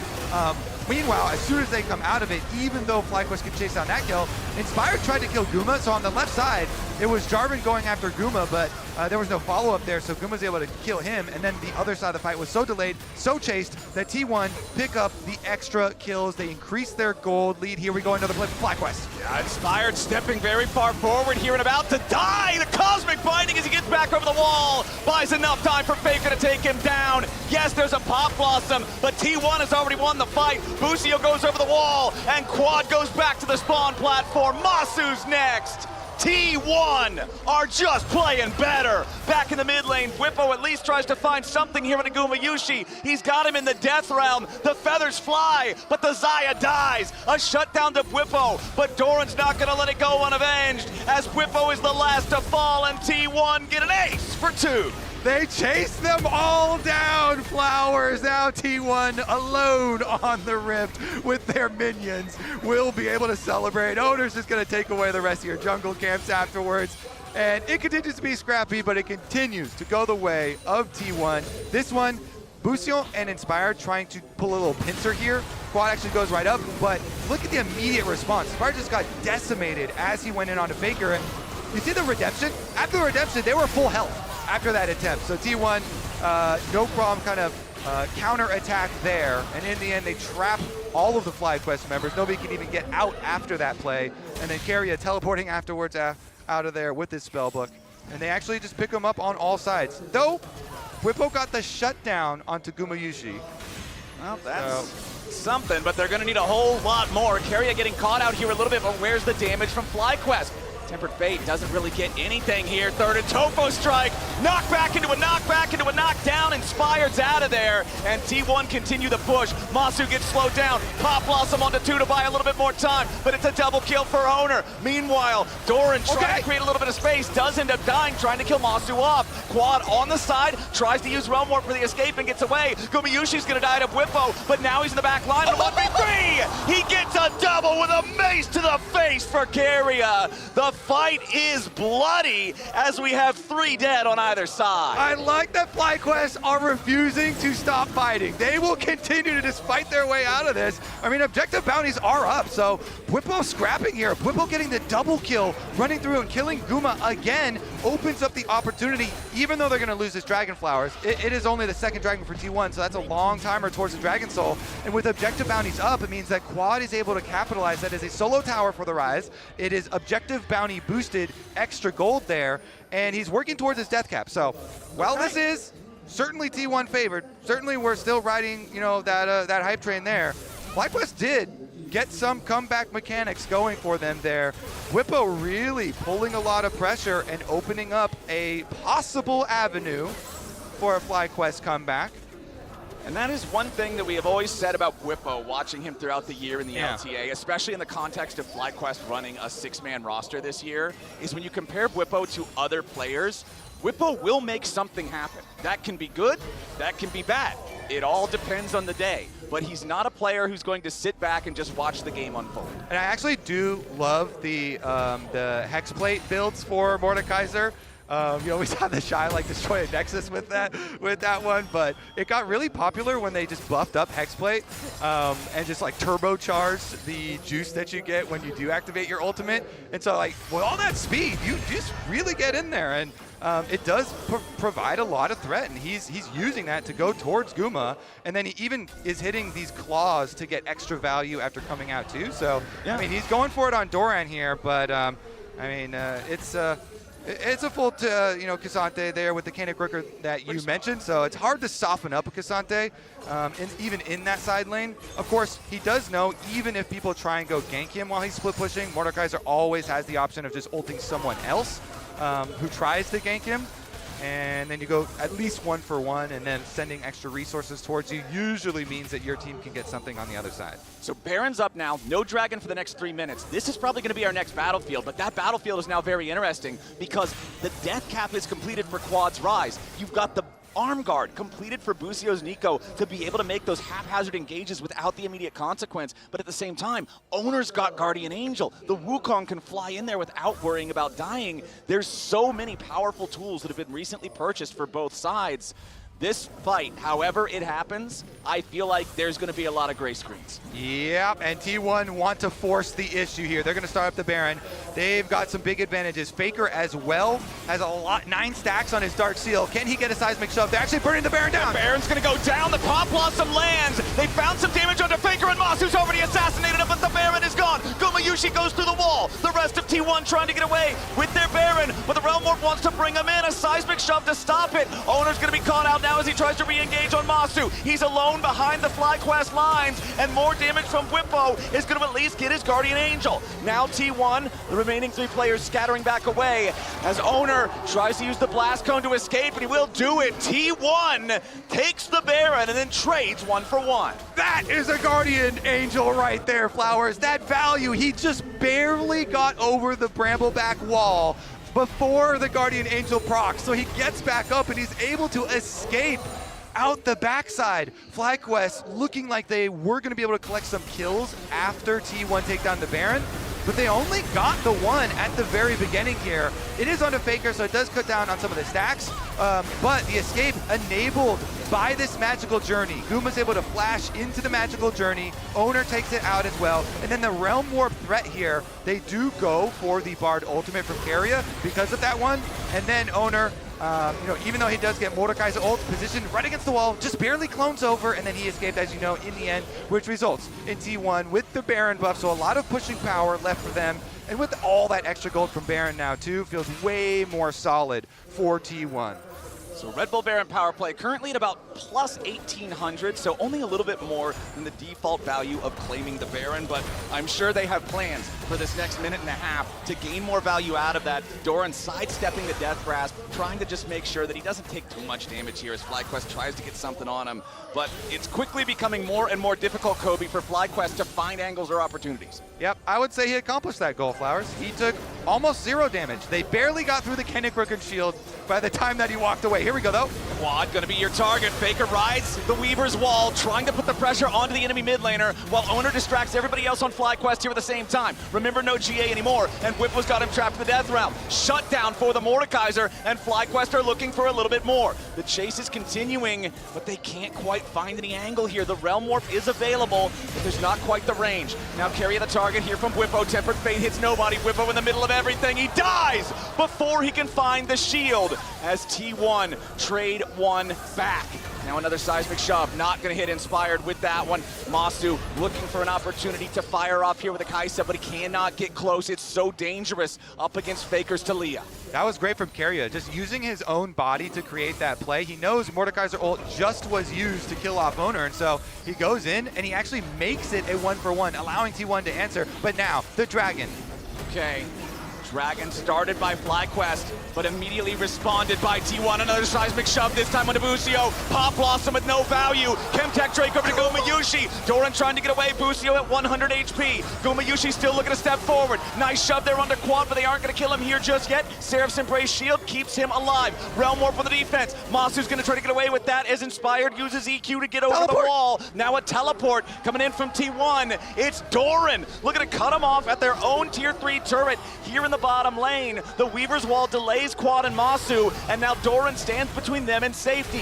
Whippo's trying to help out his team as Quad looks to turn it around. They found a route on a Faker, and Quad takes him out. FlyQuest continues trying to get away, but Owner has arrived. His clone Cyclone kills Inspired, and Quad barely gets away over the wall. Owner's still looking as Whippo has to flash. Masu continues to run on the third, and Tofo Strike doesn't hit, but T1 still has the push. T1 chasing them across the map, and now they're inside the base, Flowers. Finally, 24 kills to T1, and they will be able to take the inhibitor.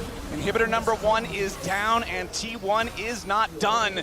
Mid lane tier 2 turret, the next target here, as Doran's just going to step forward, start putting the autos into that one.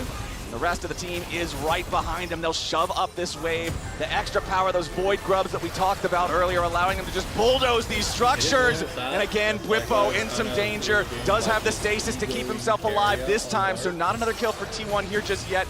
Tier 2 turret remains alive as well. Lucio taking a decent little chunk of damage there from the Blade Caller. But again, man, every single time it looks like FlyQuest might be getting something. T1 gets something back. Let's take another look at how everything happened. How Guma is able to lay down some feathers and take the dragon. So Faker spaces Busio really nicely, by the way. Inspired tries to slip back in, but Guma stole yesterday dragon with Yunara. He steals one with Zaya this time. And obviously he's done it with Varus. But anyways, back to the actual fight there. They started out with really nice spacing on Busio on the, well, let's take a look at this one as well. Keria able to find him on the backside. We didn't get that one, but that's a nice little support versus support action there. I guess punishment for letting me have the Bard. And then that was a really fun call out where you talked about the super blast cone actually hitting Inspire into the clone that was already spinning to finish off. Yeah, that was wild. Just needed a tiny bit of extra damage, and it was like this ping pong ball that goes right. Some Beyblade action. I have no idea. I don't think I've ever seen that before, but that was cool. It is a 6,000 gold lead still for the side of T1. Gumayushi securing that last Drake with his Blade Caller also means that they are on Soul Point. 2 minutes from now, they'll be able to fight for the Soul, and FlyQuest are going to feel compelled to try to defend it. But before that, just 15 seconds until the next Baron spawns, and it's T1 with immediate control over the area. FlyQuest want to step forward here, but Doran's doing a great job being the space creator, being the one who prevents anybody else on FlyQuest from stepping forward towards Gumayushi, towards Faker, towards anybody. And FlyQuest really have to pick their moments carefully on how they want to step up. Busio clone walks past the control ward. No seismic shove to find any value here just yet, but the Baron is spawned, and T1 is ready to start it up. Doran and Keria are going to be running interference, and Oner and Gumayushi just melt this thing. Weaver's Wall won't allow FlyQuest anywhere near it, and T1 has already claimed the objective. Now Whipple's got to try to stay alive. Pop Blossom finds Faker. Gumayushi's already killed Busio. Masu flew into the back line, but he crash landed, and T1 tears him apart. FlyQuest thought they could take that fight. They thought they had to, but T1 would not let it happen. It's a clean ace, and they're on the game-winning push. Yep, Keria takes care of one tower for his second, and the rest of T1 arrived to finish the job. FlyQuest had a tall task, and they could not stand up to the moment. T1 prove why that number 4 seed title isn't what it seems, and they'll smash FlyQuest in this game. They are warmed up already. T1 here, action-packed, another action-packed game from them, 29 kills, this time just for T1 themselves. Faker, Talia, stacking up quite a few. We got a fun one. I mean, we didn't think many teams were gonna give Keria a Bard. FlyQuest decided, you know what? Let's try it. It's a best of one. Well, Keria talked the talk, then he walked the walk. Desk, what do you guys have to say? To be honest with you, we were ready to talk about that jungle matchup, but I think we have to shift focus and perhaps start with a very simple game of Hangman. Now, you only get one guess, Raz. Come on, but Raz, there's you a can do very this. important letter, which the audience will see shortly is, yeah. I mean, the house loves T1. And I think that a lot of them would probably know the answer to this particular question. It's not that We have difficult. a B, a blank, and an N. A B, a blank, an R, and a D. Bin Bard? No, Bin Bird. Bin Bird? You think the Zaya was the Raz, you problem? had one job. You had one. You think the Zaya was? I mean, he was pretty good in Zaya. Guma had a great Zaya game. Come on, one more. You can get this. You can do this. Ben Bard! That's right. That's right. Yeah, okay, yeah, finish that off. Look, yeah, like a Dungeons & Dragons charisma check. It was all about the Bard. No surprises there. But before we take a look at what Keria did, because it was, destructive and embarrassing, let's talk a little bit about that jungle matchup. The Wukong was doing a lot of work there. I feel like Inspired was quiet in the early game. You're looking at him like he has to provide the answer as to why Inspired. This is you. You need to answer this question, brother. It's a tough competition. You're going up against the best, and that's the reality, right? So he's not going to save you. Say it, please. Just say it. No, just say it. I'm just gonna look smug. Oh God, you do that all the time, though. We literally put that in Ox's contact. He just comes in onto every desk, the LCK win, it looks smug. Yeah. That's his job. Honestly, He's been training. So he gets paid the big bucks. Yeah, I mean, Oner had an incredible game, and I feel like it's just been tough to... Anytime he was starting an objective, I think T1 did a great job of being able to collapse and make it really tough for Inspired to play his game. And yeah, you're right. You made a good call here. It was a Bard spectacle. I mean, this one, the synergy between Guma and Carrier, Guma in the Death Realm, Carrier with the portal waiting, and Guma knowing where to go to be ready for it. Clearly the communication's working so well for them. Well, we even checked the player cams. Carrier is looking at his screen to make sure he puts the portal in the exact right position, so when he comes out, it's just an easy right click. And I feel like so many of the plays in this game were on the back of this Bard. You know, this one, I think, absolute masterclass. We get inspired dashing out into the double stun. Then we see Masu comes over. Oh, I want to join the fight. Okay, little timeout. That's completely fine. Stunned immediately out of it. It's just devastation. And I feel like, look, Busio is a fantastic Bard player.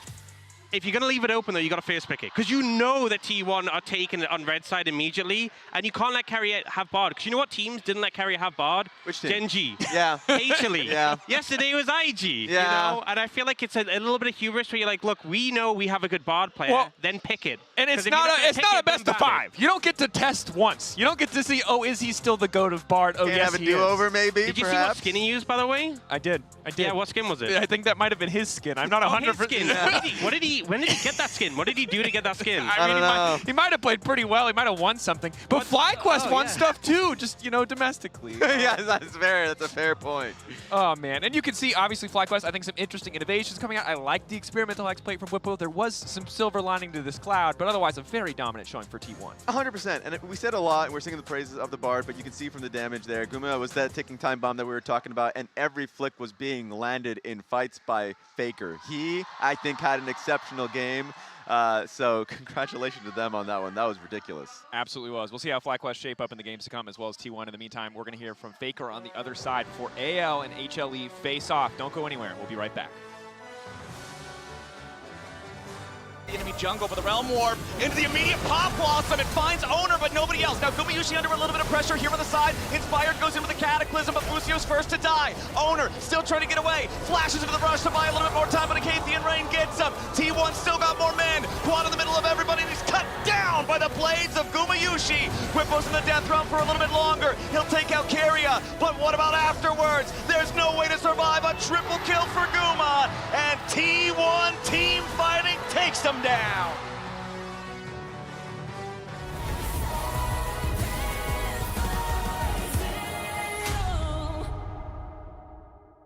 All right, guys, I just landed in China. Let's go.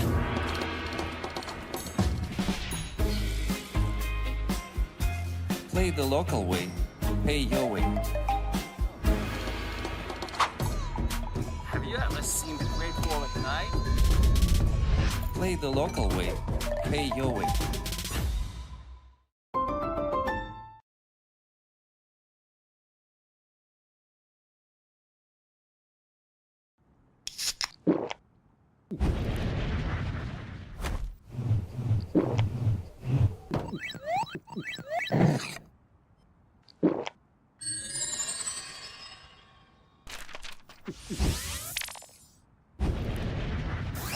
Red Bull gives you wings.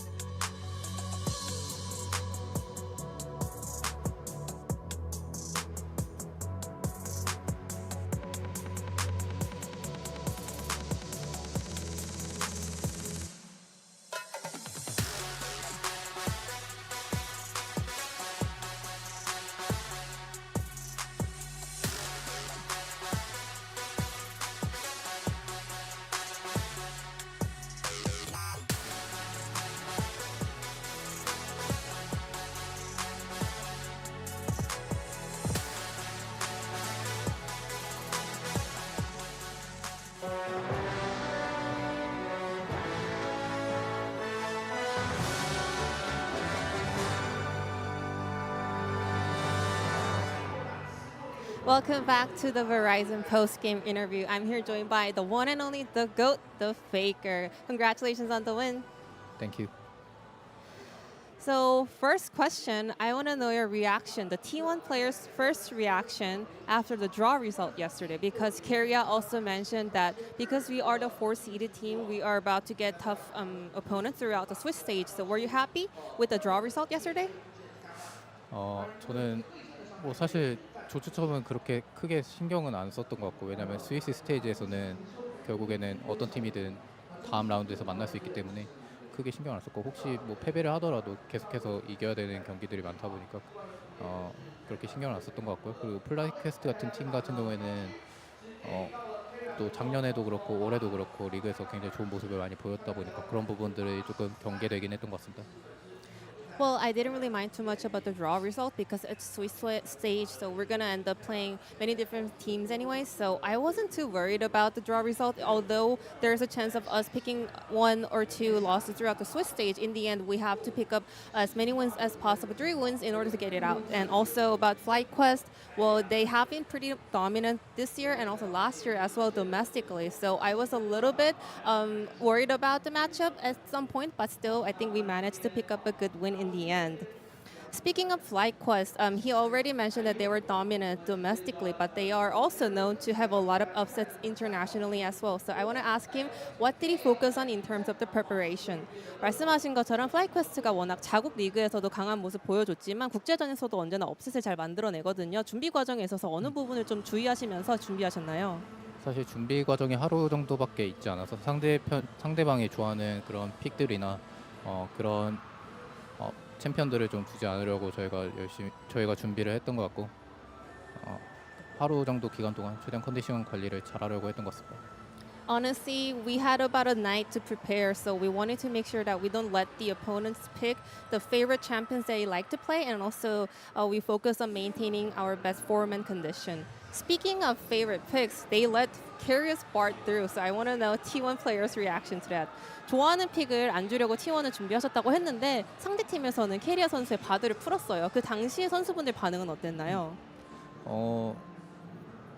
솔직히 요즘엔 좀 많이 밴을 해가지고 예상을 하지 못했었는데, 또 캐리아 선수가 워낙 바드를 잘하니까 또 믿고 팀에서 픽을 하자고 얘기를 했던 것 같습니다. Honestly, I didn't see it coming because recently a lot of teams have been target banning Bart, but it was let through, and we have a huge faith in Curious Bart play, so we wanted to give him a go. And this is Faker's 10th Worlds. Your 10th World here in 2025 have hosted in China. What does this 10th Worlds mean to you, and how would you like to look back at your legacy of decade? 뭐 10번이나 월제 왔다는 게 사실 뭐 그렇게까지 신경을 쓰고 있진 않았는데 또 들으니까 또 오래 했구나라는 생각이 드는 것 같고, 그만큼 또 응원해 주시고 축하해 주시는 팬분들이 항상 계시다는 게 굉장히 감사한 것 같습니다. 그리고 10년을 한번 돌아본다면 좀 어떤 소회가 드시나요? 많이 했구나. 네. Honestly, I was not aware that this was my 10th Worlds, but after a lot of people mentioned it, I kind of realized, whoa, I've been out here for a long time, and I'm really, really grateful to have so many fans always supporting and celebrating my kind of records and milestones together. So I asked him one more time, so how would you like to look back at your 10-year-long legacy? He was like, whoa, I was out here for a long time, and that was it. Thank you, Faker, one more time for the interview, and I'm going to toss it to the analyst desk. Thank you. I love everything about that. It's just another year, bro. What are you talking about? Yeah, it's a year. Been a long It time. just keeps going. That's why he's the GOAT. Put the trophy in the bag. You know? Yeah. And there is a Chinese saying about Faker, Chinese comments about Faker, talking about he is the tallest mountain of League of Legends, and he is the longest river of League of Legends. Yeah. I mean, it feels like he's pretty indomitable. Welcome, Huainan, from the LPL broadcast. A caster who I'm sure... Dude, I'm sure you're popping off, although I'm sad that I don't understand Mandarin. Raz, is he good? I know He's you're damn good. He's damn good. We got one of the best casters in the biz from the LPL broadcast. And who better to introduce us to this AL lineup than you? And especially, we want to talk a little bit about that jungle position. Okay, the jungle position. I think Tarzan is a good player. Also, the Peanut is a good player. And the junglers of this matchup is just so crucial today. Still, I need to calm myself down because of the BLG slots.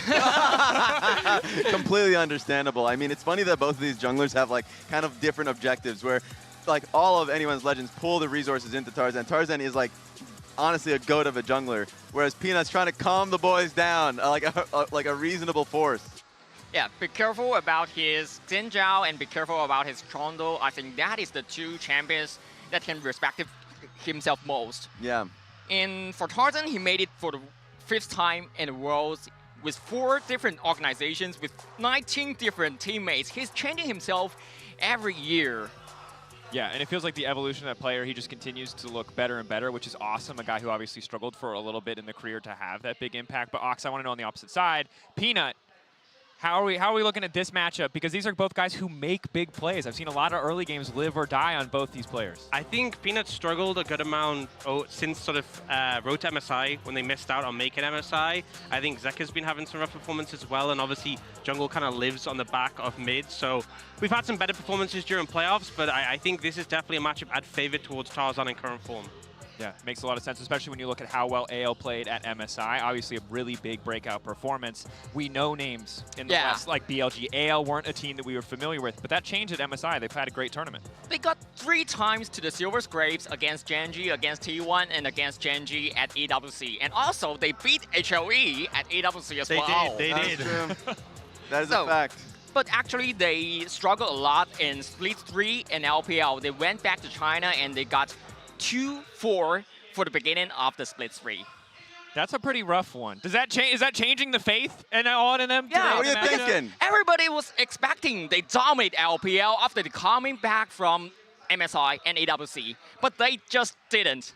So why do you think they struggled so much coming back? What do you think went wrong? I think it's mainly because of Shanks. If you don't dominate the mid lane, you just can't dominate the lane with their playstyle because they need to invade the jungle, and that really need the mid prior. Yeah, it's interesting. Obviously, when you have that dominant mid lane, it makes it so much easier for a player like Tarzan to really pop off. Ox on the opposite side, HLE, a team that showed up at first stand, and then we kind of saw that high, and they haven't really gotten back to that high. So what should we be expecting when we look at this HLE lineup? You know, it's been an inconsistent year. I feel we've seen them at absolutely massive highs. First stand was a huge achievement for them. After that, we were thinking, hey, this swap has worked out so well. This is the team to beat for the year. And they continued that high up until that Road to MSI qualifier where they suffered a rough defeat. They suffered a really painful loss to Genji where they got reverse swept, and then they got swept by T1. They sort of had a resurgence during playoffs. They did end up losing in the final to Genji, but we've seen a bit of resurgence in form. I think for me, the main character has really been Viper. There's been so many games where he's been that defining force. We sometimes called them Viper Life Esports again because when the team was struggling, it was about that carry position, which is funny to me because so much of AL is about Tarzan, so much of HLE is about Viper. It's that Griffin reunion tour sort of thing going on. Definitely is. A Viper, obvious player who's no stranger to the LPL and these kind of matchups. But I do want to check in with the fans. Let's see how they voted. At MasterCard GG on X, the MasterCard fan vote. They're calling the match HLE 77.1. What is that? Why not? What I do you don't think they know. They just don't know AL yet. Yeah. Give them some time. Yes, 3 months ago, AL just beat HOE, and now 3 months after, they thought 77%. Ox, you're the LCK representative. How Delulu is the 77%? Is it fair? I don't think that's. I think it'd be a lot closer than that. You know, I think even me, who's LCK biased, I'd say like 60-40, 55-45 is a bit closer. Any final thoughts before we get into this match? If anything you want people to look out for on the side of the AL? Fighting AL. Honestly, Let's that's go! enough. That's all we need. Let's send it back to Flowers and Kobe to get us into this absolute banger.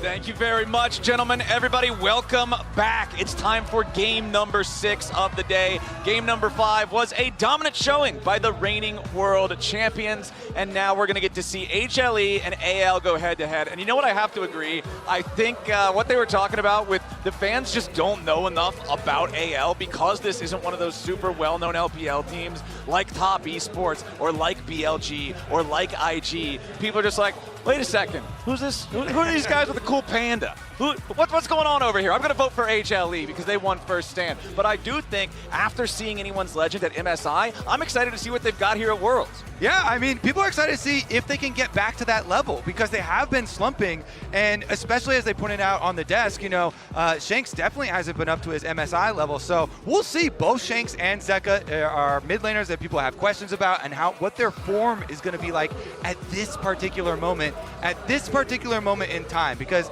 that is what matters now. You know, it doesn't matter what happened 3 months ago either for these teams. It matters how you show up on the world stage at the moment here, and I honestly agree with them too. I want to see a lot of fighting. I hope that we get a lot of action. Best kind. You usually get a lot of fighting and a lot of action when you watch AL games, so I think that we will continue on with that. And for me, of course, I am jungle biased, but the jungle matchup is just so good. I mean, Peanut is in his last year here. He's going into military service after this, so you know, so many emotions there. He's been playing for so long, such a legacy for this guy, and he really is. He can be such a really big playmaker. On the other side, he's playing into Tarzan, who can be a big playmaker and can carry games and be an actual jungle carry. So it's a very interesting clash of styles here between the two, and a lot riding on it for both of them. All right, let's get into it. Let's see what we've got here between the LCK and the LPL. I do believe that is a typo there at the top, and HLE is LCK number 2. Otherwise, I think Gen G's gonna have something to say about this.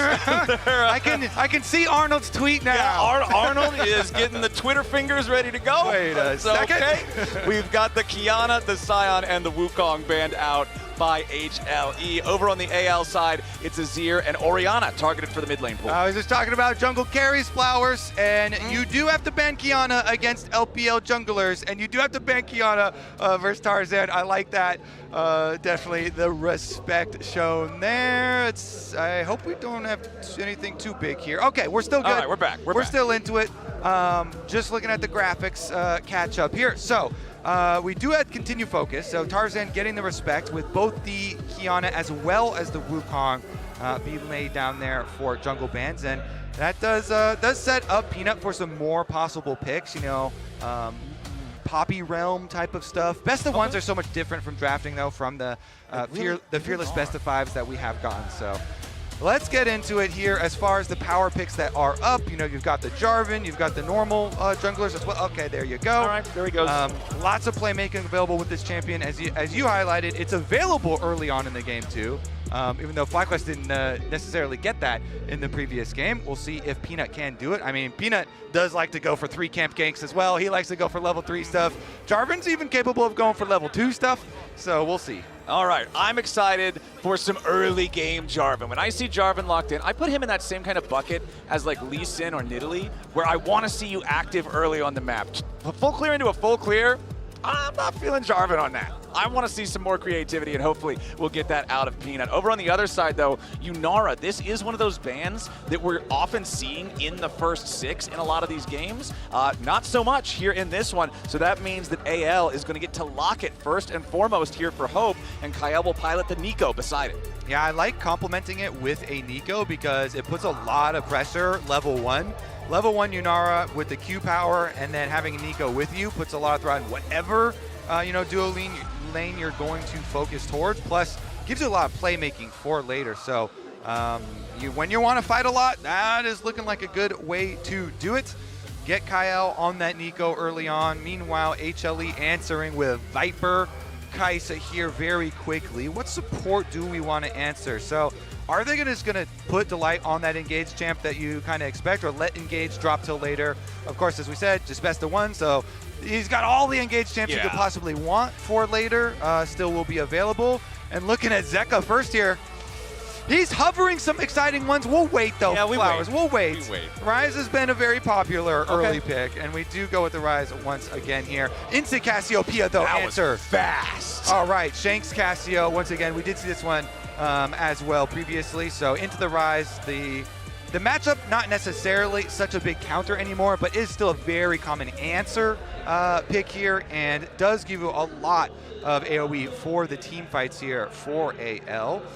Let's see as we look at the top lane, though, because that one is dropped. Do AO want to ban out some Delight champions for bottom lane, too, since they could whittle down here on the possibilities to pair with Kai'Sa? Yeah, you think the Leona-type stuff with the Nautilus and Rel options here, but it is going to, whatever it is going to have to play into the Nico lane down bottom, so which does complicate stuff. Okay, Xin Zhao banned away here, one of those very popular meta junglers, despite the fact that he can play a more facilitatory role. If he gets ahead, he can also carry pretty hard from the jungle, and that kind of goes along with what we were talking about with Tarzan being a man who can really carry from the jungle, so taking that out, not super surprised to see, as what is our last ban of the draft going to be here for AL? I mean, Tarzan can literally play anything, so it is hard if you're like trying to target Tarzan. You got to cover a lot of bases, so you know, they don't want this in because the Xin does bring a lot of structure to the fights and is problematic to fight around with the ultimate, buying so much time and kind of forcing you to commit in closer, and they don't want to have to commit in, you know, closer when you're playing into Cassio and Nico. Yeah. It provides like, you're like, well, we want to like, you know, it's a trap. Can't really deal with the Xin as well as the Nico Cassio as far as these team fights, and so they do take that one out. All right, throwing out the Vi as well for the point and click. That is 4 out of 5 jungle bans for the side Tarzan's of pretty HLE. good. Yeah, turns out when you're up against this guy, you want to put some priority on that. But I do want to see what they lock in here. I would expect this to be their jungle pick so that they can have counter pick for the top lane there on 5.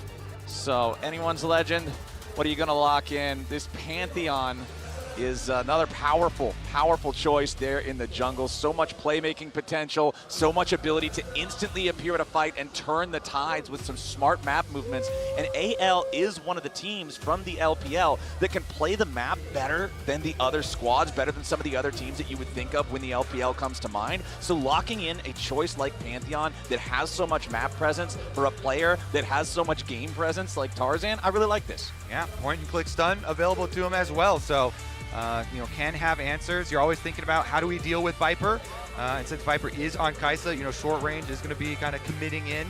Then having some point and click helps out as well, in addition to the big AoEs of the Nico and the Cassio. Delight Alistar, always like that, and it's always a delight. Good little combination. Sorry. Shout out with to the Kai'Sa. You know what? I was just thinking, I've been missing Freak. You know, we'll keep him here in spirit. We talk to him every now and then, a little recently, but nice to have some friendly reminders. All right, so we get the blind Cassante. Okay. What is it going to be here, Flandre? Cassante working well, of course, into a lot of different matchups, generally super favorable into anything that's going to be a tank, since you can just become a tank normally, and also not a tank later on in the game. But Jax, also a pretty common matchup that we've seen historically into him, but Rek'Sai with the obnoxious top lane healing, that's going to be the choice instead here for Flandre. This powerful just meatball that will not go away or die. So tricky to catch Rek'Sai and punish her. All great points, Flowers. You know why I love Rek'Sai? Because you get to dig tunnels? Well, no, because at this tournament, we have seen the Shy on Rek'Sai, and we've seen Bin on Rek'Sai, and both of them have trolled tower shots and given away kills. With digging tunnels. With digging tunnels. And so I love the comedy of Rek'Sai at this tournament, and I want more of that. If there's one thing I love, it is League of Legends. If there's two things I love, it is League of Legends and comedy. It's funny. Funny inters, funny deaths. All right, well, we've got the Rek'Sai. I hope we get some more of them. So let me ask you then, and you're not allowed to factor humor into your answer. Which draft do you prefer? Excluding Rek'Sai? You can't say No, it's excluding Rek'Sai funniness. You cannot include that as a factor. All right. Well, in that case, I like the HLE side of it. Seems like it is going to be pretty straightforward and easy to play. A lot more straightforward to play. But AL, let's see. I want this one to live up to the combined kills per minute stats hype, the bloodiness hype. I want the action to deliver as promised.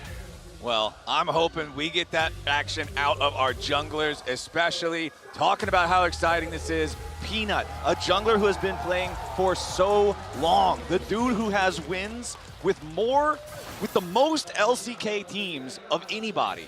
And this, we're talking about like the most difficult league to win. That's a pretty tall, like, title to have. Yeah. Very impressive stuff from him, going up against Tarzan, who we've already lauded his praises the entire draft. Exactly. Huge jungle matchup here. Peanut, it is just, every time we talk about it, so emotional with him going to military service next year. So very important tournament here for him. Last one, the Legacy. And HLE, what can they do? So HLE as well were one of the really early adopters of lane swaps, as we saw so many people up on top side, by the way. Everybody talking about the WE one doing it first, but HLE were very quick as well right after that. They brought a lot of eyes to it because they did it in the LCK, obviously, and they were one of the early adopters of it. So looks like they are going to continue with that strategy. Viper helping Peanut here take over the jungle first, and we are going to get the AD carry swap, of course. Worth reminding yet again, at this tournament, we've increased the timer on top side. Just top side, not mid lane, so 4 minutes here for the lane swap detection lockout. All right, Viper versus Flandre here, as the Acathian Rain's so very effective at farming up those minions and getting that early push if you want. Yes, it is. Viper using it to great effect. Getting really good positioning there and able to push the Rek'Sai back off the wave. Blasted all the minions with your Q, as you say. Get a little harassment while you're doing it. And it's just so confident because Peanut has split the map, taken away the jungle on that side. They leave behind multiple wards over there. Tarzan, of course, you can see on the split screen.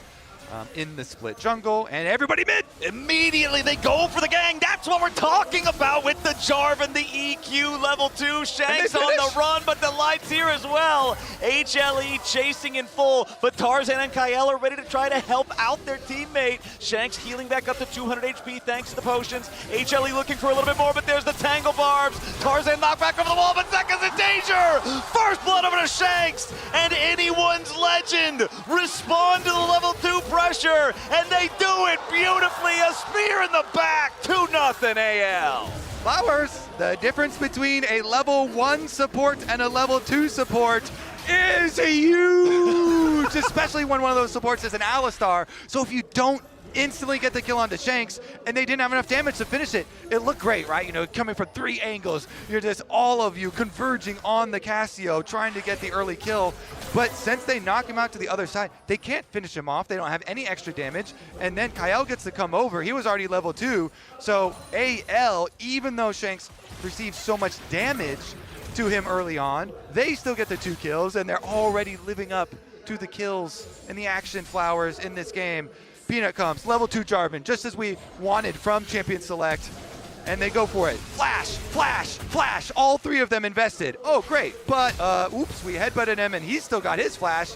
So Shanks actually gets away into the healing arms of Kael. And even though Shanks has only 200 HP, which is the reason why HLE are like, fine, we can chase into the brush, we've got the HP lead, but they can't get back to Shanks. And so the combo here does so much work. Kyle roots him into the stun from Tarzan. He flashes right back over the wall to finish it. Shanks ends up being the one, by the way, to get the kill. And so he cashed in. Tarzan cashes in. And that's exactly what you want for AL. Tabe happy to see that, of course. Them starting out with 2 kills means it's going to be overdrive now. That is exactly what you would want there. If you get ganked at level 1, turned it around beautifully. Good stuff from AL, as Delight is trying to hold top up here, but that's a level 2 Alistar versus a level 5 Rek'Sai, so he's got to be a little bit careful with how aggressively he wants to try to hold this wave. He does it well enough for Viper to show up, but you always got to be a little bit concerned there. Ooh, nice Void Seeker to just knock Flandre off his tempo a little bit. As you could see at the same time, Tarzan moving back up towards this top side of the jungle. Just wanted to check the Krugs, it looks like. Now going to go ahead and recall. Shanks with the Cassiopeia with that early kill, like you mentioned. Going to have that extra power, even if the Cassiopeia isn't the old school hard counter to the Rise that it used to be. Still a super comfortable matchup, still very scary for Zeka if Shanks continues to build a lead.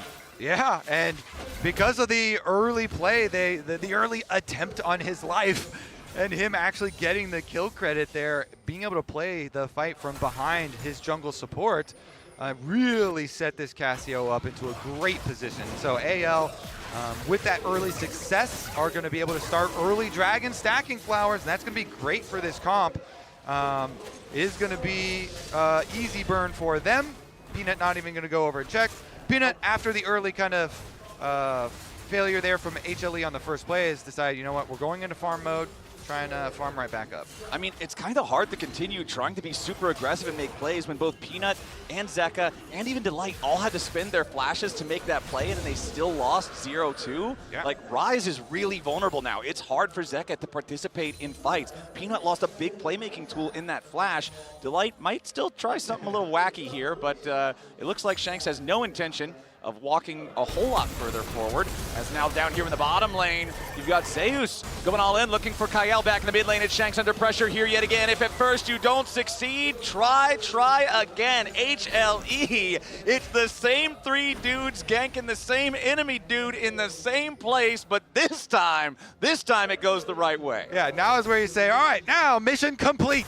We did it, team. Forget about the first attempt and how all that went down, but they did get it, and they're doing it again. 3 people. It's a teleport up topside from Delight this time, and Jarvan's coming to gank as well. 3 for Flandre. Okay, Flandre trying to get out of here, but it's the flash into the pulverize, into the headbutt. EQ combo from Jarvan, and Viper gets handed his first kill of the game. Rek'Sai's hard to kill, Kobe, so you gotta bring a lot of firepower. Peanut and Delight, it's fine if you miss the first swing. They go and they keep creating the kills themselves here. Spellbook teleports opens up for Delight. They arrive at the same time. They get their successful play. So I would say that's 2 correct, jungle support ganks and only 1 failure. Not too bad. That's good. That's a 66% win rate. It's just that, okay, 2 of them died in the first one, so. Details. Not really the not the important part, right? It is now a very, very slight gold lead for the side of HLE, but of course the Drake, like you already mentioned, going to feel great for AL, grabbing that one super early. 20 seconds on the clock until we get our Void Grub spawn. Was going to be interested to see if Zeus wanted to commit the teleport to get right back down to bottom lane, or try to maybe use it for a Void Grub play. Does just immediately commit down here to the bottom side. Flandre trying to get away. Does escape that third Intofo strike. Of course, still probably wouldn't have been any mortal danger since Zeus does not have the all-out ready to go yet again. So feeling just fine on the Rek'Sai for now, but the Grubs are on the Rift. Grubs are on the Rift, and we are positioned to fight them, Flowers. Topside push is gained here for AL. So Hope is able to push the wave in, allowing them to move over, but Flandre's here first. Zeus has no teleport, so Flandre has tunneled his way all the way over here. That's going to give them the numbers, and HLE are like, okay, fine. Yep. And that's kind of what I was thinking when I saw the teleport from Zeus down to the bottom lane when there was only 20 seconds on Grubs. It makes it a little bit difficult to try to fight for those if AL's on top of it. Delight with the Hex Flash over the wall, and Delight is not in a very good spot, okay? Looks like it's beef for dinner. Feet of Warfare claimed for AL. Not sure either. Delight? Don't know. That one wasn't a Rek'Sai. So, see, you got your funny moment. Okay. It just wasn't Rek'Sai. We did. Delivery received. Okay. They got the food has arrived. Beef delivery. All right, so. All right, now I got. Honestly, I kind of want to see the replay because I'm like, but you don't really want to see the replay, though. Okay, so anyways, we'll continue farming. Honestly, it's not like a crazy movement in the game or anything. Still fairly close here, so is still going to be determined by the team fights, and we'll see. Going to have a lot more options once we get these supports to level 6. Kyle as well here. On Nico. Definitely going to be looking to soap some extra experience. I mean, this jungle invade, though, it's moving quickly. It's a Realm Warp over for a dive. Okay, it's been 3-man plays all game. How about 4? Viper taking a kill credit yet again. Grand Starfall from Tarzan is not in time to try to save his teammate. And yeah, Shanks even going to use the teleport to get up here, but they're both too late. And HLE, with these constant overload plays, are farming kills. Yeah, the speed of that one was critical there. Moving up, getting the early move for Rise, and starting the Realm Warp, stealing away Raptors right before they go for it. Nicely done from HLE. Surgically removing the Rek'Sai. So the Rek'Sai is having a terrible time, Flowers. My only gripe is that it hasn't looked funnier. You wanted him to be digging through tunnels and get yeeted lighted out of the tunnel or something? Yeah, it could be in a more comedic fashion. Okay, but it is really good targeting. And Flandre is going to be a squishy Rek'Sai here because he is very far behind. Yeah, you can see he still only has an inventory full of just components for Titanic Hydra, and it's not even like the big tanky, like nice components. It's a bunch of long swords. So definitely going to take him a little bit of time to catch up here, as Zeus has his Bramble Vest alongside his Chain Vest. So very tanky against these AD threats on the enemy side, against the Rek'Sai, the Pantheon, the Yunara, as now Zeka going after Flandre, looking to continue this pressure. Takes about 40% of his HP. We're going to maybe force him to recall. We do have our second Drake of the game live right now, and Tarzan is immediately going to jump in after that one. It was AL that claimed Drake #1, so this will be them getting a nice early Drake stack going on. Yep, continue the stack. Should be effortless for them. They just had a reset timer for Viper. So Viper here, as they said on the desk, is really a big carry focus for HLE. You know, getting his Kraken Slayer done.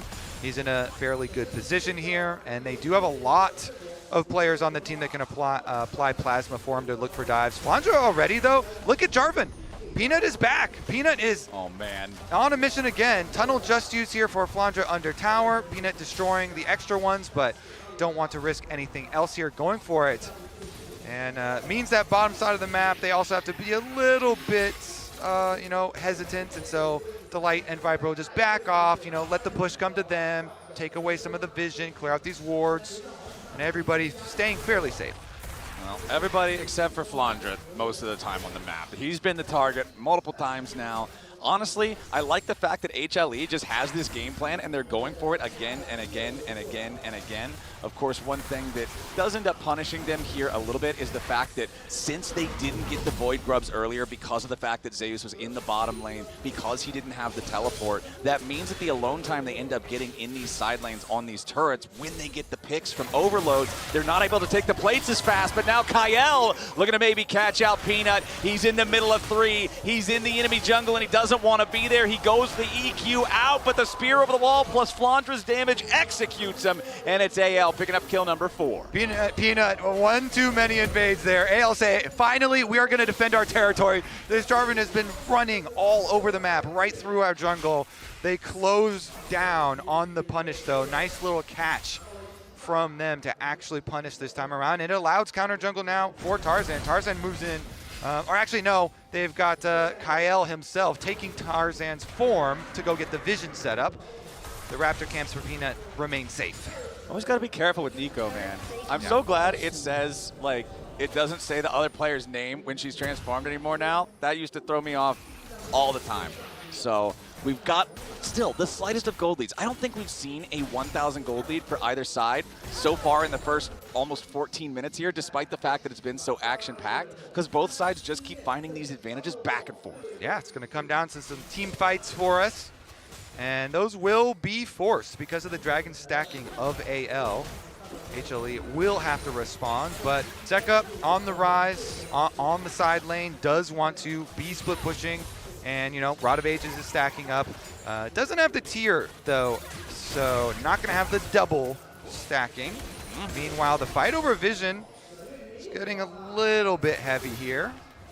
Peanut and Delight will have time to clear out that ward before AL can continue stepping further forward. Everybody's gathering around this area because it's 30 seconds until the Rift Herald spawns. You're talking about, okay, the skirmishes have been going pretty even back and forth, so it's going to come down to the team fights. Rift Herald is commonly where you'll see those bigger team fights for the first time in the game, the 4v4s, the 5v5s, and I'm hoping that's what we end up getting here in the next 15 seconds, as Zeka will manage to push up that next wave up here in the top side. Is level 11 now, does have Realm Warp available, does have his Flash available, checking in on summoner spells, looking at everything on the side of HLE. It's only Zeka's teleport that's not around, but he's already in the area for the Herald. Over on the other side, everybody's pretty much got everything, so the next fight should be pretty explosive.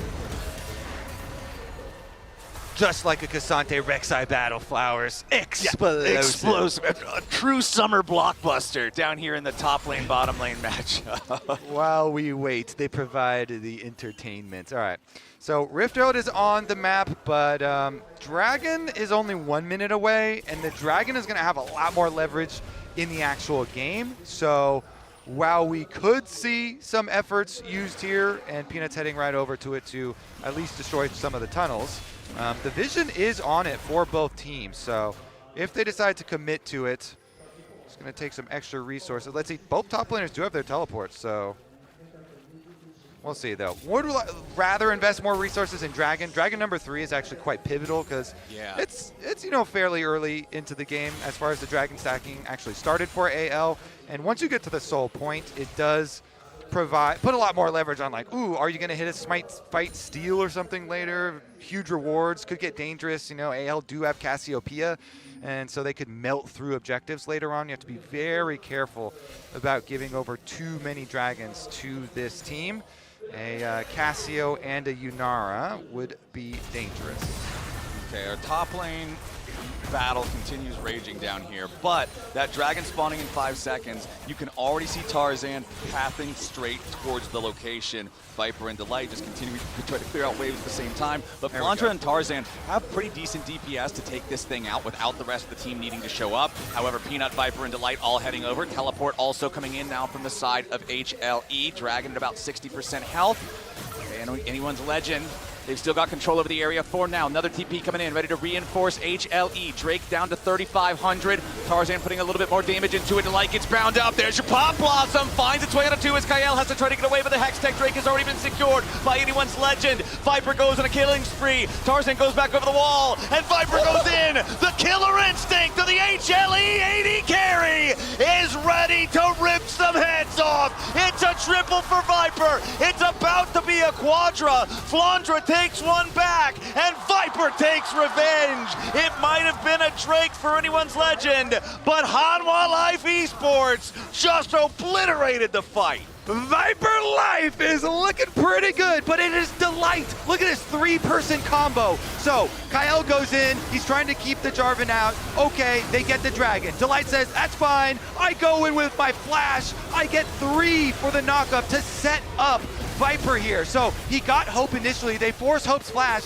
As soon as Viper sees that, goes all in. They can chase on through. Really good engage there from HLE to get the extra kills, and Viper collecting all of them here, collecting all of this money. That's exactly where they want it all, so that he can carry the team fights later on in the game. And Flowers, you said it. All right, they got the Dragon, which can pay off if you get some sort of crazy soul fight and, you know, you can steal it or something. But all of that focused money into Viper, that is a dangerous game to play. Huge engage there from Delight, capitalized on by Viper. And when you think about HLE, when you think about how this team has struggled after their initial explosive start to the year with winning first stand, even in the games where they've had problems, even in the games where it looks like they might be losing, it's Viper who puts on performances that ends up clutching it and turning the game around. This is the guy that they can count on to be that shining light when the rest of the team might be underperforming. Fortunately for him in this one, it's not like the rest of the team is underperforming, right? You look at Delight and you look at Peanut, and they both have 100% kill participation. The solo lanes are doing just fine, and now Viper is sitting on 6-0? HLE is feeling great about this game state. They certainly are. As long as they can control the objectives as we progress further into the game. That is the one thing that that AL are going to try and upset this pathway for AL, for HLE with. The Rift Hold has crashed and has made its way over to Shanks. Goodbye, Rift Herald. I like the attempt at the long con on the Rift Herald, crashing it into the ditch and letting it walk up to the top lane turret, but AL was ready. Shanks will stop it. Just extending her life, you know. She was going to go down earlier, so give her a little bit more of a scenic route towards death. Towards death. Well, that's the end of the Herald. That's still a 3,000 gold lead for the side of HLE, but they will have that responsibility of stopping every Drake hereafter. It is a Hex Soul. It is very powerful. If anyone's legend can secure it, and now with 2 minutes on the clock till that spawns, an Otacon alive, I don't know, maybe we'll see an Otacon fight instead. Well, we'll see about the setup first. Peanut going to start that vision work. Of course, Delight even though Hex Flash is great for Alistar, you of course would love your real Flash, as we saw in the last fight. It allows you to do stuff like the headbutt into Flash Pulve, for those really long, good-looking plays. But he can still be serviceable just with a Hex Flash, as long as you get your control wards down, you get your vision control there, give him some areas to be able to Hex Flash from. Well, HLE will finally get the last little bit of damage they need on this top lane tier 1 turret here. I feel like generally you want to make sure the enemy team does not have their tier 1 turret in the area where Otacon is before you begin the Otacon. Can make things very difficult, but HLE are now going to start up that objective. Wards being placed nearby from anyone's legend. They want to try to stop this. The Otacon's already down to about half HP, but so is Peanut. Teleport's coming in now from both sides. Zeus looking to go in, create a little bit of space, put pressure onto the back line. He's found his way onto Hope. Pop Blossom coming in, but it's not going to get a whole lot done. Zeus still finding the damage, and Viper's going godlike here into the back line. Kaela's low, Flandra's down, as they will at least get a kill back on the anyone's legend side. It's Viper down alongside his mid laner as Tarzan fights back, misses the spear. It's flashed away by Zeus. Shanks comes around from the side. Anyone's legend with the huge team fight win and a 5-for-2. Shanks comes in. He saves the day there at the end with the Cassio ult up against the wall. They're going to be able to get the Otacon. Let's look at how it started out, because you look at the top side of the fight. Zeus here goes right onto Hope, and Viper's going to follow him up. They actually get so much work done onto Hope. Zeus makes it look really good, so Viper goes in, they follow up. Peanut also follows, but then they actually take down Viper here. It is Tarzan using the Pantheon ultimate up to the top side. He takes down the Fed Kaisa, the point and click. He traversed to the other side of the map, and then Shanks makes his way all the way around. He was able to slither all the way through after dealing with the other side of the fight, wraps around, flashes in to be able to close the distance and help Tarzan off of the play that Tarzan had started there to be able to finish. And now, here they go. Remember, Flowers, it was the objectives for AL, and they claimed the Otacon after all of those kills. It went from a what, 3,000, 4,000 gold lead down to 500, and now the Drake Soul is alive. If anyone's legend take this, they're going to be in a fantastic spot to win this game. Kill count 9 to 10, very close in that regard. The gold just so close, as HLE still have control of this bottom side river for now. Anyone's legend trying to grab themselves this blue buff. Make sure they got plenty of mana for the upcoming fight. Honey Fruit's already procced. Scryer's Bloom trying to keep an eye on if HLE already has it started up, but they do not. A Peanut versus Tarzan smite fight sounds like one way to determine how this game is going to go from here. That is an unreasonable amount of tunnels down there for Flandre. Oh, yeah, that's way too many. All right, that is pretty funny. I'm not gonna lie, you got me there. Anyone's legend. HLE both squaring off around the Dragon. Peanut's gonna get caught by Flandre here off to the side. Dragon loses some patience, resets slightly, but now Delight's looking for some kind of an angle here for an engage. The Drake goes over to Viper, but immediately the defensive Pop Blossom on Delight to try to control him. Anyone's legend have taken out the enemy support, but they need more because they've lost the Drake. Zeka wants to turn it around, but Shane CC bursts him down. Double kill to the Nico of all people, as Zeus, Peanut, and Viper all try to get away. Tarzan wants the Grand Starfall to try to get something back, but he can't quite get the distance in time. AL collecting kills, collecting more flower petals with the value with their Otacon. So even though HLE do get the Dragon, AL will be pretty happy with the extra gold afterwards, take down the tower, get the 2 kills for themselves. All right, HLE do stall the soul, but it is going to be a tense one. Once again, grabbing that kill on Delight, taking down Zeka here through the chase as well. Want to see if they're going to be able to play the map afterwards, because taking down mid lanes after tower. Thank you, observers. Thank you, observers. The nest, the Rek'Sai nest. That really, canonically, I'm pretty sure that's what it is. Yeah, it wasn't super important, but it did look weird. It intimidated them. Yeah. It intimidated their enemies. That's why they could get the kills and then the turret after. So it is still a 3-1 Drake advantage for AL. They've got the Otacon and the flower petals like you're talking about. They're up about 1,000 gold, but the win expectancy here, you can see how it just goes red, blue, red, blue, red, blue, red, blue. This game has been back and forth like that, just blow for blow. Yeah, and if it is, a game like that, the team with Otacon here, as it progresses, is going to be feeling pretty good. Of course, you're going to keep running up against these timers on Soul as well. As they're just farming out these kind of lulls, you've got 3 minutes, a little bit over 3 minutes until the next one. HLE say, you know what? we're not going to actually wait. We're going to clear the vision on Baron and teleport out to it to apply some pressure first. AL currently are soaking both side waves right now. With both Cassio as well as Rek'Sai. So Flandra is pushing, but HLE are forcing the issue. They want to get that teleport out. They're just going to burn. This is a really risky thing. They're going to look to take the Baron, and it is secured by Peanut, but now AL's coming in to look to take the fight. The light gets bound up here by the Tangle Barbs over the wall as Shanks is now going to be the target. Viper jumps in with a killer instinct. He's already found Shanks. Now he's found Hope. It's Viper.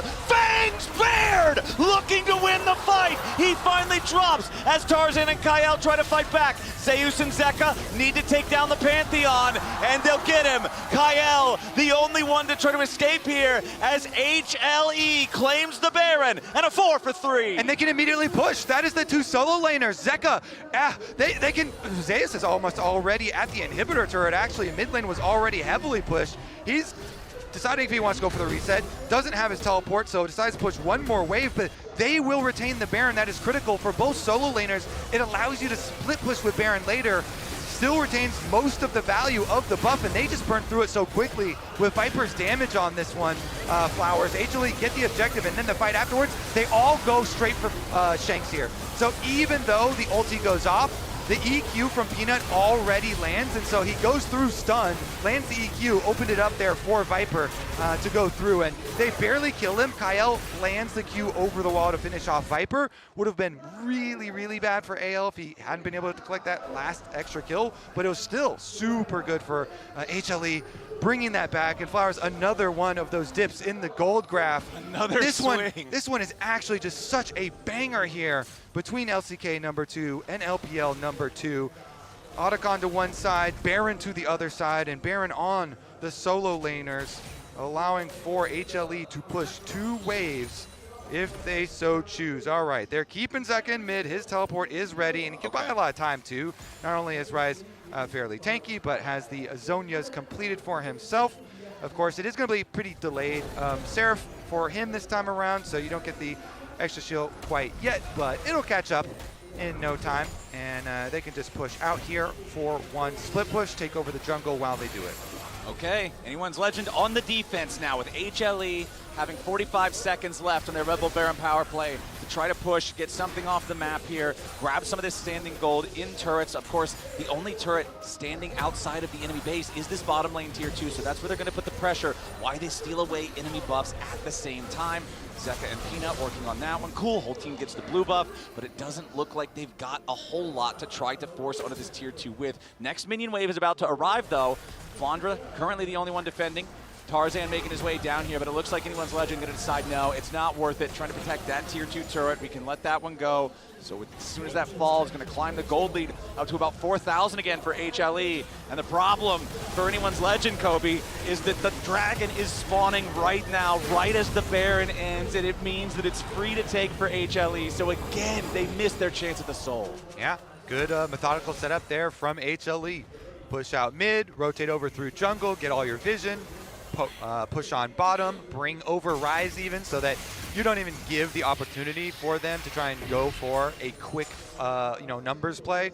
Just have everybody there, full 5, take the bottom tower, realm warp over, take the objective, and secure yourselves the benefits of the earlier play, the benefits of that Baron. So after they've been able to really clean the map here, HLE once again moving in tandem here into the jungle, take over the vision first.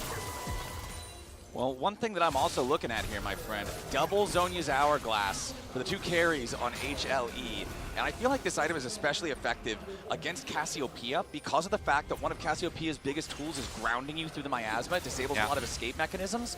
Well, Zhonya's isn't any kind of a dash, and it's a very powerful defense mechanism, so I'm feeling like the target selection on AL is going to need to be very specific and very bursty if they want to try to win these fights now, as HLE will continue moving up and stealing jungle resources.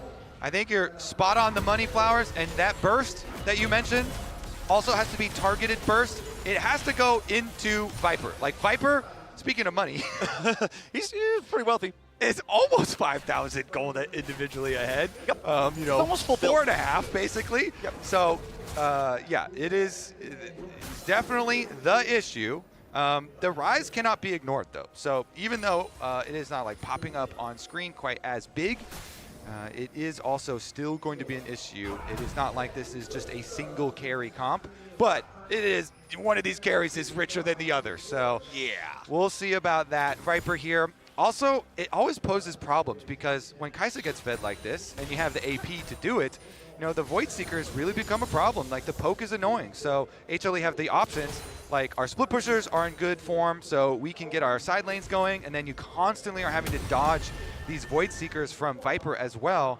And it provides a lot of problems where the minion waves are something you have to deal with, and then the poke dodge, and then you really have to choose your moment, and you have to be ready to pull the trigger and perform well in the fight without giving a lot of leeway. The Guardian Angel is quite nice for Tarzan, though. It really is a game changer as far as the Pantheon, since you can like fully commit in there. Yeah. Use the ultimate super deep. You know, you can point and click and try and force out the first set of defensives from Viper. He's got Flash, he's got Cleanse, and he's got that Zhonya's, as you mentioned. So it's going to take a while to really, you know, actually take him down, but you got to use a couple of waves of engage. Well, we've got our Baron spawning here yet again. 31.5 minutes into the game, and it's HLE taking control over the enemy red side jungle just to make it so dark, so scary to try to approach this Baron, to try to stop HLE from securing another objective. Worth noting also Shanks having the Seeker's arm guard ready to go on his Cassiopeia, but now it's Zeka putting a decent amount of damage into Flandra as they encounter one another at the Raptor Bush. Tarzan's got to back away from this one. Zeus, tail end of the retreat here from HLE as they back out of the enemy jungle. AL will force them back towards the river now. It looks like nobody's going to go for the Baron start here just yet. Instead, more of those Void Seekers you were talking about getting fired out, just trying to look for a little bit of poke as AL still feels the pressure to continue to move forward, place down that vision, and make sure that HLE isn't going from an early Baron. Okay, there's a moment here where Flandra has to teleport back. That teleport is a decent amount of a cooldown. Shank's actually opening up some room for him, though. Miasma's used. Okay. Small cooldown. Redemption coming in. Zeus takes a little bit of damage. Delight tries to counterattack here. Finds Shanks immediately into the stasis there for the AL mid with the Pop Blossom. Also creating space for anyone's legend. The targeting everywhere. Zeus the first to die. Flandra's grabbing the kill. Anyone's legend's going to run over the fight. Viper's going to get all the way out of town, and Delight is dead too. It's 3 kills over to AL. The attempted flash for the Unara W to take out Viper misses as Viper continues retreating. Flandra goes in. He tags him with a Prey Seeker, but the Rek'Sai ulti had already been used. There's no execute. Peanuts in the enemy jungle. He's all alone behind enemy lines. Another Twin Fang connects. He wants to... What? What? Wanted to Hexgate. Oh, I was trying to Hexgate, but the poison ticked on him and he couldn't activate it, so Peanut falls. And when it looked like HLE was in such a powerful position, it's anyone's legends going in for the fight, out-team fighting him, and earning a Baron as a reward. And Kobe, look at that in the top left. Viper's the going. Dragon Timer is also just about to proc, and that's where Viper's heading. Yeah, he's going to burn it down. And since they're going for the recall, I think he gets away. It's just going to be Nico support. All right. Just finish it, Viper. Kael's got to try to stop him. I don't think it's going to... Unless he Pop Blossom steals it, there's no way! He got it! Kael with the miracle steal! The Pop Blossom to steal it away as AL now goes after the enemy AD carry. Viper's in some danger, trying to get himself away. Tarzan coming around on the flank. AL looking for more as Zeus wants to try to buy some time for his carry. Flandra still chasing after the Kai'Sa. Zeka about to die as the Seraphs only keeps him alive a moment longer. Delight will be your next casualty. Tarzan takes him out with the spear. Viper still running, but he's running to the enemy base. It's a 2-for-1 that favors anyone's legend alongside securing the Hextech Soul. And here he is again, the man with the plan who went all in, and he made it happen to steal the soul and win the fight after 3-for-1. Oh, Kael, he gets it really nicely done because he goes in with the ultimate, locks down Viper, also chunking the Dragon down to 76 HP, and then he can finish it off himself. So let's take a look. Viper there tries to throw off. He throws off the W, 400 damage, and the ultimate pushes him off. And during the stun there of the ultimate, turns over, finishes it, And with that soul, that should be so much extra power for AL to finish this game out. The full chase here comes through as Flandre flashes for the triple knockup. It gets a little bit scrappy, and Zeus is able, to actually take down Hope. So there's a little something there, but majority is going to just be massively. Oh my goodness. Tabe is popping off, baby. Is living his best life right now. I actually just, his celebrations are some of the best coach celebrations when he gets super amped up and runs on stage. But AL, with Dragon Soul on top of everything that they have, with the permanent Otacon that they've had this game, now really is the time here for them to return and finish the job. That was so huge, though, because we didn't actually ever get the replay of the fight that led to the Baron. First one, yeah. Because the first fight is where HLE tried to invest everything onto Shanks after Shanks had used the miasma, but they could not actually fully follow up. And anyways, that's too far in the past. Let's get a look at this siege. We gotta live in the present, and presently, Anyone's Legend is forcing this advantage straight down top lane. HLE scrambling to try to defend, 4,000 gold lead, Dragon Soul, Otacon, Baron, everything AL could need. They have the Baron, however, about to expire. Red Bull Baron power play, 4,500 gold.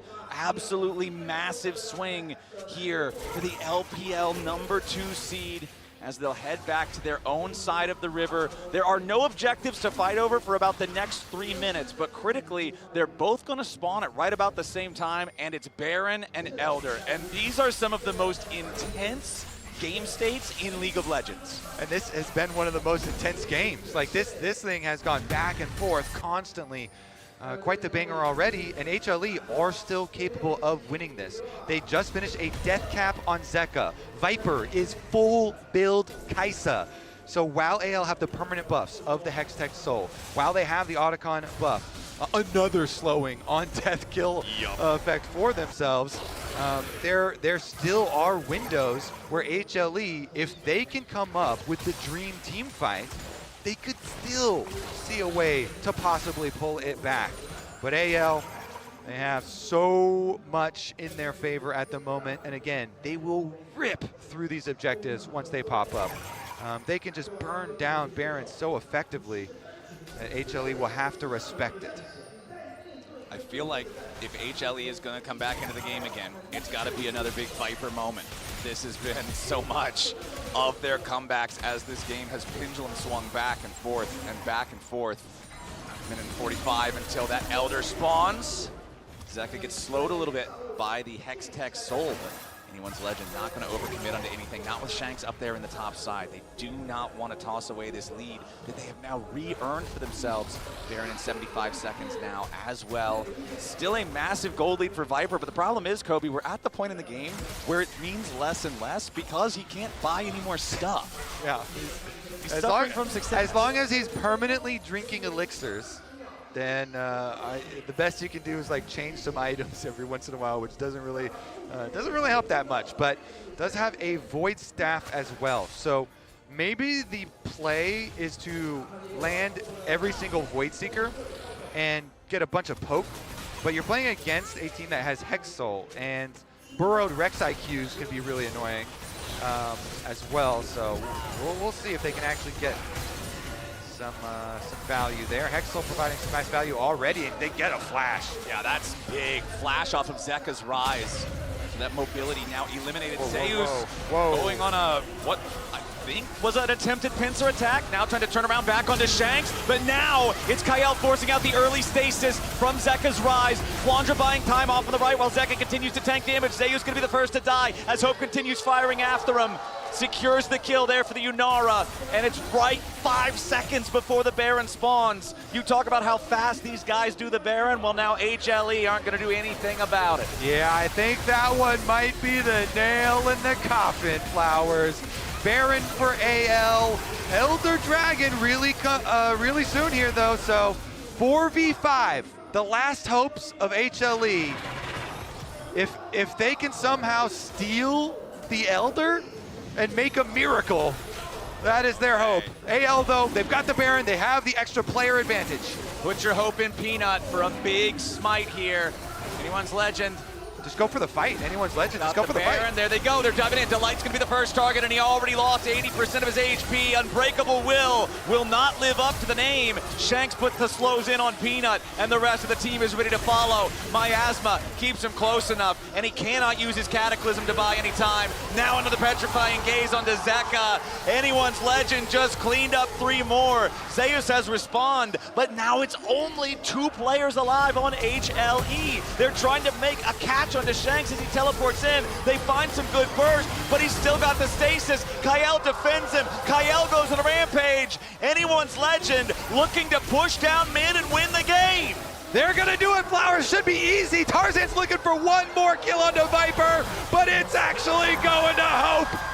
And Hope stands tall for Anyone's legend. It was a brutal 41-minute battle back and forth between the number 2 seeds of the top 2 regions at Worlds 2025, but Anyone's legend comes out on top. Wow, that was a fun one. Analysts, I hope you had fun watching that one. How could you not have fun watching that You one? have to. When we look at it, all signs pointed to the 77% of fans out there being right, to Ox being right. He said, True. Viper Life Esports, we were ready for some Viper Life Esports, and I'll be honest. Hey, he tried. For 20 minutes, we had Viper Life Esports. After that, though, what a turn from AL to hold on in this game, to bring it back in the fights, beautifully executed. Like Wainan said, he was talking about them being Teamfight Kings. We got to see that at MSI. We got to see that, the first piece of that here at Worlds. I think we saw them working so well as a unit. It felt like at times HLE a little bit disjointed. It really came down to Viper trying to make things happen in these fights, but it felt like, especially the objective play early, the fact they got those early dragon setup gave them that route to the Hextech Soul, which you saw Kael able to secure later, but also the fight setup, the comeback into the game, it felt like the coordination was better, and as a 5-man unit, AL was stronger, whereas it did at times just feel like individual performances was what got HLE to that winning position, and some individuals struggling, I feel like, from the team. I see the look on your face. See, they don't see you on camera, but I see you on camera. Ox. There is a smoldering look of hatred in your eye. Do you want to talk your talk? From smug to hatred. There's a certain person, you know. I got a little quiz for you guys. Okay, I'm ready. Yeah. Okay, Rise, right? Is there a thing he scales with? You know, maybe AP, obviously. AP? AP's a good one, something else? Ability haste. That's good too, but maybe a third thing. Mana. What item gives Are there any items when Lost mana? Chapter? Well, he got Rod of Ages. Rod of He did Ages, get that. Anything else that No, come to not that I can mind? think of. You know, maybe a little bit of, What's that? you know, when you... Are you saying makes me after the sad? result? Oh, Tier! Tier! Oh! We were supposed to build that Well, third, it right? took you That's guys. third. It took you guys a long time. It took Zeka a long time, you know. Yeah, and it some did. critical fights where he didn't have that stacked, I think maybe didn't help out. And especially this composition where you had like 2 major threats, the Ryze and the Kai'Sa. Yeah. And the Ryze didn't have his items, so. It was a roughie, but again, credit to AL. Maybe we can take a look back at some of those incredible fights because they really did salvage what was a difficult situation. And yeah, the tier was a bit rough. Delight was, I think, the best and worst Alistar we've seen this tournament. But overall, when it came down to the fights, predictions delivered. AL were just to cut above. Because AL recognizes that they really need to go after Viper. With the composition that you have here, Rek'Sai, Pantheon, like even Nico a lot of the times, it's really tough for Viper to be able to maneuver. And I think he was doing a great job to be able to maneuver around these fights, but it was becoming way too difficult. Now this situation, Cinema. Boom. I was like, oh, does he have like Smite? No, he didn't have Smite. That was just a Pop Blossom. That was incredible to see. It was insane, and the Hextech Soul became such a problem for them later in the game, but I also think Flandre did such insane work, just being a menace. And you see Delight trying to peel for Viper, but the Rek'Sai is so tanky, able to buy so much time with the ultimate, with the tunnels, and I feel like if you're just wasting Viper's time and he's not able to freely hit members of your team, he is so much of the threat on this HLE side, and I feel like just occupying him was all Flandre needed to do and allow the rest of AL to clean up. And Flandre really embodying that tenacity that the team needed to survive. Because this was a guy who was down like 40 CS in lane. Down a lot. Super useless, but late game was just absorbing so much. You can see the joy on the face of the team, but also Kael steals the objective. 3-1 and 14 is looking at that last play. The damage stat never going to be where support shine as we take a look at the PGB here, powered by AWS. But I mean, 17,700 for Nico. That's pretty good. Pretty good. did. This guy's got the MVP performance for me. He was finding setups left and right. It was definitely an all-star look for me. Yeah, definitely contesting the rise in terms of DPS. And I think in general, in general, like AL, you can never count them out in team fights. They'll fight hard, be able to see that Cassiopeia in play, especially in that top side fight where I was like, oh, it's looking great for Viper. No, Cassiopeia and comes and shut this down. You see a composition like this of like Jarvan, Ryze, of course even the Kai'Sa, really short range. He's going to be able to make it work. So that was a great game for AL, that there was a question mark coming into this event if they would be able to come in strong, and they were able to do just that. 100%. I feel like both these teams have had a bit hit or miss in terms of the year. They've been ups and downs. So I think this was a lot when we saw the draw. This was a match where expectations could have gone either way, despite what we saw from the prediction earlier on. And AL proving a lot with this win. And for all of the LPL fans out there, you can breathe a sigh of relief. True. You got the game. But you've got another one ahead of you. So maybe you're stressed, maybe you're not, because it's time to talk about top esports and G2 after the break. Don't go anywhere.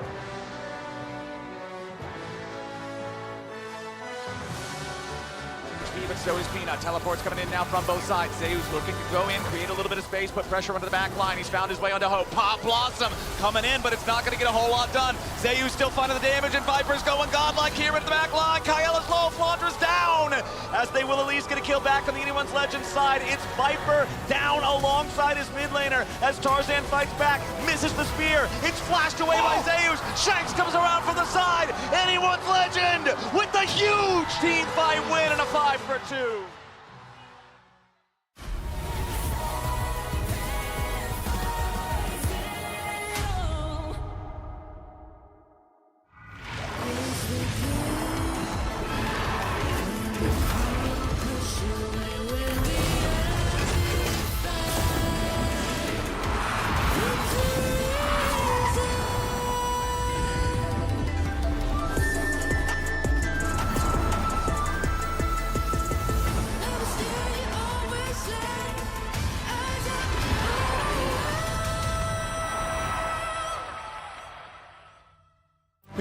Players in the world are here.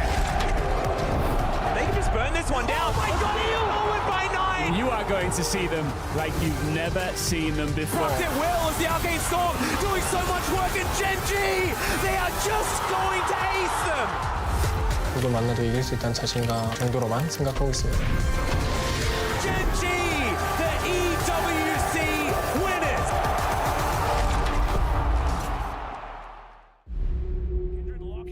Drake is now Doran, decent position, double break down my walls, but I won't rise again, cause I stand tall in my environment. How could I ever close my eyes and stay silent since they try to take me down with their violence? Oh, they go back in, Bishop flashes in, and down goes Lights!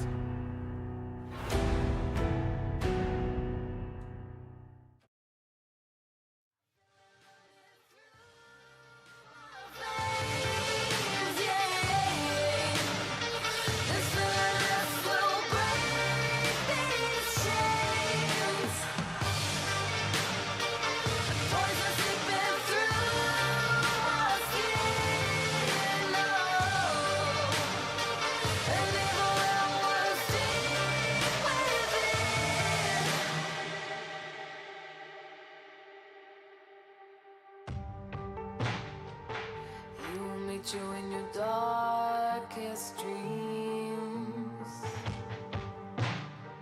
Don't cry for help, no one can hear your screams. He's on my side. The devil in disguise.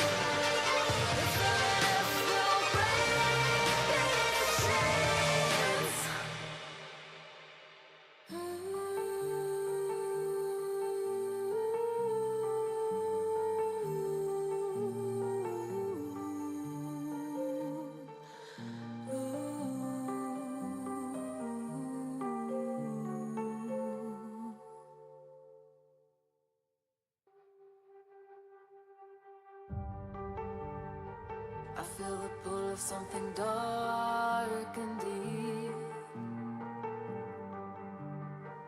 The urge to be somebody that's not me. He's on my side.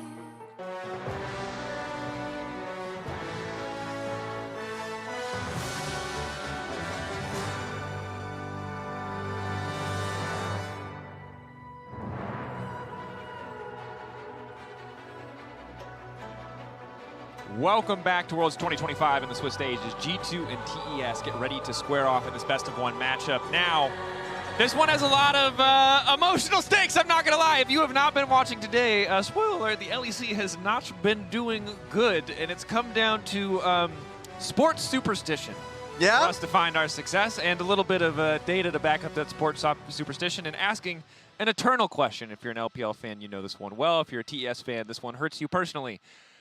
Are TES going to choke again, gentlemen? Generational chokers. The TES KT fan. of the LPL, some would say. What are you thinking there, Ox? You still represent this team. Did we have to start with this? What do the subtitles say for that moment? Like sounds of despair. Yeah. I hear it and I feel it. And to be honest, if you're watching this and you don't know who top esports are, this might sound deeply unfair to introduce this team this way, but this is so consistent. They're on such a run. They're on such a historically unhistoric run that we have to bring it up first, because there are so many things that are good about this team, and there are so many tournaments where none of those things have mattered, or shown up, or happened when it matters most. You can see the history, 2020, 2022, Mammothside 2024, where they lost to G2, the team they're playing against now, First Stand, Worlds 2024. This is a team that has always been counted amongst the potential best, but potential is the word. You know what's crazy? That Worlds 2020, they came in and they were looked at as being a really strong contender. And that loss to Suning was an underperformance. They peaked there, you know? Oh my God. It's been downhill since then. That was actually, you know, because Worlds 2022, they were in phenomenal form domestically. I remember casting them in the LPL and I was like, wow, that's when I fell in love with this team. I was like, I love this team so much. Jackie Love had like the 90,000 Zeri game in the LPL, and then they didn't make out of groups. We had that faded loss against Scam, and then it's just been getting 3-0'd. It's like, no matter what happens, it just seems they're drawn to getting 3-0'd. So, you know, that's one thing is they can't get 3-0'd in Swiss, so maybe they make it out to knockouts to get 3-0'd. Maybe that's what they're going for. I don't know. Even just the topic of TES tilts the hell out of, like, for instance, Emily. Emily, like, she always, the moment you mention the name, is like, I hate talking about this team because you always want to be able to come out and advocate. It's like, they have such a great year, and a lot of people don't get to watch that in the LPL. Let's willingly suspend our disbelief. Okay, let's do that. Our concrete knowledge of the history of choking, and let's instead talk about if this team was going to show their greats, their highlights. If they were going to play the perfect tournament, what would it look like? What would they be playing through? What did they show domestically to make it here in the first? Well, I'll say something. We just saw AL have a fantastic game, right? They actually outperformed AL in the playoffs and managed to beat them. They ended up losing to BLG, unfortunately, but they still had a great performance. And you know who got MVP for Split 3? It was Jackie Love. Your poor Don't laugh at me! Don't laugh at me! You looked full of despair the entire time we've been on this desk together, and the one time you say Jackie Love, your face lights up. Lights Let me believe! But I would say, and I would look at someone like Kanavi. Kanavi is somebody that I feel like the team operates through, right? Yeah. Now, throughout the other years, they're playing solely towards Jackie Love, and he's such a talented player. This time around, it feels like they're a more calculated team, playing towards more of like an LCK style, and it comes through Kanavi, a player who has been in the league for so long, and the talent that he has always been there. The intellect that he has is very fair, and if you talk about the top junglers in the league, his name is always in that conversation, Dan.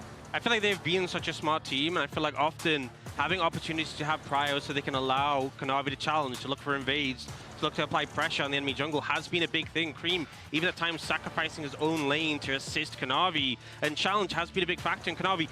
We've seen him do so much work. We've seen him internationally, you know. He was part of that legendary JDG roster who were close to making the Golden Road happen before, you know, Faker put a stop to it. But it was a good run. At the end of every conversation we have about the LPL, sadly, more often. Yeah, he does that quite a bit. He's feeling pretty happy. He's feeling pretty excited. You could already see the light in his eyes. Take it out. Okay, so here's the thing, is that the last time these teams met, and you did point out it was a best of 5, but it wasn't close. And at the time, you know, I wanted to just say that G2 were great because that really helped my LEC ego stay alive despite later getting completely bodied by T1. But it wasn't close. It was difficult, and that was one of those underperformances that we talked about. So how do we know today that the same thing isn't going to happen? Well, it's not a best of 5, so there's, you know, the thing is... you need a new point. The point I'm saying, right, 3-0ing top esports doesn't make you special. It happens every international. It's not even proud You're of. not special. We lose every week. We're going to football chance? Yes. Yeah, it really is. He really is. That's the Irish coming out of him. That's what it is. It actually is, okay? If that's your assessment of the situation, then, you know, you need better material because top esports, they will lose to themselves, but it's a best of 1, right? I think that really top esports have come, they've looked good in the LPL. And I think that's what we should leave people on because as much as we're working out our trauma with top esports in real time, this is still a powerful team, a potential contender for the top of the table. If they don't collapse, very much expected to make it out of Swiss. But on the opposite side, it's a G2 that, yes, beat them at MSI last year, but 2025 came with roster changes. Skumond and Lebrov coming in, and Skumond, a player, especially in the context of this matchup, I think we should highlight because jungle is going to be important, and he has been on a tear. Yeah, for Skumond, like, a lot of, I guess, pressure was on him coming into this year, like, really make the replacement within that squad. And I felt like he has been a really intellectual, a really smart jungler. He's been consistent as well. So it's nice to be able to see that. We want to see that at Worlds. So it's like international is the big question, especially for G2 that has historically always had that pressure. And I feel like they can thrive under that pressure. So it is, for me, about Skumond. And I feel like a lot of the criticism earlier in the year when G2 was having struggles was towards him and Lebrov, and I think the pairing together has been a lot better. And, you know, it was him who got the finals MVP. It was Skumond and Lebrov who lifted that trophy together first. I feel like it was really significant in terms of the moment. Yeah, a massive step up for him and Lebrov as well, really being able to find their footing on those big stages as they were able to show in a lot of the earlier matches in the domestic split, but not always able to manifest it in a bigger matchup. Well, this is a bigger matchup. This is a bigger stage, so it'll still be a question on our mind for both these teams, right? These intangibles, how are you feeling on the day? Can you muster the same performance that you showed domestically? It all kind of comes full circle, right? Need to see the best from Skumond and Lebrov, need to see the best from top esports, but what is our focal point coming this game? We talked a bit about jungle matchup. What else do we want to look at? Ooh, you're right. For me, it's about the jungle map, or it could be about the mid matchup because, like, we always give that respect towards Caps. Caps is a player that we know what he's done historically. Cream is a player that I feel like there's always going to be a question mark towards him. Domestically, there's still that, like, feeling of he is not that player yet. He's not super consistent yet. And I feel like starting off this tournament really strong would be able to, like, take away that conversation completely. So I want to see that matchup. It's obviously, we talked about the jungle, so mid-jungle, obviously, going to be very important. Ox, any other thoughts? Mid-jungle, a focus point, do you think that's fair? I think it's fair. I think, you know, jungle, obviously we put a lot of focus towards, but jungle's so reliant on mid. And I really think Cream hasn't definitely been the best performer from top esports, so hopefully he can step up today and he can have Kanavi's back in this matchup. We'll see if it pans out mid and jungle where we want to keep our eyes as we send it over the casters to get us in to G2 versus TES. Thank you very much, Desk, and welcome back, everybody. It is time for game number 7 here in one of our long days. 8 best of ones today as everybody here in the main stage gets to play at least once. And now we're here with G2 going up against top. This one, I hope, will be action-packed. I think it will be. I also, you know, just love, as LSS was going over, the history between these teams, between, you know, top esports and basically international tournaments in general. Because everybody from other regions gets so excited when they see top esports, you know, drawn for them, because they're like, oh man, you don't even really care how well they did locally, how well they did regionally, because they have just failed so many times at international events that every other region's fans are like, oh great, we got top again. G2, of course, themselves, last year at MSI, you know, actually got first-hand experience and got to 3-0 them. So we'll see, though. This is, of course, a best of one, as they were talking about, different beasts. Personally, I'm a pretty big Skumond fan. I don't know if you know this about me, but he's a Volibear enjoyer. Okay. And there are there are so few jungle Volibear enjoyers and knowers, but he is one of them. I will say, unfortunately, Riot actually finally recognized the power of the champ, and he laid 2 back-to-back nerfs on him. But you know, I'm still hoping that Skumond pull it out sometime at the tournament. Probably not in a best of one because you don't really have to. But maybe, you know, G2 is really fun because they'll do Kled comps. They'll do a lot of these picks that really make it enjoyable for people to watch in addition to the gameplay. Well, I mean, you remember back when G2 was at their peak, when LEC was at their peak in 2019, right? When G2 won MSI and then made World Finals in that same year, the creativity of the team, the way that they were so malleable and the way that they worked together so well was a huge aspect of why they were so good. And so I love seeing that creativity. I love seeing that ability to make things happen that other teams wouldn't go for. And I really want to see what they come out with here. I like what the desk was talking about with the jungle in particular, that matchup being pretty important here in this game, very important here in this game. And speaking of jungle, I've been reading the comments in the community, you know, like Twitch chat, Reddit threads, things like that, between the games. Everybody is on the Jarvan hate wagon right now. Jarvan is being accused of being a bait pick.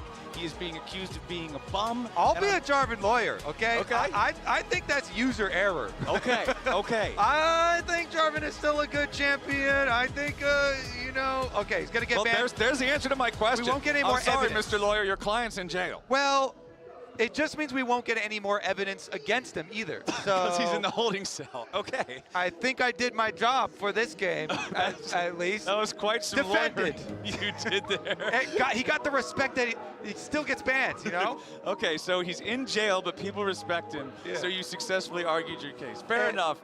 Fair enough. He's banned with Nico and Ambessa. Other side is Alistair, Poppy, and Talia. It's Zion locked in first for Broken Blade. Okay, Insta Zion first pick for BB here. Interesting. Okay, I was going to say, you know, it is Kanavi, and Kanavi is such a huge carry jungler, so much great work, especially early game for TES. So, you know, they do want to target one, and I think it is respectful to ban the Jarvan. Again, I don't, even though he's lost a lot of games at the tournament so far, still think is a very strong tool. So let's get into it though. Again, another early Yunara pick here. This one for TES into the Scion. I guess there's not too many issues there with the blind Scion. Regardless, Cream's going to go for the Orianna. It seems like nobody really cares about the Orianna W nerfs, by the way. Everyone's like, oh, okay, fine, I'll max Q, whatever. And still a very high priority on this champion. So opening here does mean that TS have a vulnerable, low mobility mid laner for Cream. Yunara does have her own dash when she has her ultimate, so still pretty decently mobile there. Even though you do have to invest a lot with your ultimate if you want to use that as an escape. But could open up some targeted stuff from G2 here. You know, you can pick some fun stuff into Orianna, some kill pressure stuff for Caps. Looks like we're getting a little bug here. A graphical error. I got some more info for you. I'm going to say that it's a Xayah Rakan combination. Okay. Okay, I got confirmation. It is a Xayah plus the Rakan. Okay, so Xayah's just a little bit invisible right now, but okay, we get the lover She's shy right now, okay? All right, she's up in her ult. Yeah. She's still got a there you go. Yeah. Okay, Xayah's early ult from Hansama. Yeah, Xayah's in her ulti. She's going to come back down, but it's Xayah Rakan for G2. Meanwhile, on the top esports side, we get the Trundle locked in to devour the tanky Scion. Yeah, exactly. That's what you get when you've got the first pick, blind pick Scion thrown down from G2. Even though you don't get immediately top lane counter picks, you get Trundle jungle counter pick, which I assume it's going into the jungle. Of course, you can leave open like the super small percentage chances of it being flexed if you really want to, but yeah, let's be honest, it's going to be a jungle Trundle. Anyway, there's a lot of things you can still pick into the Scion. You know, people have liked the Cassante and stuff, and that's kind of like less exciting. You know, Aatrox, that type of stuff, all available for TES later. The Rumble, unfortunately, won't be available, as G2 will take that one down. Can be annoying for the Xayah, so they want to get rid of that one. A Wukong ban here, considering they already have their jungler and G2 don't, so they want to take that off the table, as well as getting rid of the Akali since they picked that Orianna early. Exactly. You already mentioned that it's like, hey, this is a vulnerable, low mobility mid laner, so you don't want to give them the opportunity to try to make plays with a heavy burst damage mid laner against Cream. Meanwhile, bottom lane, you're looking at like Lulu, Renatas. Okay, you're not looking at Renatas anymore. Not anymore. You could get a support though for an enchanter, but honestly, they need engage. They need engage support. Okay, if they do Aatrox into the Scion, which we already mentioned earlier, it's good, but you definitely got to go full engage support. So Alistar is banned, Poppy is banned. They still have plenty of things to go for here into G2. What are G2 going to round it out with for caps? Yeah. This is what I'm most curious about. Skewmon could hit me with a volley bear, but it wouldn't be that great, so. Into the Orianna. What is the Caps choice? I like how he hovered all that fun stuff and then slammed like the most standard. Okay, Yeah. we're just gonna go with the go-to pro play mid. Oh, and they do the Xin into the Trundle anyway. So a lot of people like that matchup anyways for Trundle, so we'll see how Skewmon is able to navigate that one. But G2 have just set up a very standard comp, Flowers. Yep. Super duper standard here. As far as their front to back, Xin ultimate, create a lot of space, Sion create a lot of space. And meanwhile, the answer here for TES in the end is an Enchanter. It's not the Enchanter that we mentioned. It is the Karma, though, that does have some strong laning power as far as the Enchanters go. So the early empowered Qs, I mean, this bottom lane level 1 for TES is very powerful. Mantra Qs and Yunara Q stacking up is definitely going to open up some possibilities here for Jackie Love and Hong as far as the bottom lane potential for pushing. Here we go, G2 versus TES. Everybody's on the edge of their seats when they see TES coming to international events. This is just the best of one. This is just a taste. Yep. So the collapse doesn't have to be imminent. It doesn't have to be instant upon arrival. Couch people's expectations. Could come later. Problems. Well, I already do see a pretty big problem, though. You pointed it out before the Karma was locked in. The lack of engage. It means your coordination has to be so sharp. Your execution has to be so crisp, because if it's not, you don't have the tools to just force a fight. And on the other hand, G2 really does. They've got Rakan, they've got Azir to follow it up with, they've got Sion that can come in on the flank like that. I feel like G2 has so many more ways to say, no, we're fighting now. 100% agree, Flowers. A pillar is not really the no, we're fighting now situation.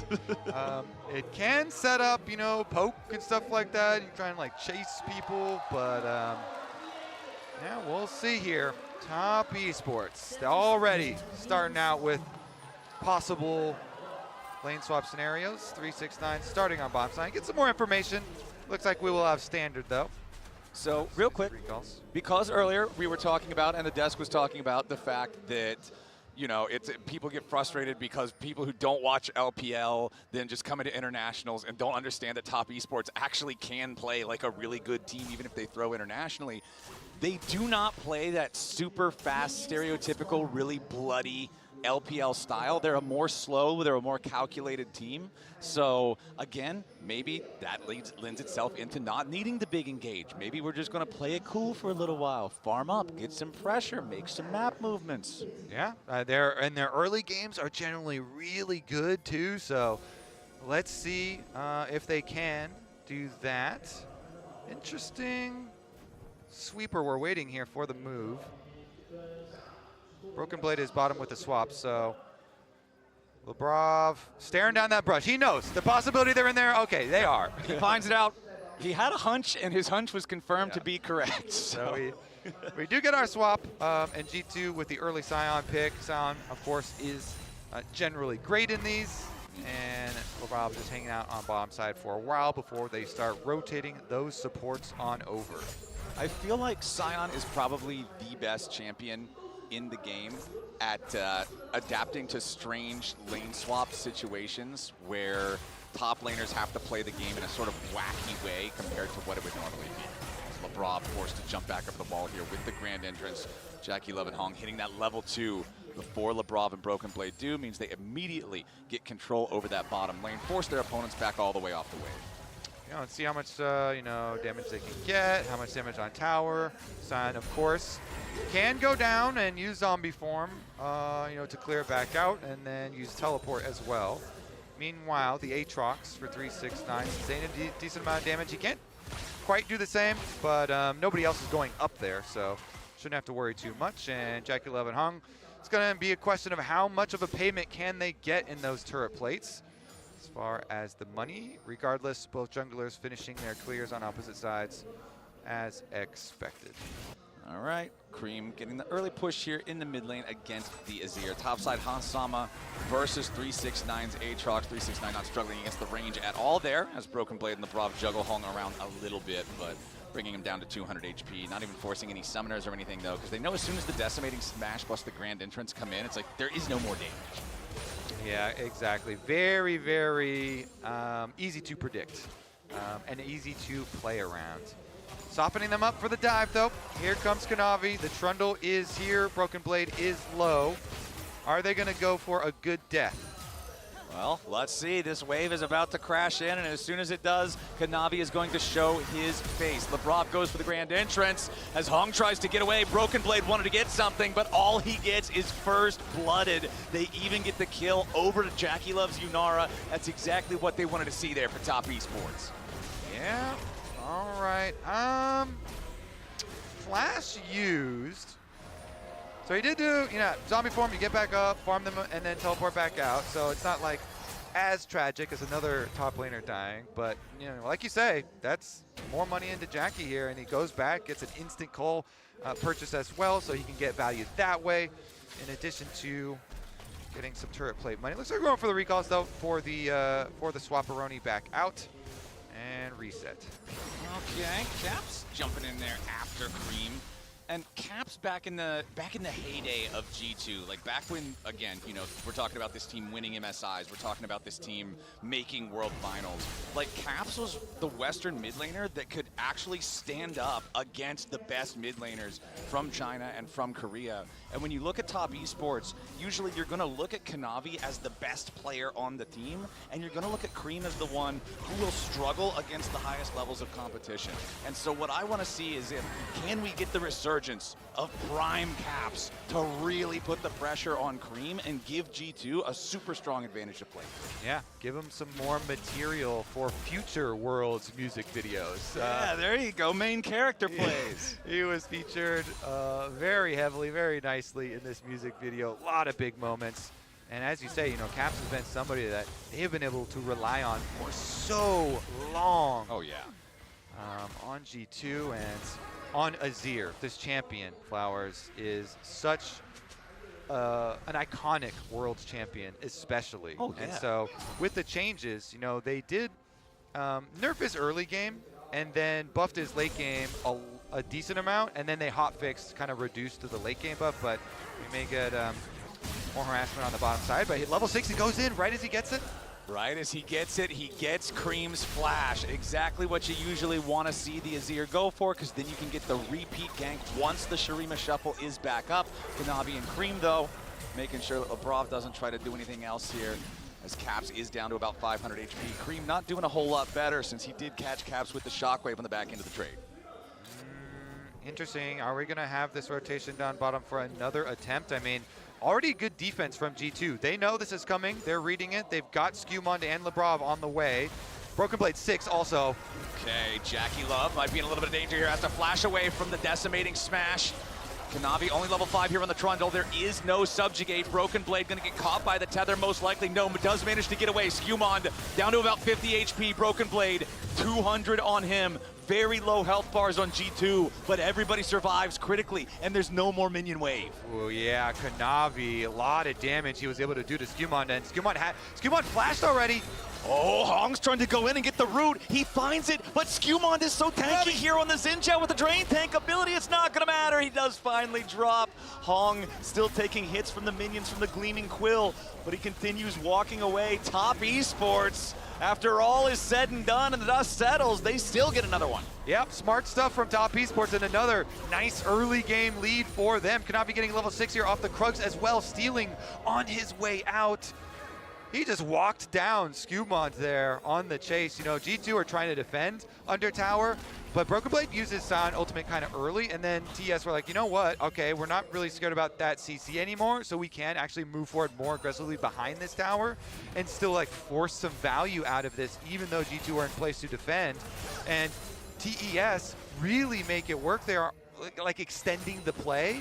And Hong, credit where credit is due, goes back in. He's able to catch Skewmont as he was trying to walk away. They saw him flash, so they knew he couldn't escape the tether.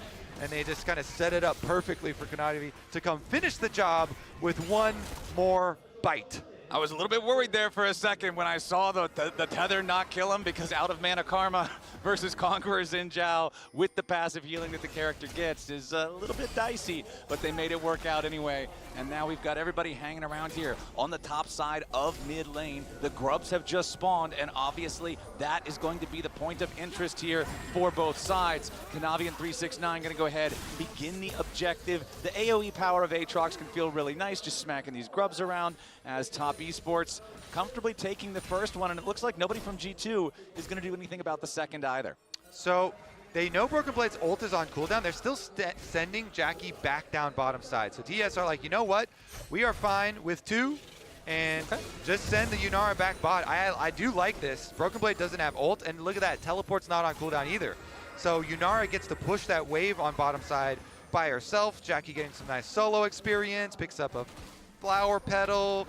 Another turret plate is ripe for the taking for him. Can continue to increase that gold.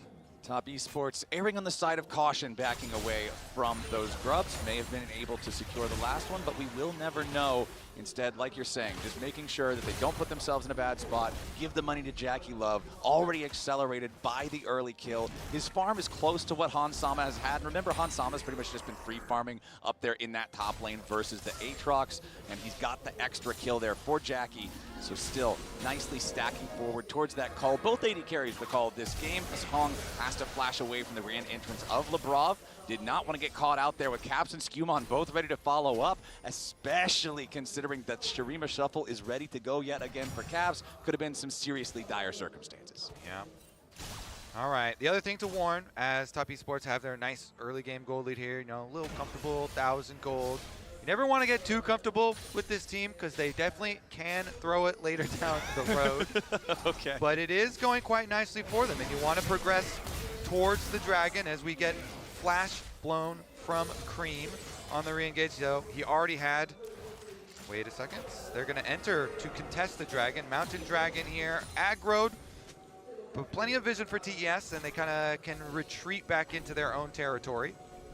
The important part about that Cream flash, the first time he flashed, it was Caps' ulti used in trade for the flash. This time around, Caps didn't even have to spend the ulti. Cream just flashes super defensively, and now the Azir still has that playmaking tool. So Cream's got to be very careful that he doesn't immediately get follow-up ganks soon, as Kanavi, since he had everybody else around here, it just means that he has free access to this first Drake. It is not a fast first Drake whatsoever, just shy of 11 minutes, so even if they start a strong Drake stack, it'll still take a while to get to the soul. But now Kanavi is once again down here in the bottom lane, once again looking to pose a potential dive. Jackie Love and Hong continuing to shove these waves up, as 369 has to deal with being outnumbered by G2 up in the top lane. At the same time, Broken Blade crashes his ult into the turret, and now the wave continues to move forward. Kanavi's going to go ahead and start it off here with a Subjugate, and that is it. Feats of Warfare claimed. Easy peasy for Top Esports. Broken Blade's dead body can't do anything but farm up some minions. Yes, he will have the teleport to get back here once he respawns in 15 seconds, but I don't know if there's really going to be anything to get back to, Kobe, because the next minion wave is coming. They've already got 2 of the Void Grubs, and that turret is really low. Yeah, that thing's going to die for sure. And I don't know, like, he got chomped and, like, instantly ulted. I don't know about the ult so far from BB, but okay. 369 fighting back with a World Ender up here. Yes, he was ignited, but Aatrox still staying alive, surviving here with the 1v2. 369 himself ulting here, but a little bit more potential. Skewmon in. Yeah, Skewmon's going to find Cream walking through the Top Esports jungle. Skewmon was set up there near the enemy red buff, but he takes a lot of damage from the shockwave with Hong right beside him. that means that Skewmon has to back all the way away. And they got the sneaky control ward in back there too. I love hiding that one back there behind the red buff, so lots of vision laid behind by G2, trying to set up their next possible play there. Pings all down onto Caps, but I mean, it's Azir, so should be completely fine, especially considering TS have very, very low crowd control on their team. Yeah. Kanavi just kind of passing through, though, walking over for the red buff steal on the other side. Okay, not going to find a red buff just yet. However, that yellow hourglass does spawn it right after. Caps is hanging around to hopefully try to defend for G2. Broken Blade over the wall might just fire Aurora the Slayer in to see if got a smite. Gank it, but Kanavi has smite. Yeah, that's pretty easy confirm there for the TES jungler. And I already mentioned, I think a lot of people would agree Kanavi is the best player on top esports. He has been having a great early game here so far on the Trundle. Trinity Force already completed 2-0-1, part of every kill they've had so far, and it's just been repeat visit after repeat visit to the bottom lane. Yeah, and this team does have a lot of potential to kind of kite fights as well. Yeah. They do, have a decent amount of slows on them, and 369 Aatrox, we haven't had a lot of him on screen because all of the action was with the other side of the lane swap. And TES, diving Broken Blade. But this Aatrox can have some potential to chase down as well. And the Aatrox is actually getting focus at the moment. Yep, he trapped BB with the Infernal Chains, kept him there long enough for Kanavi to show up. Yes, Sion is a tanky champion, and yes, Trundle just loves fighting tanky champions. 4 kills to nothing. Top esports, 1,500 gold lead. Topside counter play. What did you two have cooking here? Okay, Skewmon and LeBron coming in. Cream probably going to be your target there. Goes in for the grand entrance. Defensive shockwave. LeBron still locked up underneath the turret, but Cream goes down. Skewmon and G2 are on the board, but now Skewmon and Caps out to try to get away. Defensive ulti coming out from the Xin Zhao. Hong trying to lock up Caps. Shurima Shuffle's not going to work, and Caps is dead. Now G2's in a ton of danger. Kanavi's coming around on the side. Skewmon staying alive for now, but 369 needs a little bit more damage. LeBron with 200 HP. LeBron chomped down. G2 have lost all but a single man. It's 8-2 for top esports. Yeah, that's a late teleport in and an early ult out for Broken Blade. TES already did their work on the top side. They get so much gold off of this Flowers. Okay, G2 trying to do the counterplay on the other side of the map. They go under tower. They know that they want to kill this Orianna with no flash, but it takes so long. Hansama's forced to use the ult, and they're separated. So the other two from G2, their bottom lane, has to walk all the way around. Meanwhile, Jackie Love gets right in there on the Yunara. Hong's able to get the root onto the Azir. Caps goes down, and Jackie goes in, but it means that Kanavi and 369 get to clean up everybody else before Broken Blade even arrives to exit. G2 trying to pull off the same play that Top Esports has been pulling off on the other side of the map. And yes, they get their initial man. They find the kill on Cream, but the cost is great as Top Esports collapses and punishes. It's already a 3,000 gold lead for the LPL #3 representative, and they're gonna grab the Rift Herald for free right after 15 minutes and 48 seconds on the clock, so a pretty swift take on that one. Meanwhile, the top lane tier 1 turret for G2 just barely standing, and Caps knows as he sees the announcement that the Rift Herald has been taken and he's next to a nearly dead turret, he could be in very grave danger, so he teleports away, does not want to get caught out in that one. The Drake now begun by G2. Yeah, I think it'll be finished by G2 as well, so they do get that objective. Of course, the tower on top side is going to go down. I mean, Flowers, you can't help smile. It is fun when Jackie Love is going to jump in on these here, kill, get these kills, and then flash into the tri-brush and get 3-man and instantly die. But it's still good for TES. Those are the things you love about Jackie.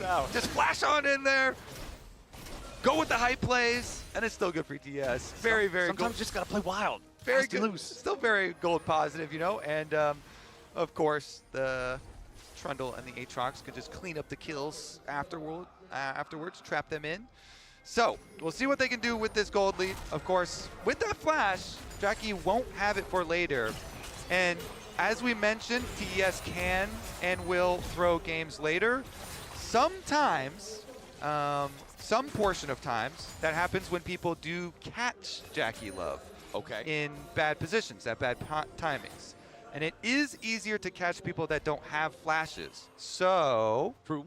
If you're G2, your shot calling right now might be, hey, well, actually, now it's get out of there, but you can always like try and look to pick off Jackie Love.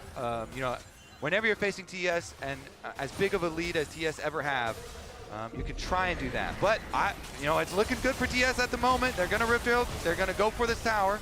Yep, Kanavi will drive that one in. Easy money in the pockets of Top Esports. Now more than a 4,000 gold lead. Harold should not get the second charge. Okay, that one gets taken out. Meanwhile, 369 forcing Broken Blade back out of the G2 jungle as Top want to continue moving forward. Kanavi makes his way over, and because he's so accelerated, because he has 5 kills on this Trundle, more than half the team's total kill gold, he's already got his Dead Man's Plate fully completed as the second item, so his speed to move around, to join these fights, to try to make plays, hyper accelerated. And that's you know, it's kind of the key of this comp is speed and speed differences. So in Champ Select, we're like, man, I like hard CC. Yeah. But this team has a lot of speed differences. They have got speed ups, your Dead Man's Plate that you're pointing out, your Orianna and your Karma, who also have slows and tethers. Pillar, another slow. Aatrox ulti, another speed up. Yep. You got your mini knockups from Aatrox Qs. And Yunara herself, speed buffs and slurkles, as Atlas loves so much and would highlight. So there are a lot of speed differences. So they do have a lot of the soft CC with this team. Right. Well, I'm still a fan of Unga Bunga engaged champions. They're some of my favorites. You can get a good Unga Bunga shockwave, maybe. Somebody gets in there, so. Now, Hong has found Bunga, is that here in the river. This could be a problem for Lebrov because the teleport's coming in. He's already flashed. Does have Battle Dance to get over the wall to Caps, who's waiting for him to guarantee that the support can get away safely on G2. That was definitely a scary moment for Lebrov, but the flash into the Caps waiting nearby and the brush play was pretty good for them. It does buy Broken Blade also an opportunity to take the tier 1 turret here in the top lane. Top Esports have already taken 3 turrets. G2 hadn't had any, so this is important in trying to close that gold gap here a little bit. They do close it a bit, and no teleport on 369. Gonna be something they can benefit from here. Continue to pick up those petals. You know, every little petal is meaningful here, especially if you are lower in experience. So they're gonna try and clean their territory. TS moving in pretty heavily though after that commitment. Cream's got his teleport ready on top side, so Orianna split push on top side should be able to get that wave no problem. And with Otacon down here, a kind of nice maneuver from TES. It's still on vision though, so they didn't clear out the ward that's actually directly on the Otacon. So G2 do have good vision to try and fight this. Cream would have to teleport in. There we go. This is an audacious Otacon start, but it's what Top Esports are going for. They're 3,000 gold ahead. G2's got all 5 men nearby. Otacon down to about half HP. Kanavi and Jackie Love still putting the work in onto it. 369 trying to keep everybody else distracted. Caps goes in. Flashback out from 369. The Otacon down to 3,000 HP. The Aatrox keeping everybody distracted now, but he's got to be careful because he's in World Ender, but he's got no flash. Everybody from G2 piling in on 369. The Aatrox won't die fast enough. Sterix Gage pops to keep him alive. Broken Blade is already down. Everybody on G2 is eviscerated. 369 with one last Deathbringer stance. Rips the life out of Broken Blade and stays alive himself. Jackie Love chases forward with the auto attacks. It's an ace and an Otacon for not a damn thing. Top Esports absolutely steamrolled them. 369 baits them into the alcove of death. Look at this. He's just dancing with them. He flashes Caps' engage, and he's like taunting them. Please come over here. My team will get the Otacon, and I can stay alive. I have plenty of healing. Redemption comes in. They get the healing over and over and over. The Sundered Sky procs, the ultimate procs. He's on the edge, only a couple of hundred of HP, and he knows the rest of the team can just come trap them. Flowers, the alcove itself is hard CC. When you've got all of the speed to go collapse on G2, they just got mind controlled by 369 into the alcove. Well, TES took the Otacon. 369 can soak the engage. You don't have to like start the engage yourself if you just like soak it and draw in your opponents. Beautiful stuff there from 369 and TES, and TES have been nothing but methodical this game. You mentioned intelligence, and they have just been in control. That was lore accurate Aatrox taking on all challengers, and he's not done yet. However, he does need to be a little bit careful here. Beautiful interrupt on the TP. Broken Blade wanted to join the fight, but Kanavi denies it with the pillar, and that makes it so easy for 369 to just walk it off there in the top lane. G2 is trying to make these plays, but Top Esports are countering. Yes, they are. Great map movements again from TES. Now Hung, though. Hung knocked up by the Grand Entrance. However, not quite dead. Finally shut down. Goes over to Hansama. Flashback out from Kanavi before decimating Smash. Can potentially give G2 another kill. Third kill of the game there for G2 with the pick on the enemy support. They've still got a long way to go to catch up, but getting those punishes is the only way they're going to get there. Yeah, they get one straggler, they get a support kill. Is a little bit of money, but honestly, that's just a drop in the bucket as far as the gold deficit that they are facing. And the onslaught that they are facing from Top Esports, since Jackie Love has been so rich here. You know, he already had the Lord Doms. This Yunara is going to be really difficult to deal with. Again, the speed differences are going to be enough. Top Esports with these Hex Gates get right back out to the map. Kanavi starting it out, tracing through the jungle, yoink away this red. Skumon, the whole team. Yeah, Skumon was like, do I stay around to try and smite fight this and just steal it and run away? No, no, no, those Hex Gates are active. That was a crazy conveyor belt play of Top Esports players all just showing up into the enemy jungle to help steal away the red buff. As now they're going to take down the tier 2 here in the mid lane right after. 7.8 thousand gold lead for Top Esports as G2 are starting to stare down what feels like an insurmountable lead. It's not up to them to make the plays anymore. They're kind of hoping for that Top Esports throw that we've talked about from all of those recent previous competitions, because if Top Esports stays this calm, this collected, this smart, G2, they've got no way back in. This is why you are supposed to fear Top Esports until you actually see, you know, the collapse at the international event, until you actually see the throw. This is why you fear them. They are so good. Kanavi just controlling the game from the very beginning, Flowers. Remember back to the early stages, the bottom lane sets it up.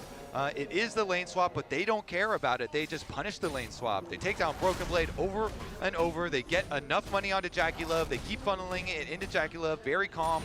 At no point are they really worried. Kanavi gets very fed, Jackie gets very fed, and they methodically move through the game. 369 is completely fine on weak sides in lane swaps. and he was more than fine at the end as well. It's just like really well thought out stuff from them, and this is why you fear them until you see it collapse. So at the beginning of the tournament here, in the best of 1, 369, the rest of TS looking good. Kanavi here, Pillar starts it out. Skumon in some danger, the tether about to lock him up. Hong gets back away as Skumon has to flash defensively. Top Esports, they're gonna push this wave forward. The Sun Disc was summoned by Caps, so that's gonna at least hold this area for a short time.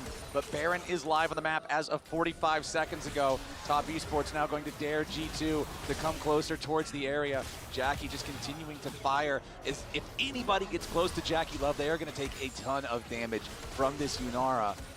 The next wave will be cleared out very rapidly. Kanavi just making sure there's no G2 vision up there in the Baron pit at the same time. Sun Disc falls. The Blob hit by an Infernal Chain. Immediate battle dance back to the rest of the team so he doesn't get caught. And Top Esports again, path towards the Baron.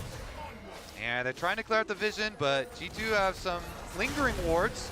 They walk up though. Hansama immediately forced to ulti defensively. Jackie Love wants to go in, he flashes to the side. Hansama all the way back away with a defensive flash from his Caps with a massive Shurima shuffle. Jackie Love is down, and Top Esports might be in some danger. Caps is next to die. Cream back over the wall. Double kill to Kanavi. It looked like Caps might have found the miracle that G2 needed, but Top Esports do not believe.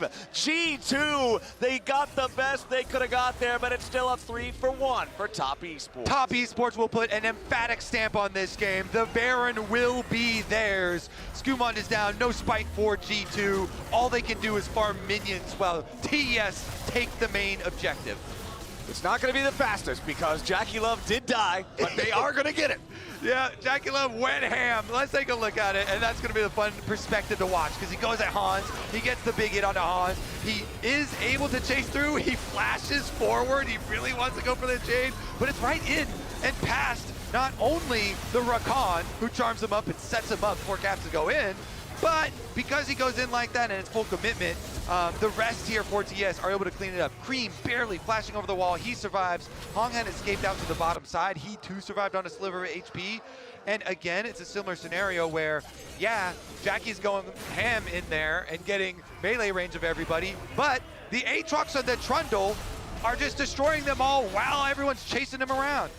369 aggressively ulting up here. Yeah, Cream and Hong, you said it just then, they both got away with 100 HP at the end of that fight, while Jackie was the only one who died. Imagine if this wasn't a 7,000 gold lead before the fight, right? That turns into 3 kills all of a sudden, and you do have your miracle moment for G2 where you turn the game around. But Top Esports have built such a lead, such a commanding advantage in this game, that even that big move there from Cavs was not enough. 9,500 gold lead now, Drake's 2-2. Top Esports with Red Bull Baron power play here for the next 2 minutes, looking to break into the enemy base and maybe just end it. They've got so much momentum here as Kanavi just trying to force Lebrov back, make sure they keep this jungle dark, make sure anything outside of the base is pure danger for G2. Kanavi is legendary, both in the game and out of game. And here we go. Broken Blade is about to drop, but he does manage to get himself away there with the ulti. All the way back into the fountain with the Scion means a suspicious lack of front line for G2. So no way to defend the mid lane inhibitor before it falls. Top Esports going to take that lane first and now put their attention up towards the top side as G2 brings all 5 men up here to try to defend it. Meanwhile, Kanavi in the enemy jungle, stealing away the big red buff. Post Baron giving it to everybody on the team. Jackie, defensive ulti there on the Yunara, making sure that he doesn't get caught out by Skewmon. Here comes your TP from 369, and now it's the bottom lane, your next target. Killer there onto Skewmon, but not a whole lot else to get from that one. Jackie Love still in ulti form for a little bit longer, as the bottom lane inhibitor does die. And Top Esports are going to continue their push now with 2 enemy inhibitors down. The next wave is marching down the top lane, but it's not there quite just yet. Kanavi's going to hop on out to the enemy jungle. There's a Sun Disc in mid, but it doesn't matter a whole lot. They've still got the Baron for another 30 seconds. Broken Blade wants to stop this. G2 does not want to have a 3 inhibitor game on their hands. I love that Kanavi is having fun with them. He keeps channeling his Hex Gates right in front of people, daring them to stop him, taking it out, just walking back in, trundling around as he does. Skewmon defensive ult trying to stay alive as Top Esports moves forward. Caps goes in for the shuffle. He finds Jackie Love, but where's the follow-up damage? Jackie dies, but so does Caps. 369 in the middle of everybody, still staying alive, and they finally kill him off. Broken Blade trying to get away. Redemption coming down, but it ain't gonna heal him in time. It's 3 dead on the G2 side, but they managed to take out the enemy top laner and AD carry at the same time. Can Skewmon and Hans Sama continue to defend against Cream, against Hong, and against Kanavi alongside the 2 lanes of super minions? Hong and Cream are putting the pressure onto the Nexus turrets. Meanwhile, Kanavi takes down the remaining inhibitor turret to guarantee G2 are trapped in the base for the next 3 minutes until mid lane inhibitor respawns. Yeah, triple inhibs is really hard to come back from. They will look to farm the minions though, Flowers, because those super minions will be flooding into the base. So TES, they can take a quick little breather here, go back and spend a lot of the money that they accrued out on the Rift first, and then return to finish the job, because the inhibs will be down for a while, the super minions will be flooding in, and just keeps up that constant pressure on G2 inside the base, kind of pinning them there. Luckily for G2, since the dragons were split, there's not an imminent threat of Dragon Soul. Yeah. But TES, honestly, I don't think that they have to do that to win anyway. They can just return with the pressure, and you just go into the base, keep applying the pressure while the super minions come, and you just close in on them slowly and finish the job before you have to do any more objectives anyway. Honestly, this has been a really clean game from Top Esports. Very. I am seriously impressed with the way that they have played this out, considering their reputation at the past few international events, considering the expectation that a lot of people would have of them potentially having a throw here. There has been no such thing. TES now on the verge of winning their first game here at Worlds 2025. Caps wanted to go after Jackie again. Didn't quite get him this time, and that should mean the end of the game. Nexus turrets both about to die. 3-6-9 under a little bit of pressure. Here's LeBron Charms up. Hong, they get that kill at least. Scumon's going to drop dead next, though, as LeBron and Broken Blade head back into the fountain. And the remaining 4 players on Top Esports are not going to let them leave. It's Top Esports coming out swinging 22-7. They'll take down G2. That's why you need to fear Top Esports. That right there. Beautiful stuff from them. Kanavi ends 9-0-6 on the Trundle. Great game plan here from Top Esports. Great execution in game as well.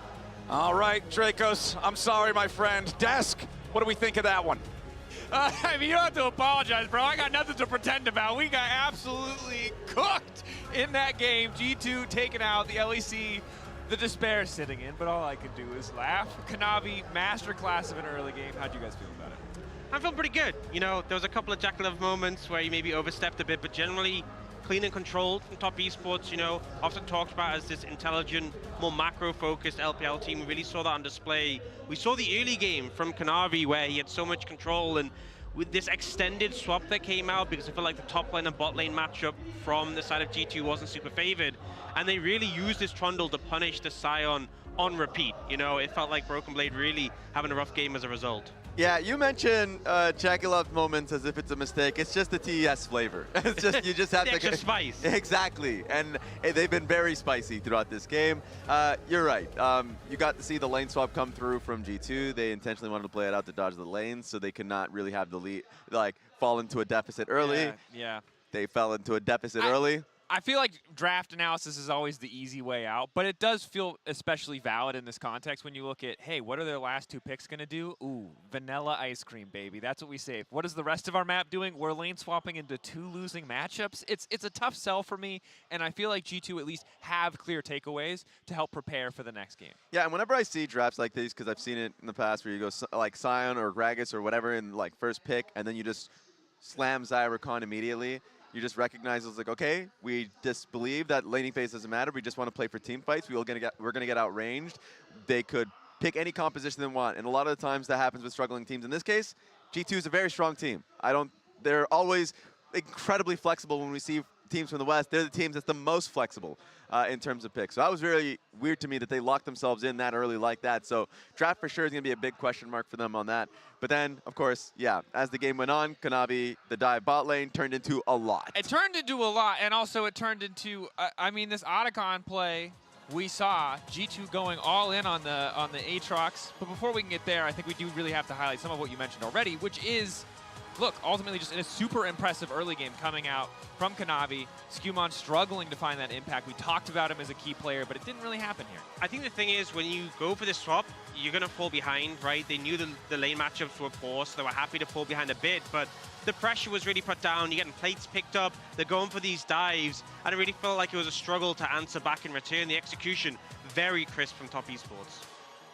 Ultimately, yeah, we look back across this one. Broken Blade, really the one who was focused down. Kanavi, yeah. You have the perfect setup for the Trundle angle here, right? You have a winning lane in a weird situation where he's playing against the normal 2v2 bottom lane. It just makes the Trundle dives feel effortless, and then post level 6, that's a squishy Sion. Exactly, and so I constantly looked topside to see if they were going to get anything off of the plays, off the swap, and it wasn't happening. But also, that Otacon fight, that Aatrox moment was ridiculous. Iconic. Look, yes, we have to say it, right? This coming in, they tried to burst through. They tried to get that Sundered Sky damage down. They just couldn't get through that health bar. Wait a second. Oh, that's the wrong clip. Production! Oh, whoa. Production, yeah, no, guys, this isn't. Look away, no, same players, I guess. Same players. What? You know? No, that was 7 years ago. Surely history won't repeat itself. Oh, God. The more things Does it still hit? Yes, it's still. Why is Jackie Love always here to witness this moment? It doesn't matter the nameplates around him. It's G2.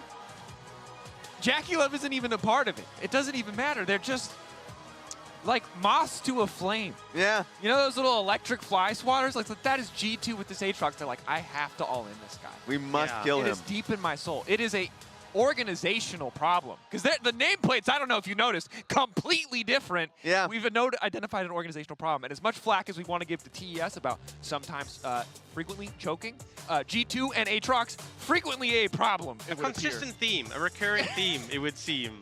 Maybe they were inspired by the music video, of course, being able to relive that moment. Honestly, as a callback, it was very nice to see. Yeah. For those of us who have followed 15-year Lollipop for a anniversary. while, I enjoyed it very much. Did you enjoy it, Raz? I enjoyed it.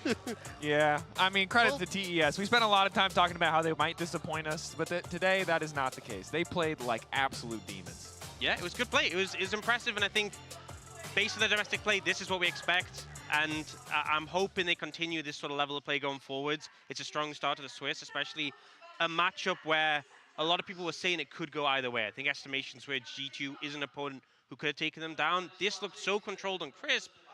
I'm thinking estimations are going pretty high for Top Esports. I'm feeling good. There it is. Let's not get too far ahead of ourselves, but I think you have every right to be feeling good. We'll see how good 369 is feeling after the break in our interview. And in the meantime, we're going to set up for our last game of the day, Gen G versus PSG, and have a quick break.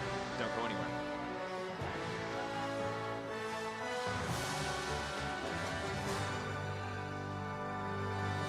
He's got to be careful because he's in World Ender, but he's got no flash. Everybody from G2 piling in on 369. The Aatrox won't die fast enough. Sterix Gage pops to keep him alive. Broken Blade is already down. Everybody on G2 is eviscerated. 369 with one last Deathbringer stance. Rips the life out of Broken Blade and stays alive himself. Jackie Love chases forward with the auto attacks. It's an ace and an Otacon for not a damn thing. Top Esports absolutely steamrolled him.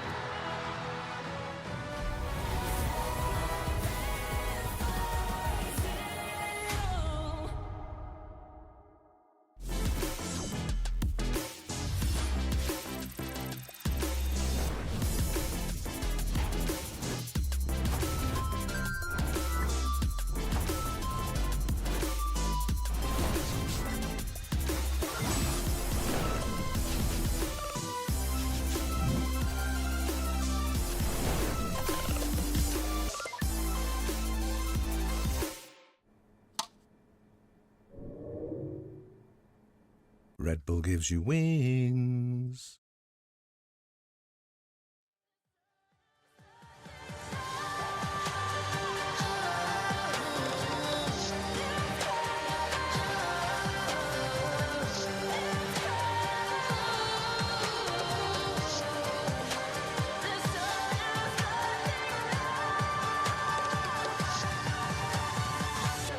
Something new.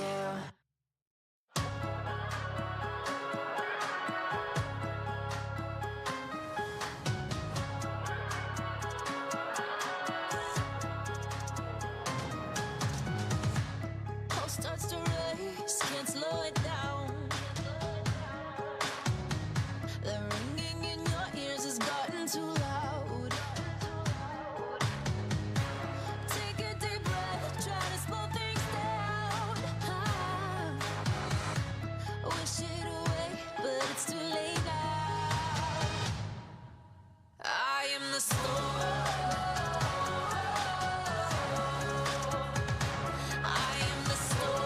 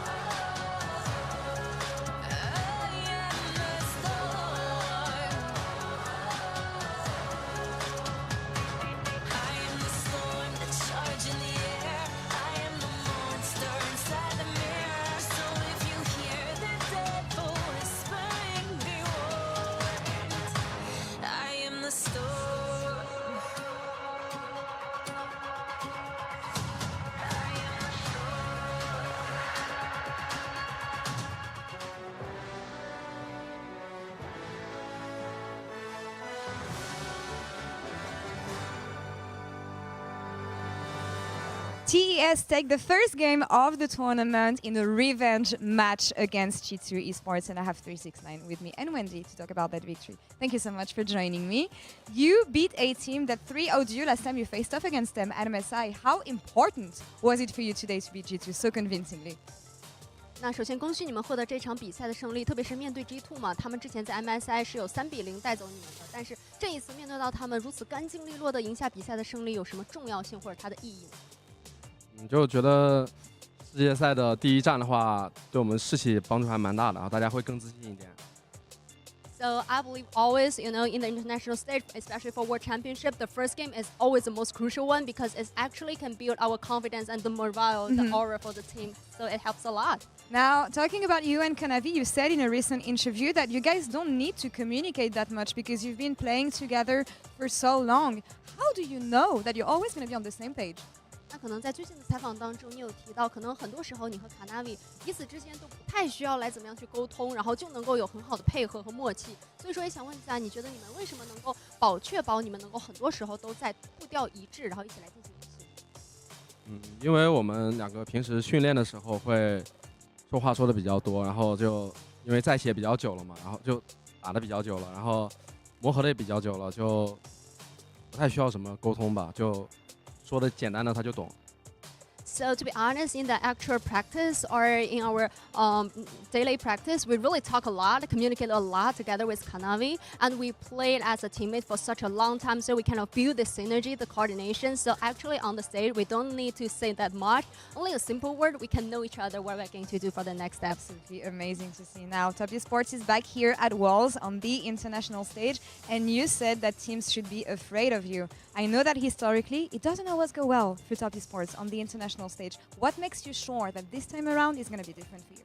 那这一次再次回到了国际大赛的舞台当中嘛，那你也有提到说，可能很多队面对到你们的时候，也应该对你们有所惧怕。然后，但是可能之前很多时候你们在国际赛事当中的表现可能没有那么尽如人意，所以说你觉得你们怎么样能够确保这一次会是你们的舞台？就我们现在也是很团结嘛，然后我们训练的都特别努力吧，大家都很用心，我觉得这次会不一样的。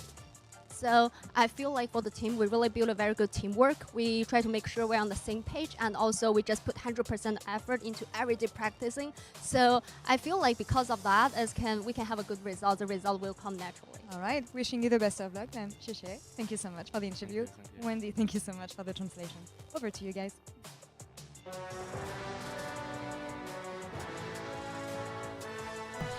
The best for left. 7.5 hours of watching the broadcast. We now get to see Genji play. And it's probably going to be like a 20-minute stop. Hopefully it isn't. Hopefully PSG. And here we are for the final matchup of Swiss Day 1. Genji versus PSG. And we're professionals, we swear. Yeah, we are. Yeah. Here's the deal. There's really no easier analysis to make in the world than Genji are the best team in the world. Agreeer? I'm agreer. agreed. Okay, so now we're in a very privileged position where we get to talk about why. Just kidding. Over to casters. But there's so many historic names. There's so many faces on this Genji roster that I think are worth talking about. And obviously they've been incredibly dominant. But I want to know specifically for you, Ox, who you want to highlight as we kind of head into the early days of the tournament. No doubt they'll make a deep run. We'll have time to talk about everyone. But who do you want to focus in on? Yeah, so for me, someone who I think has really stood out this year is Keen, specifically because, especially with the introduction of Fearless, I think with a lot of top laners, you look at them and they can be exceptional on carries and maybe really good on tanks. So exceptional on tanks, maybe really good on carries, or maybe less. But with Keen, he is so exceptional on both tanks and carries. I think he's one of the players who can seamlessly switch between them. And the role he fills on the team, and especially when you have such good players in the mid and AD carry role with Ruler and with Chovy, it's the fact he can play any role for the team. Coach Kim has even said that Keen is a coach's dream with the flexibility he has. And with Fearless in particular, it feels like there's no limit to what he can do for this team. If you want him on a carry, he will crush his lane opponent. He'll be a relevant threat later. If you want him on a tank, he can just play weak side. He can absorb pressure. He can find that CC you need. He can find that space you need in team fights. And I think it's why Genji, a big reason why they've been so strong, so dominant this year. Look at that. Very rarely do you have a top laner that actually plays everything at the highest level. And that is what Keen is. As a player throughout his entire career, the question mark is like, was he what would he be like on a good team, on a great team? He's gone on a great team, and you can see how talented he is, how effective he is as a top laner, and that is something that you really can't take away from him. So Keen, amazing. So yes, you can go across the lineup and you can find every player that can be the ones to carry the game. But he can be like, okay, I'll take a back seat. That's completely fine. And I think having someone so consistent, so flexible, especially in Fearless for Gen G, is a huge boon, right? This is a team that we've known for so long has had the necessary talent to take those big steps. Pays out, Ruler in, more consistently. You get Keen on the top side, more flexibility, more consistency. Consistency is the name of the game for Gen G. You can see how dominant they are domestically. It has transitioned into MSIs now. We still need to see them pull it off at Worlds, but of course, finals, very far away. I want to talk about the opposite side. It's a bit of nostalgia, right? It is the Flash Wolves reunion. If you are not an unk like the rest of us, that might not make any sense to you. You might remember them exclusively as PSG or PSG Talon, but this is the OGs of what was once the LMS, a team that kind of defied all expectations over many, many tournaments, known at one point as the Korean Killers, Maple, Betty, Sword Art, Stake, so many different names, 3 of them coming together on this PSG Talon lineup. And I mean, it's just insane to see. I guess, I mean, at this point, the LCP is 2-0, and they've done it off of, like, incredibly young players. But these guys, it's Unk Central, right? going back to what has made them successful in the past. Talk about Gamania Bears. Yeah, how far back? Unk. Oh, my God, 80 years old much. They're ancient, 28, 28, and 25. They're oh, man, yeah. Their backs are cracking. They need, like... But it's crazy because, again, Maple's been around for so long. This is just a guy who's been playing for almost the entirety of League of Legends' existence. Yeah, and I have a bone to pick with him because didn't he retire last year? He did. It was supposed to be his last dance. Yeah. I think I did an interview with him being like, this is your last tournament. Talk to me about it. To be fair, Def did the same thing, and we all kind of let it slide, but he did win a tournament. Yes. Maple did also say that this is his... He is retiring after this one. He did say he's got military service, so this is his last the last year. And dance. If he goes, when he goes, we will be sad to miss him. But today in this matchup, I think it's safe to say Gen G are the heavy favorites, and we're just going to have to see if they can live up to the expectations of the region. Fair? Very fair, very fair. And I mean, and for Gen G, you already saw the earlier graphic, 2 international titles. It was the back-to-back MSI championship. And for a team that's perceived to be the best in the world at the moment, you have to win the world championships. So a lot of pressure on the team, and they want to be able to make it happen. This is the first step. Yep, we'll have to see if they can show that level of dominance today against PSG as we send it over to Flowers and Kobe for the final game of the day.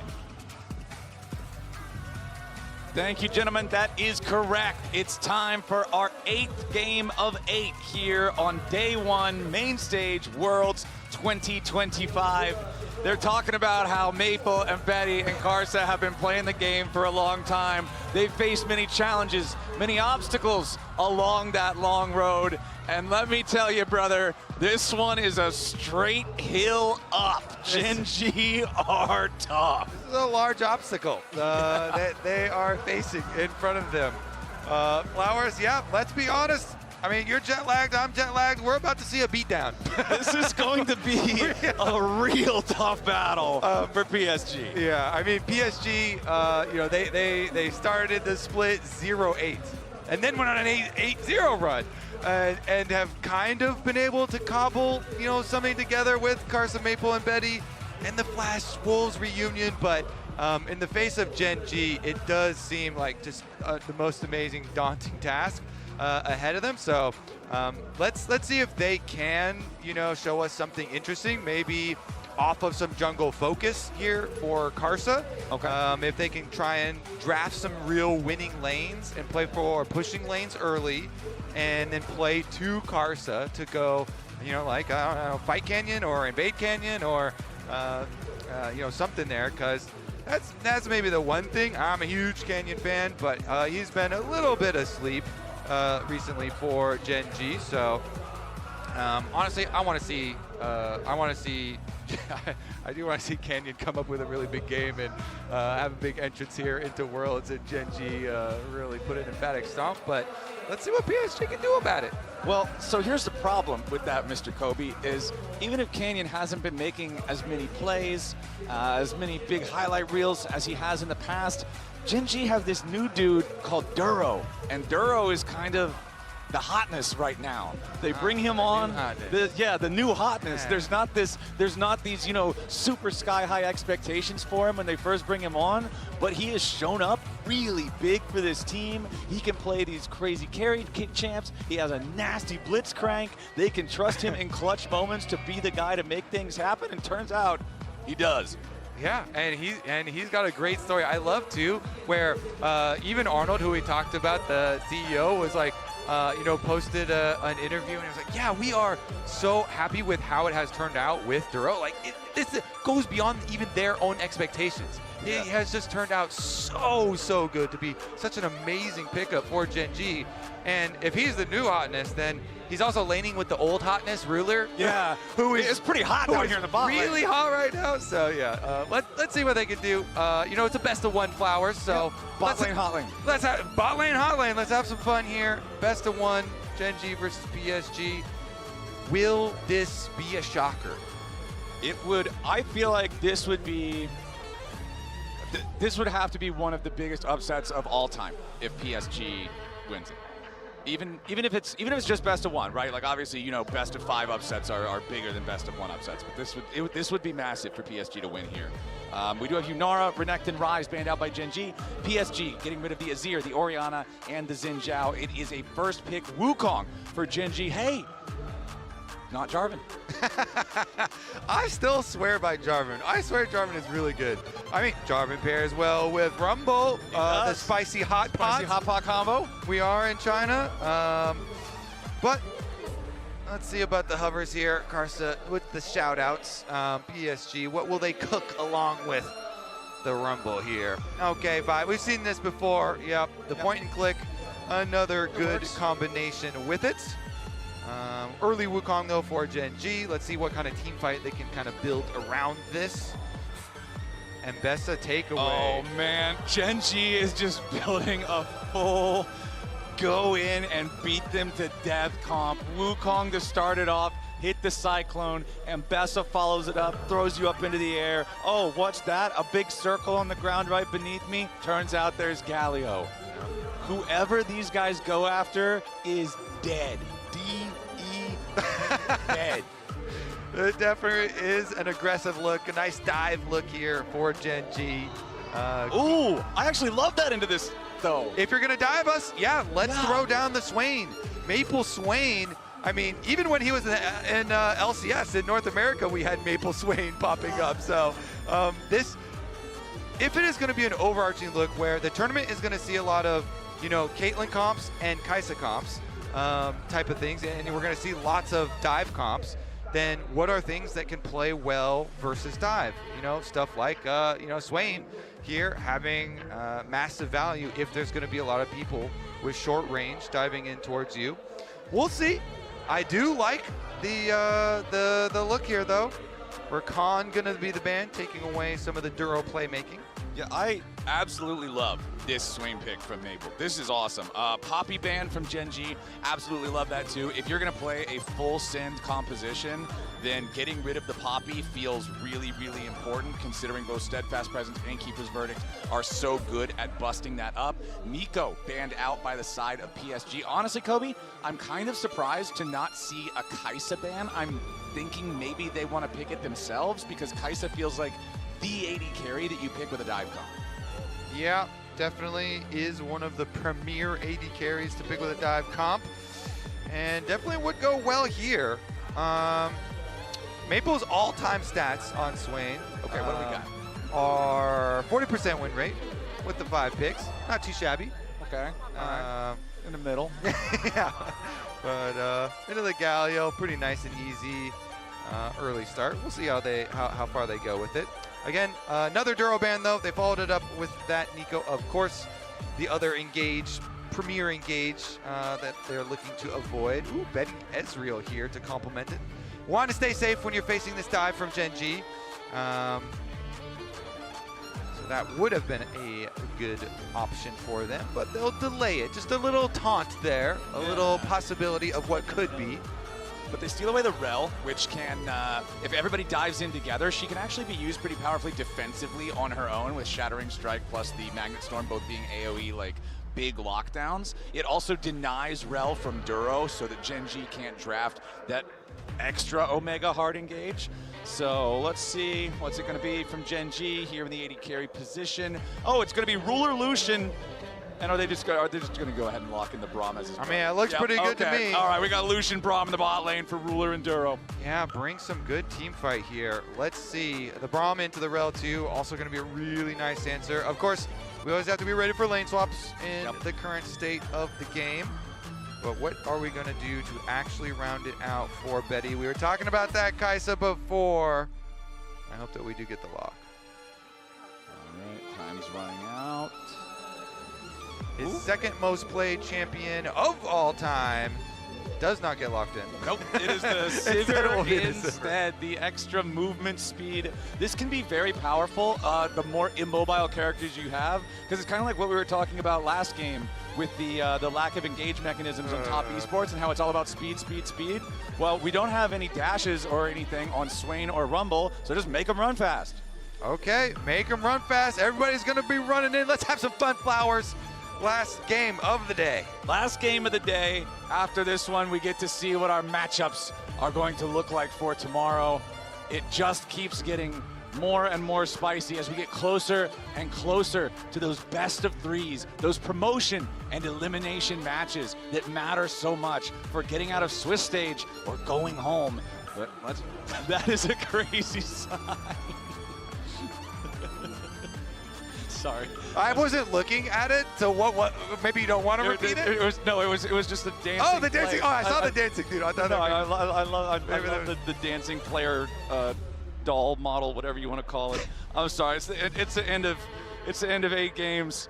I've been traveling for a long time. I'm a little goofy, but yes, sir. Let's get goofy with this one. Let's have fun with this one. Let's have a good time. I have some unfortunate all-time career win rate news for the Betty Sivir. It's one of his lowest. It is 22% win rate. 22. 22.7. Oh, okay. Over how many games? 22 games. Okay. Yeah, that's. Okay. It does have a low win rate currently, but it could improve. Right, exactly. That just means that you can add more points now. Okay. All right. The Flash Wolves Revival. Maple, Karsa, Betty. These guys on Flash Wolves, the analyst that was talking about, used to be known as the Korean Killers. It is a very long time ago, but their record versus Korean teams was very good. At a time, it was really hard, still is very hard, to have good records versus Korean teams. And I believe it was like 6 and 5, these three together. So again, a very, very difficult obstacle in their path, as you said at the very beginning here. But Gen.G, first game at the tournament. See how they are looking. Yeah, let's get a good look here. If we're talking about LCK throughout the day, T1 got their win. HLE suffered a loss, and then KT got themselves a win. So that means they're 2 for 3 so far. Gen.G, if they win here. Math checks out. Nice. Quick math, bro. At this point, I'm a little bit worried that I would miss that one. So they're currently at a 66% win rate as a region on day 1. They could get to 75 if they win this one. There's a +9. We're going to make a YouTube series of classes with Flowers. Yeah, First one's going to be math, baby. Got some arithmetic for everybody. Okay, bottom lane, just pretty standard I got stuff. a question. Okay, what do you got? What is 100 Thieves win rate versus BLG at Worlds 2025? 100%. Hell 100%. Yeah. Just maybe that'll give you some energy, baby. Yeah, there you go. There we go. Reminder about that one happened earlier. Anyways, achieving the level 2 early on the bottom lane are Ruler and Duro, so they get to push up with their Lucian Braum combo. Again, the Sivir here looking to farm up. Sivir always looking to farm up here and clear the wave. Focus on that. Remain safe. Keep your good economy. And both junglers will be pathing down towards that side too. Maybe we'll get the crossover. Karsa just go for the top side Scuttle Crab instead.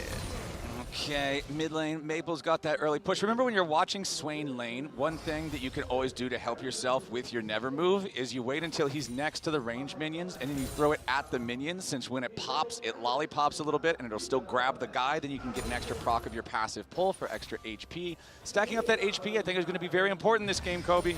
There's a lot of damage on that enemy team. And Gen G, if you let them get ahead, they are not exactly going to give you many opportunities back into the game. No, they are not. Let's see, though.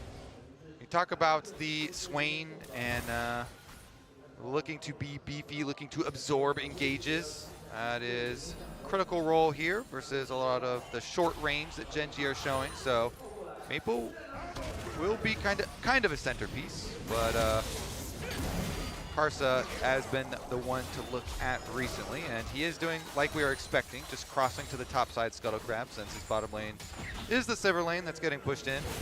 Yeah, getting pushed in and now getting ganked. Kane immediately just jumping in there as soon as he gets the opportunity, because the big deal is the solo lanes, oh, hold on, Kane's in some danger. Hey. PSG are going in for the first blood. Kane, it's first blood over to PSG. Tony Karsa's the guy to watch. He goes over here for the gank. They disrespect Aj's Rumble so heavily there. Keen gets chased down the lane, flashed on. Karsa, Q flashes to hit it. They find the first blood. Flowers, are the Flash Wolves revived here? The Flash Wolves are howling. They're getting it going here with the first blood. Okay. Let's see what they can do here. Yeah, I mean, he knows this is jungle timer. They are done with their full clear, so Rumble is walking right up. Aja here, really nicely done from him. Brutal damage early, and Karsa's able to finish it, uses the flash. Yes, let's go! I love the excitement. I absolutely love it. And I feel like you've got to have that kind of energy when you're this level of underdog. Like, every small win is a big win when you're up against, like, Gen G. 100%. All right, so teleport used for Maple to get back to lane. Same here for Chovy. That thing's going pretty evenly. It's the side lanes that are undergoing the swap at the moment. Yep. And Aja is going to go back out to the top side. So see Betty just collecting the rest of the farm down here. Sivir trying to catch back up. Yeah, she's got a lot of way to go, because the solo lanes, what I was going to say before the gank happened, are pretty even on farm, but the bottom lane was an early big advantage for Ruler and Duro with the laning power of that Lucian Braum, and I feel like PSG just really wanted to get Betty out of that type of situation, because it's so frustrating to just passively lose your lane like that.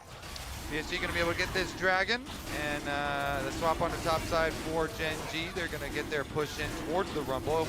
Again, Aja doesn't have flash either, so he's going to actually get the call here. Woody's going to go roam up there, and they're going to swap over. The reinforcements are about 15 seconds away, and Rumble has ultimate now. Easy peasy wave management. They'll swap and answer, so everything's fairly calm then. I feel like Equalizer is just one of those best wave management tools in the game, since you can cast it from such a long distance away. You can walk halfway back to the second tier turret in your lane, just drop the thing underneath the turret, clear everybody out, you're fine.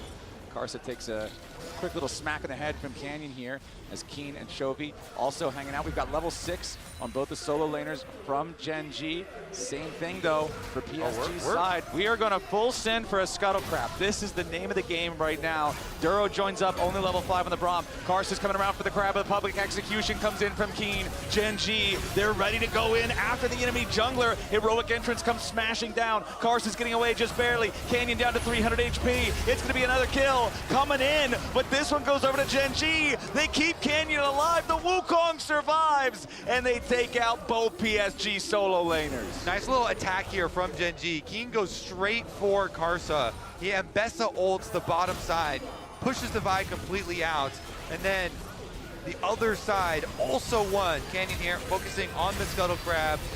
Galio ult creates the space, and Canyon gets his level 6 critically off of that Scuttle Crab, and that level 6 is such a game changer. That gives him the ultimate to take down Maple. It allows Canyon to survive. the critical scuttle crab here actually being such a difference maker. The crab that broke the early game. I mean, it honestly is. It is. I'm saying it in a stupid, like, over-the-top way, but I do actually mean it. The crab, I agree with you. It made all the difference. Canyon, he is back. The crab. Crab down, level 6 acquired. You know, props to Keen for, he ulted Karsa and kept him out of the fight, kept him away from that crab. Exactly. So And we're a all jungler crab can't steal gamers crab. here. Yeah. We're both junglers. We know the importance of the crab. Okay, Chovy trying to just keep the pressure on Maple here. The Void Grubs have spawned. Considering the fight that we got over a Scuttle Crab, I'm expecting us to get a fight for Void Grubs. And right now, it's Gen G first over to the objective pit. Ruler and Thuro still have control over the top lane. Wave 86 farm to 68. So still maintaining an advantage here for Ruler's Lucian compared to his counterpart, as Canyon's just going to be left with the remaining Grubs after they've already secured the first one. Chovy knows he's got some waves to get back to. Yep, those grubbies, the payment will be popcorn chicken. All of the chickens belong to Karsa. Not a great trade, but see what Chovy is added on top. Ooh, over the wall though. Karsa ready to try to make a move onto Chovy's Galio, but nice shielded Durant taunt into the flash over the wall. Makes it so easy for the Galio to walk away when you have phase rush. It's just that simple. Interesting. Canyon's got a few more seconds left on his ultimate, so Wukong could make a pass as well. And Canyon was kind of deciding which way to go. Now he's finally opted here to go complement this large built-up wave that Ruler and Duro have. So that wave is going to get denied a lot. Those minions dying as Betty's pretty far away. Okay, it's on the Canyon minion now, so they're going to deny the Canyon at least.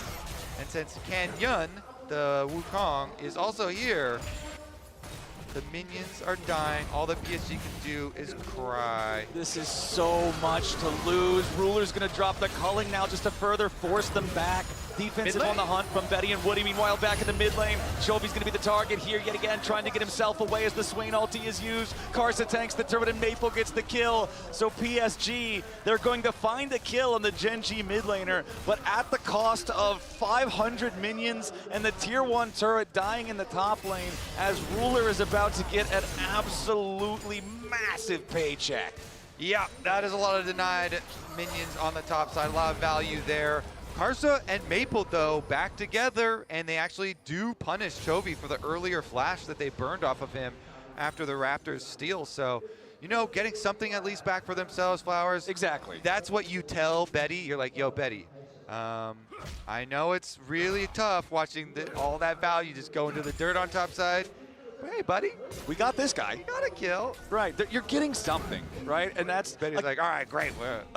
Again, in a game where you are the major underdog, you got to celebrate the wins where you can get them. Putting the death on Chovy, they'll at least be able to get some money out of that one. So still, though, a 2,000 gold lead for the side of Gen G. First Drake of the game has already been taken way back when by PSG. Second Drake of the game is now live here with that Ocean. You can see the pings coming out from the PSG side. Betty and Woody now just trying to get some farm into Betty here in the mid lane. 86 to 116. It's a plus 30 for Ruler. He is 75% of the team's gold advantage. Yeah, that's a strong Ruler, all right. A Ruler in the mid lane on the Lucian. They do get the priority. They use that priority and rotate over to the Dragon. And honestly, I don't think PSG are even considering the idea. No, if Lucian is there, you don't care. That's the name of the game here for PSG. You do not want to fight if this guy is having anything to do with it. Ruler's Lucian is going to absolutely demolish the scales, not just tip them. He is going to destroy one side of them in any of these fights he's a part of. Yeah, I mean, that's the really fun part about Lucian is when you do get into this stage in the mid lane, you just have full control over it, and you're just unleashing poke combination after combination on your opponents, culling, keeping up that pressure, pushing wave after wave. Helps to be super rich. Yeah. True for a lot of things in life. Yeah, you know what? People say money doesn't buy happiness, but clip. I think they're not spending their money right. It buys an Essence Reaver at like 9 minutes. Yeah, that makes me pretty happy. Duro's not very happy right now as he gets cooked a little bit there by the Flame Spitter, but he has minions to jump to and stand behind, so he will not drop.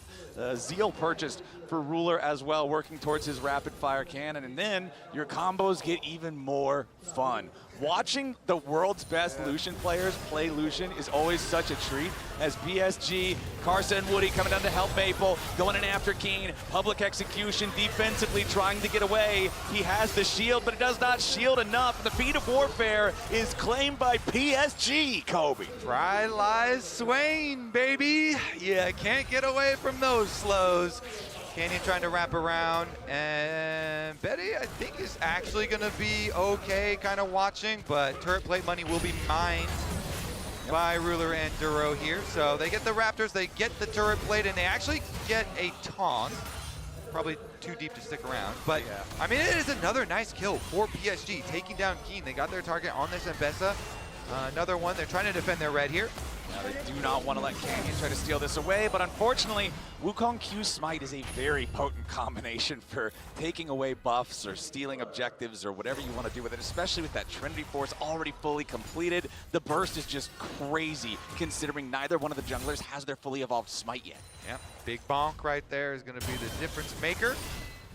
And let's see if the Maple Swain comp here for PSG gets to do much.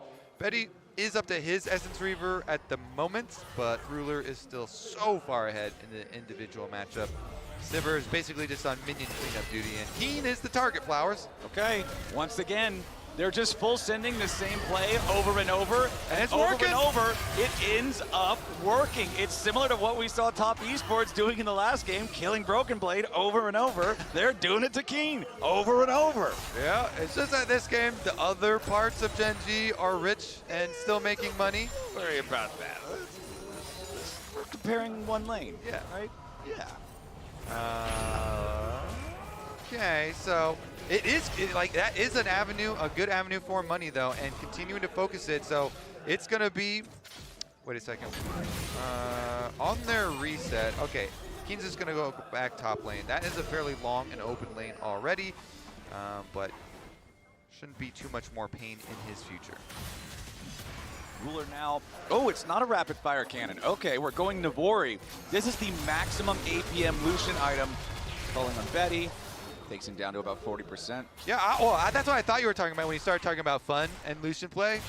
Because I feel like this is the most fun item. Oh, yeah. I just always normally expect like rapid fire cannon for quick trades and stuff like that, but yeah. But this is for repeated trades and then Infinity Edge on top. Gets to be juicy, but PSG, with this gold that they're getting off of Keen,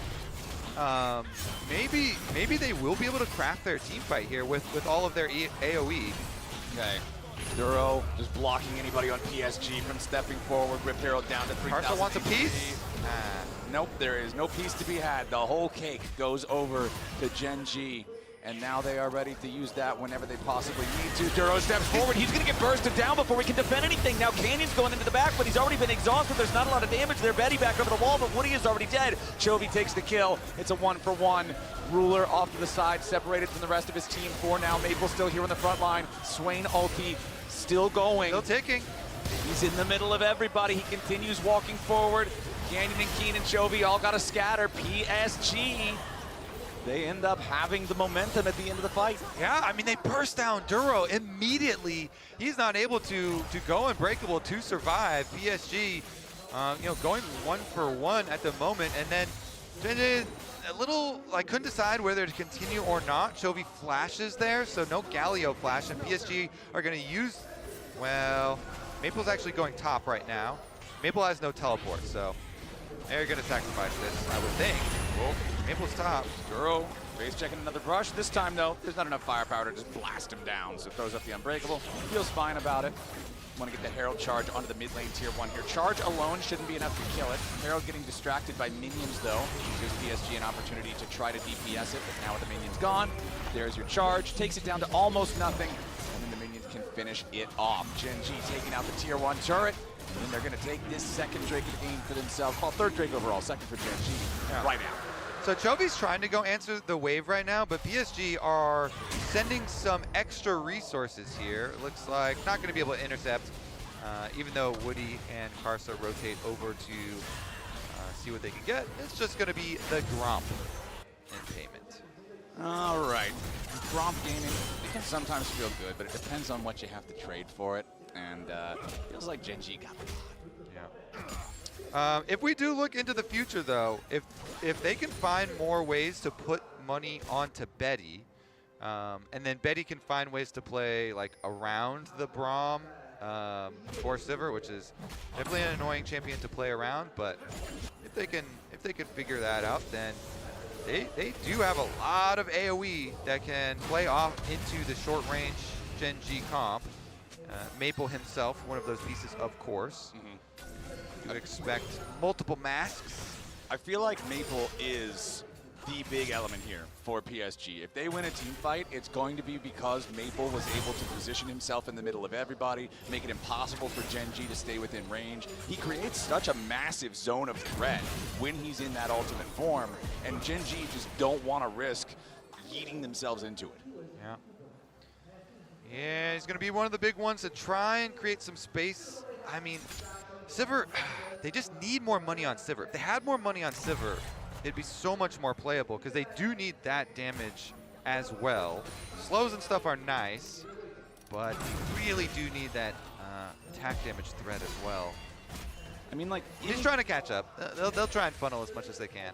In a world where you're up against 4 melee champions and Lucian, and Sivir is not 2,000 gold behind, and you have Rylai's Swain, you can actually do a ton of damage with Swain and Sivir put together. But it's just the advantage built up for Ruler right now is so suffocating that it's difficult to play into what Gen G have. Aja taking a quick bursty trade there from Keen, but honestly, it's really not that threatening. Scrap Shield prevents most of it. Otacon spawning here in about 30 seconds. Again, I'm going to go back to the precedent set by the Scuttle Crab fight at like level 6. I think that this is a 20-minute Otacon.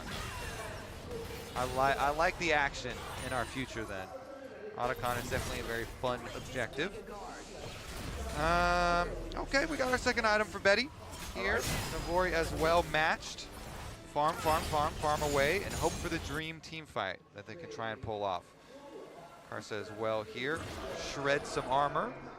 So with the two same major items completed, the difference between the itemization now is the fact that Ruler does have his fully completed Ninja Tab, plated steel caps, sorry, and pickaxe right next to it. So still more firepower there on the Lucian, but the Navori completed on Betty is big. Gen G, 3 men here in this bottom side river, right near the mid lane brush, as Keen forces Aja to overheat, makes him step back. And it means that he and Chovy can now take down this tier 1 turret with Aja having to fall back all the way to the side brush near the tier 2. Does not want to risk getting caught out here.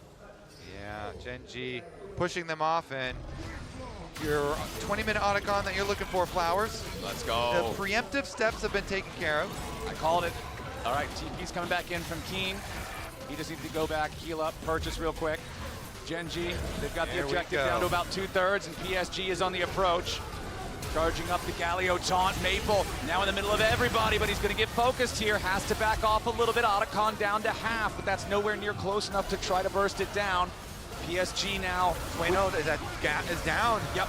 Without the Swain ulti, they are at a significant disadvantage. Otacon pulled to the backside of the pit, has 2,400 health remaining. Looking to burst that one down as Keen's going to distract everybody with the Grand Heroes entrance coming right in over the top from Chovy. Duro's trying to help him out. Duro's going to get burned down. Aja takes out Keen and Duro both for a double kill, but the Otacon goes over to the side of Gen G. Betty and Maple trying to get themselves away from this one. Ruler grabbing the kill on Aja. Canyon jumps in, goes after Betty here. Chovy's in a killing spree. Betty tries to get away, but it's an ace for Gen G. Gen G, they set up the Otacon. They strike first. Maple's teleport here is in a danger zone, Flowers. So Chovy, he positions right over the wall and preemptively taunts, ready to acquire Maple, but Maple instantly flashes and then procs the ulti. Gen G then expertly kite out the Swain ulti this time. Everybody backs away. As soon as the Swain ulti is down, they know they have the upper hand. Ruler callings, and they actually do split, and they go a little early. They're still finishing off the Otacon as they go for the big engage here with Keen. Keen with Galio. Wait, he stole it. Oh, wait. We didn't even notice. I was watching the team fight. Karsa stole the thing. Karsa! PSG! Let's go! Okay, we were up here on the Dragon. We blame jet lag. We blame jet lag. We blame jet lag. Holy cow, Karsa stole the thing. Okay, so PSG, they get the Otacon. The Dragon now has just gone over to Gen.G. So Gen.G is on Soul Point. Gen.G also, because they get the massive team fight win after, because they get the ace, they are 4,500 gold ahead. But the Otacon was stolen by Karsa. I don't care how long these guys have been playing the game. They are always so fun to watch, man. Oh, okay. Well, glad we got the replay there. Duro again, face check. Duro with the face check, but he's already got the backup coming in. The Galio has arrived. Shovi's gonna pick up a rampage here with the first kill as Ruler puts the bullets into Maple, and the Swain is not tanky enough to get away from that one. Fortunately for PSG, Baron has not spawned yet on the map, and that means that Gen.G can't get another objective unless they want to force something onto one of the turrets. Duro again, just gonna walk up straight towards the brush, stacks up those concussive blows there on Woody, and Betty's got to be careful because Ruler's auto attacks are ready to go. He dashes forward, a little bit more damage there, as now it's Canyon ready to finish it off with a killing spree. They're going to take out both of the enemy bot lane duo, but it does cost Canyon's life as Aja can get one in return. Well, that's going to continue the onslaught then. Even with him going down, there's only 2 members of PSG currently alive. Maple respawns as they just take down Aja as well. Maple respawns, but equivalent exchange. They tagged him in. A life for a life. Goodbye to Aja. Welcome back to Maple. As now Duro and Ruler just going to steal away this enemy red buff. We have about 30 seconds until Baron spawns, so if Gen.G want to take this, go for a reset, and then prepare to take that one. It might signal the beginning of the end for the game. The kills continue for Gen.G, as do the objectives with all the tower destruction afterwards, really carrying a lot of the gold increase here for them. And let's get right back to it then, Flowers. With all this extra money and Baron spawning soon, I think we will continue with the next force. Set up around that Baron, arrives in a couple seconds, get your vision down. Duro can go ahead and face check again in 7 seconds. Chobi's ultimate cooldown is coming up very quickly here. So they'll have that ready, and just go set up all your vision around the Baron, clear out this red quadrant of the jungle, and then try and draw them in. And honestly, despite the fact that I think pretty much everyone had Gen.G heavily favored in this head-to-head, I've really liked the plays that we've seen PSG try to set up, right? Like the constant diving and playmaking on Keen, the constant trying to force these fights or make these picks happen, even though Gen.G still has the lead. Well, that's what we expected. But PSG have made it a bloody one, and they've made it fun to watch. Yeah, and we even got a vintage Karsa steal. You know, Karsa coming back to PSG, Maple coming back to PSG. Let's see the rest of the fight. They're not done quite yet. Gen.G may be closing in, though. Karsa jumps right in over the wall, finds Keen, and does not want anything to do with the rest of that fight as Canyon wraps around the back of the jungle here. And Woody and Maple are going to have to be a little bit careful. Duro raises the shield, and Canyon has already found the flank. There's the Cyclone into the Galio knockup we were talking about back in draft. Rulers on a rampage. Maple is gone. PSG scrambling. Karsa's the next target. Nobody else dies unless Keen has something to say about it. He'll pick off Aja, and now Betty's got to try to escape. The Mbessa leads the charge, and Chobi's coming up right behind them. Betty and Woody on full retreat now, as immediately the follow-up is there from Gen.G. They're gonna find 3 kills. Only jungler and AD carry remain on the side of PSG as they have to go back into the fountain to try to heal up a little bit. And Gen.G will take the opportunity to knock down inhibitor turret number 1, to knock down inhibitor number 1, and the double teleports coming in to reinforce. Tells me they're going for Nexus turrets next. First Nexus turret under fire, but Betty's under more. That's Chovy dominating as the enemy AD carry is down, and Karsa's about to join him. Ruler's gonna pick up another one as the second Nexus turret falls. The respawns are coming in from PSG, but they can't even get up the fountain steps. Gen.G going for the end of the game at 27 minutes. Canyon might have died, but it will not matter. Gen G come out strong and take their first win. Gen G here in the end, as dominant as expected. PSG, though, showing a couple of good moves, stealing away the Otacon. A couple of good picks there onto Keen. They really focused on the side lane, but Gen G just too good overall. Gen G, we knew that they were going to be strong. I think for a lot of people, they got to be tournament favorites, right? The #1 seed from the #1 region.